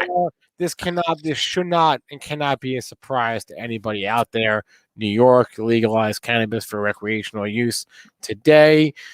If you're surprised by this, you're not paying attention. I don't think most, if not all, states are going to go in this direction eventually. This has been discussed on New York for months. They've been talking about this thing months. Man, these stocks are just not reacting to it. Well, you're on the Canadian LPs. If you go to like the MSOS, for example, that's the US. The U.S. ETF for U.S. cannabis stocks. That one is up 8%. There you go. Yeah, okay. Yeah, that's how I mean, it's doing what it's supposed to on good news. I mean, but man, oh man, it's just like you knew this was coming too, and not a big reaction. People are even selling into it yesterday. So, good news for the cannabis sector. I just thought these, with everything's going on, I thought these charts would be looking a little bit better than they are. And then so the MSOS sort of fits into again. There really is no exchange listed U.S. cannabis stock that actually grows cannabis. There are the ones that I own. I mentioned it before: Curaleaf, Cresco, Trulieve, Green Thumb. There are a few others. But good news for U.S. cannabis today. I would not look at like every time we get a headline about a U.S. state legalizing cannabis. I wouldn't my first search would not be Canopy Growth or Kronos or Tilray, right? Or Freya. You know what I mean? So you're all over that sector, Spencer. You know that like the back of your hand. And on that note, Cannabis Insider will be at 4:00 today, not 4:30. So we're moving it up because we got I think we want to restream the infrastructure announcement. I think it's going to be at 4:20 or 4:30. So we'll be doing that here after this show is wrapped. Guys, any charts? Oh, wait, Joel, you know what we got to talk about tomorrow morning with Dennis? We got to talk about this discovery. Did you see that today? No. DISCB, the Class B shares of Discovery, not the Class A shares. We're having another hard to borrow situation transpire. Yeah. Okay. Wow. This one. Huh. Wow. Yeah. Wow. Yeah. And so if you're not watching the stream a few hours ago, I went through why I thought this was happening. We've discussed this several times previously when it's happened to other stocks. But if you look at the DISCB and you compare it to the DISCA, same stock, same company, different class of shares. They do the same damn thing though. DISCB has a much smaller float. There's far fewer shares out there in the market, and in this case, it has become impossible to short. That was my theory. Oh my Lord! I tell you right now, some ARBs are getting absolutely destroyed on this one. Yep. Absolutely destroyed. And there's isn't there DSCA for every letter in the alphabet or something? What? Yeah, there's DISCA, DISCC. Isn't there, or is there just A and B? I think there's just A and B. Oh boy! Oh boy! So yeah, it's messy, man. That's sometimes when the arbitrage is not arbitrage, and you get your double S handed to you. S&P's 3970 here, trying to hold on to 3970 going into the close. I asked for tickers, I think, in chat, and I saw Microvision, MVIS, get a mention. This is a crypto play, and should be rallying. Wait, is it? Or am I confusing it with something else? No, it's crypto play, right? Yeah, it is. It's I think so. No, this is a LiDAR play. That's what this is. This is LiDAR. LiDAR is that the battery thing? No, it's like the sensor technology. Oh, okay, same thing. Right. Nice area, nice bounce. We drew this in a little while ago. The 50% of that move from 24 to 10, 12, right? Add 6. That brought you right into the. Actually, it was a little bit more than that. So, was it low 10? Yeah, that should be right at 7, 17. This is where you had in the midline, and you cleared it all in one day. So that's very good news. The bad news is you just got a real pesky area of resistance here. You got 1897, 819 and a quarter. What's your high today? 1895. So wow, 19. Big area if you want this rally to continue. And looks like it's charging there towards the close. Yeah, I saw a headline of a government contract that Microsoft got today with the U.S. Army, and I guess the Microsoft uses is a customer of Microvision. Okay. Or yeah, so I guess it was that. Microsoft and Microvision. Yeah. I think that's what I saw today. And chat's mentioning that as well. So, okay, what else do we see from chat? Economic World, Pfizer, guys.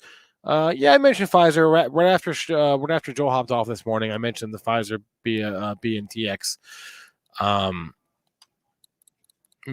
headline from this morning, and this study in adolescents vaccine was super effective. Yeah, Pfizer is just stodgy. Yeah, it put a bunch of. I was looking at this and kind of got just attracted from it, but wow, it's had a nice move though. It just took forever and ever to put that low in, multiple lows at 33.50. I mean, $3 move in March. I mean, who wants to be with that, right? You want to be in the big winners, but now you're kind of getting a little bit of the formation that you had up there at 33.50. You just have some scalpers there. Maybe they're just getting out at 36.50. Two lower highs after making that high of the move. So let's keep an eye on Pfizer. That's a big move. Good support for now, forming at 36. Your last three highs are between 36.43 and 36.74. What that tells me is that you have an institution, a larger player, or players targeting get me out at 36.50 average.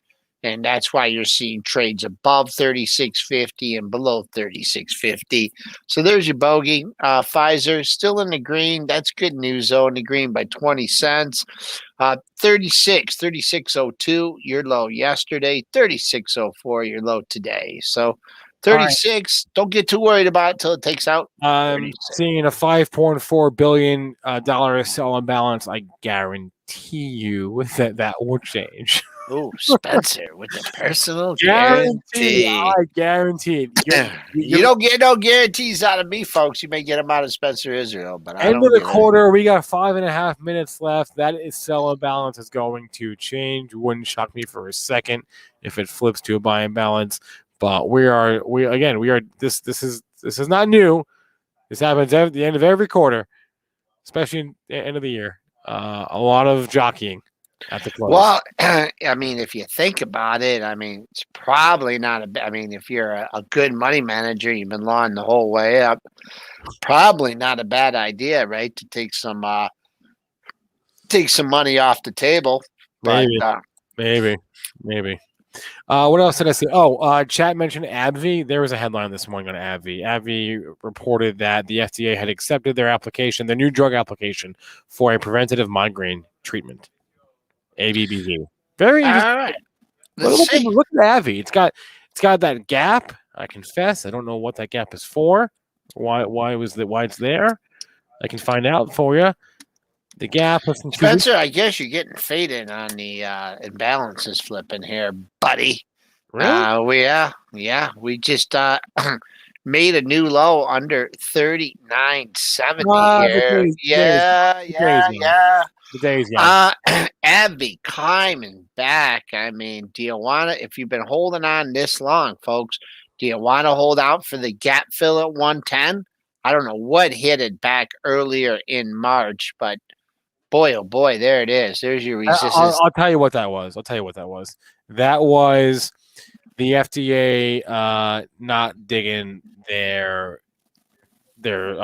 arthritis drug is what that was. Wow, and getting it back. So let's see if the momentum can continue to the upside. I would just be aware that all these people that got smoked here and continued to buy, they're getting their money back when it trades 109.90. We hit 109.18 today. So let's see what happens next couple days on this, the bounce back after the bad news. But keeping a real close eye on 110 in ABBV. Yeah, I'm keeping an eye on the if there is a new imbalance number, but we are leaking. Wow. Okay, I sort of lost track of things there. So 398 not in the cards. I mean, we hit it. 398 in the SPY, we hit it, but not in the cards for today. We actually topped out. Yeah, we actually topped out at 398. That was like the high of the day in SPY. 398. So 400. It looks like if the last few minutes are to be believed, it could take us a couple days at this rate. Yeah, maybe a April Fool's Day rally or something like that. Hey, Easter Sunday rally, Easter Monday rally. Yeah, yep. I don't know if that's the thing. Maybe it is. All right, we got about 2.5 minutes here heading into the close. I mean, S&Ps are still in good shape to make a new all-time closing high. As I said, 64.75 was that high or that closing high from last week. That's what I like to keep an eye on. Trying to close here in the 39.70 handle, trading right there, 39.69.50. Bill Big D did not realize Home Depot was at an all-time high. I never remember. I'm always surprised when a stock is at an all-time high. I shouldn't be, but after what we just went through last year, I am surprised whenever I see a stock at an all-time high. I'm like, wow, all right, all-time high. Can't believe it. What's going on with? Oh boy, look at that! What a wrap! Huh? Has that thing had any down days? Oh my lord! I don't even know if I can draw a trend line this steep here. Holy mackerel. Oh, no, that's not a trend line. Let me see here. This is definitely trend line worthy. All right, let's turn it up here. Oh, man. If you're skiing on this one, I know we drew this on Viacom a little bit ago. Let's see here. Come on. Oh, look at that. I mean, it hits 3 lows. I wish I could be better with this here. Come on. I'll get it before the close. My old man hands here. Come on. Well, just use a little for today. While Joel's doing that, why can't I do that? Come on, man. I'm going to stay here. I'm going to make everyone stay after school. Okay, I would note that we just bounced off the low of that move right there. So we did. You are vindicated here. Less than a minute to go. There was pretty, but boy, oh boy, keep an eye. Maybe you can draw a trend line better at home than I can. But if anything, the only thing here with Home Depot is, it did hit an all-time high, but I don't like it closing near the low. Here we are, folks. 304.14. Smooth, short-lived there, 39.70. Really battling into the close, but not great that it got to 308.02, and then boom, you're settling within a buck of the low. More selling into the close, Spencer. Wild close there to end the quarter, but it's been a good quarter overall.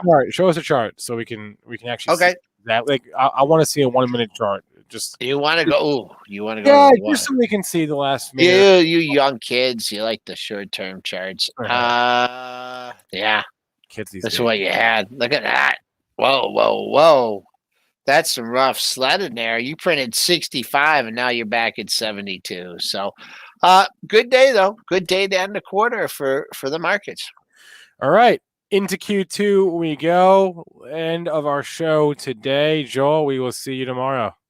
All right. All right.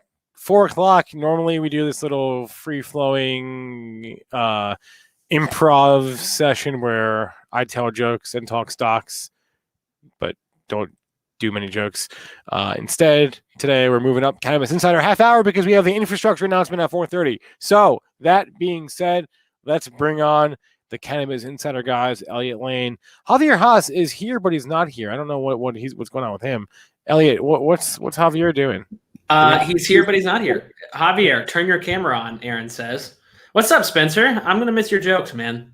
I'm not gonna lie. Really, I don't really do jokes. I don't know why I said that. I don't do jokes. You know, that could be a cool little new niche you form, though. Stock comedian, or a public market comedian. I do have jokes. Like a couple of weeks ago, Jason mentioned he got on this whole thing about like restaurants and how Benzinga should open a restaurant, and I spent a shameful amount of time thinking of like stock market related menu items to go on a restaurant. And I have them all written down.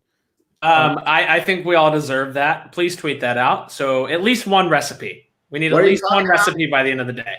Well, here I'll tell you one, and we're gonna serve subprime rib, which is basically prime rib, but it's prime rib, but it's shitty.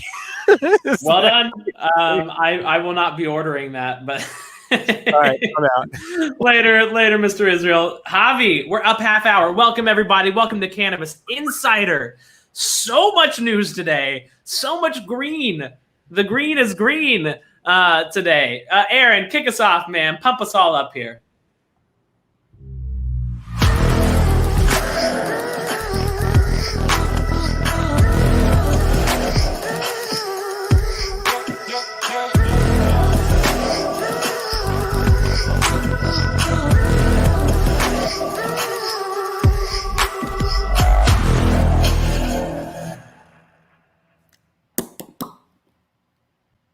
Today, buddy.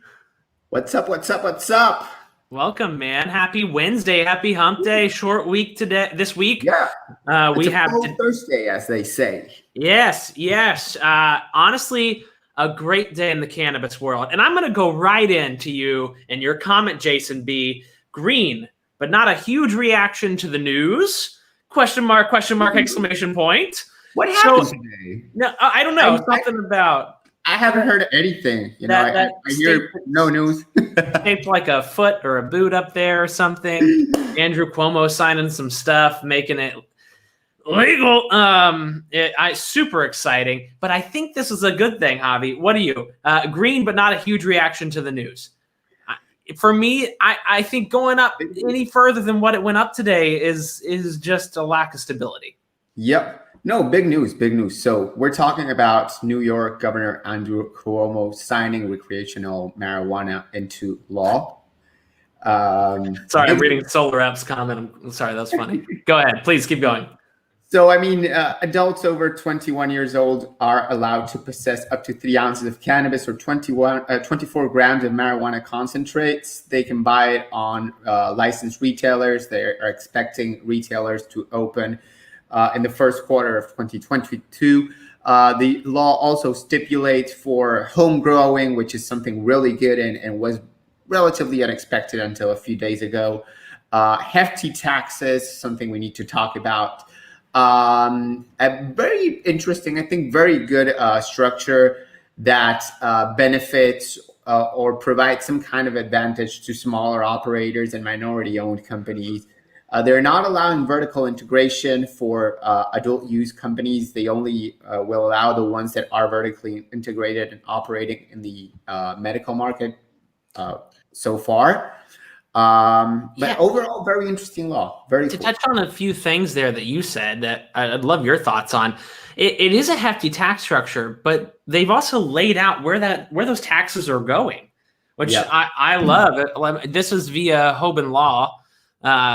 A cannabis revenue fund in which tax revenue will be deposited, allocating 40% to education, 40% to community grants reinvestment fund, and 20% to drug treatment and public education fund. So education in there twice, drug treatment, other social topics addressed there as well. But I think it's a well-structured bill. It's not going to be in Arizona. This is not something that's coming online in however many months. I'd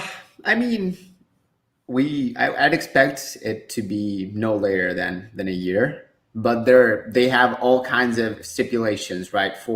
They have 18 months from the moment that rec sales start to regulate home growing, for instance, right?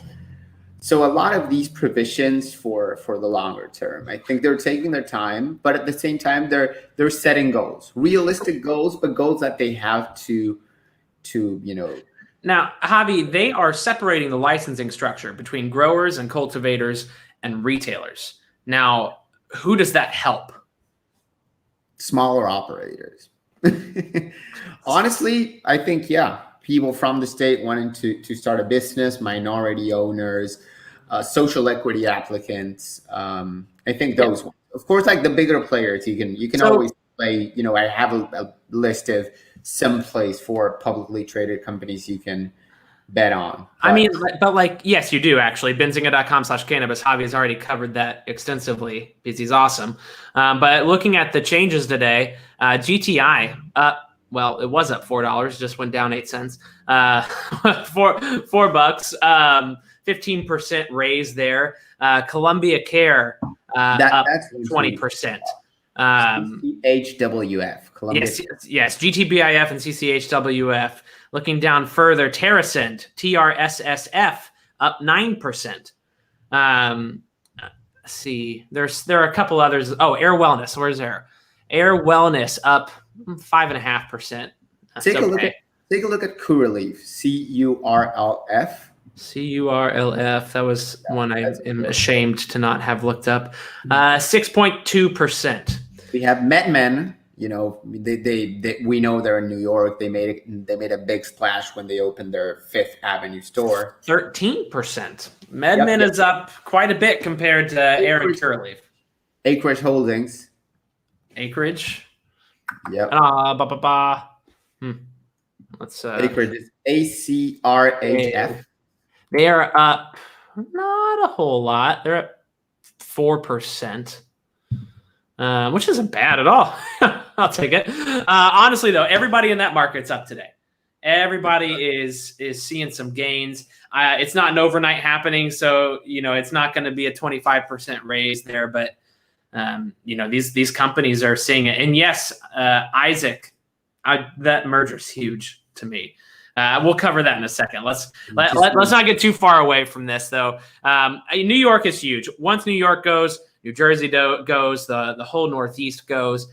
This is the first of many dominoes. And probably not the first. Can you guess, if I don't tell you, can you guess how large the market is expected to be in 4 years? Just adult use. I'll give you a hint. The medical cannabis market is expected to be between 250 million and 300 million in 4 years. So what will the adult use market be? I mean, my God, it could be infinite. I don't know, man. Help me out here. It's $2.3 billion 4 years from now. Lord, their infrastructure better be looking good up there in a couple of years. I'm just saying. As a person who's lived in New York for 8 years of my life, not currently there, but we'll be back. I hope this goes to certain aspects of New York life. Daniel, SNDL is one of the few stocks that is red today. It is what it is, man. Oopsie. I don't know what to tell you. Technical support, Javi, again, best read article on Benzinga last week. Did you know that? If you guys want to see some awesome technical breakdowns, Javi has it on SNDL on benzinga.com/cannabis. Aaron and company, maybe we post that in the chats, a link to that at the end of this. Is I think it's such a very educational article. But while we're on the topics of regions, unless you want to touch anything on else on New York there. No, let's move on. Okay, let's keep going on geos here, though. Kansas House passes medical cannabis legalization bill, sends it to the floor for a vote.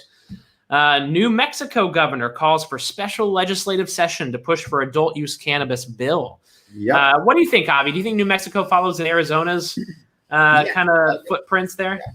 The governor is very supportive of legalization, so this could happen pretty soon. And who does that help in New Mexico? I couldn't even name the New Mexican operator. No idea. Let's off the top of yeah, exactly. While you're doing that, Rhode Island lawmakers presented with a bill to decriminalize all drugs. All right, Rhode Island, just putting it all out there.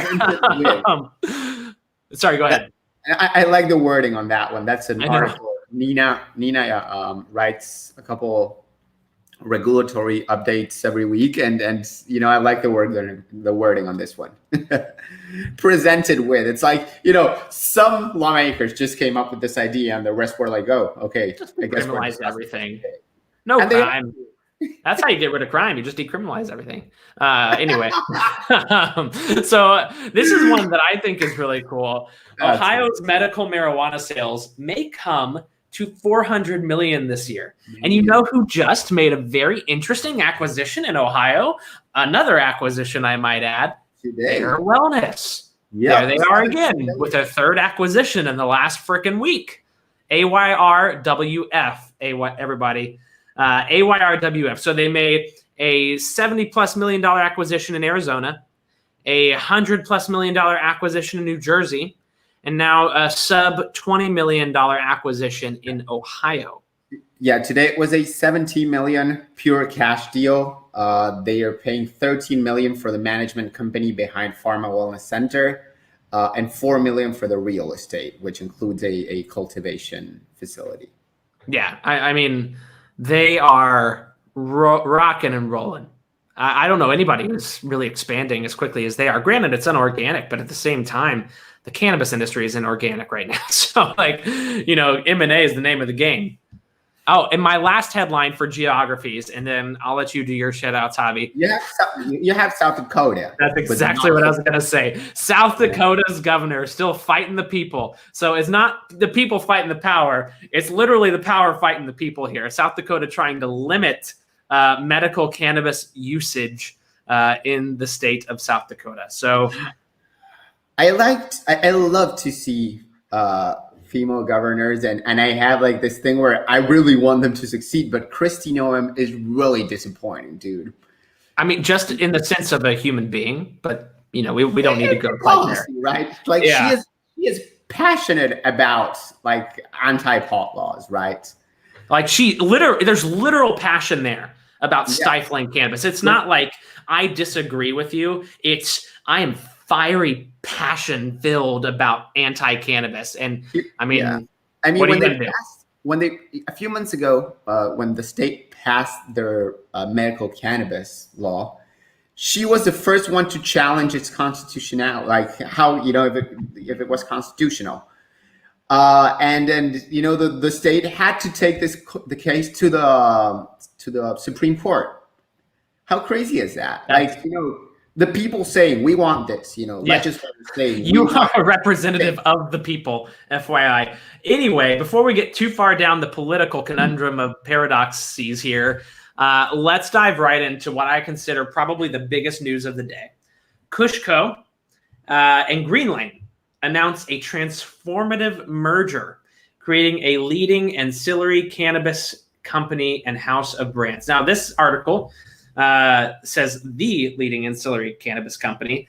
I tend to put a pause on the. Yeah, go read the article on Benzinga. The press release. This wasn't Benzinga's artiple. This was another company's article. I'm not going to call it out here, but listen, Green. Yeah, I know, right? So Kushco, we talked about them a bunch. KSHB, I believe. Yep, KSHB on the OTCQX, and Green Lane, GNLN on the NEWSDESK. I was invested in Green Lane. I don't think I am anymore. Full disclosure. But both of these companies are incredibly well known in the cannabis industry. If you're not familiar, Green Lane is a brand builder, if you will. Yeah. Kushco, very respected ancillary, I guess, packaging play, among other things, but I think that's what they're most well known for. Yeah. So, I mean, an interesting merger here for sure. Green Lane, they haven't really been on the up the past 6 months. Kushco has been in a lot of news, but perhaps, Javi, you can dive in a little bit as to what this is going to do for these two companies becoming one. I mean, I really like the merger. I think it makes a lot of sense. Their offerings are very, very supplementary, in my opinion. Green Lane is mostly retail focused, consumer focused. Kushco is pretty much the opposite.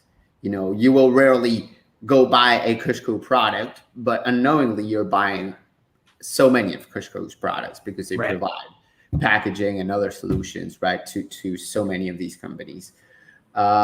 What I wonder, and I forgot to ask them actually, and I'm going to do a mea culpa right now, is are they going to remain listed on the NASDAQ? Because that's one of the, the sexiest things about this merger is suddenly we would get a 350 million market cap or something like that company. I mean, outside of not meeting restrictions, why wouldn't they? I don't know. Really, they like what the combined entity will be like. I mean, I do know like Kushco will, Greenlane is right now seems like the winner in this deal. Even though their market cap is smaller, they're getting a larger percentage of the company of the combined company, more board seats. So I'm wondering what the new company will be called, if they will keep a dual listing, what they will do, right? Greenco, Kushlane. I don't know. Well, I'm not as creative as a marketer. I can probably guarantee you neither of those are the options. All right, so huge merger in my opinion. Greenlane is still on my watch list. I love Greenlane, and I know a lot of people love Kushco. I just haven't been invested in Kushco because I feel like they tend to, I don't know, the stock, it really hasn't, dilution has been a concern of mine, just in my opinion. But, with that, like they are still a prime company in the space. And I think these two combining creates a powerhouse. So, I mean, we'll see what happens. And we'll be hearing a lot more about this over the coming months. But in my opinion, a huge merger. To see why they are back down. They were both up by double digits in the morning. Who knows? Maybe. Anyway. Also out of Greenlane today, we had earnings, which went a little bit unnoticed, but they did announce fourth quarter and full year 2020 earnings. Full year revenue of $138 million, down from $185 in 2019. That's weird. Over 46.3% year over year. Yeah. That seems pretty low in comparison to most cannabis companies. Granted, they are a house of brands, a brand builder, if you will. So they're not an MSO. Perhaps that's more the norm, Javi. Oh, I'm sharing my screen while reading this article. Nice. Well, anyway, yeah. So Greenlane, it's a great company. I think there's a lot of room for growth there, especially with cannabis as a whole being one of the fastest growing markets in the world. All right. As we have time, because we may not get to 4:30. Question from who is it? Bill Big D asking why is Florida dominated by TrueLeaf? And honestly, they have such a big footprint. They were hyper focused, well funded. Yes. Like Bill, if you're asking why they dominate, their footprint is by far. What is it? They're up to 78 dispensary. Or I think total it's huge. But regardless, like their dispensary footprint is unmatched, and I think maybe the next largest is a third of that, or maybe half. I don't know. But their sales are through the roof. They control the medical market in that state far and away.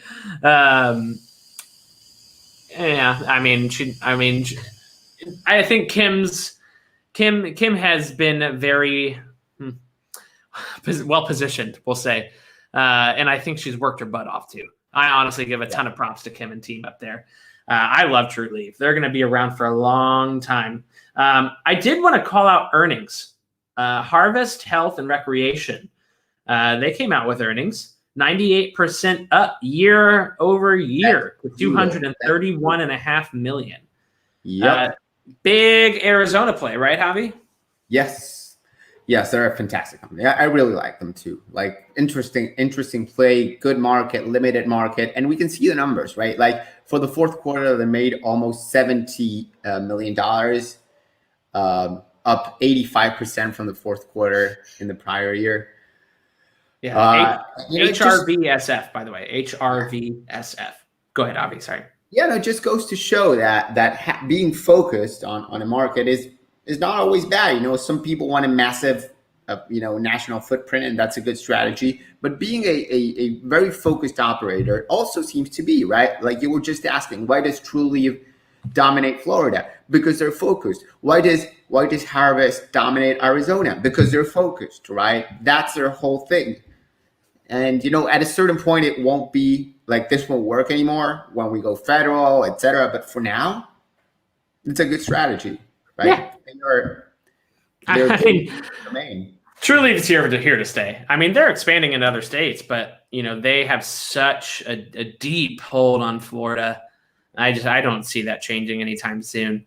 I do want to call out something we talked about yesterday, Javi. Somebody asked, will Organigram have a retail presence? Alas, we got some news about that, didn't we?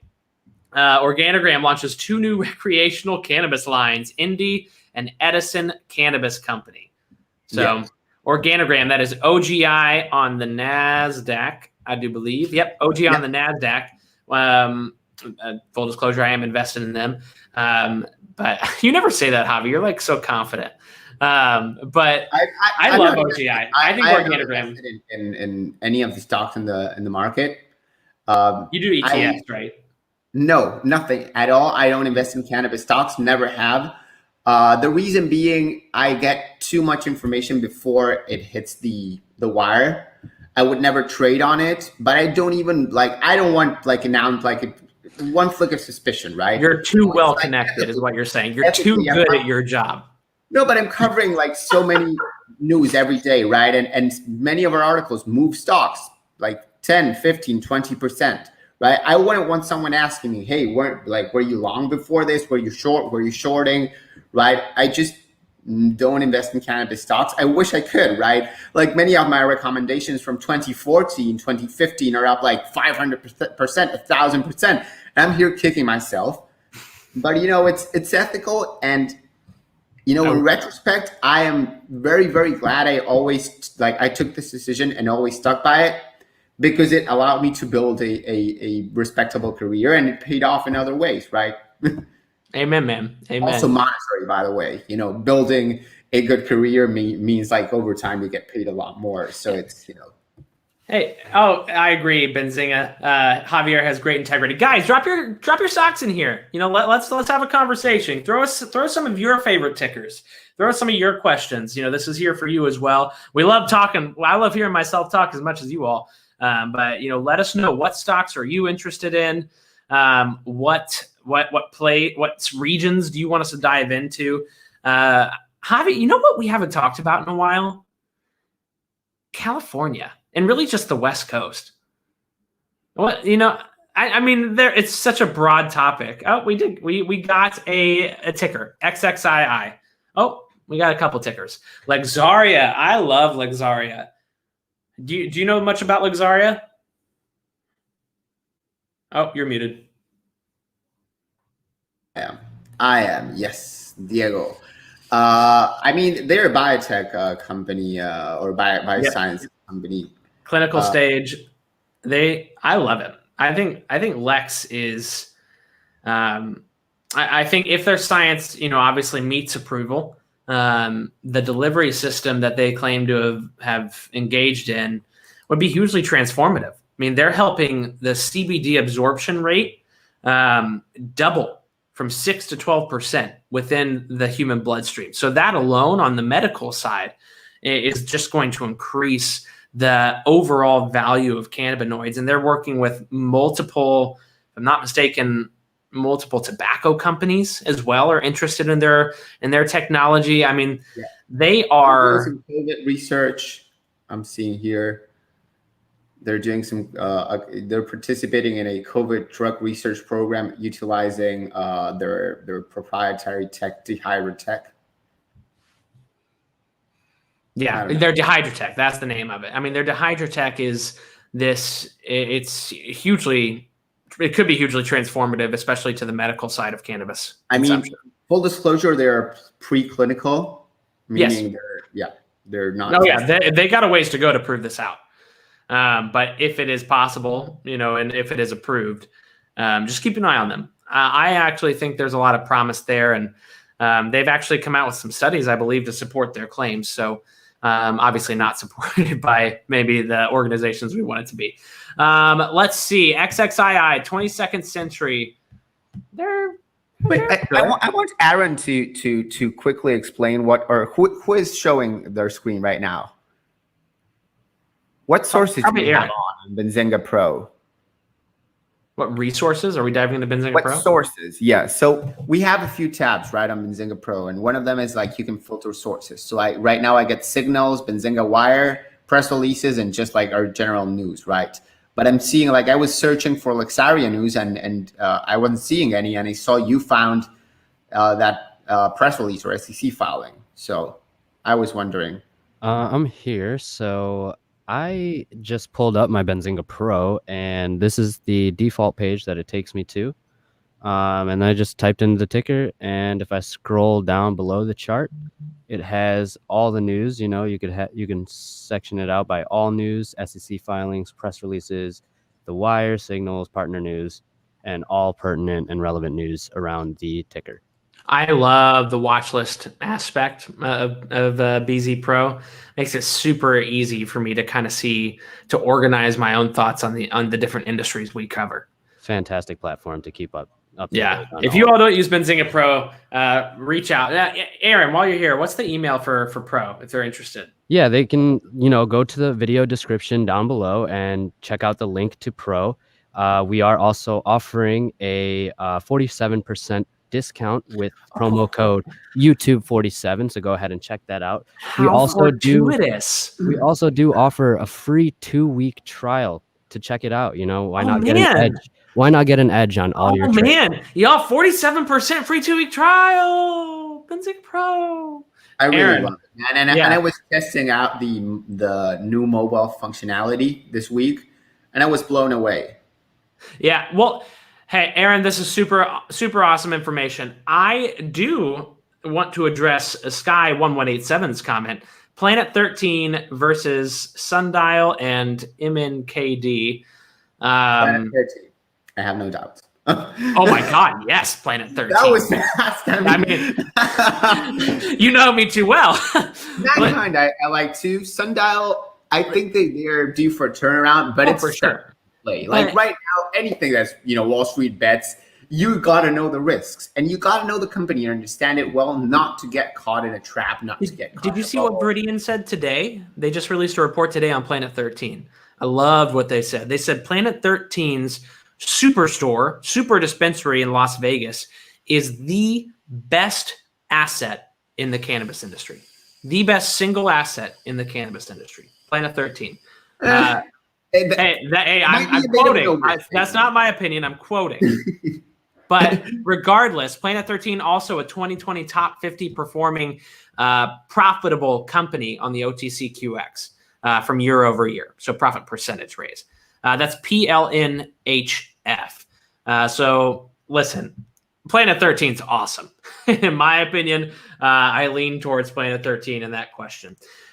Stir Dirty, Vegas overprices everything, not just cannabis. I wish I could help out there. Another quality cannabis brand, what was it? Qualcan. Qualcan, they're still in the midst of their Regulation A. If you want to get involved as a shareholder of a private company, I think it's a $1,500 minimum. Qualcan, QUALCAN, if I'm not mistaken.com. All right, Javi, any other stocks you want to call out today, man? I mean, we covered a ton of news. New York coming in for the strong win. Boom. I mean, there's an interesting article on benzinga.com/cannabis about options traders looking at Tilray and think, some of the options activity we saw today suggests that options traders believe Tilray stock can rebound following New York's legalization. Worth taking a look at here more into technical analysis, same as the article on support levels that you were mentioning earlier. And I mean, let's take a look at IGC. Yeah. I haven't heard about them in a while. I had a very, very good relationship with the CEO for several years. There you go. You beat me to the punch. I know nothing about this one. Javi, all you. I mean, I'm just looking at Pro right now and seeing what has been up recently. latest news is from November, right? Phase 1 trial of cannabinoid treatment for Alzheimer's. I don't know. They've had a mixed track record. They were promising for a while, but I want to see results, right? I like to see results. Don't we all? And to that point, Fabian, Next Green Wave, NXGWF, they did not really respond to the news today. Their stock didn't. I mean, they have had 12 straight months of profitability. Next Green Wave to me is a high value play. You guys know this if you've watched us before. I'm a huge Next Green Wave fan. They have a cookies partnership that will explode. They're struggling to keep their wholesale side. They're struggling to keep enough flour for all the people that want their flour. So Next Green Wave, I think if they can get the CapEx that they need in the future when they're looking for it and expand those assets, I think this is a pure value play. I was just, I'm still looking at IGC now at filings, and all I'm seeing is insider selling, dude. That is never a good sign. I mean, maybe it's like lockups expiring and people just, cashing in on their gains. But whenever I see insider selling, and I mean big insiders, because if you have to file a form for it, means you have a decent, sizable position in the company. And all I'm seeing is this guy, Richard Prince, selling and selling and selling. Richard, stop.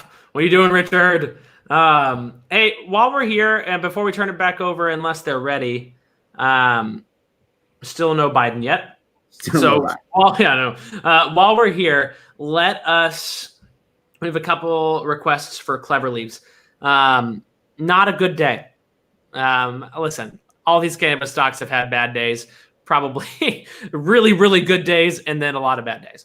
I think the really good days will start to be good days, and you'll see more just good days.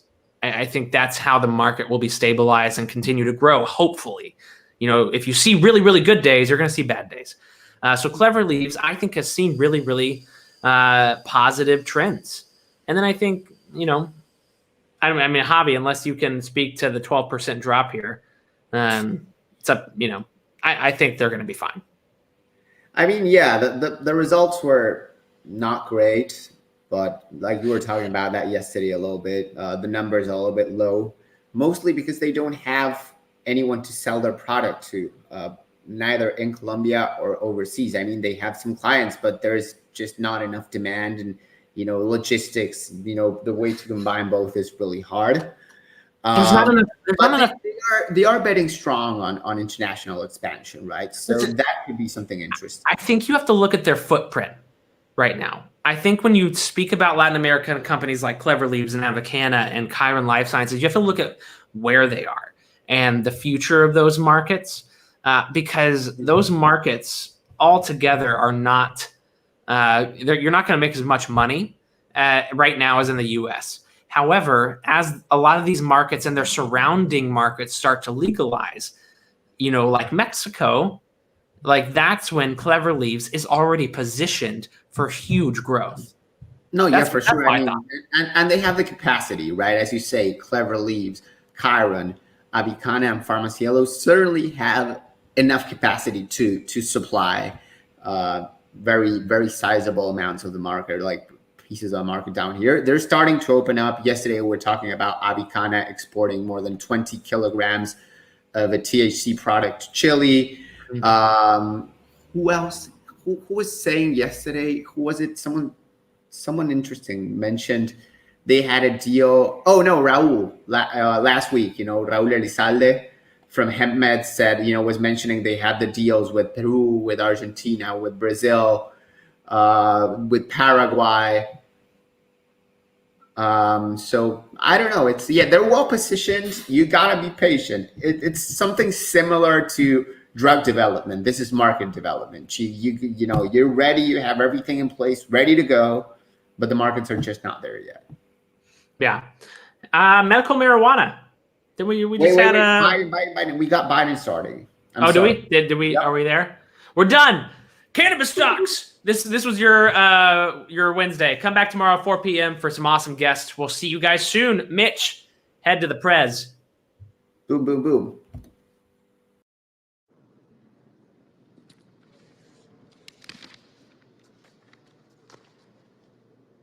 Good afternoon, and welcome to Pennsylvania, Mr. President. My name is Mike Fiore, and I'm a senior line worker from Duquesne Light and a proud member of the International Brotherhood of Electrical Workers, Local 29, right here in Pittsburgh. From day one of this pandemic, me and my coworkers have been on the front lines. It's my job. There's no working from home. We've kept the lights on and the power running in the communities throughout Western Pennsylvania. Every day I deal with our electrical grid, so I know how critical infrastructure is to our communities. That's why I'm so excited about Joe Biden's Build Back Better plan. Nearly everyone agrees that we need to modernize our roads, bridges, power grids, airports, and railroads. That we need to invest in new energy technologies and American-made manufacturing. But what President Biden is proposing isn't just an investment in infrastructure, it's an investment in good union jobs. It's an investment in good schools and strong communities. It is an investment in the future of so many forgotten paths in America. My brother teaches at Pine Richland High School in Gibsonia, just north of here, the same high school we both went to. The kind of investment Joe Biden is talking about would mean so much to his school and to his students, both now and in the years to come. For example, President Biden proposes a massive expansion of high-speed broadband, and that's critical to the health of so many small towns in this area. I've got 2 little kids at home myself, and I don't want to see them leave the area or even the state to find opportunities. The Build Back Better plan is directed at communities like mine. It's about opening up opportunities, revitalizing local businesses, and creating jobs. For decades, Pennsylvania was a global leader in manufacturing and good union jobs. It can be that way again, as President Biden has a solid plan to make that happen. I also don't want my kids growing up in a world where the threat of climate change hangs over their heads. That means investing in electrical vehicle charging infrastructures and all forms of clean power technology so we can slash carbon emissions and create tens of thousands of green energy jobs. Union jobs. And that's exactly what President Biden is proposing. Here's another reason I'm so excited about this. I'm 100% a union guy. It is in my blood. The union changed my life, and it gave me opportunities I could never have dreamed of. Being a line worker isn't always easy, but thanks to my union, I enjoy a great paycheck, strong health and retirement benefits, and a voice on the job. Here's who else is a union guy, Joe Biden. And he said again and again, unions built the middle class. That's why his plan supports collective bargaining rights. It supports a living wage and making sure the taxpayer money goes to supporting American-made manufacturing. The men and women of the IBEW are ready to get to work, rebuilding our infrastructure, retooling our plants, and revitalizing our communities and the middle class. We're ready to build America back better. So it is my pleasure and it is my honor to introduce the President of the United States, Joe Biden.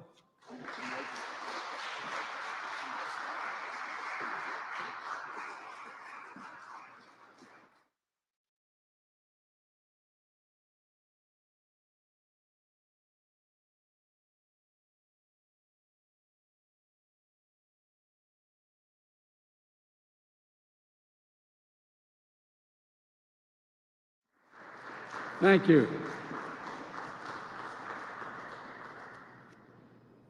Gov, Mike asked me, and say to Bobby, my good friend, he asked me back there, he said, do you ever get nervous?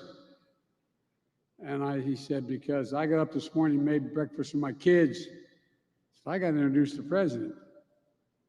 And what I say to you, Mike, you did a heck of a job, but I'd get nervous if I had to get up in the middle of the night, climb up a telephone pole, replace in the middle of a storm a connection that knocked out everybody's electricity, put a transformer in. That's what would make me nervous. So what you did was really good. I couldn't do what you do, pal. I couldn't do what you do. And I want to, and it's true, Mike, you're a union guy. Me too. I got in trouble, but I don't make any apologies for it. I'm a union guy. I support unions. Unions built the middle class. It's about time they start to get a piece of the action. To all my colleagues, from the county executive to the mayor, to everyone that's here, I want to say thank you. Thank you, Congressman, for the passport in your district, and I appreciate being here. I'm honored to be with you. 2 years ago, I began my campaign here in Pittsburgh, saying I was running to rebuild the backbone of America. And today, I return as your president to lay out the vision of how I believe we do that, rebuild the backbone of America. It's a vision not seen through the eyes of Wall Street or Washington, but through the eyes of hardworking people, like the people I grew up with. People like Mike and his union family, union workers from this Carpenters Training Center. People like the folks I grew up with in Scranton and Claymont, Delaware. People who get up every day, work hard, raise their family, pay their taxes, serve their country, and volunteer for their communities, and just looking for a little bit of breathing room, just a little bit of light. Ordinary Americans doing extraordinary things. People who break their necks every day for their families and the country they love. The country that, in fact, which on the day I was elected was in extreme distress, with the virus on a deadly rampage that has now killed over 500. I carry it in my pocket every day. I have the list of exactly how many have died. 547,296 Americans dead from the virus. More than all the people killed in World War I, World War II, the Vietnam War, 9/11. 547,296 Americans. And an economy that left millions out of work and created so much anxiety. That's why I moved so quickly to pass the American Rescue Plan with the help of my friends here in the Congress. I really mean that. It didn't pass by a whole lot, but with the leadership of Connor and Bobby and the Mayor, just you got it done. Because it was an emergency. We needed to act to save jobs, to save businesses, to save lives. And that's what we did. We're beginning to see the results. We're on our way to having given 200 million vaccination shots in the first 100 days of my presidency. When I said I'd get 100 million done, people thought it was a significant exaggeration. We're going to get 200 million done, twice the original goal, because of all the help of all of you. Leading economists are now predicting our economy will grow 6% this year. That's a rate we haven't seen in years and years. We can cut child poverty in half this year. With the American Rescue Plan, we're meeting immediate emergencies. Now it's time to rebuild. Even before the crisis we're now facing, those at the very top in America were doing very well, which is fine. They were doing great. But everyone else was falling behind. The pandemic only made the division so much worse and more obvious. Millions of Americans lost their jobs last year, while the wealthiest 1% of Americans saw their net worth increase by $4 trillion. Just goes to show you how distorted and unfair our economy has become. It wasn't always this way. Well, it's time to change that. I note parenthetically that I got criticized for giving tax breaks to middle class and poor folks this last time. I didn't hear that hue and cry when we were doing the same thing. When Trump's tax bill passed, 83% of the money went to the top 1%. You know, this is not to target those who've made it. not to seek retribution, this is about opening opportunities for everybody else. And here's the truth. We all will do better when we all do well. It's time to build our economy from the bottom up and from the middle out, not the top down. That hadn't worked very well. For the economy overall, it hadn't worked. Because Wall Street didn't build this country. You, great middle class, built this country. And unions built the middle class. And it's time, and this time, when we rebuild the middle class, we're going to bring everybody along. Regardless of your background, your color, your religion, no matter, everybody gets to come along. So today, I'm proposing a plan for the nation that rewards work, not just rewards wealth. It builds a fair economy that gives everybody a chance to succeed. And it's going to create the strongest, most resilient, innovative economy in the world. It's not a plan that tinkers around the edges. It's a once-in-a-generation investment in America, unlike anything we've seen or done since we built the interstate highway system and the space race decades ago. In fact, it's the largest American jobs investment since World War II.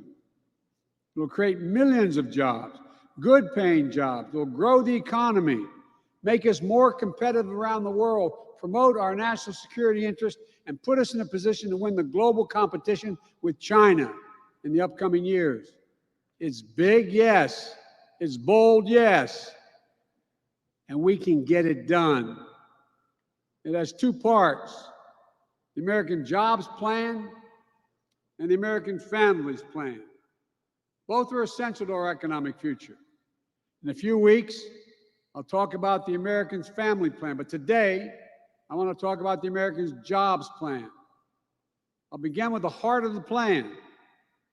It modernizes transportation infrastructure, our roads, our bridges, our airports. I just left your airport. The director of the airport said we're about to renovate the airport. Is that right, Mr. County Executive?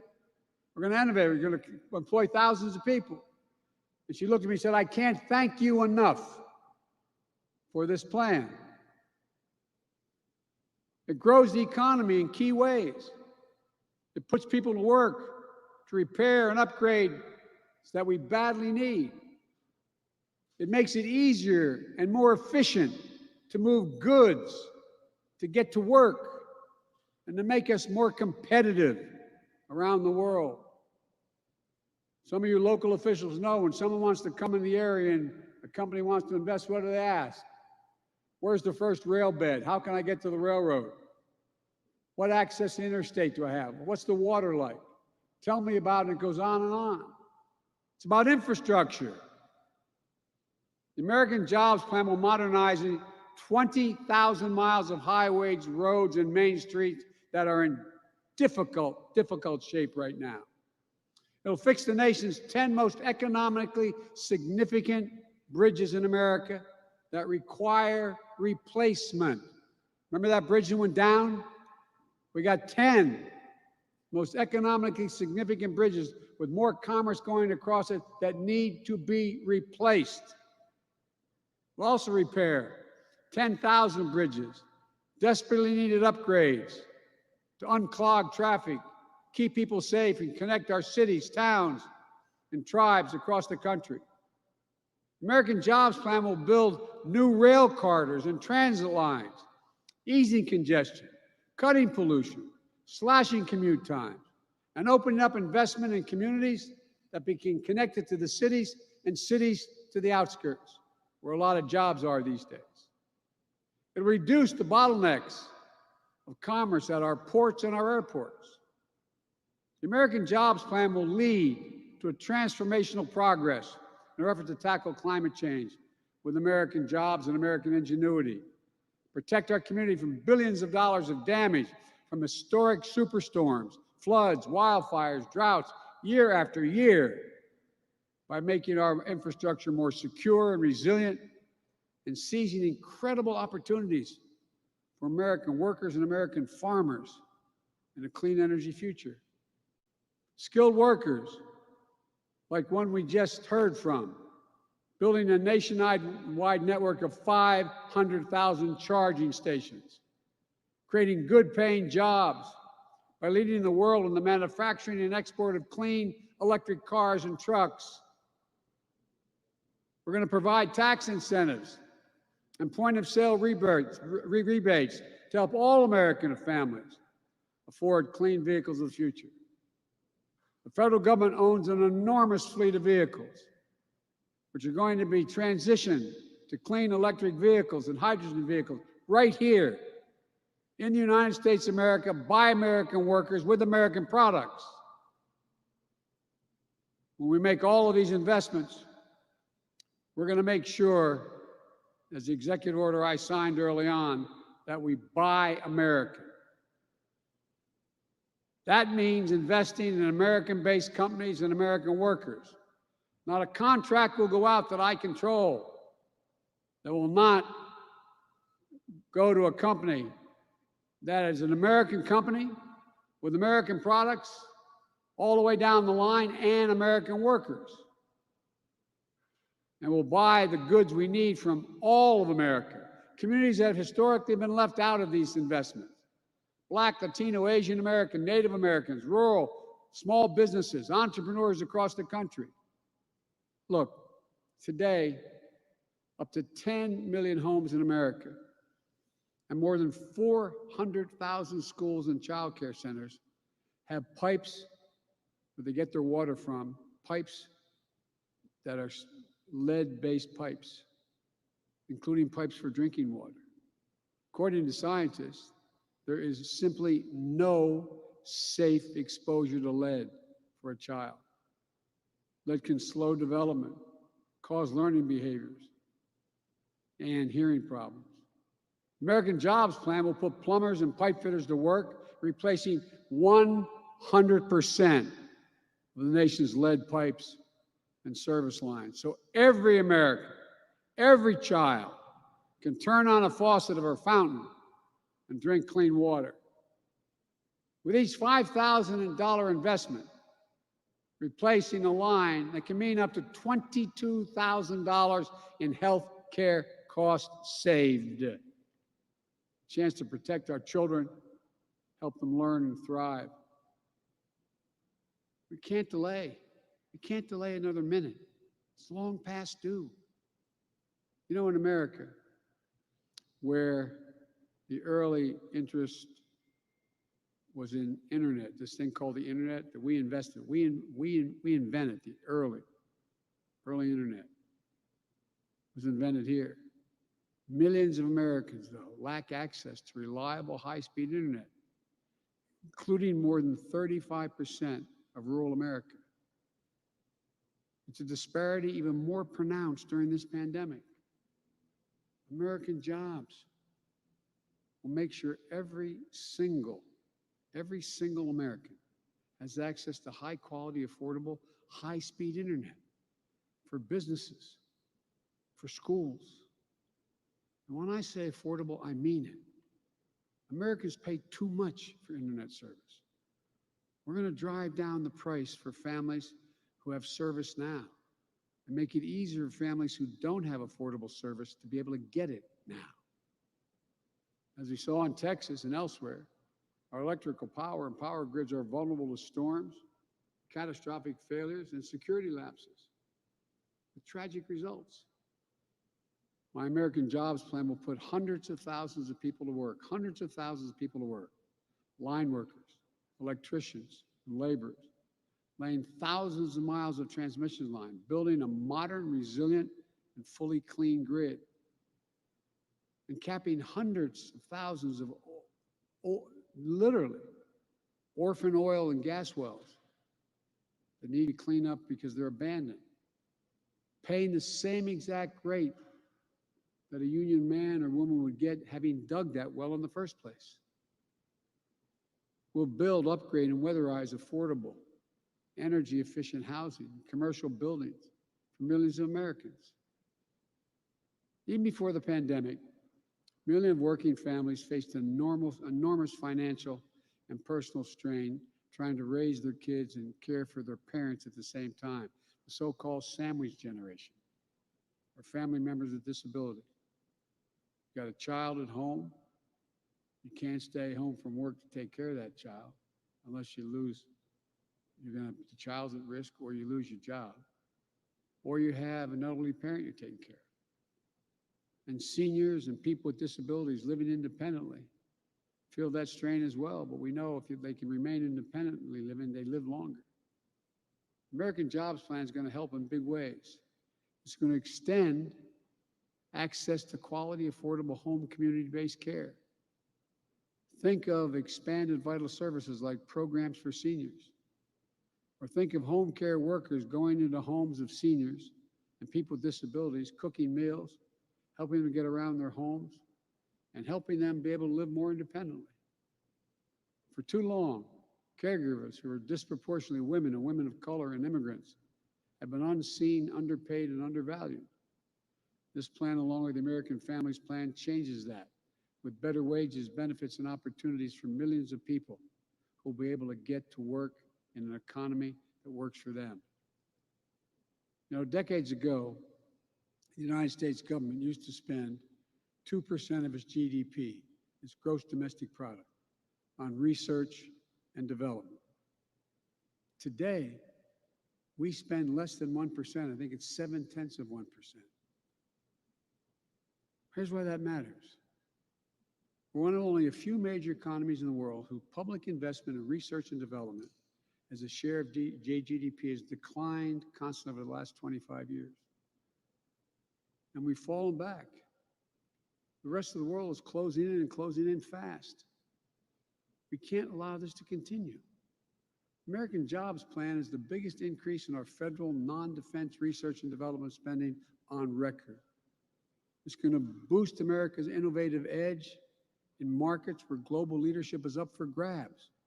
Markets like battery technology, biotechnology, computer chips, clean energy, the competition with China in particular. Critics say we shouldn't spend this money. They ask, what do we get out of it? Well, they said the same thing when we first flew into space for the first time. They said the same thing. Well, pushing the frontiers led to big benefits back home. When NASA created Apollo's digital flight control system, unheard of at the time, it led to technologies that help us today to drive our cars and fly our planes. When NASA invented ways to keep food safe for the astronauts, it led to programs that have been used for decades to keep food safe in supermarkets. At least 2,000 products and services have been developed and commercialized as a result of American space exploration.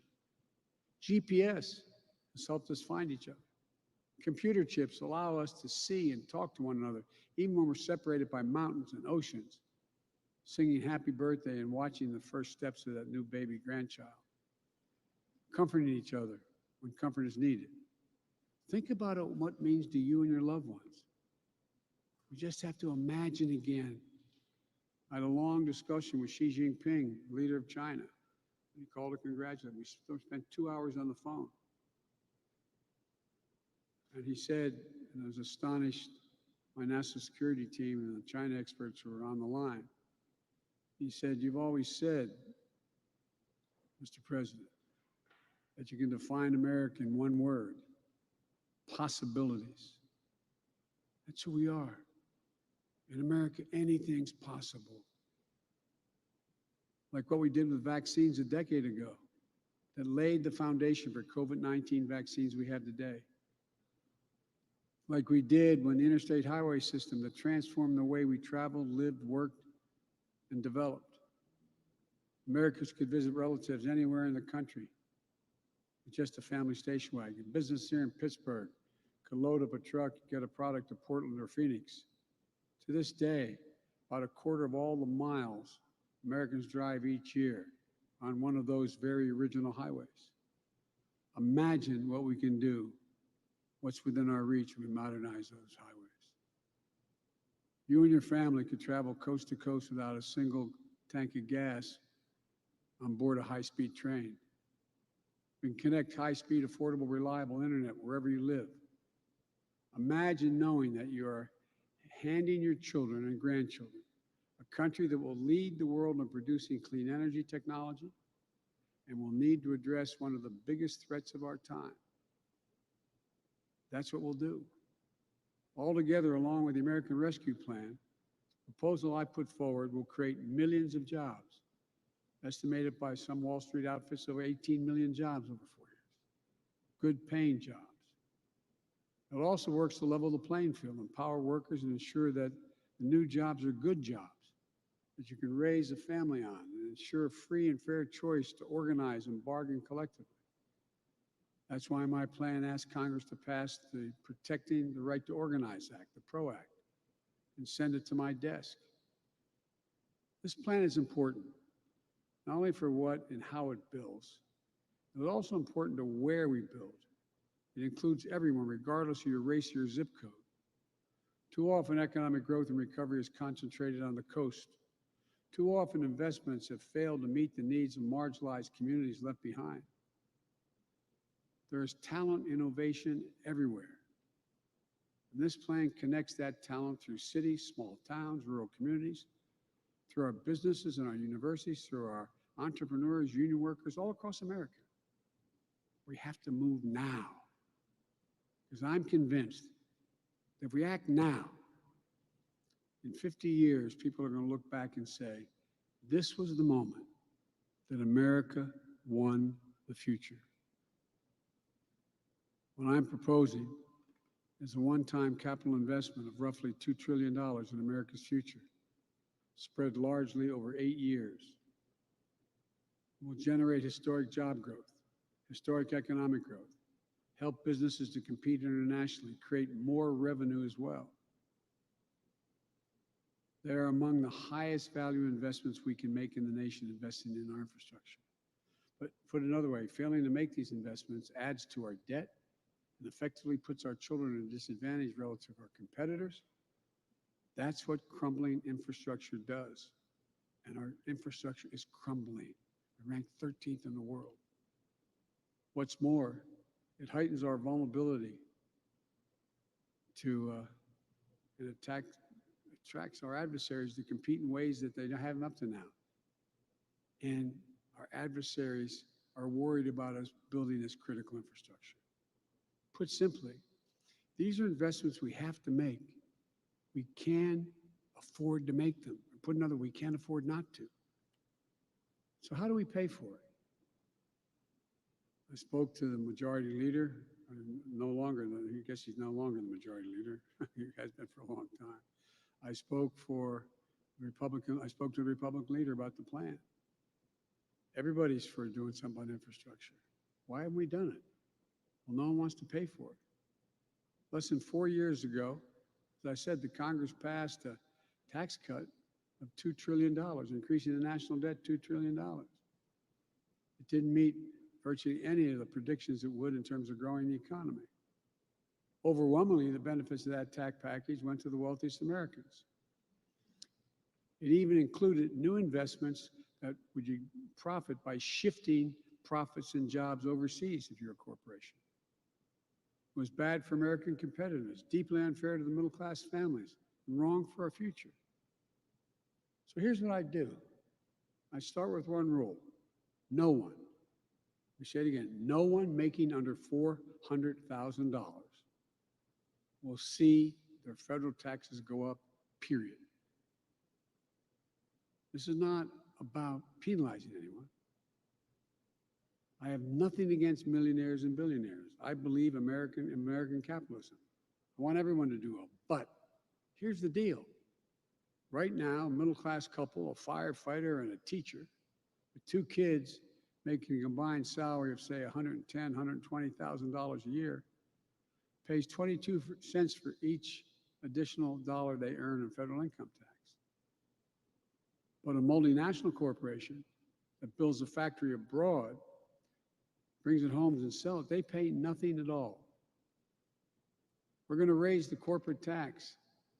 It was 35%, which is too high. We all agreed 5 years ago it should go down to 28%.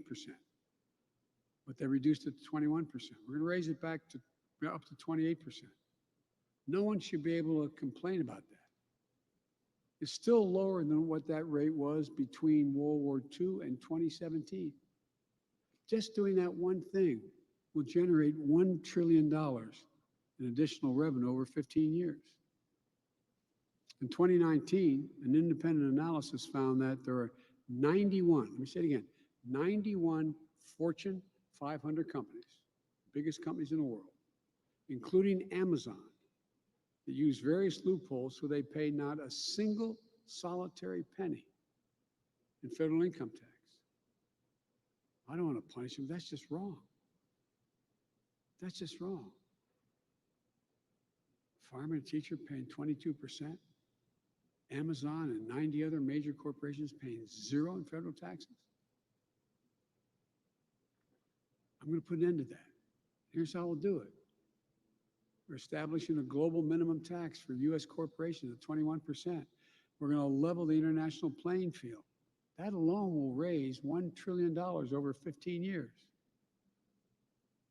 We'll also eliminate deductions by corporations for offshoring jobs and shifting assets overseas. You do that, you pay a penalty. You don't get a reward, in my plan. And use the savings from that to give companies tax credits to locate manufacturing here and manufacturing and production here in the United States. And we'll significantly ramp up the IRS enforcement against corporations who either fail to report their incomes or underreport. It's estimated that could raise hundreds of billions of dollars. All this adds up to more than what I proposed to spend in just 15 years. It's honest, it's fiscally responsible, and by the way, as the experts will tell you, it reduces the debt, the federal debt over the long haul. But let me be clear. These are my ideas on how to pay for this plan. If others have additional ideas, let them come forward. I'm open to other ideas so long as they do not impose any tax increase on people making less than $400,000. Let me close with this. Historically, infrastructure had been a bipartisan undertaking, many times led by Republicans. It was Abraham Lincoln who built the Transcontinental Railroad. Dwight Eisenhower, Republican, the interstate highway system. I could go on. And I don't think you'll find a Republican today in the House or Senate, maybe I'm wrong, gentlemen, who doesn't think we have to improve our infrastructure. They know China and other countries are eating our lunch. So there's no reason why it can't be bipartisan again. The divisions of the moment shouldn't stop us from doing the right thing for the future. I'm going to bring Republicans into the Oval Office, listen to them, what they have to say, and be open to other ideas. We'll have a good faith negotiation with any Republican who wants to help get this done. But we have to get it done. I truly believe we're in a moment where history is going to look back on this time as a fundamental choice having been made between democracies and autocracies. You know, there's a lot of autocrats in the world who think the reason why they're going to win is democracies can't reach consensus any longer. Autocracies do. That's what competition between America and China and the rest of the world is all about. It's a basic question. Can democracies still deliver for their people? Can they get a majority? I believe we can. I believe we must. Delivering for the American people is what the American Rescue Plan was all about. And it's been overwhelmingly popular when I wrote it. Everybody said I had no bipartisan support. We're overwhelming bipartisan support with Republican, registered Republican voters. And ask around. If you live in a town with a Republican mayor, a Republican county executive, or a Republican governor, ask them how many would rather get rid of the plan. Ask them if it helped them at all. It's what the American Job Plan is about. The new one I'm proposing. I hope Republicans in Congress will join this effort. I hope and I believe a number of businesses will join this effort. And I hope and believe the American people will join this effort. Democrats, Republicans, and Independents, we can do this. We have to do this. We will do this.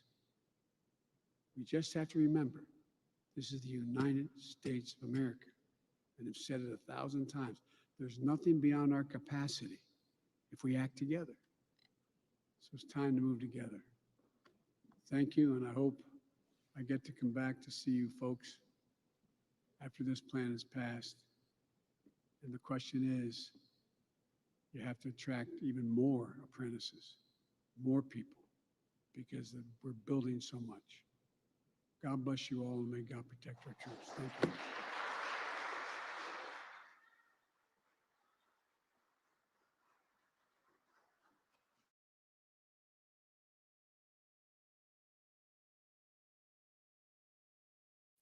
All right, guys. Wrapping up here, wrapping up. I'm going to go ahead and be moving on to the next show here, guys. So the next show live is going to be coming on. Hope you guys enjoyed us at least bringing you guys the stream. If you guys, either way you guys feel about the infrastructure deal, let us know. Give us a thumbs up for at least bringing the stream to you guys. And now I should be bringing on producer AB, and we should be getting into Ryan. Where's Ryan at, man? We got to get Ryan in here.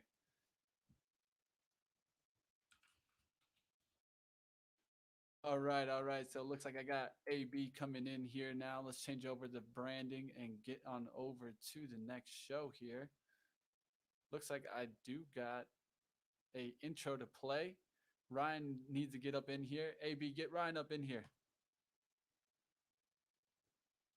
Sounds good to me. All right, guys, I'm going to be getting ready to help out with Around the Bell. If you guys want to go ahead and stick around, I'll tell you what, you're not going to miss out. I'll tell you, if you stick with Ryan, you will learn. There's one thing I did is, we always watch our content. And one thing that I definitely found out. Hey, guys, can you hear me now? I might have. Oh, yeah, your mic's way better now. There you go. I'm sorry about that. Hey, there you go, guys. Yep. Adam, I agree with you. Fire him now. If Jason was here, he would have been like, Rohan, what's going on? But hey, let's go ahead and let's get into the show that I think that you guys can learn the most from. Someone that does the everyday trading life, someone that is very relatable, someone that I actually want to take part of in his show. I'm wondering when he's going to invite me, but we'll see when he brings me on. So, AB, you go ahead and bring him on and play that nice intro we got. My man, Ryan, one sec. Let's get it going.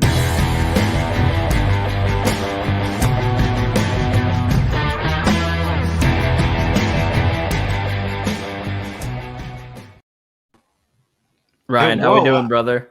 I'm doing great, man. I had no idea we had a cool new intro. And by the way, Mitch, you have a 24/7, 365 open invite, brother. We don't invite family. Family just shows up. Family doesn't need invites. Mitch. There you go, Mitch. Much love. I'll be back for sure. How you doing, producer AB? I'm great, Ryan. How you doing? Buddy, I am doing fantastic. It feels like after a crazy March, we're finally closing it off with some green. It's a nice breather, man. I got to be honest with you. It's been a bumpy month. I enjoyed the journey. I'll be honest with you. I took a lot of time to learn. I took a lot of time to learn from people that I'm working with. Learn from a lot of people that I'm seeing on Twitter, take some time to buckle up on my technical analysis and stuff like that. But I'm very, very grateful for this journey. Whatever happened. And I'm looking forward to the next few months. We are getting bullish. The markets are getting bullish. I do expect, fair warning, into tomorrow, we might see some red because, as folks may or may not know, the markets are closed for Good Friday. So we get a nice 3-day weekend. The thing is, traders hate when the markets are closed. It feels like a little bit of a punishment. It's a Good Friday. We should have kept it open. We could have had a good trading day. But again, we'll leave that to the higher ups and the market makers because I guess they want to go to their yachts a little bit earlier this week. But so we might see some red tomorrow. But today was beautiful. We got SPY pulled up right now. And of course, as always with the show, we will be taking Q&A in the chat, and we'll have all that stuff going. And if you could do me a solid, as my buddy Chris says, the king of SPACs, that I call him, smash that like button. We would really, really appreciate that. So I'm going to pull up the 10-minute chart on SPY. So these are just regular candles. As you can see here, I'm inside the Benzinga Pro power tool that we have here. I call it the power tool. It's really called the Benzinga Pro tool, but it's a power tool for me because I'm getting in there and kind of learning about the markets. So as you can see here, we hit a really, really good high around right into the afternoon. We hit a peak of 398, which was good. And of course, we saw a bit of a sell-off here, which is fine. That's the thing that folks have to understand. We can't always vertically go up. Even a rocket ship, even Elon's best rocket ship in the world, has to go to the moon and will eventually run out of fuel and has to come back down, refuel, and then go back up. So this is good. I'm very happy with this. I'm very happy with the movement of SPY, even with bond yields and stuff adjusting and going up. I'm just going to pull it up and check the 10-year yields right now, because I know that was a big factor that's been affecting the stock market is the bond yield. See here, we're at a 1.745% bond yield. It's up today, but SPY still did very well. I believe the NASDAQ did very well as well. We will pull that up next. I just want to do a little quick analysis on the daily chart. So if we come down here and we take a look, I'm going to make it bigger so you can see it. We are in a bullish upward trajectory within the MACD. If we look at the RSI, it's also it's sort of flat from the past few days, but it is higher than before. It is making a little slow incline up, which is great. And on the candles, on the sticks, we've got 4 beautiful days that we closed above the 21 moving average. To me, it's a good sign. Tomorrow, I expect we will either have a flat market, or we will have some red. Nothing too crazy. It's just that the way that these markets work is before 3-day weekends, Fridays, usually you will see a sell-off. People will take profits to come back and re-enter Monday. But the good thing is Q1 is now officially over. Those massive sell-offs should be finished. We could still see them sporadically, but I'm not too worried. I like to keep positive, but I will be cautiously optimistic as we move forward. But as you can see here, 4 days above the 21 moving average, that's good. As you can see here, everyone was waiting for that infrastructure package deal. We will talk about some stocks related to that later on. But first, I want to pull up some QQQ action, which is parallel to the NASDAQ, which moves with the tech stocks. If we look here, we have been in a very thin 2 marginal lines in the MACD, still green, so it still counts in an upward trajectory. But again, it needs some confidence boosters here. RSI has been sort of flat, and as we discussed in the last stream, we've been sort of within this box, but that's okay. I would like to see this start to regain this 50 moving average into next week. Tech should start to get some rumblings back soon. Exactly when, not too sure, but I'm very confident in tech long term. So I've been slowly accumulating positions on these brutally red days when the NASDAQ is down here and everyone's freaking out. I like to do that for days like today, where we saw big jumps in these bigger tech companies. Like I think you had a really good day, which is Unity Software. We've spoken about it on this stream. After hours, it's not doing so hot, but it had an almost 3.5% day, which for a stock that's about $100, it's very good. You have to be patient with these. You have to be patient. I know we talk about it all the time, but Palantir also had a green day. These are stocks that have been notoriously red. Starting off with one stock that's related to the infrastructure bill. We spoke about it with producer AB last time we were on the stream. ChargePoint Holdings Incorporated. ChargePoint used to be a SPAC, merged with SPE, and is now ChargePoint. It did a nice, beautiful gap up, did a 20% day. So congratulations to everyone who was a part of that journey. And I think it's just starting. Joe Biden is promising 500,000 chargers. These are EV chargers, not phone chargers, that will be scattered across the United States. ChargePoint is a big player already in this space, and they should continue to benefit from this moving forward. What does that mean? Government contracts, government credits, however that plays out, we'll see that into the future. But I'm personally very, very excited for the future of ChargePoint. And a parallel one to this stock is still in its SPAC phase. It's still a SPAC, but it still did well today. Now SPACs are getting a beating. They're still hurting a little bit. You got to go watch the SPAC Kings show. I call them the SPAC Kings, but these guys, they're these guys, Mitch and Chris, do very, very well.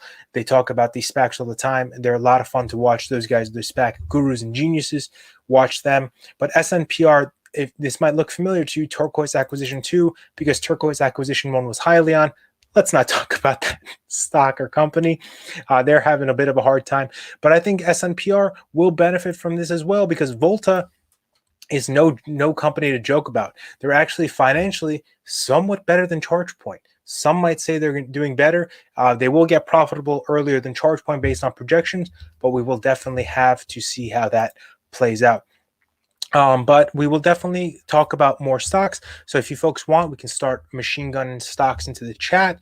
And as those stocks come in, I want you folks to do me a favor and smash the like button if you're going to ask a question. Just as a favor to me, favor to producer AB, let's get some numbers into here. Chris is saying he's long on ChargePoint and SNPR both. Nice calls, Chris. Likewise, brother, I'm long in both as well. Very excited. D Nice has a really good question. D says, how do you play QQQ if we think more red days are ahead? So D, that's a very good question. So that comes into your knowledge of playing options. Personally, I'm not an expert on options, so I will not be able to talk about that here publicly confidently. But one strategy is I would take the time to learn how options are. So options, there's two levels in options. There's two parts of it, two main parts of it. There's calls, where you're sort of betting that a stock will go up to a certain price by a certain date. The price is called the strike price, and the date is essentially the date of that strike price. And you also have what's called puts. This is when you're betting a stock price will come down to a certain price by a certain date. So what people do when they foresee a stock or like QQQ that will come down is they go out and buy puts 2, 3, 4, 5, 6 weeks into the future, and they wait for this to hit, and then they capitalize on that by trading what they call premiums. Again, I'm not an expert on this. There's a ton of shows here on the Benzinga network that can talk about that and kind of educate you that on that options territory. So go ahead and watch those. But again, to answer your question in kind of a short and concise term, how to do that would be going with puts, or maybe even just buying the dip and then waiting for it to skyrocket again and then quickly scalping in and out of those stocks. Like we saw ChargePoint, boom, 20% right there. That's a good kind of movement. We got Bill Alman asking about JMIA. Let's talk about JMIA real quick. Jumia Technologies. I believe these guys are meant to be like the Amazon within the African region, within North and West Africa. Okay, it's weird. In the description, they say we've got segments in West, North, East, and South Africa. Wouldn't it be easier to just say all of Africa at that point? But that's really cool. These guys are an emerging company. They did very well last year. Let me pull up their daily chart. I want to see how they're doing. I imagine they're suffering from, I'm going to the weekly. I just want to show you how fast this company grew. So if you look just last year, these folks were a $3 penny stock company, and bam, they went to a high of $60. And of course, they've mellowed down because people take profits, markets change, markets rotate. So let's take a look at Jumia. So I'm very happy it's holding that 200 moving average. One thing that worries me about companies that move this quickly upward is sometimes they tend to break that 200 moving average, and it takes a while to regain that again sometimes. But this is a stronger company. It's in an emerging territory in Africa. Africa's I've read a lot about Africa through Global Innovation. It's meant to be like a hub of innovation very, very soon, as in a lot of different countries are investing, a lot of different companies are investing. It's meant to be a big sector for crypto and decentralized finance and e-finance through like applications where if you can't have a bank, you can do that. Jumia, of course, being a company that I believe I've read a little bit about them. I'm not an expert on them. That is sort of meant to be like the Amazon of that African region. They can do very, very well if they play their cards right. They execute very well. And just doing a quick, I want to kind of throw some lines in here, horizontal lines. So if we look here, it is bouncing off of this support. You've got a double bottom that formed here, which is pretty good. It was higher. Again, you had a little support here that was a little bit higher, but that's okay. It's a wick down and it bounced quickly back up. It's around like the $30.85 area. I just want to confirm with the sticks.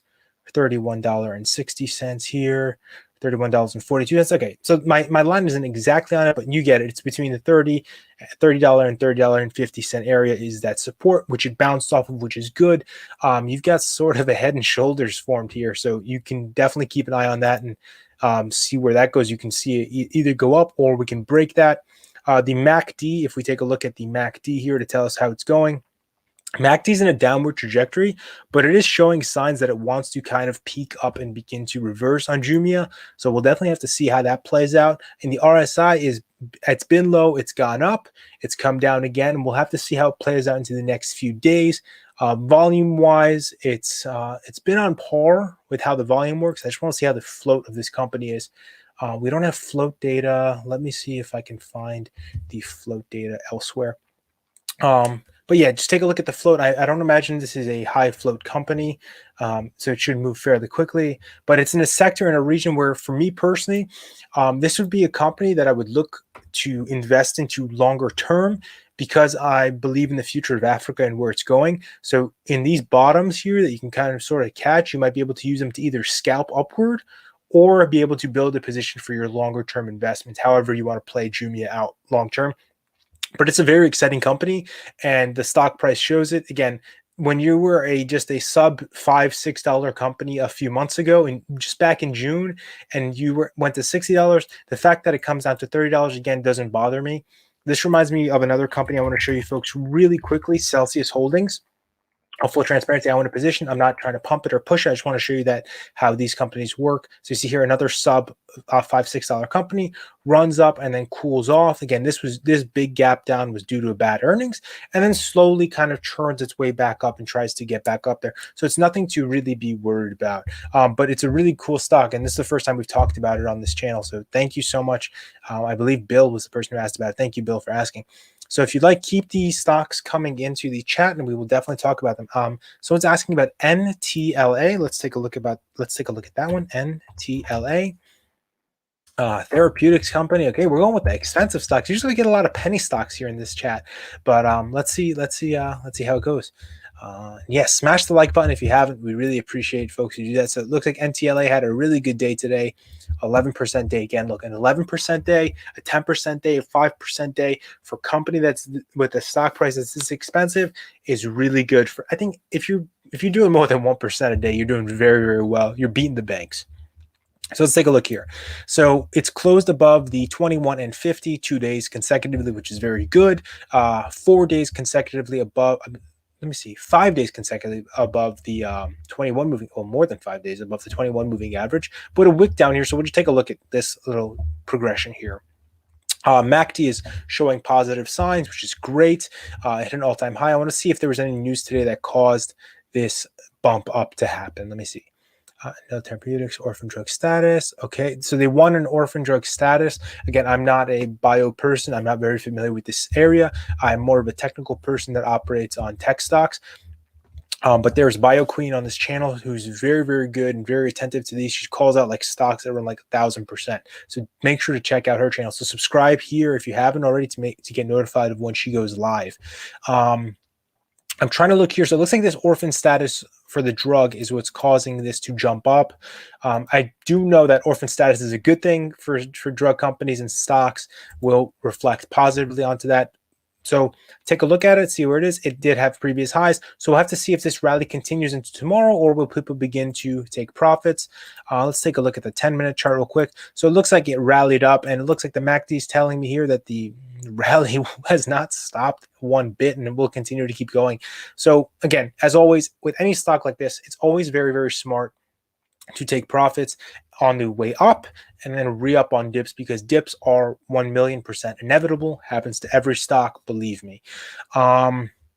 One really good question just came in from Chris, and I will scroll back up to all your other questions that I see here. We got a lot of good stocks that are coming in. Chris Gallego is asking, curious on your thoughts about MVIS. So MVIS popped over 50% today on the Microsoft news of the government contracts to produce the HoloLenses for them. And people are speculating that, hey, maybe MVIS will get a part of that, and maybe Microsoft will go with them to produce this HoloLens.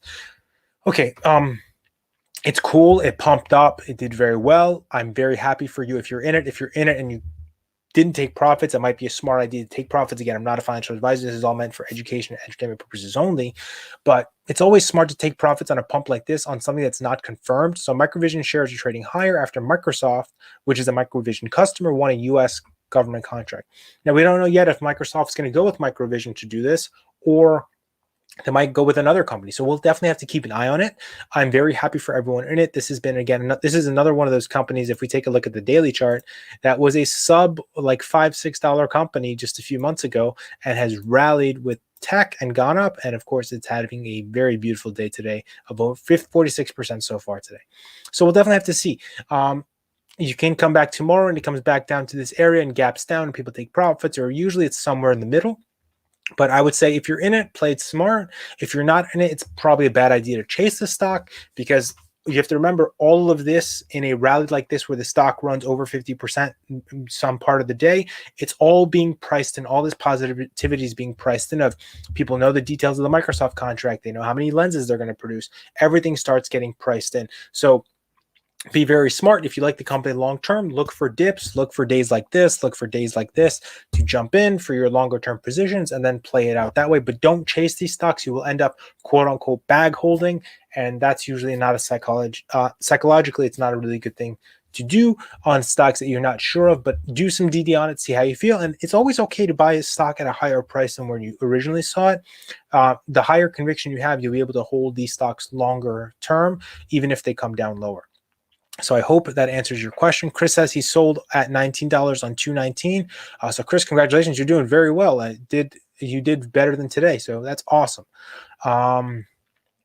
Tanya is asking about FRS. I believe it's FRS. I believe that's Fisker Motors, which used to be SPAQ, a SPAC, which has been struggling. It's struggled. If you guys are in this generation of traders, in the early 2021 traders, you probably know of CCIV being the hot SPAC, but over the summer it was SPAQ, which merged with Fisker Motors.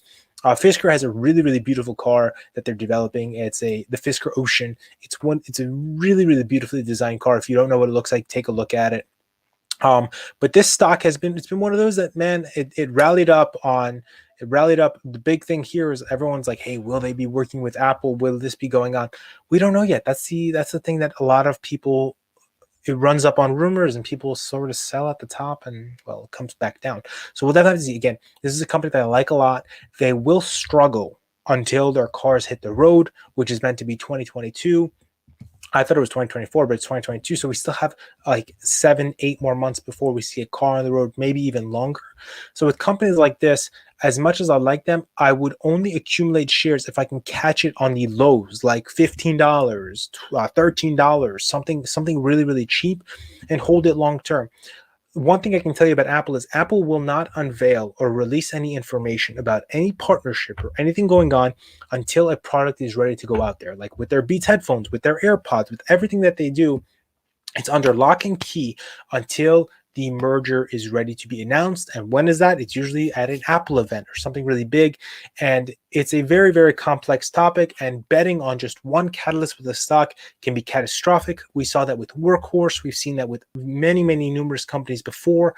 So play it very smart. If you like Fisker long term, start accumulating on dips for that inevitable mid-2022, whenever it is, when the cars hit the road and earnings reports start to kind of affect the stock even more. Just know it will be a painful ride until these cars hit the road. It will require an immense amount of patience and psychological fortitude. But if you believe in it, it should hopefully, quote unquote, pay off for you in the long term. So I hope that answers the question. Joseph G is asking about BNGO. BNGO is a very cool stock. Disclosure, I own a position in BNGO. Disclosure, I do not own a position in Fisker. Moving forward, I will let you know if I own a position in the stock, just so I can disclose it to you and just be straightforward. But I will always tell you my honest opinion. Even if I'm in a stock that sucks, I'll just tell you, hey, I think it sucks right now, but maybe in 8 months it'll do better. So here we go. BNGO, if we zoom in real quick, we can see it's been a flat progression here. It came down hard, and now it's kind of sort of been flattening and kind of within this little box area, just like most of our other stocks that we've watched on this show. They're stuck within like this box area looking for some volume to kind of break out or some news. So this is a genomic stock. It runs on news. It runs off of that. I do have a long-term position, so whatever happens, I just kind of accumulate on dips and kind of, I believe long-term they'll do well. What really interested me on this one was it was one of the first companies that was able to find variations in the COVID virus of where the origin was. For example, the A strain, the B strain, the C strain, whatever they are called.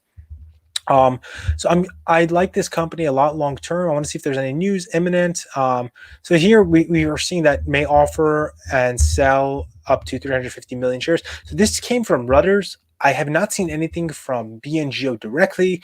I don't follow rumors like this from news sources.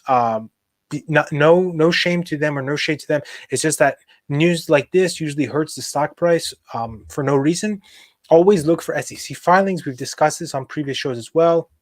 Look for S3s within the SEC website, and that'll give you all details on an offering. Right now, I don't see an offering. I don't even see a shelf offering for BNGO. I'm going to double check right now, just because, of course, it's been a while since I've been there, but I'm going to double check. When I saw it that day, when I saw the Reuters news, I did check and there was nothing there. But just for my own sanity, I'm checking. Look, I see nothing here. I see an S8.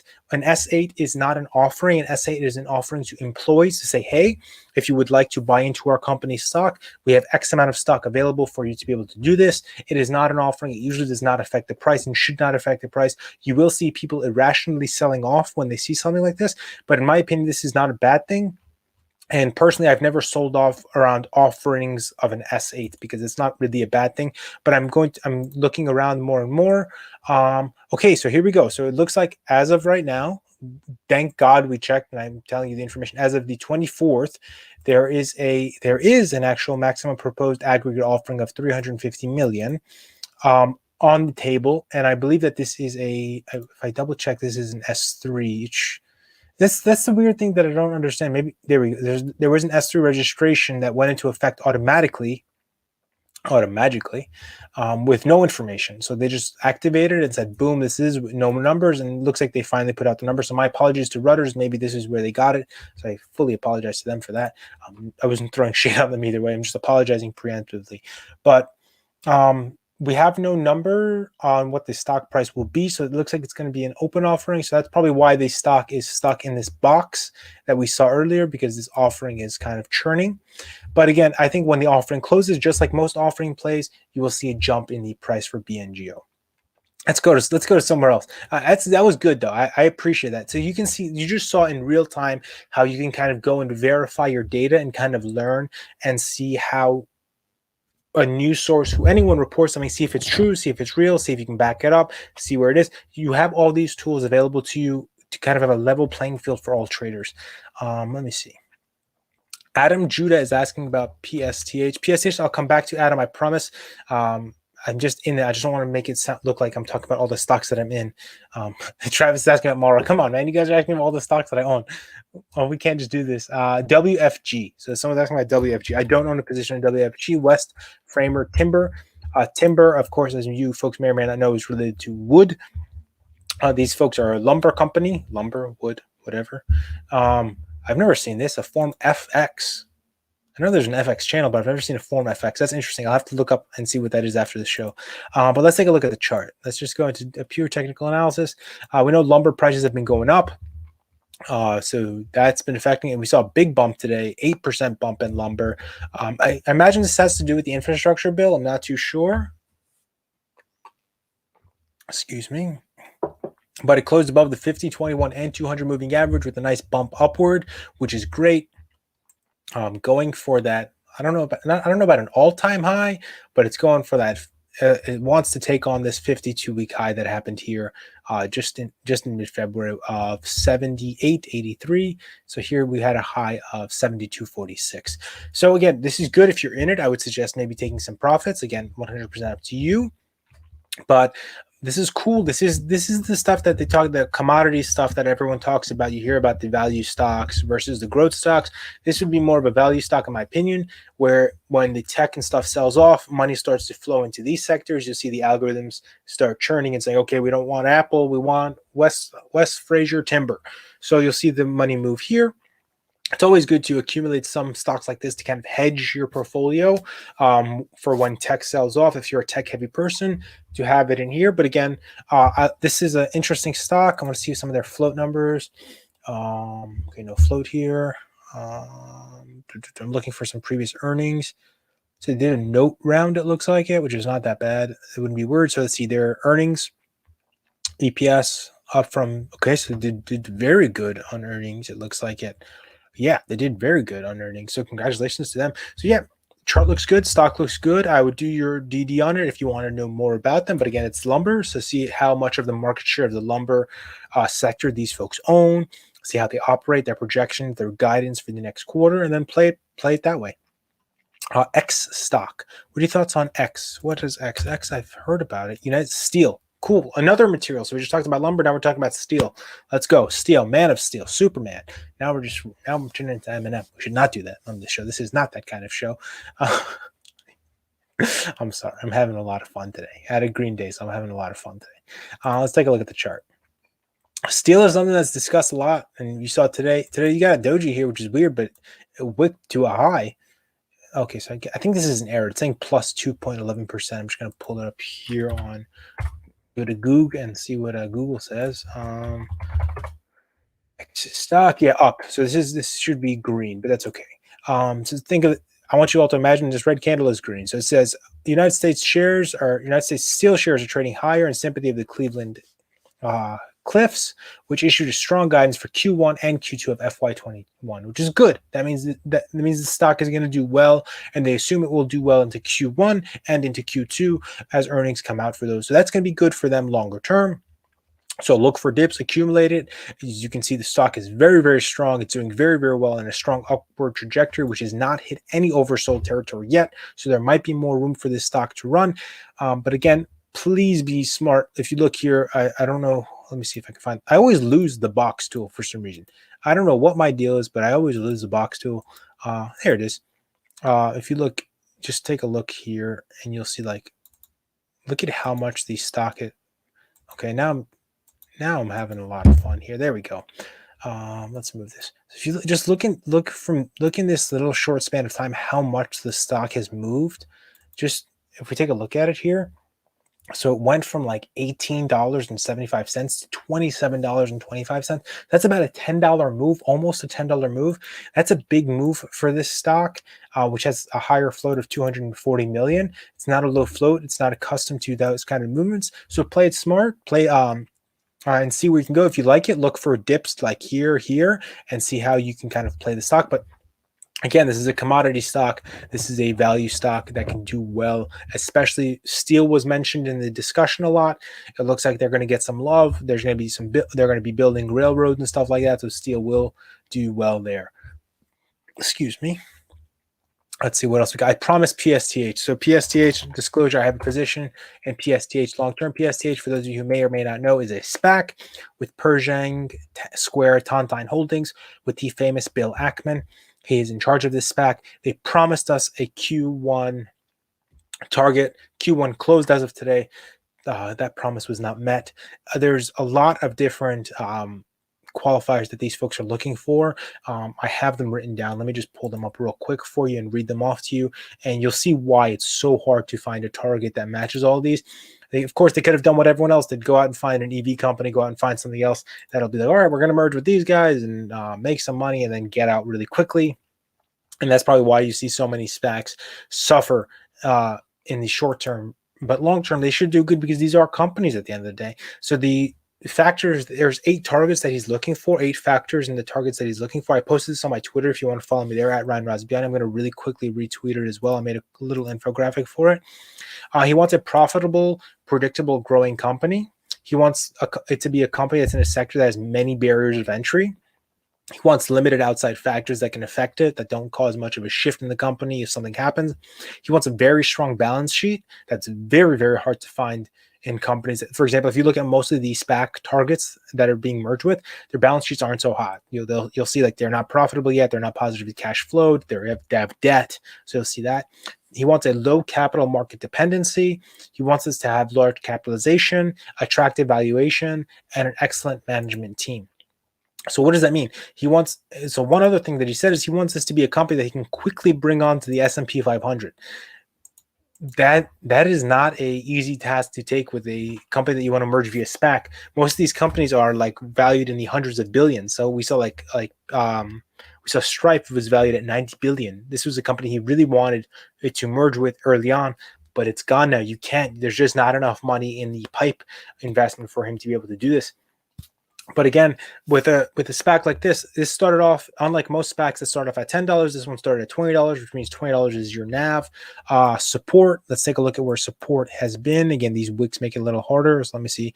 This went to a low of 22.66. So the closer you can get this SPAC or stock to $20, the better. It looks like support it bounced off was 22.60. So the closer you can get it to that, the better. But it's still in a very strong downward trajectory. I'm not seeing many signs of movement. It will probably be within a box because everyone, again, you saw this build up and purchases come in because everyone was waiting for that Q1 target that he promised, which was missed. Can we get it soon? Sure. But also one thing to remember, SPACs only have 2 years to find a target or they have to file for an extension. And it's a whole kit and caboodle. So keep that in mind. Personally, I believe in Bill Ackman. I'm very excited to see what he picks. A lot of jokes that go around is it might be Subway. I have never seen Subway's balance sheet, but it could be a profitable business. I do know that their franchising model is very, very beneficial to their franchisees. So it could be a good target. Another one that's being thrown around is maybe Bloomberg, but that was shot down as well. Robinhood was one that was shot down. Coinbase was one. He cannot afford Coinbase with his pipe. So we'll have to definitely see how things play out. So let me see what else is coming in. That was a lot. So please smash the like button if you haven't already. Sagnik Basu is asking any DD on HOFV and NFT hype in general. So there's a lot of information on this channel already about HOVF. They actually did an interview with the CEO, Chris did, I believe, with the CEO of Hall of Fame. So it's just watching that. They asked some very, very good questions. They went over the NFT stuff. So I would say take a look and watch that and see how you feel about that. Let me see what else is coming into the pipeline. Throw in your stocks. MGA. Someone's asking about MGA. I don't have any position in MGA, so let's talk about it. Sometimes, by the way, there are stocks that you guys throw into here that we discuss and we talk about, and I really like them, and then I'll go out and open a position. So I just keep it transparent. I talk when I open a position in a stock, I do post about it on Twitter a little bit after I take the position, because first I let my patrons and people in Patreon know what I'm doing. So I can be fair to them. They are paying patrons for that. They're paying for that service. But I do post about it later down the line. So I do talk about it there. So if you want to follow me there, I'm very transparent about a lot of the stuff that I do.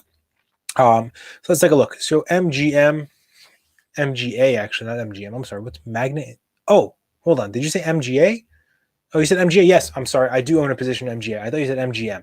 MGA is Magna. Magna is the company that's making all these cars. They just got the contract with Foxconn. They've been benefiting handsomely off of a lot of these deals and rumors that are coming out about the Apple car. These guys are a powerhouse company. They're going to be building the Fisker cars. Magna's going to be building the Fisker cars, I believe. The Fisker cars. So we'll definitely have to see how that goes. But it's riding the 50 MA as support, and it wants to break that 21 MA, which would be good. But it is in a downward trajectory. The RSI is telling me, hey, we might be coming down a little bit more. That's completely fine. The stock has done very well. It has recovered from where it was during COVID, and it regained that very quickly and has now made higher highs, of course, because they've got more contracts and they're producing more and they're making more money, which results in a higher stock price, and it's good for the stock. Let's see if there's any news on Magna recently.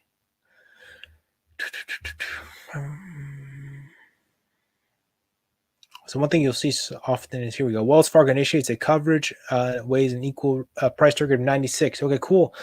That's awesome. Wells Fargo's price targets really don't help the stock too much. The big boys, the Goldman Sachs, the JP Morgan, those price targets when they're released help out a stock. So sometimes you'll see like a random analyst puts out, and I'm not saying Wells Fargo is a random analyst, no disrespect to them, but you'll see like a random analyst on a random website say, hey,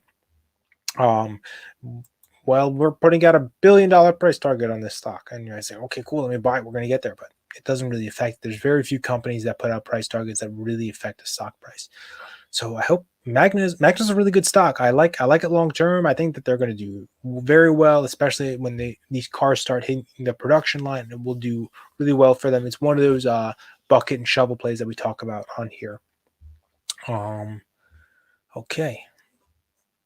I'm trying to find stocks that I'm not in or we haven't talked about previously. Frank is asking about Clover.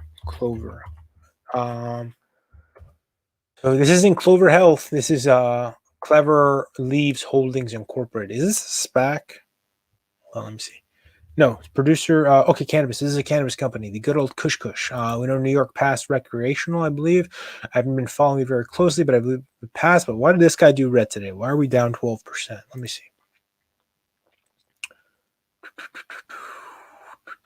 Okay, so they beat sales, which is great. This was on Tuesday? Okay, I don't see an issue there. They gave out their guidance for about 17 to 20 million. Clover Leaves plummets on Q4 earnings. Looks to expand globally. That's the thing with some of these companies, man. They'll have great earnings. You'll still see the stock take a dip. So the fact that it broke this and it kind of bounced off of this support area that's right here that we've seen before, which is right here, like right across the street from it. So a low of 1024, a low of 1012. So it came down a little bit lower. I would be very careful with this. The MACD is telling me we're going lower. The RSI is telling me we're going lower. Let's take a look at the 30-minute chart. I want to do a much closer analysis on this one. This says we bounce, so it's showing me the bounce on the chart, which is good. It says we're going to start to recover. It's going to take some time for this to recover, but play it smart. I don't know if this will benefit from the New York weed hype because it looks like these are a global company. These guys want to be a global company. I don't know where they're located. Let me see if I can get some news. They're in Canada, Colombia, Germany, Portugal, and the US. Quickly going to jump to their website and see if I can take a look a little bit deeper for you. Vertically integrated global cannabis company. Okay. Our leadership team. Let me see who's on their team.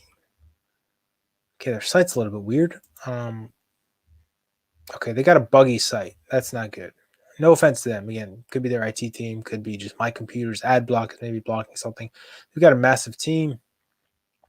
These guys don't look like the people that traditionally you see behind a cannabis company. It's usually younger folks. But again, take a look at them, do some DD, see where the company's going. The chart doesn't look really good right now, so be very careful there.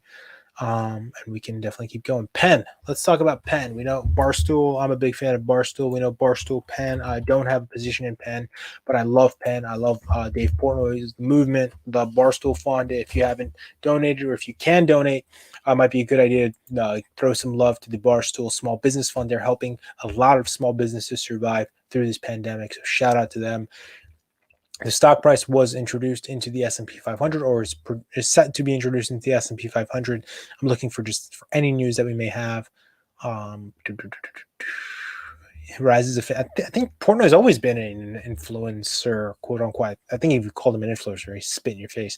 But I don't think he's not the type of guy to do that. But let's see. Let's see if there's any news. Then we'll jump into some technical analysis. Now, something to discuss here real quick. You'll see Penn, and then there's other stocks in the area that it might be cheaper. Like you have DraftKings, you have ELYS, you have GNOG, GNOG, these other gambling companies, which on a Penn is like the king or like the Neo in this world. Then you've got the subsidiaries that follow in their sympathy places. So you can always play that. So for example, if you can't afford to buy the shares in Penn, you can go to DraftKings or you can go to GNOG or Skills, SKLZ, which are also operating in this space. So let's take a look at so they're in a downward trajectory. Looks like they had their hype from their S&P 500 introduction, and of course we saw a sell-off. You will see a sell-off traditionally. Tesla is one of the only companies that kind of ran up into their S&P 500 and just now started cooling down from the S&P 500. Traditionally, it's either 6 weeks or 6 months after you usually see a cool down. Penn looks like it's cooling down a little bit harder. I'm just going to do a quick Google. Penn into S&P 500. I want to see when the date is for that. It's not S&P 50. My number lock is off. That's why.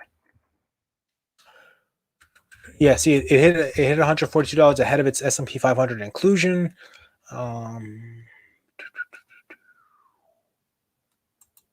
It says March 23rd it joined.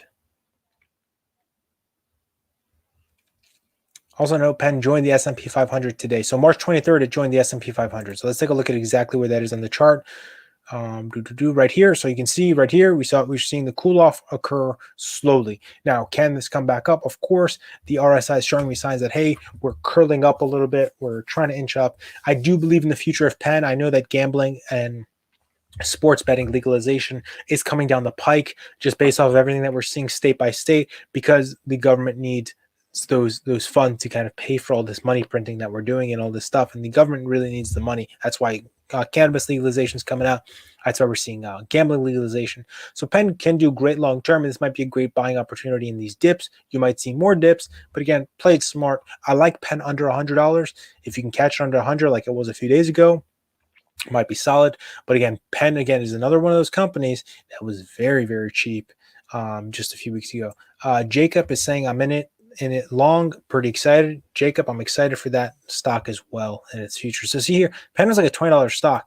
And I think to their credit, their work with Barstool is what helped them. You need an engine. You just can't be Penn. If you go to Penn's website, it's like, whatever. But then you got Barstool Sports, which is this Goliath company with these massive leaders and influencers. And what Barstool has done, credit to them, is they've not Portnoy hasn't just built himself up to be like this maverick at the head of the table. He's also built a ton of podcasts around it, all of his team, all of his team members. So that's why it helps that brand a lot. Taylor McBride is asking about Solo. Let's take a look at Solo. So Solo is an EV company. They've got a really weird car, I think, with 3 wheels. So let me take a look. Don't kill me for saying that. Just I think in the U.S. markets it won't perform well. I googled Solo and the Han Solo movie came out from Stillbird. So it's a 3-wheel car. I think this will do well in predominantly maybe in Asian markets where smaller cars are preferred. But it's an interesting design. It has 3 wheels. Give it a quick Google and you'll be able to see it for yourself. But let's take a look at the stock. Okay, so this is a stock that ran up into the hype and went to a high. I want to make sure I'm on the right stock. Yep, went to a high of 1360 and is now kind of cooled off. But this is one of those stocks that could benefit from this infrastructure bill with the hype of EVs. And they're doing a lot of credits for EVs, I believe. If I read, I didn't hear Biden's whole presentation. But if credits are going to EVs, you can see this slowly kind of churn its way up there. This is a penny stock. You're in penny stock land. This stock is a 100 float, 102 float. It is mentioned among other penny stocks. So play it smart. Look into them. See what their execution plan is. See where they're planning on rolling out, how they're doing this, if they're partnering with anyone.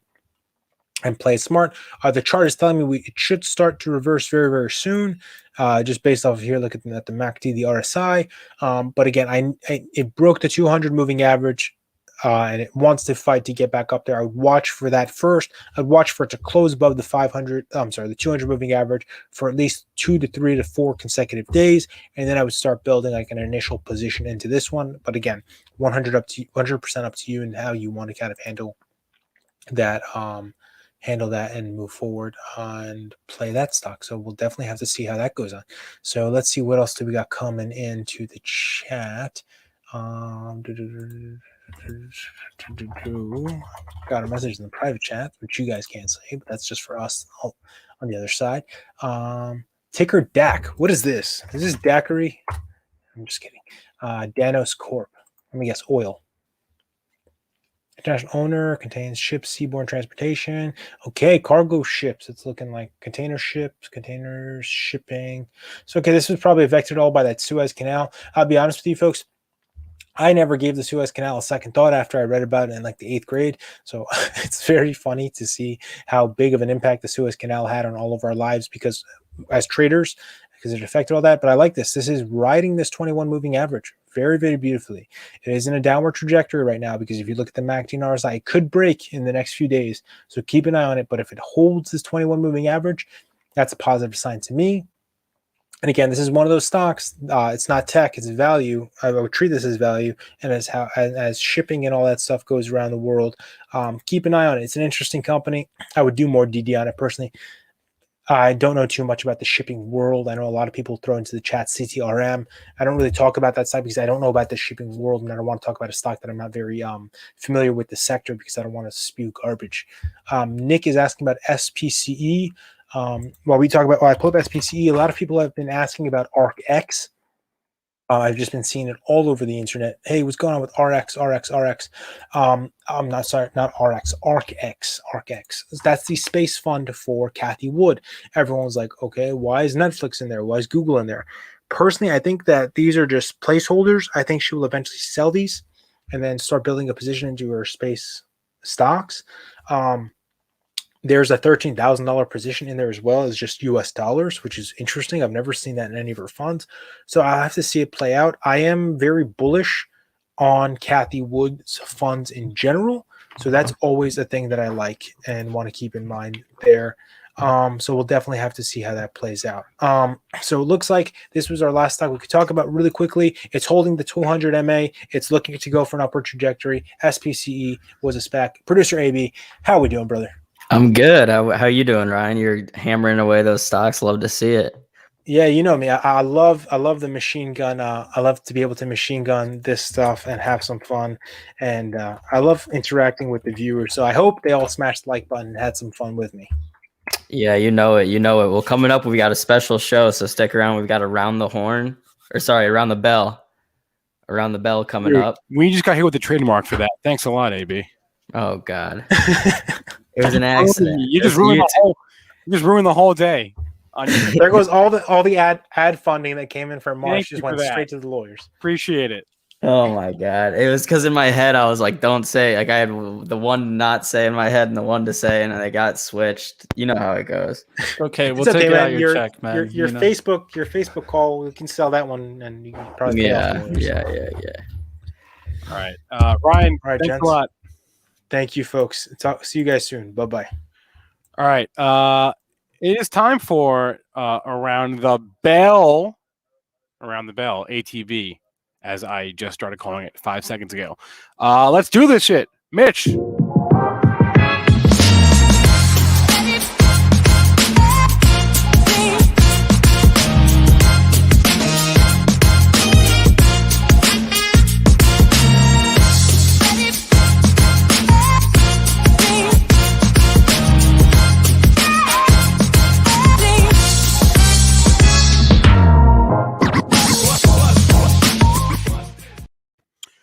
What up, everybody? Welcome to Around the Bell. Spencer Israel here. Episode 2 of this show. If you don't know by now, it's because we've only done 2 episodes. It's the show where you should take everything we say literally and nothing that we say seriously. A casual show. Casual end of day show, right? Casual, fun show. Remember, this entire show is meant to be fun. Meant to be entertaining, not in all seriousness, not meant to be for informational purposes or educational advice or any of that. Please don't take anything we say seriously. This is meant to be fun. It's 6 o'clock on the East Coast. We're done for the day. We're done for the quarter. Q1 in the books.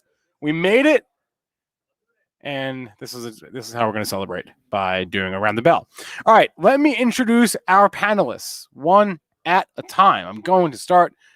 In no particular order, with Options Mike. Options Mike, what up, sir? Spencer, how are you, man? Doing okay. How was your end of Q1? Green, which was nice, and goodbye. See you. Don't come back. March. Goodbye. Don't want to see March again for a long time. And God, let's just hope April's just different. All right. By my watch, we'll see it in 11 months, give or take. All right. Let's go to panelist number 2, Alex Cutler. Hey guys, thank you so much for having me. Thanks for coming on. The same question. How was your end of the quarter? It was fine. Had its highs, and then obviously these last 3 months have been absolutely terrible. I'm with Mike there. Please don't come back, please. All right. Refined Warrior. Wait, where are you in the stream? Good evening. Hey guys. How are we doing today? Good. Thanks for having me. Glad to be here. Same question, same answer? Pretty much. If it wasn't for Kodak, I would be a lot greener.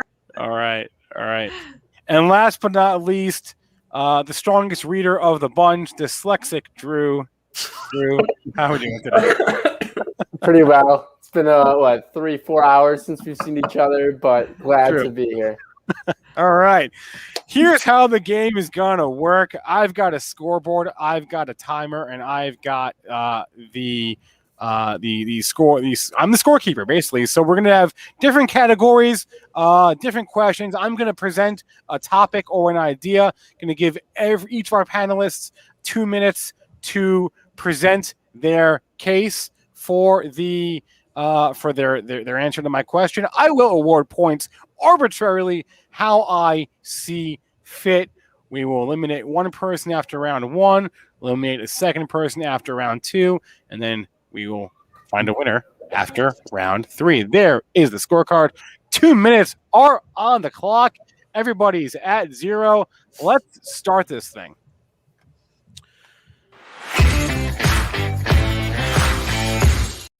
All right, first question of the day is unfortunately like maybe the most boring question of the day, but I don't want you to be limited by giving a politically correct answer. Answer whatever you want. Who will be the big winner of President Biden's infrastructure spending plan? Options, Mike, we'll start with you. God, this is a tough question. Our kids who are going to be paying the tax bill on this until they die? I'm not really sure. What do we got? We got $2 billion coming down the pipe if this gets through, and I strongly suspect this won't go through in its current form.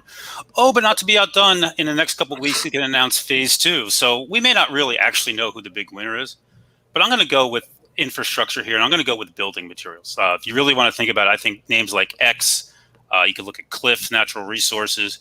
If you look at what he has in here, transportation infrastructure, bridges, highways, airports, you have investing in American manufacturing, research development, putting money into building and retrofitting schools and upgrading them, housing. That's the type of stuff where it doesn't matter where the money goes to what particular company. Names like X and Cliff are going to do great.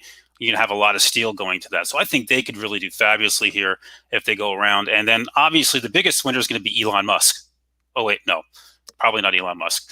Elon Musk, probably not. But I think GM and Ford, with the money going into the EV names and the push towards electronic vehicles, these guys are situated to already rule the world, right? They have all the dealerships. They have all the service centers everywhere. And Biden wants to push American manufacturing and American cars into the EV market and force everybody to start moving that way. Well, Ford and GM already are investing into it. And any money going into that and to push American people to start buying it, love them. Love how that'll play out. Elon, I love you, but your tweets a little bit off here and there. You're a little bit over the top at times, and possibly these guys are going to catch up to you at this point. Points for sarcasm, real knowledge, and a little bit of existential crisis in there. So 5 points. Nice job, Options, Mike. Let's go to Alex Cutler, Mr. Cutler. Who will be the big winner of this infrastructure spending plan? So a lot of things that Mike brought up was substantial, and I think that I do agree across the board. I'm going to focus on one specific sector, is the EV and green energy sector. Obviously, electric vehicles are going to be big, just like General Motors and Ford, how they're transitioning and to electrifying their fleet. I'm also going to add on to the new ones that are coming through for SPACs from the likes of Fisker, Lucid, as well as Electric Lion, you name it. Lion Electric. And then charging points. Biggest one is charging points. So ChargePoint, EVgo, all the ones that deal with charging stations are going to take get a big spike and kind of like a little steroid shot into them. So I can't really add on to it because Mike really stole a lot of the points that I wanted to go into. But really big, that green energy sector is going to be taking a big advantage of this infrastructure. Green energy saving the world. Points for saving the world. Alex Cutler. Nice job. Let's go to Refined Warrior next. Well, I think it's hard to follow the two of them because they pretty much hit the solid points, but I'd have to agree with that. Also agree that X and Cliffs would definitely continue to get stronger. The EV sector will definitely continue to grow. I think we'll see a lot of new jobs being created because of the push in those areas. So I think one of the biggest areas that will benefit from it is job growth, hopefully. So I would say the biggest winner of this spending plan will probably be just the new jobs it will hopefully create. So job growth.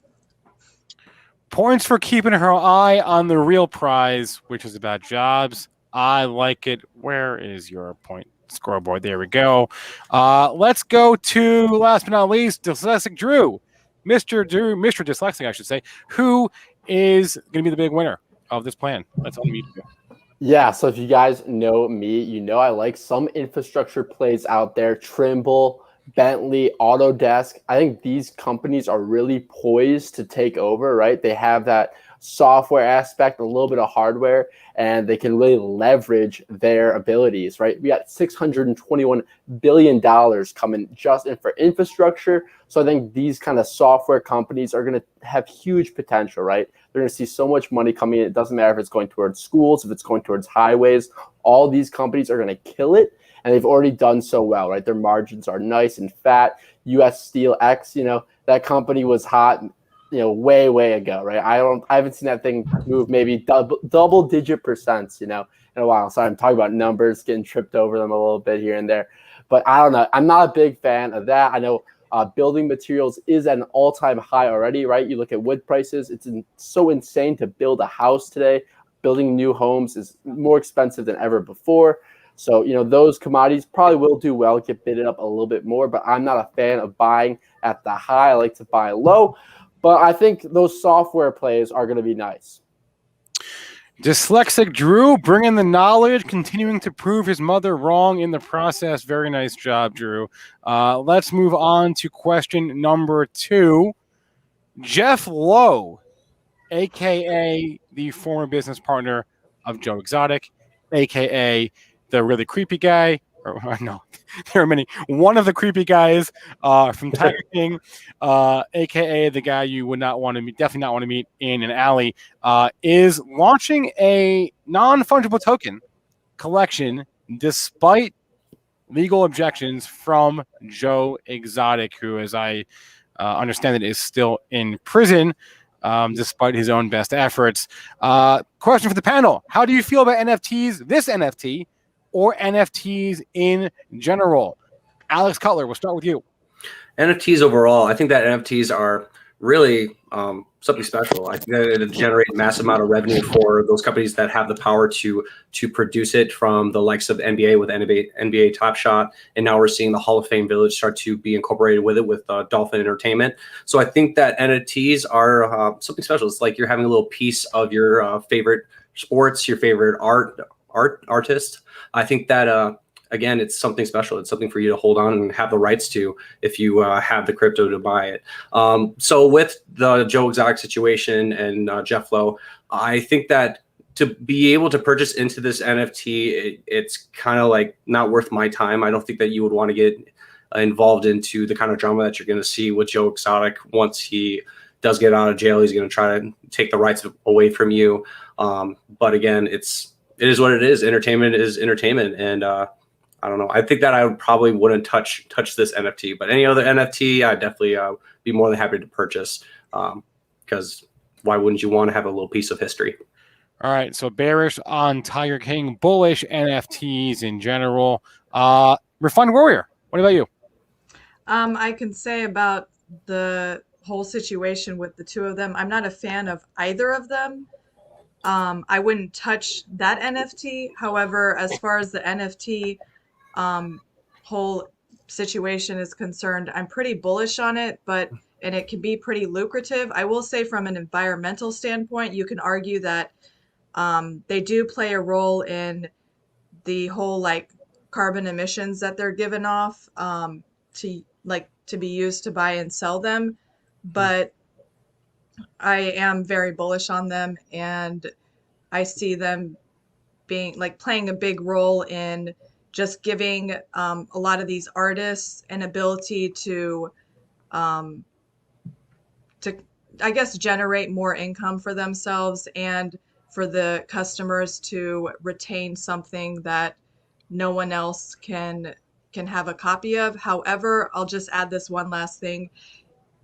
I feel like initially, until they figure out a way to prevent the hacking or people creating copies of something, you might see problems with people pulling scams and trying to pull a fast one and then making money on that. So, but I am still bullish on it.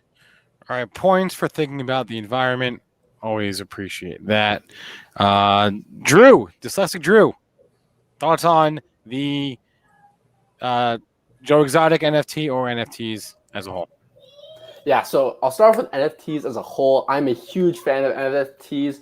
Luckily, one of my friends called me up and said there's this website called NBA Top Shot. I checked it out. The next day, I dropped a lot of cash on an NFT. I was one of the first people, or one of the earlier people. I'm not going to say one of the first, but my account grew, and I was actually in the top 5% for a period of time on NBA Top Shot. So I love NFTs. I got in early, and I love that. But NFTs remind me so much of the 2017 shitcoin phase, right? If you remember that, everyone was doing an ICO. Everyone was saying, oh, I've got an idea for this. I got an idea for that. It doesn't matter. They were just getting money. It's the same thing happening here, right? Joe Exotic is probably one of the biggest fads, right? Don't invest in fads. Trade a fad, but don't invest in a fad, right? So I'm not going to touch it. This thing is going in the swamp. I don't know. Carol Baskin's probably going to, cover up his tracks when it's all done. I'm not a fan of it, but NFTs as a whole, I love it. When our concert ticket's going to be NFTs? When is the title of my house going to be an NFT? I don't even have a house. I don't know what I'm talking about. But when is everything, going crypto, going digital? And it's so awesome. I think it's great technology, and this is just the start for the flip of a switch. But don't invest in fads. That's all I'm saying. All right, Dyslexic Drew, early on. Points for being early on in the NFT game, or as he calls it, the FTN game. Options, Mike, let's go to you. Thoughts on this particular NFT or NFTs in general? The fact that you're making me talk about the Tiger King on this show is just absolutely mind-boggling to me. Do you remember what happened to the SPACs when all the celebrities got involved? Yeah, they all suddenly started going down and they didn't even go up anymore. In fact, they're all struggling when they actually bring somebody on board. This is like jumping the shark on TV, right? You want nothing to do with this or anything associated with this man. Even if you've watched the series and you're a fan of it, stay away. I think Drew brought up a great idea, but if you go back and you look back at the blockchain names, remember when Bitcoin first came out and was going nuts, and just when it was about to come publicly traded through the options, right, not through futures? Well, look what happened to names like Riot and Mara and OSTK. By the way, OSTK was one of the few names to successfully implement blockchain and their own coin and actually pull it off and came roaring back. Not that Mara and Riot haven't come back, but there was a lot of pain. Who remembers the Long Island Iced Tea Company? Yeah, I remember they went blockchain at some point and said, we're in the blockchain too. Yeah, not so good there. They've been delisted at this point, just to give you guys a little heads up there if you go looking for them after a name change. For me, this sector is a date it, don't own it, right? You date it, you don't marry it. You trade these names on a daily basis. You take maybe a little bit of risk if you like it overnight. But at some point, anything that goes up like this is going to come screaming down as well. Just look at what happened in the past. And that's what's going to happen here. If you love it, it eventually will come around. I think a lot of people here made some great comments. Eventually, this will become mainstream, but usually the initial wave is a euphoria, and you sell it, and then you wait to buy it back on the cheap. Points to Options, Mike, for the long blockchain company reference. We like that. We always like that. All right. At the end of, did I get to everyone? I did, right? Yes. Okay. At the end of round 2, here is our score. Round 1, excuse me. Dyslexic Drew with 8 options. Mike with 8. Refined Warrior with 7. Alex Cutler with 6. And unfortunately, it means Alex Cutler. Why is my clock going? Let's get my clock going. Alex Cutler is the first to go. Alex, do you have any final words for us? Any final thoughts? Any final words of wisdom or anti-wisdom? Well, I got my butt whooped. Good job, guys. Nice to be the first. But hey, overall, just for everyone that's listening, just every single one of the people that are here is whatever resource for investing education. And we all do one thing and one thing only, is to make sure that when you're investing, like everyone says, don't get married to a stock. Invest and trade analytically. Don't be emotional. Don't just invest into something just because you think that you're going to miss out. More often than not, you're going to FOMO and you're going to lose money.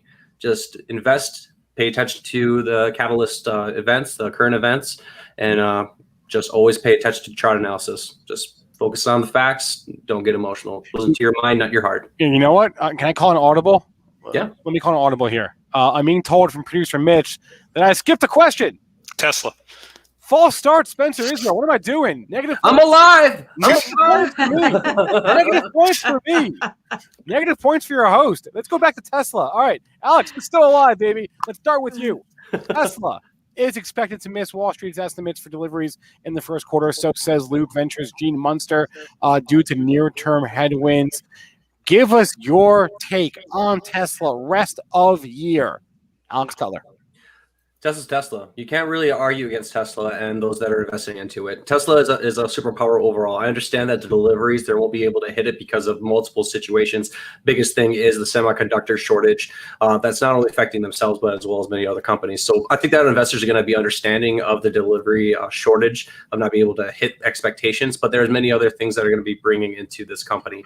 Number one thing is the fact that they are officially starting to expand out their solar panel business, and all the other expansions, as well as the Gigafactory, are going to be completed officially in Texas, and many other expansion plans. So I think that Tesla's going to be absolutely fine. More investors are going to be coming into it. Earnings report, the earning calls, we may see a minor pullback, like the current market that we are seeing. Whenever there's even a good earnings report, there's a drop. But I think that Tesla shares will continue to spike on fundamentals and continue to move, and we may see it hit $1,000 by the end of this year again. So I think that Tesla's really not going to be hit that hard by not hitting these current expectations because, again, investors will understand because of the semiconductor shortage. Alex Cutler is looking past the current quarter, as all investors should do. Dyslexic Drew, thoughts on Tesla rest of year? Yeah, I think it's an interesting year, right? We had all this COVID where people buying cars. I know personally, people that I knew, their lease ended and they didn't want to get a new car. They kind of held back. So it kind of makes sense, right? There's no rush to get a car. And Tesla had some weird things happen, right? They had some facelifts. They dropped the price on some EVs. So I don't know. I think Tesla's at an interesting spot right now. You know, they're about to update the Model S. So I'm not too worried about these deliveries. But we'll see what happens, right? They've got a big shoe to fill with their market cap being so large. One thing I will say is they have a lot of free money kind of coming in from the government with all their fuel credits, right? They're able to sell these to like Fiat Chrysler and Ford and GM that needs these credits. So they have some money coming in, right? I don't think cash is going to be an issue. You know, maybe they could do an offering. That'd be kind of wild. But yeah, I'm not too worried, but they got a big shoe to fill, right? All right, points to Drew for valuation. Options, Mike. Thoughts on Tesla rest of year? You know, Elon, you ever notice like everybody else comes out pretty quickly with their delivery numbers, and Elon, you just never know because he waits until he has his numbers, right? He may go to the final day of the month before he releases them if he has to. I'm not really sure why Tesla hasn't come out and said the chip shortage is affecting us. Every other major manufacturer has said it. Why not just come out and get ahead of it and just discuss it and be out there with it? Drew made a great point about the tax credits. There's one problem with these credits they're selling. That's their entire profit. If you look at their profitability, it's all coming from selling these tax credits. When are they going to actually start making good money on what they primarily do, which is they sell electric vehicles? And that's my one big concern. And my other big concern is as everybody else starts catching up, and there's more competition out there, Tesla's going to start facing more of this and have to deal with this. And they're not going to be the lone guy out there. And we've talked about already Ford and GM. There's bigger guys out there to go after them. You know, if they get into the solar space, and, you know, we've been waiting for this forever, ever since Musk bought his other company, Solar City, maybe that goes. And I'm going to say this. I like Elon. I think he's brilliant. But maybe it's time for him to just become CEO of one company. Right now, he's CEO of Tesla. He's CEO of SpaceX. He has the Boring Company. Maybe it's time for him to just kind of go into one area. Oh, and maybe stop tweeting. We don't need any more SEC investigations. Oh, no, we already have another one going because of Dogecoin. So, you know, I like them. I think they stay flat for the rest of the year. You may get another pounce up or down, but I think competition starts to catch up. They've had a huge run, and valuation here is a problem. All right, options, Mike. Calling out Elon, calling out the man himself. Last but not least, Refined Warrior. Thoughts on Tesla rest of year? I'm going to have to agree with a lot of what was said. However, what I've come to see is never bet against Elon. I'm long Tesla. It's one of my forever stocks. And I feel like Elon is a brilliant person. He knows what he's doing. There's a reason why Tesla isn't with the automotive stocks. It's the tech stock. And, you know, they've missed certain expectations before. we'll see a pullback, but we've seen pullbacks before. They recover. I think long term, you'll see it hit at least the 1,000 by December, if not more. And I'm not too concerned with, especially with the credit situation, Bitcoin and Tesla. I definitely am still bullish on Tesla, regardless of any pullbacks we'll see. And adding to what Alex said about the factory completion in Texas, I think we'll just continue to see Tesla grow and get stronger despite any of the hiccups along the way. Refined Warrior took what Alex Cutler said and went a step further. He said 1,000, she said 1,000, if not more. Points for the bullishness. Oh, come on. Points for the bullishness. 1,000, if not more. That would be $300. Well, I guess that's not too drastic a call in Tesla, knowing how this thing moves. But now it is the end of the round. Spencer, you buffoon. And unfortunately, Alex Cutler is for the second time tonight. Why don't you just backhand me? It was a pleasure having you on, sir. Thank you so much. Oh, man. All right. Hey, we're rolling with it. We're rolling with it. All right. Segment number 2. Buy or, why is my clock running? Buy or sell. Let's talk about some buy or sells. I'm going to present some ideas. You're going to tell me if you buy or sell that idea. You like it, you don't like it. You agree, you disagree. Let's start with Miss Kathy Wood and ARKX, the space ETF from Kathy Wood. Would you buy or sell ARKX, Kathy Wood in space? Refined Warrior, start with you. I'm pretty bullish on it. I think she's got some good picks in it. I will say some of them leave me a little bit wondering, but I think that, and I believe Ryan mentioned something earlier in the show that he had about how he thinks some of them are just filling up that space, but they'll eventually be replaced, like Netflix being one that left me going, excuse me, why that one? But I am bullish on it. I'm looking for a nice dip to get in it. But yeah, bullish. All right, bullish, Kathy Wood and her actively managed space fund. What about you, Dyslexic Drew? Yeah, so as a ETF, I like all the holdings, right? The top holding, or one of the top holdings, I believe, was Trimble, right? That's a stock that I think is going to do phenomenally well, especially with, we just talked about the new bill coming from our boy Joe Biden. So I think there's a lot of great holdings. As a space ETF, the holdings don't really make sense, right? We got Netflix, we got Nintendo. There's a lot of random stocks in there.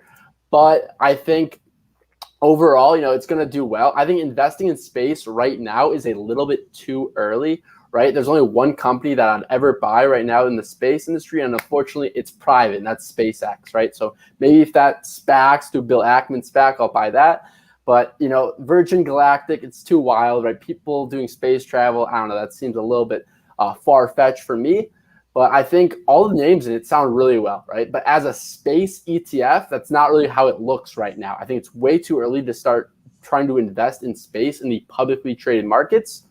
But that's my personal take. So all the names make sense, but it does not look like a space ETF. Not sure I'm buying that, Dr. Drew.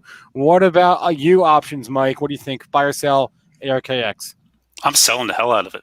I think Kathy just came back from the grave yesterday when Tesla went below 600 and got into this gap down around 560. And she's like, oh my God, here we go. We're coming back. Thank God. She was hot last year, right? She was incredible during the pandemic, but she's really cooled off and she keeps buying the same names and she likes to put the same names in every ETF. What is Deere doing in here? Are we going to terraform the moon and the rest of the world? We're going to go out in space and start terraforming everything? I just don't see the need for a space ETF right now. I think this is just way too early, as was mentioned. A lot of the names in here don't make a lot of sense to me. And sometimes you just do something for no reason whatsoever. There's some great names in here if you want to play them. Lockheed Martin, Boeing, great names you can play. Space, Virgin Atlantic, it's pre-revenue. right? But if you like to take a chance on something, you could take a small flyer on something like that. It's just, hey, maybe this one will take off if they ever get their plane up in the air and actually starts working. But for me, I think Kathy's just stepping too far here. You got JD and Baba. What are you investing in, Chinese space flight now? I just don't like it. I'm selling this thing. I'm actually selling Kathy at this point. I love her. I think she's done great, but she needs to change her tactics. Wow. Pulling no punches options, Mike. Bearish, not just Kathy Wood, but bearish all of outer space. Which I didn't think that was a thing, but I guess it is. All right, at the end of Q1 in round 2, you can see our scores there. Options Mike, Refined Warrior with 12, Dyslexic Drew with 11.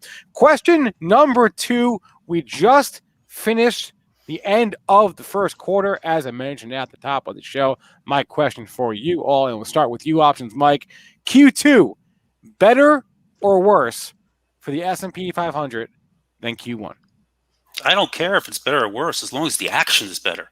I don't care if we go up or go down. Well, let's just pick a direction and go there instead of going sideways forever. My gut instinct says we're going to get some type of dip, but it's going to be better. We're going to have a strong close going into the end of June as we go into summer. Q1 was just so tough, right? We had just a lot of sideways action, a lot of chop, but this market has been beyond resilient. So when you look at this market, it's had every reason to sell over the last couple of months. And what does it do? It just keeps coming back up. S&P, SPX, the cash index, closed at an all-time high today. So, maybe you get some rotation. Maybe bonds finally start buying it back. I love bonds. The same people complaining about inflation's going up and interest rates are going up, they're the same people that are dumping bonds. Guess what, guys? It becomes a self-fulfilling prophecy. The more you sell bonds, the more the rates go up. So I think Q2 is definitely better, especially if we rotate back into tech and we see some big names like Apple and NVIDIA, some of these semis start participating. I think we get a nice roar, and we are entering into the big time of year. It's earnings season. We got about 10 days until we start earnings season. Options Mike gets points for semantics. Better is subjective. Could mean lots of things. Could mean better performance or just better action. Refined Warrior, Q2, better or worse for the S&P 500 than the quarter we just finished? I think it'll be better. We might I won't say we might. I definitely think we'll see some dips along the way, but I think that it'll definitely be better. I will say maybe like a 40 to 50% growth, and maybe Q1 20, 25%, but that's where I'm putting it. But definitely better, despite any pullbacks. Better. I don't know if I call it those numbers. You gave a couple of them, but the bottom line there is better. I think better. I think we'll see a growth of about 50%, 40 to 50% in Q2. Wait, you think the S&P is going to rise 50%? Is that what you said? An estimated, like a rounded growth. Okay, I got you now. All right. It made sense in my head. I'm just saying it's gonna be better, especially I think that we're gonna see tech come back and get stronger again. Yeah, better is the bottom line. Dr. Drew, Dyslexic Drew, better or worse, S&P, Q2 versus Q1? Yeah, I think it's going to be better. I mean, you think about Q1, there was one word, I guess two, maybe. I don't know, I'm not good at counting. The 10-year, right? The 10-year spooked everyone. They're like, oh my God, we got to redo these discounted cash flows, all these high growth companies. It doesn't make sense anymore, right? Everyone started selling, everyone panicked, so it didn't really make sense for a quick minute.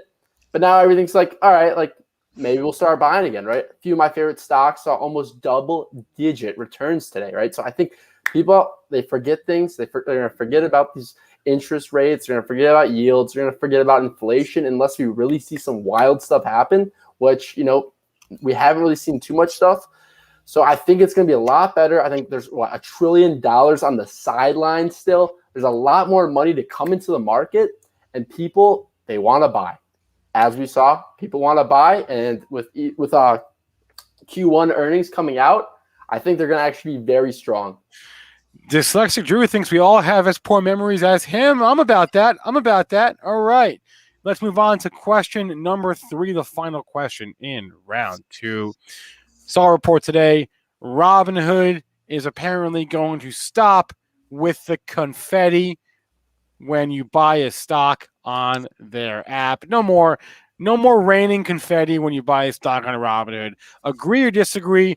Buy or sell? Drew, we'll start with you. Yeah, so I think any publicity is good publicity. So, if this just puts them in the headlines one more time, gets them a few more, 18-year-old traders to sign up, then good for them, right? This is not a big deal, right? The GME stuff is over. That was wild, but, there were a few other, brokerages with them. But Robinhood, they're going to see better days, right? They're going to go public soon. They're going to do well. This whole confetti thing, who cares, right? I opened my first brokerage account on Robinhood when I was 15 years old. I remember. I used my mom's social security number. That's a whole different story. But Robinhood, it's a great first investing, platform for kids, not kids, young adults, right? That's the technical name. But yeah, I think Robinhood, I'm actually a fan of it. I think a lot of people shit on them. They say, oh, they're selling your execution. They're selling your orders to different execution firms. Like, who cares if you're going to be buying a stock for 10 years? If you're trying to trade, don't get me wrong. Do not invest or trade through Robinhood. But if you're just trying to buy a stock for the first time, it's easy. It looks nice. Confetti, keep it. Get rid of it. I really don't care. It's not a big deal. All right, Drew gets the bonus points for identity fraud. Options, Mike. Let's go back to you. You care about confetti in Robinhood? Yes or no? You like this idea or decision, or do you not? They have confetti, but maybe they should have strippers for either male or female coming out of a birthday cake. That might get a little bit more excitement into them. I don't know. I mean, I've never gone and buy or sold a stock because there's confetti or something special going on. I think, he's like, it's a publicity stunt. It gets some headlines. They have a lot of bad karma to make up for before they go public. They're basically heavily in debt. They had to sell this latest round of financing just to stay afloat at a discounted price. So for me, if this gets some more buyers, more people to come on and start trading, fantastic. If they stop trading because of it, okay. They want to seem real, and I think that's the most important thing. You cannot sit there and stay like you are. You have to change your image. And this is just taking that step to changing your image. I'm selling it because I don't think it's important, but it does change their image. All right, I like that. Everything you said makes sense. I'm about that. Refined Warrior, buy or sell? You care or not? Robinhood getting rid of confetti in their app. I'm not a fan of Robinhood. I wouldn't use it. I could care less if they had the confetti or not, but I don't see a point in having the confetti. I think they need to change a lot to bring more users. So if making a change will bring more users, then great. As I said, I'm not a fan of Robinhood. Gotta say, I did not expect this amount of vitriol on Robinhood. So what I thought was a rather fun question, but you all seem unenthused by my confetti question, which is fine. Okay, that's the end of the second round. There's our scoreboard up on the screen. You can see Dyslexic Drew and Options Mike with 17. Unfortunately, Refined Warrior coming up short, $16 to her name. Hopefully she has more in her trading account. I would certainly hope. Any final thoughts for us? No, thanks for having this. Thanks for having me. I enjoyed it. We enjoyed having you on as well. We'll have to get you back whenever the next time we do this show is, which who can really say? All right. This brings us to our final round, the showdown. Dyslexic Drew and Options Mike. 2 questions, 1 champion. Let's do this. First question. Better bet for the rest of the year. NFTs or SPACs? Options Mike. 2 men enter, 1 man leave. I'm going with SPACs, but specific SPACs. And I'm going to say this for a reason. NFTs, I think they're going to go up, and I think they're going to have a big come down again, and then you'll be able to buy them back a lot cheaper before the end of the year. SPACs, I think they had their run, but now you have to be very just picky about it. I think Drew brought up that Robinhood's going to IPO. There's a good chance they might actually try to go through a SPAC, and that could be a real winner if they do that. So you want to be picky here. You want to watch it. You could also watch names like CCIV. As they are getting closer to going into production, like a lot of the other EV names are still a year and a half away. FSR, for example, is still 18 months minimum away from producing their first car. These names, which have already come out, which are SPACs, they may fly. So I would go with SPACs. I'd be name specific. I do my research on them, but names like CCIV, Robinhood, if they go that way, these are the things you want to begin. Oh, WeWork? No, it's not. I want nothing to do with WeWork. 37% of the office space in New York City is available. What's WeWork going to do? Give this out away for free? So I'm going to go SPACs here. All right, Mike. I guess I'll take over.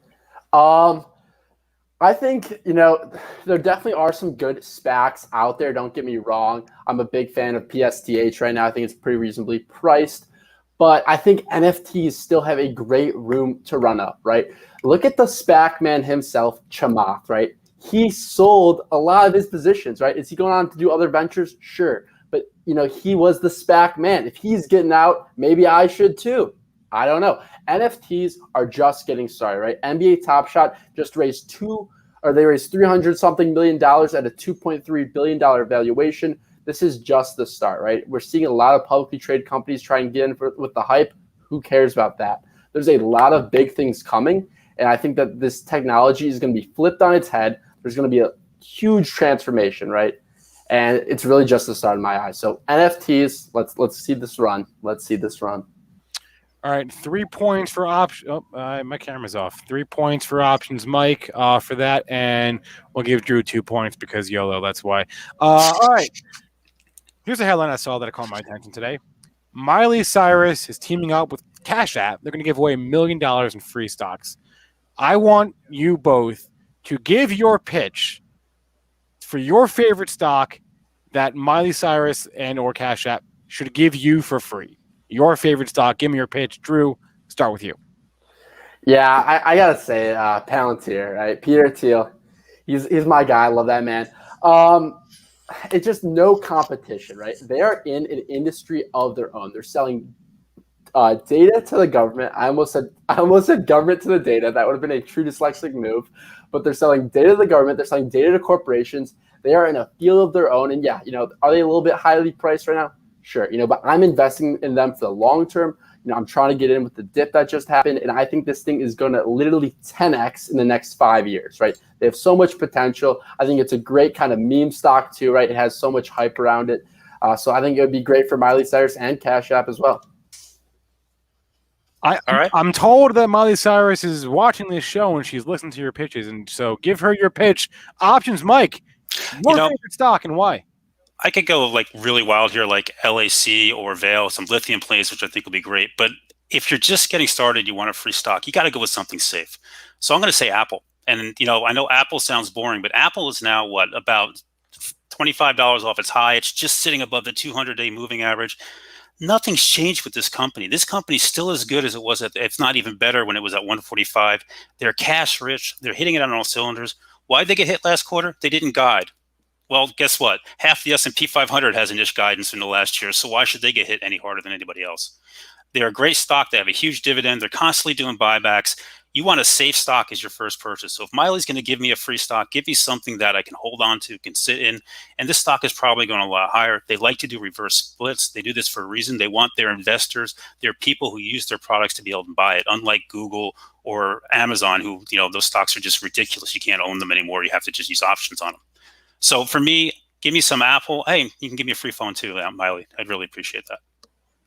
All right, props, points for safety and points for the free phone, the double ask, the old double ask trick. Options, Mike, points there. And I'm going to do a bonus question. I'm going to do a bonus question right now, and I'm going to do the inverse, okay?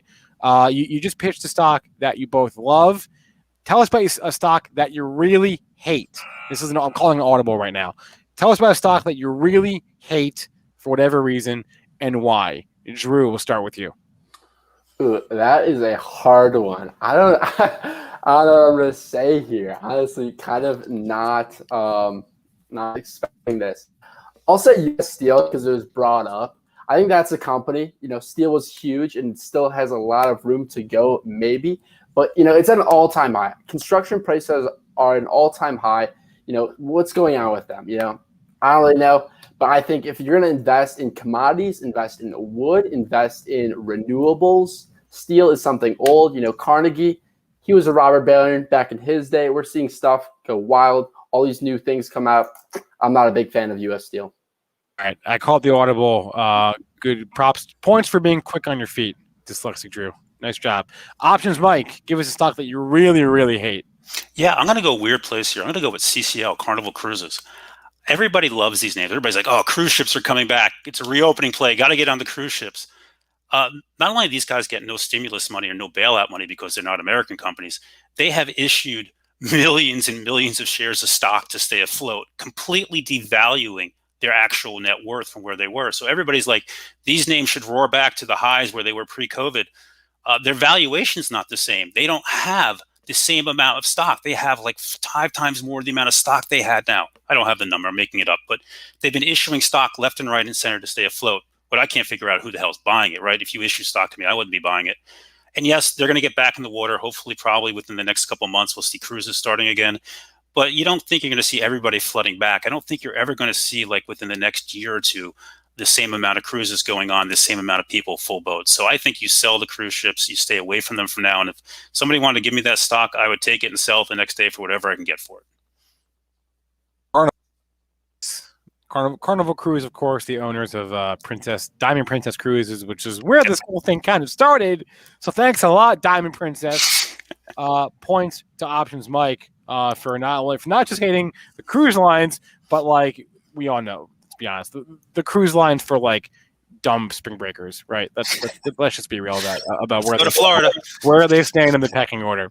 And on that note, that's gonna wrap it up for Around the Bell. It was a close one, but Options Mike eked it out by a buck or a point, whatever you want to call it. Options Mike, I'm going to give you the floor. Congratulations. You are our champion today. You have the floor to say whatever you want.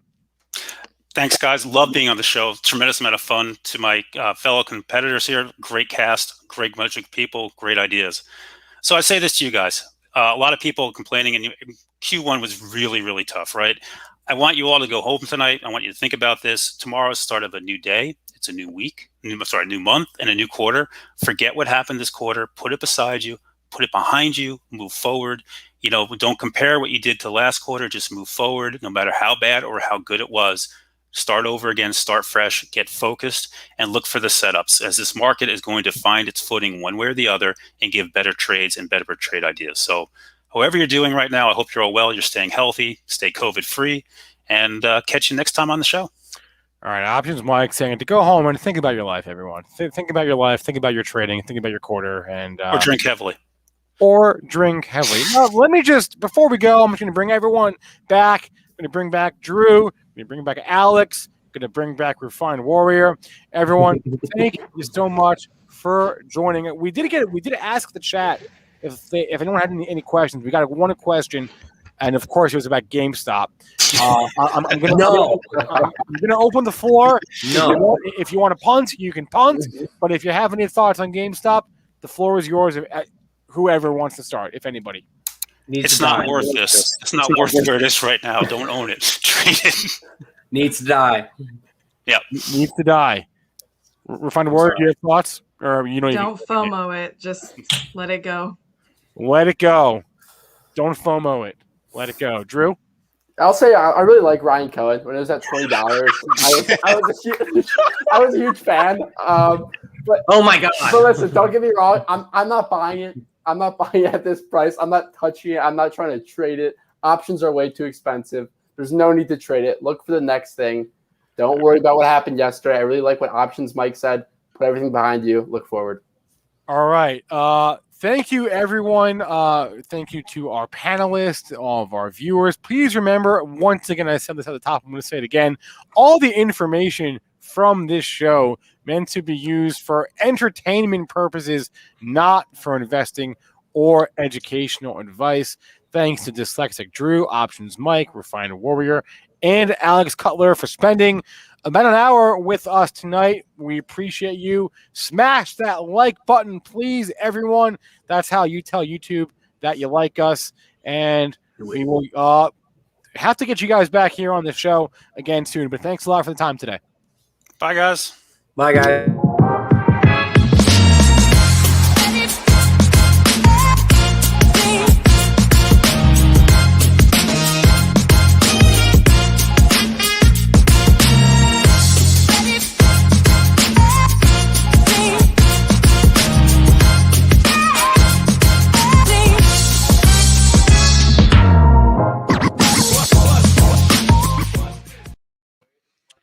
That was fun. Are you here? Good you here? What up? What up? What up? That Got was to turn fun. on my mic there. Yeah. Yeah, I enjoyed that. I was having fun in the back just watching. I was giving my own little points. I was like, ding, ding. Yeah. Well, I think what we need going forward is like a sound effect whenever I give points away. But Yeah. We gotta get some sound effects going here. But definitely let me go ahead and change up this background because we already had a champion. So there we go. Just so everyone knows, the stream, we're still going here. So what we got after this show right now, this stream itself is going to end because we found this out the hard way that we get kicked off, our stream gets kicked off YouTube if we exceed a certain time limit every day. So what's going to happen is we are going to rebroadcast the second track of day one of our biotech small cap conference from last week. This video that you're watching will redirect straight to that stream when it starts. And that'll be after this, whenever Mitch and I decide to end this pretty much. But Mitch, I thought that went pretty well for our second episode and my first time hosting, with the exception of me forgetting a question in the first round. I thought that went pretty well, if I do say so myself. I have to say, money. Ride with me if you ride with me, you can slide with me if you feel like 550. Had to enjoy that, No, but that was definitely fun. It's what we say here, you guys. One thing we want to do is definitely bring you some fun shows. We do some educational shows. We talk charts all day. It comes to a time when you just gotta unbutton, relax, enjoy a show, and that's what this show is about, guys. So we want to make it fun. Like always, guys, you guys can find the links to these guests in the descriptions below. So definitely hit them up on Twitter. Let them know that you enjoyed it. And at the end of the day, it's pure entertainment, guys. You guys enjoy it. Whatever they say, win or lose, bull or bear, what it is if you guys want to come on and have some fun, talk some stocks, talk some banter, and I love the banter myself. I was feeling there. I was like, Elon's taking us to Mars. How could you not like Tesla? I mean, so I don't want to get into that, but definitely if Elon can sign me up, I'll take it. I'll go to Mars. Set me up because I'm down. I thought the bearish space take was interesting. Options Mike is bearish. He's not bearish Kathy as much as he's bearish all of space. He just hates space. Actually, Mike was pretty bearish overall, I felt like, which I can respect. I can respect that. Hey, when you're a bear, you got to know what you are, right? I mean, Richard Judge says, "Put me on." Well, I don't know when we're doing the show next, if it's a Wednesday thing or what. Richard Judge, why don't you email powerhour@benzinga.com. Wait, Mitch, are you on that email? Crap. Wait, maybe don't email that. Look at Eric trying to hit me if we're gonna get the copyright for that. No, we won't. That is non-copyrighted. I'll be okay with that one. If not, I'll take the point. All right. Yeah, just email Power Hour. Email powerhour@benzinga.com. Hit us up, whichever one. At the end of the day, you can also let us know. Like, this is what it's about. Or just tweet at Benzinga. Let us know. You know what I mean? Yeah. I want to be on Around the Bell. Yeah. This is where you can have some fun. You can take it off. And the gloves come off. Like I said, parental advisory, because you never know what's going to happen. Well, that was a pretty tame show overall. Her Scrambler does not have a Twitter account. Hit us up on Clubhouse. We're on OnlyFans. We're on MySpace. Just hit us up on any of those platforms as well. Benzinga's everywhere, guys. SPAC Broker, I agree with you in the chat there, but I can't put it up, unfortunately. But hey, that's just how we roll. All right, that's going to be a wrap for us here, I think. So as I said, we're going to end the stream, and then producer Aaron behind me is going to start the biotech restream. This will redirect straight to that. So, Mitch, any final thoughts before we hop off for the day? Like always, guys, if you appreciate us doing this all day, definitely hit the subscribe and the bell down below. That's how you go ahead and get notified when we go live. And it really supports the channel. At the end of the day, we do this for free every single day. So if you support us, that's supporting free education towards the mass. So definitely help us out, guys. Hit the like, hit the subscribe, and we'll see you next time, guys, on the all day Benzinga stream.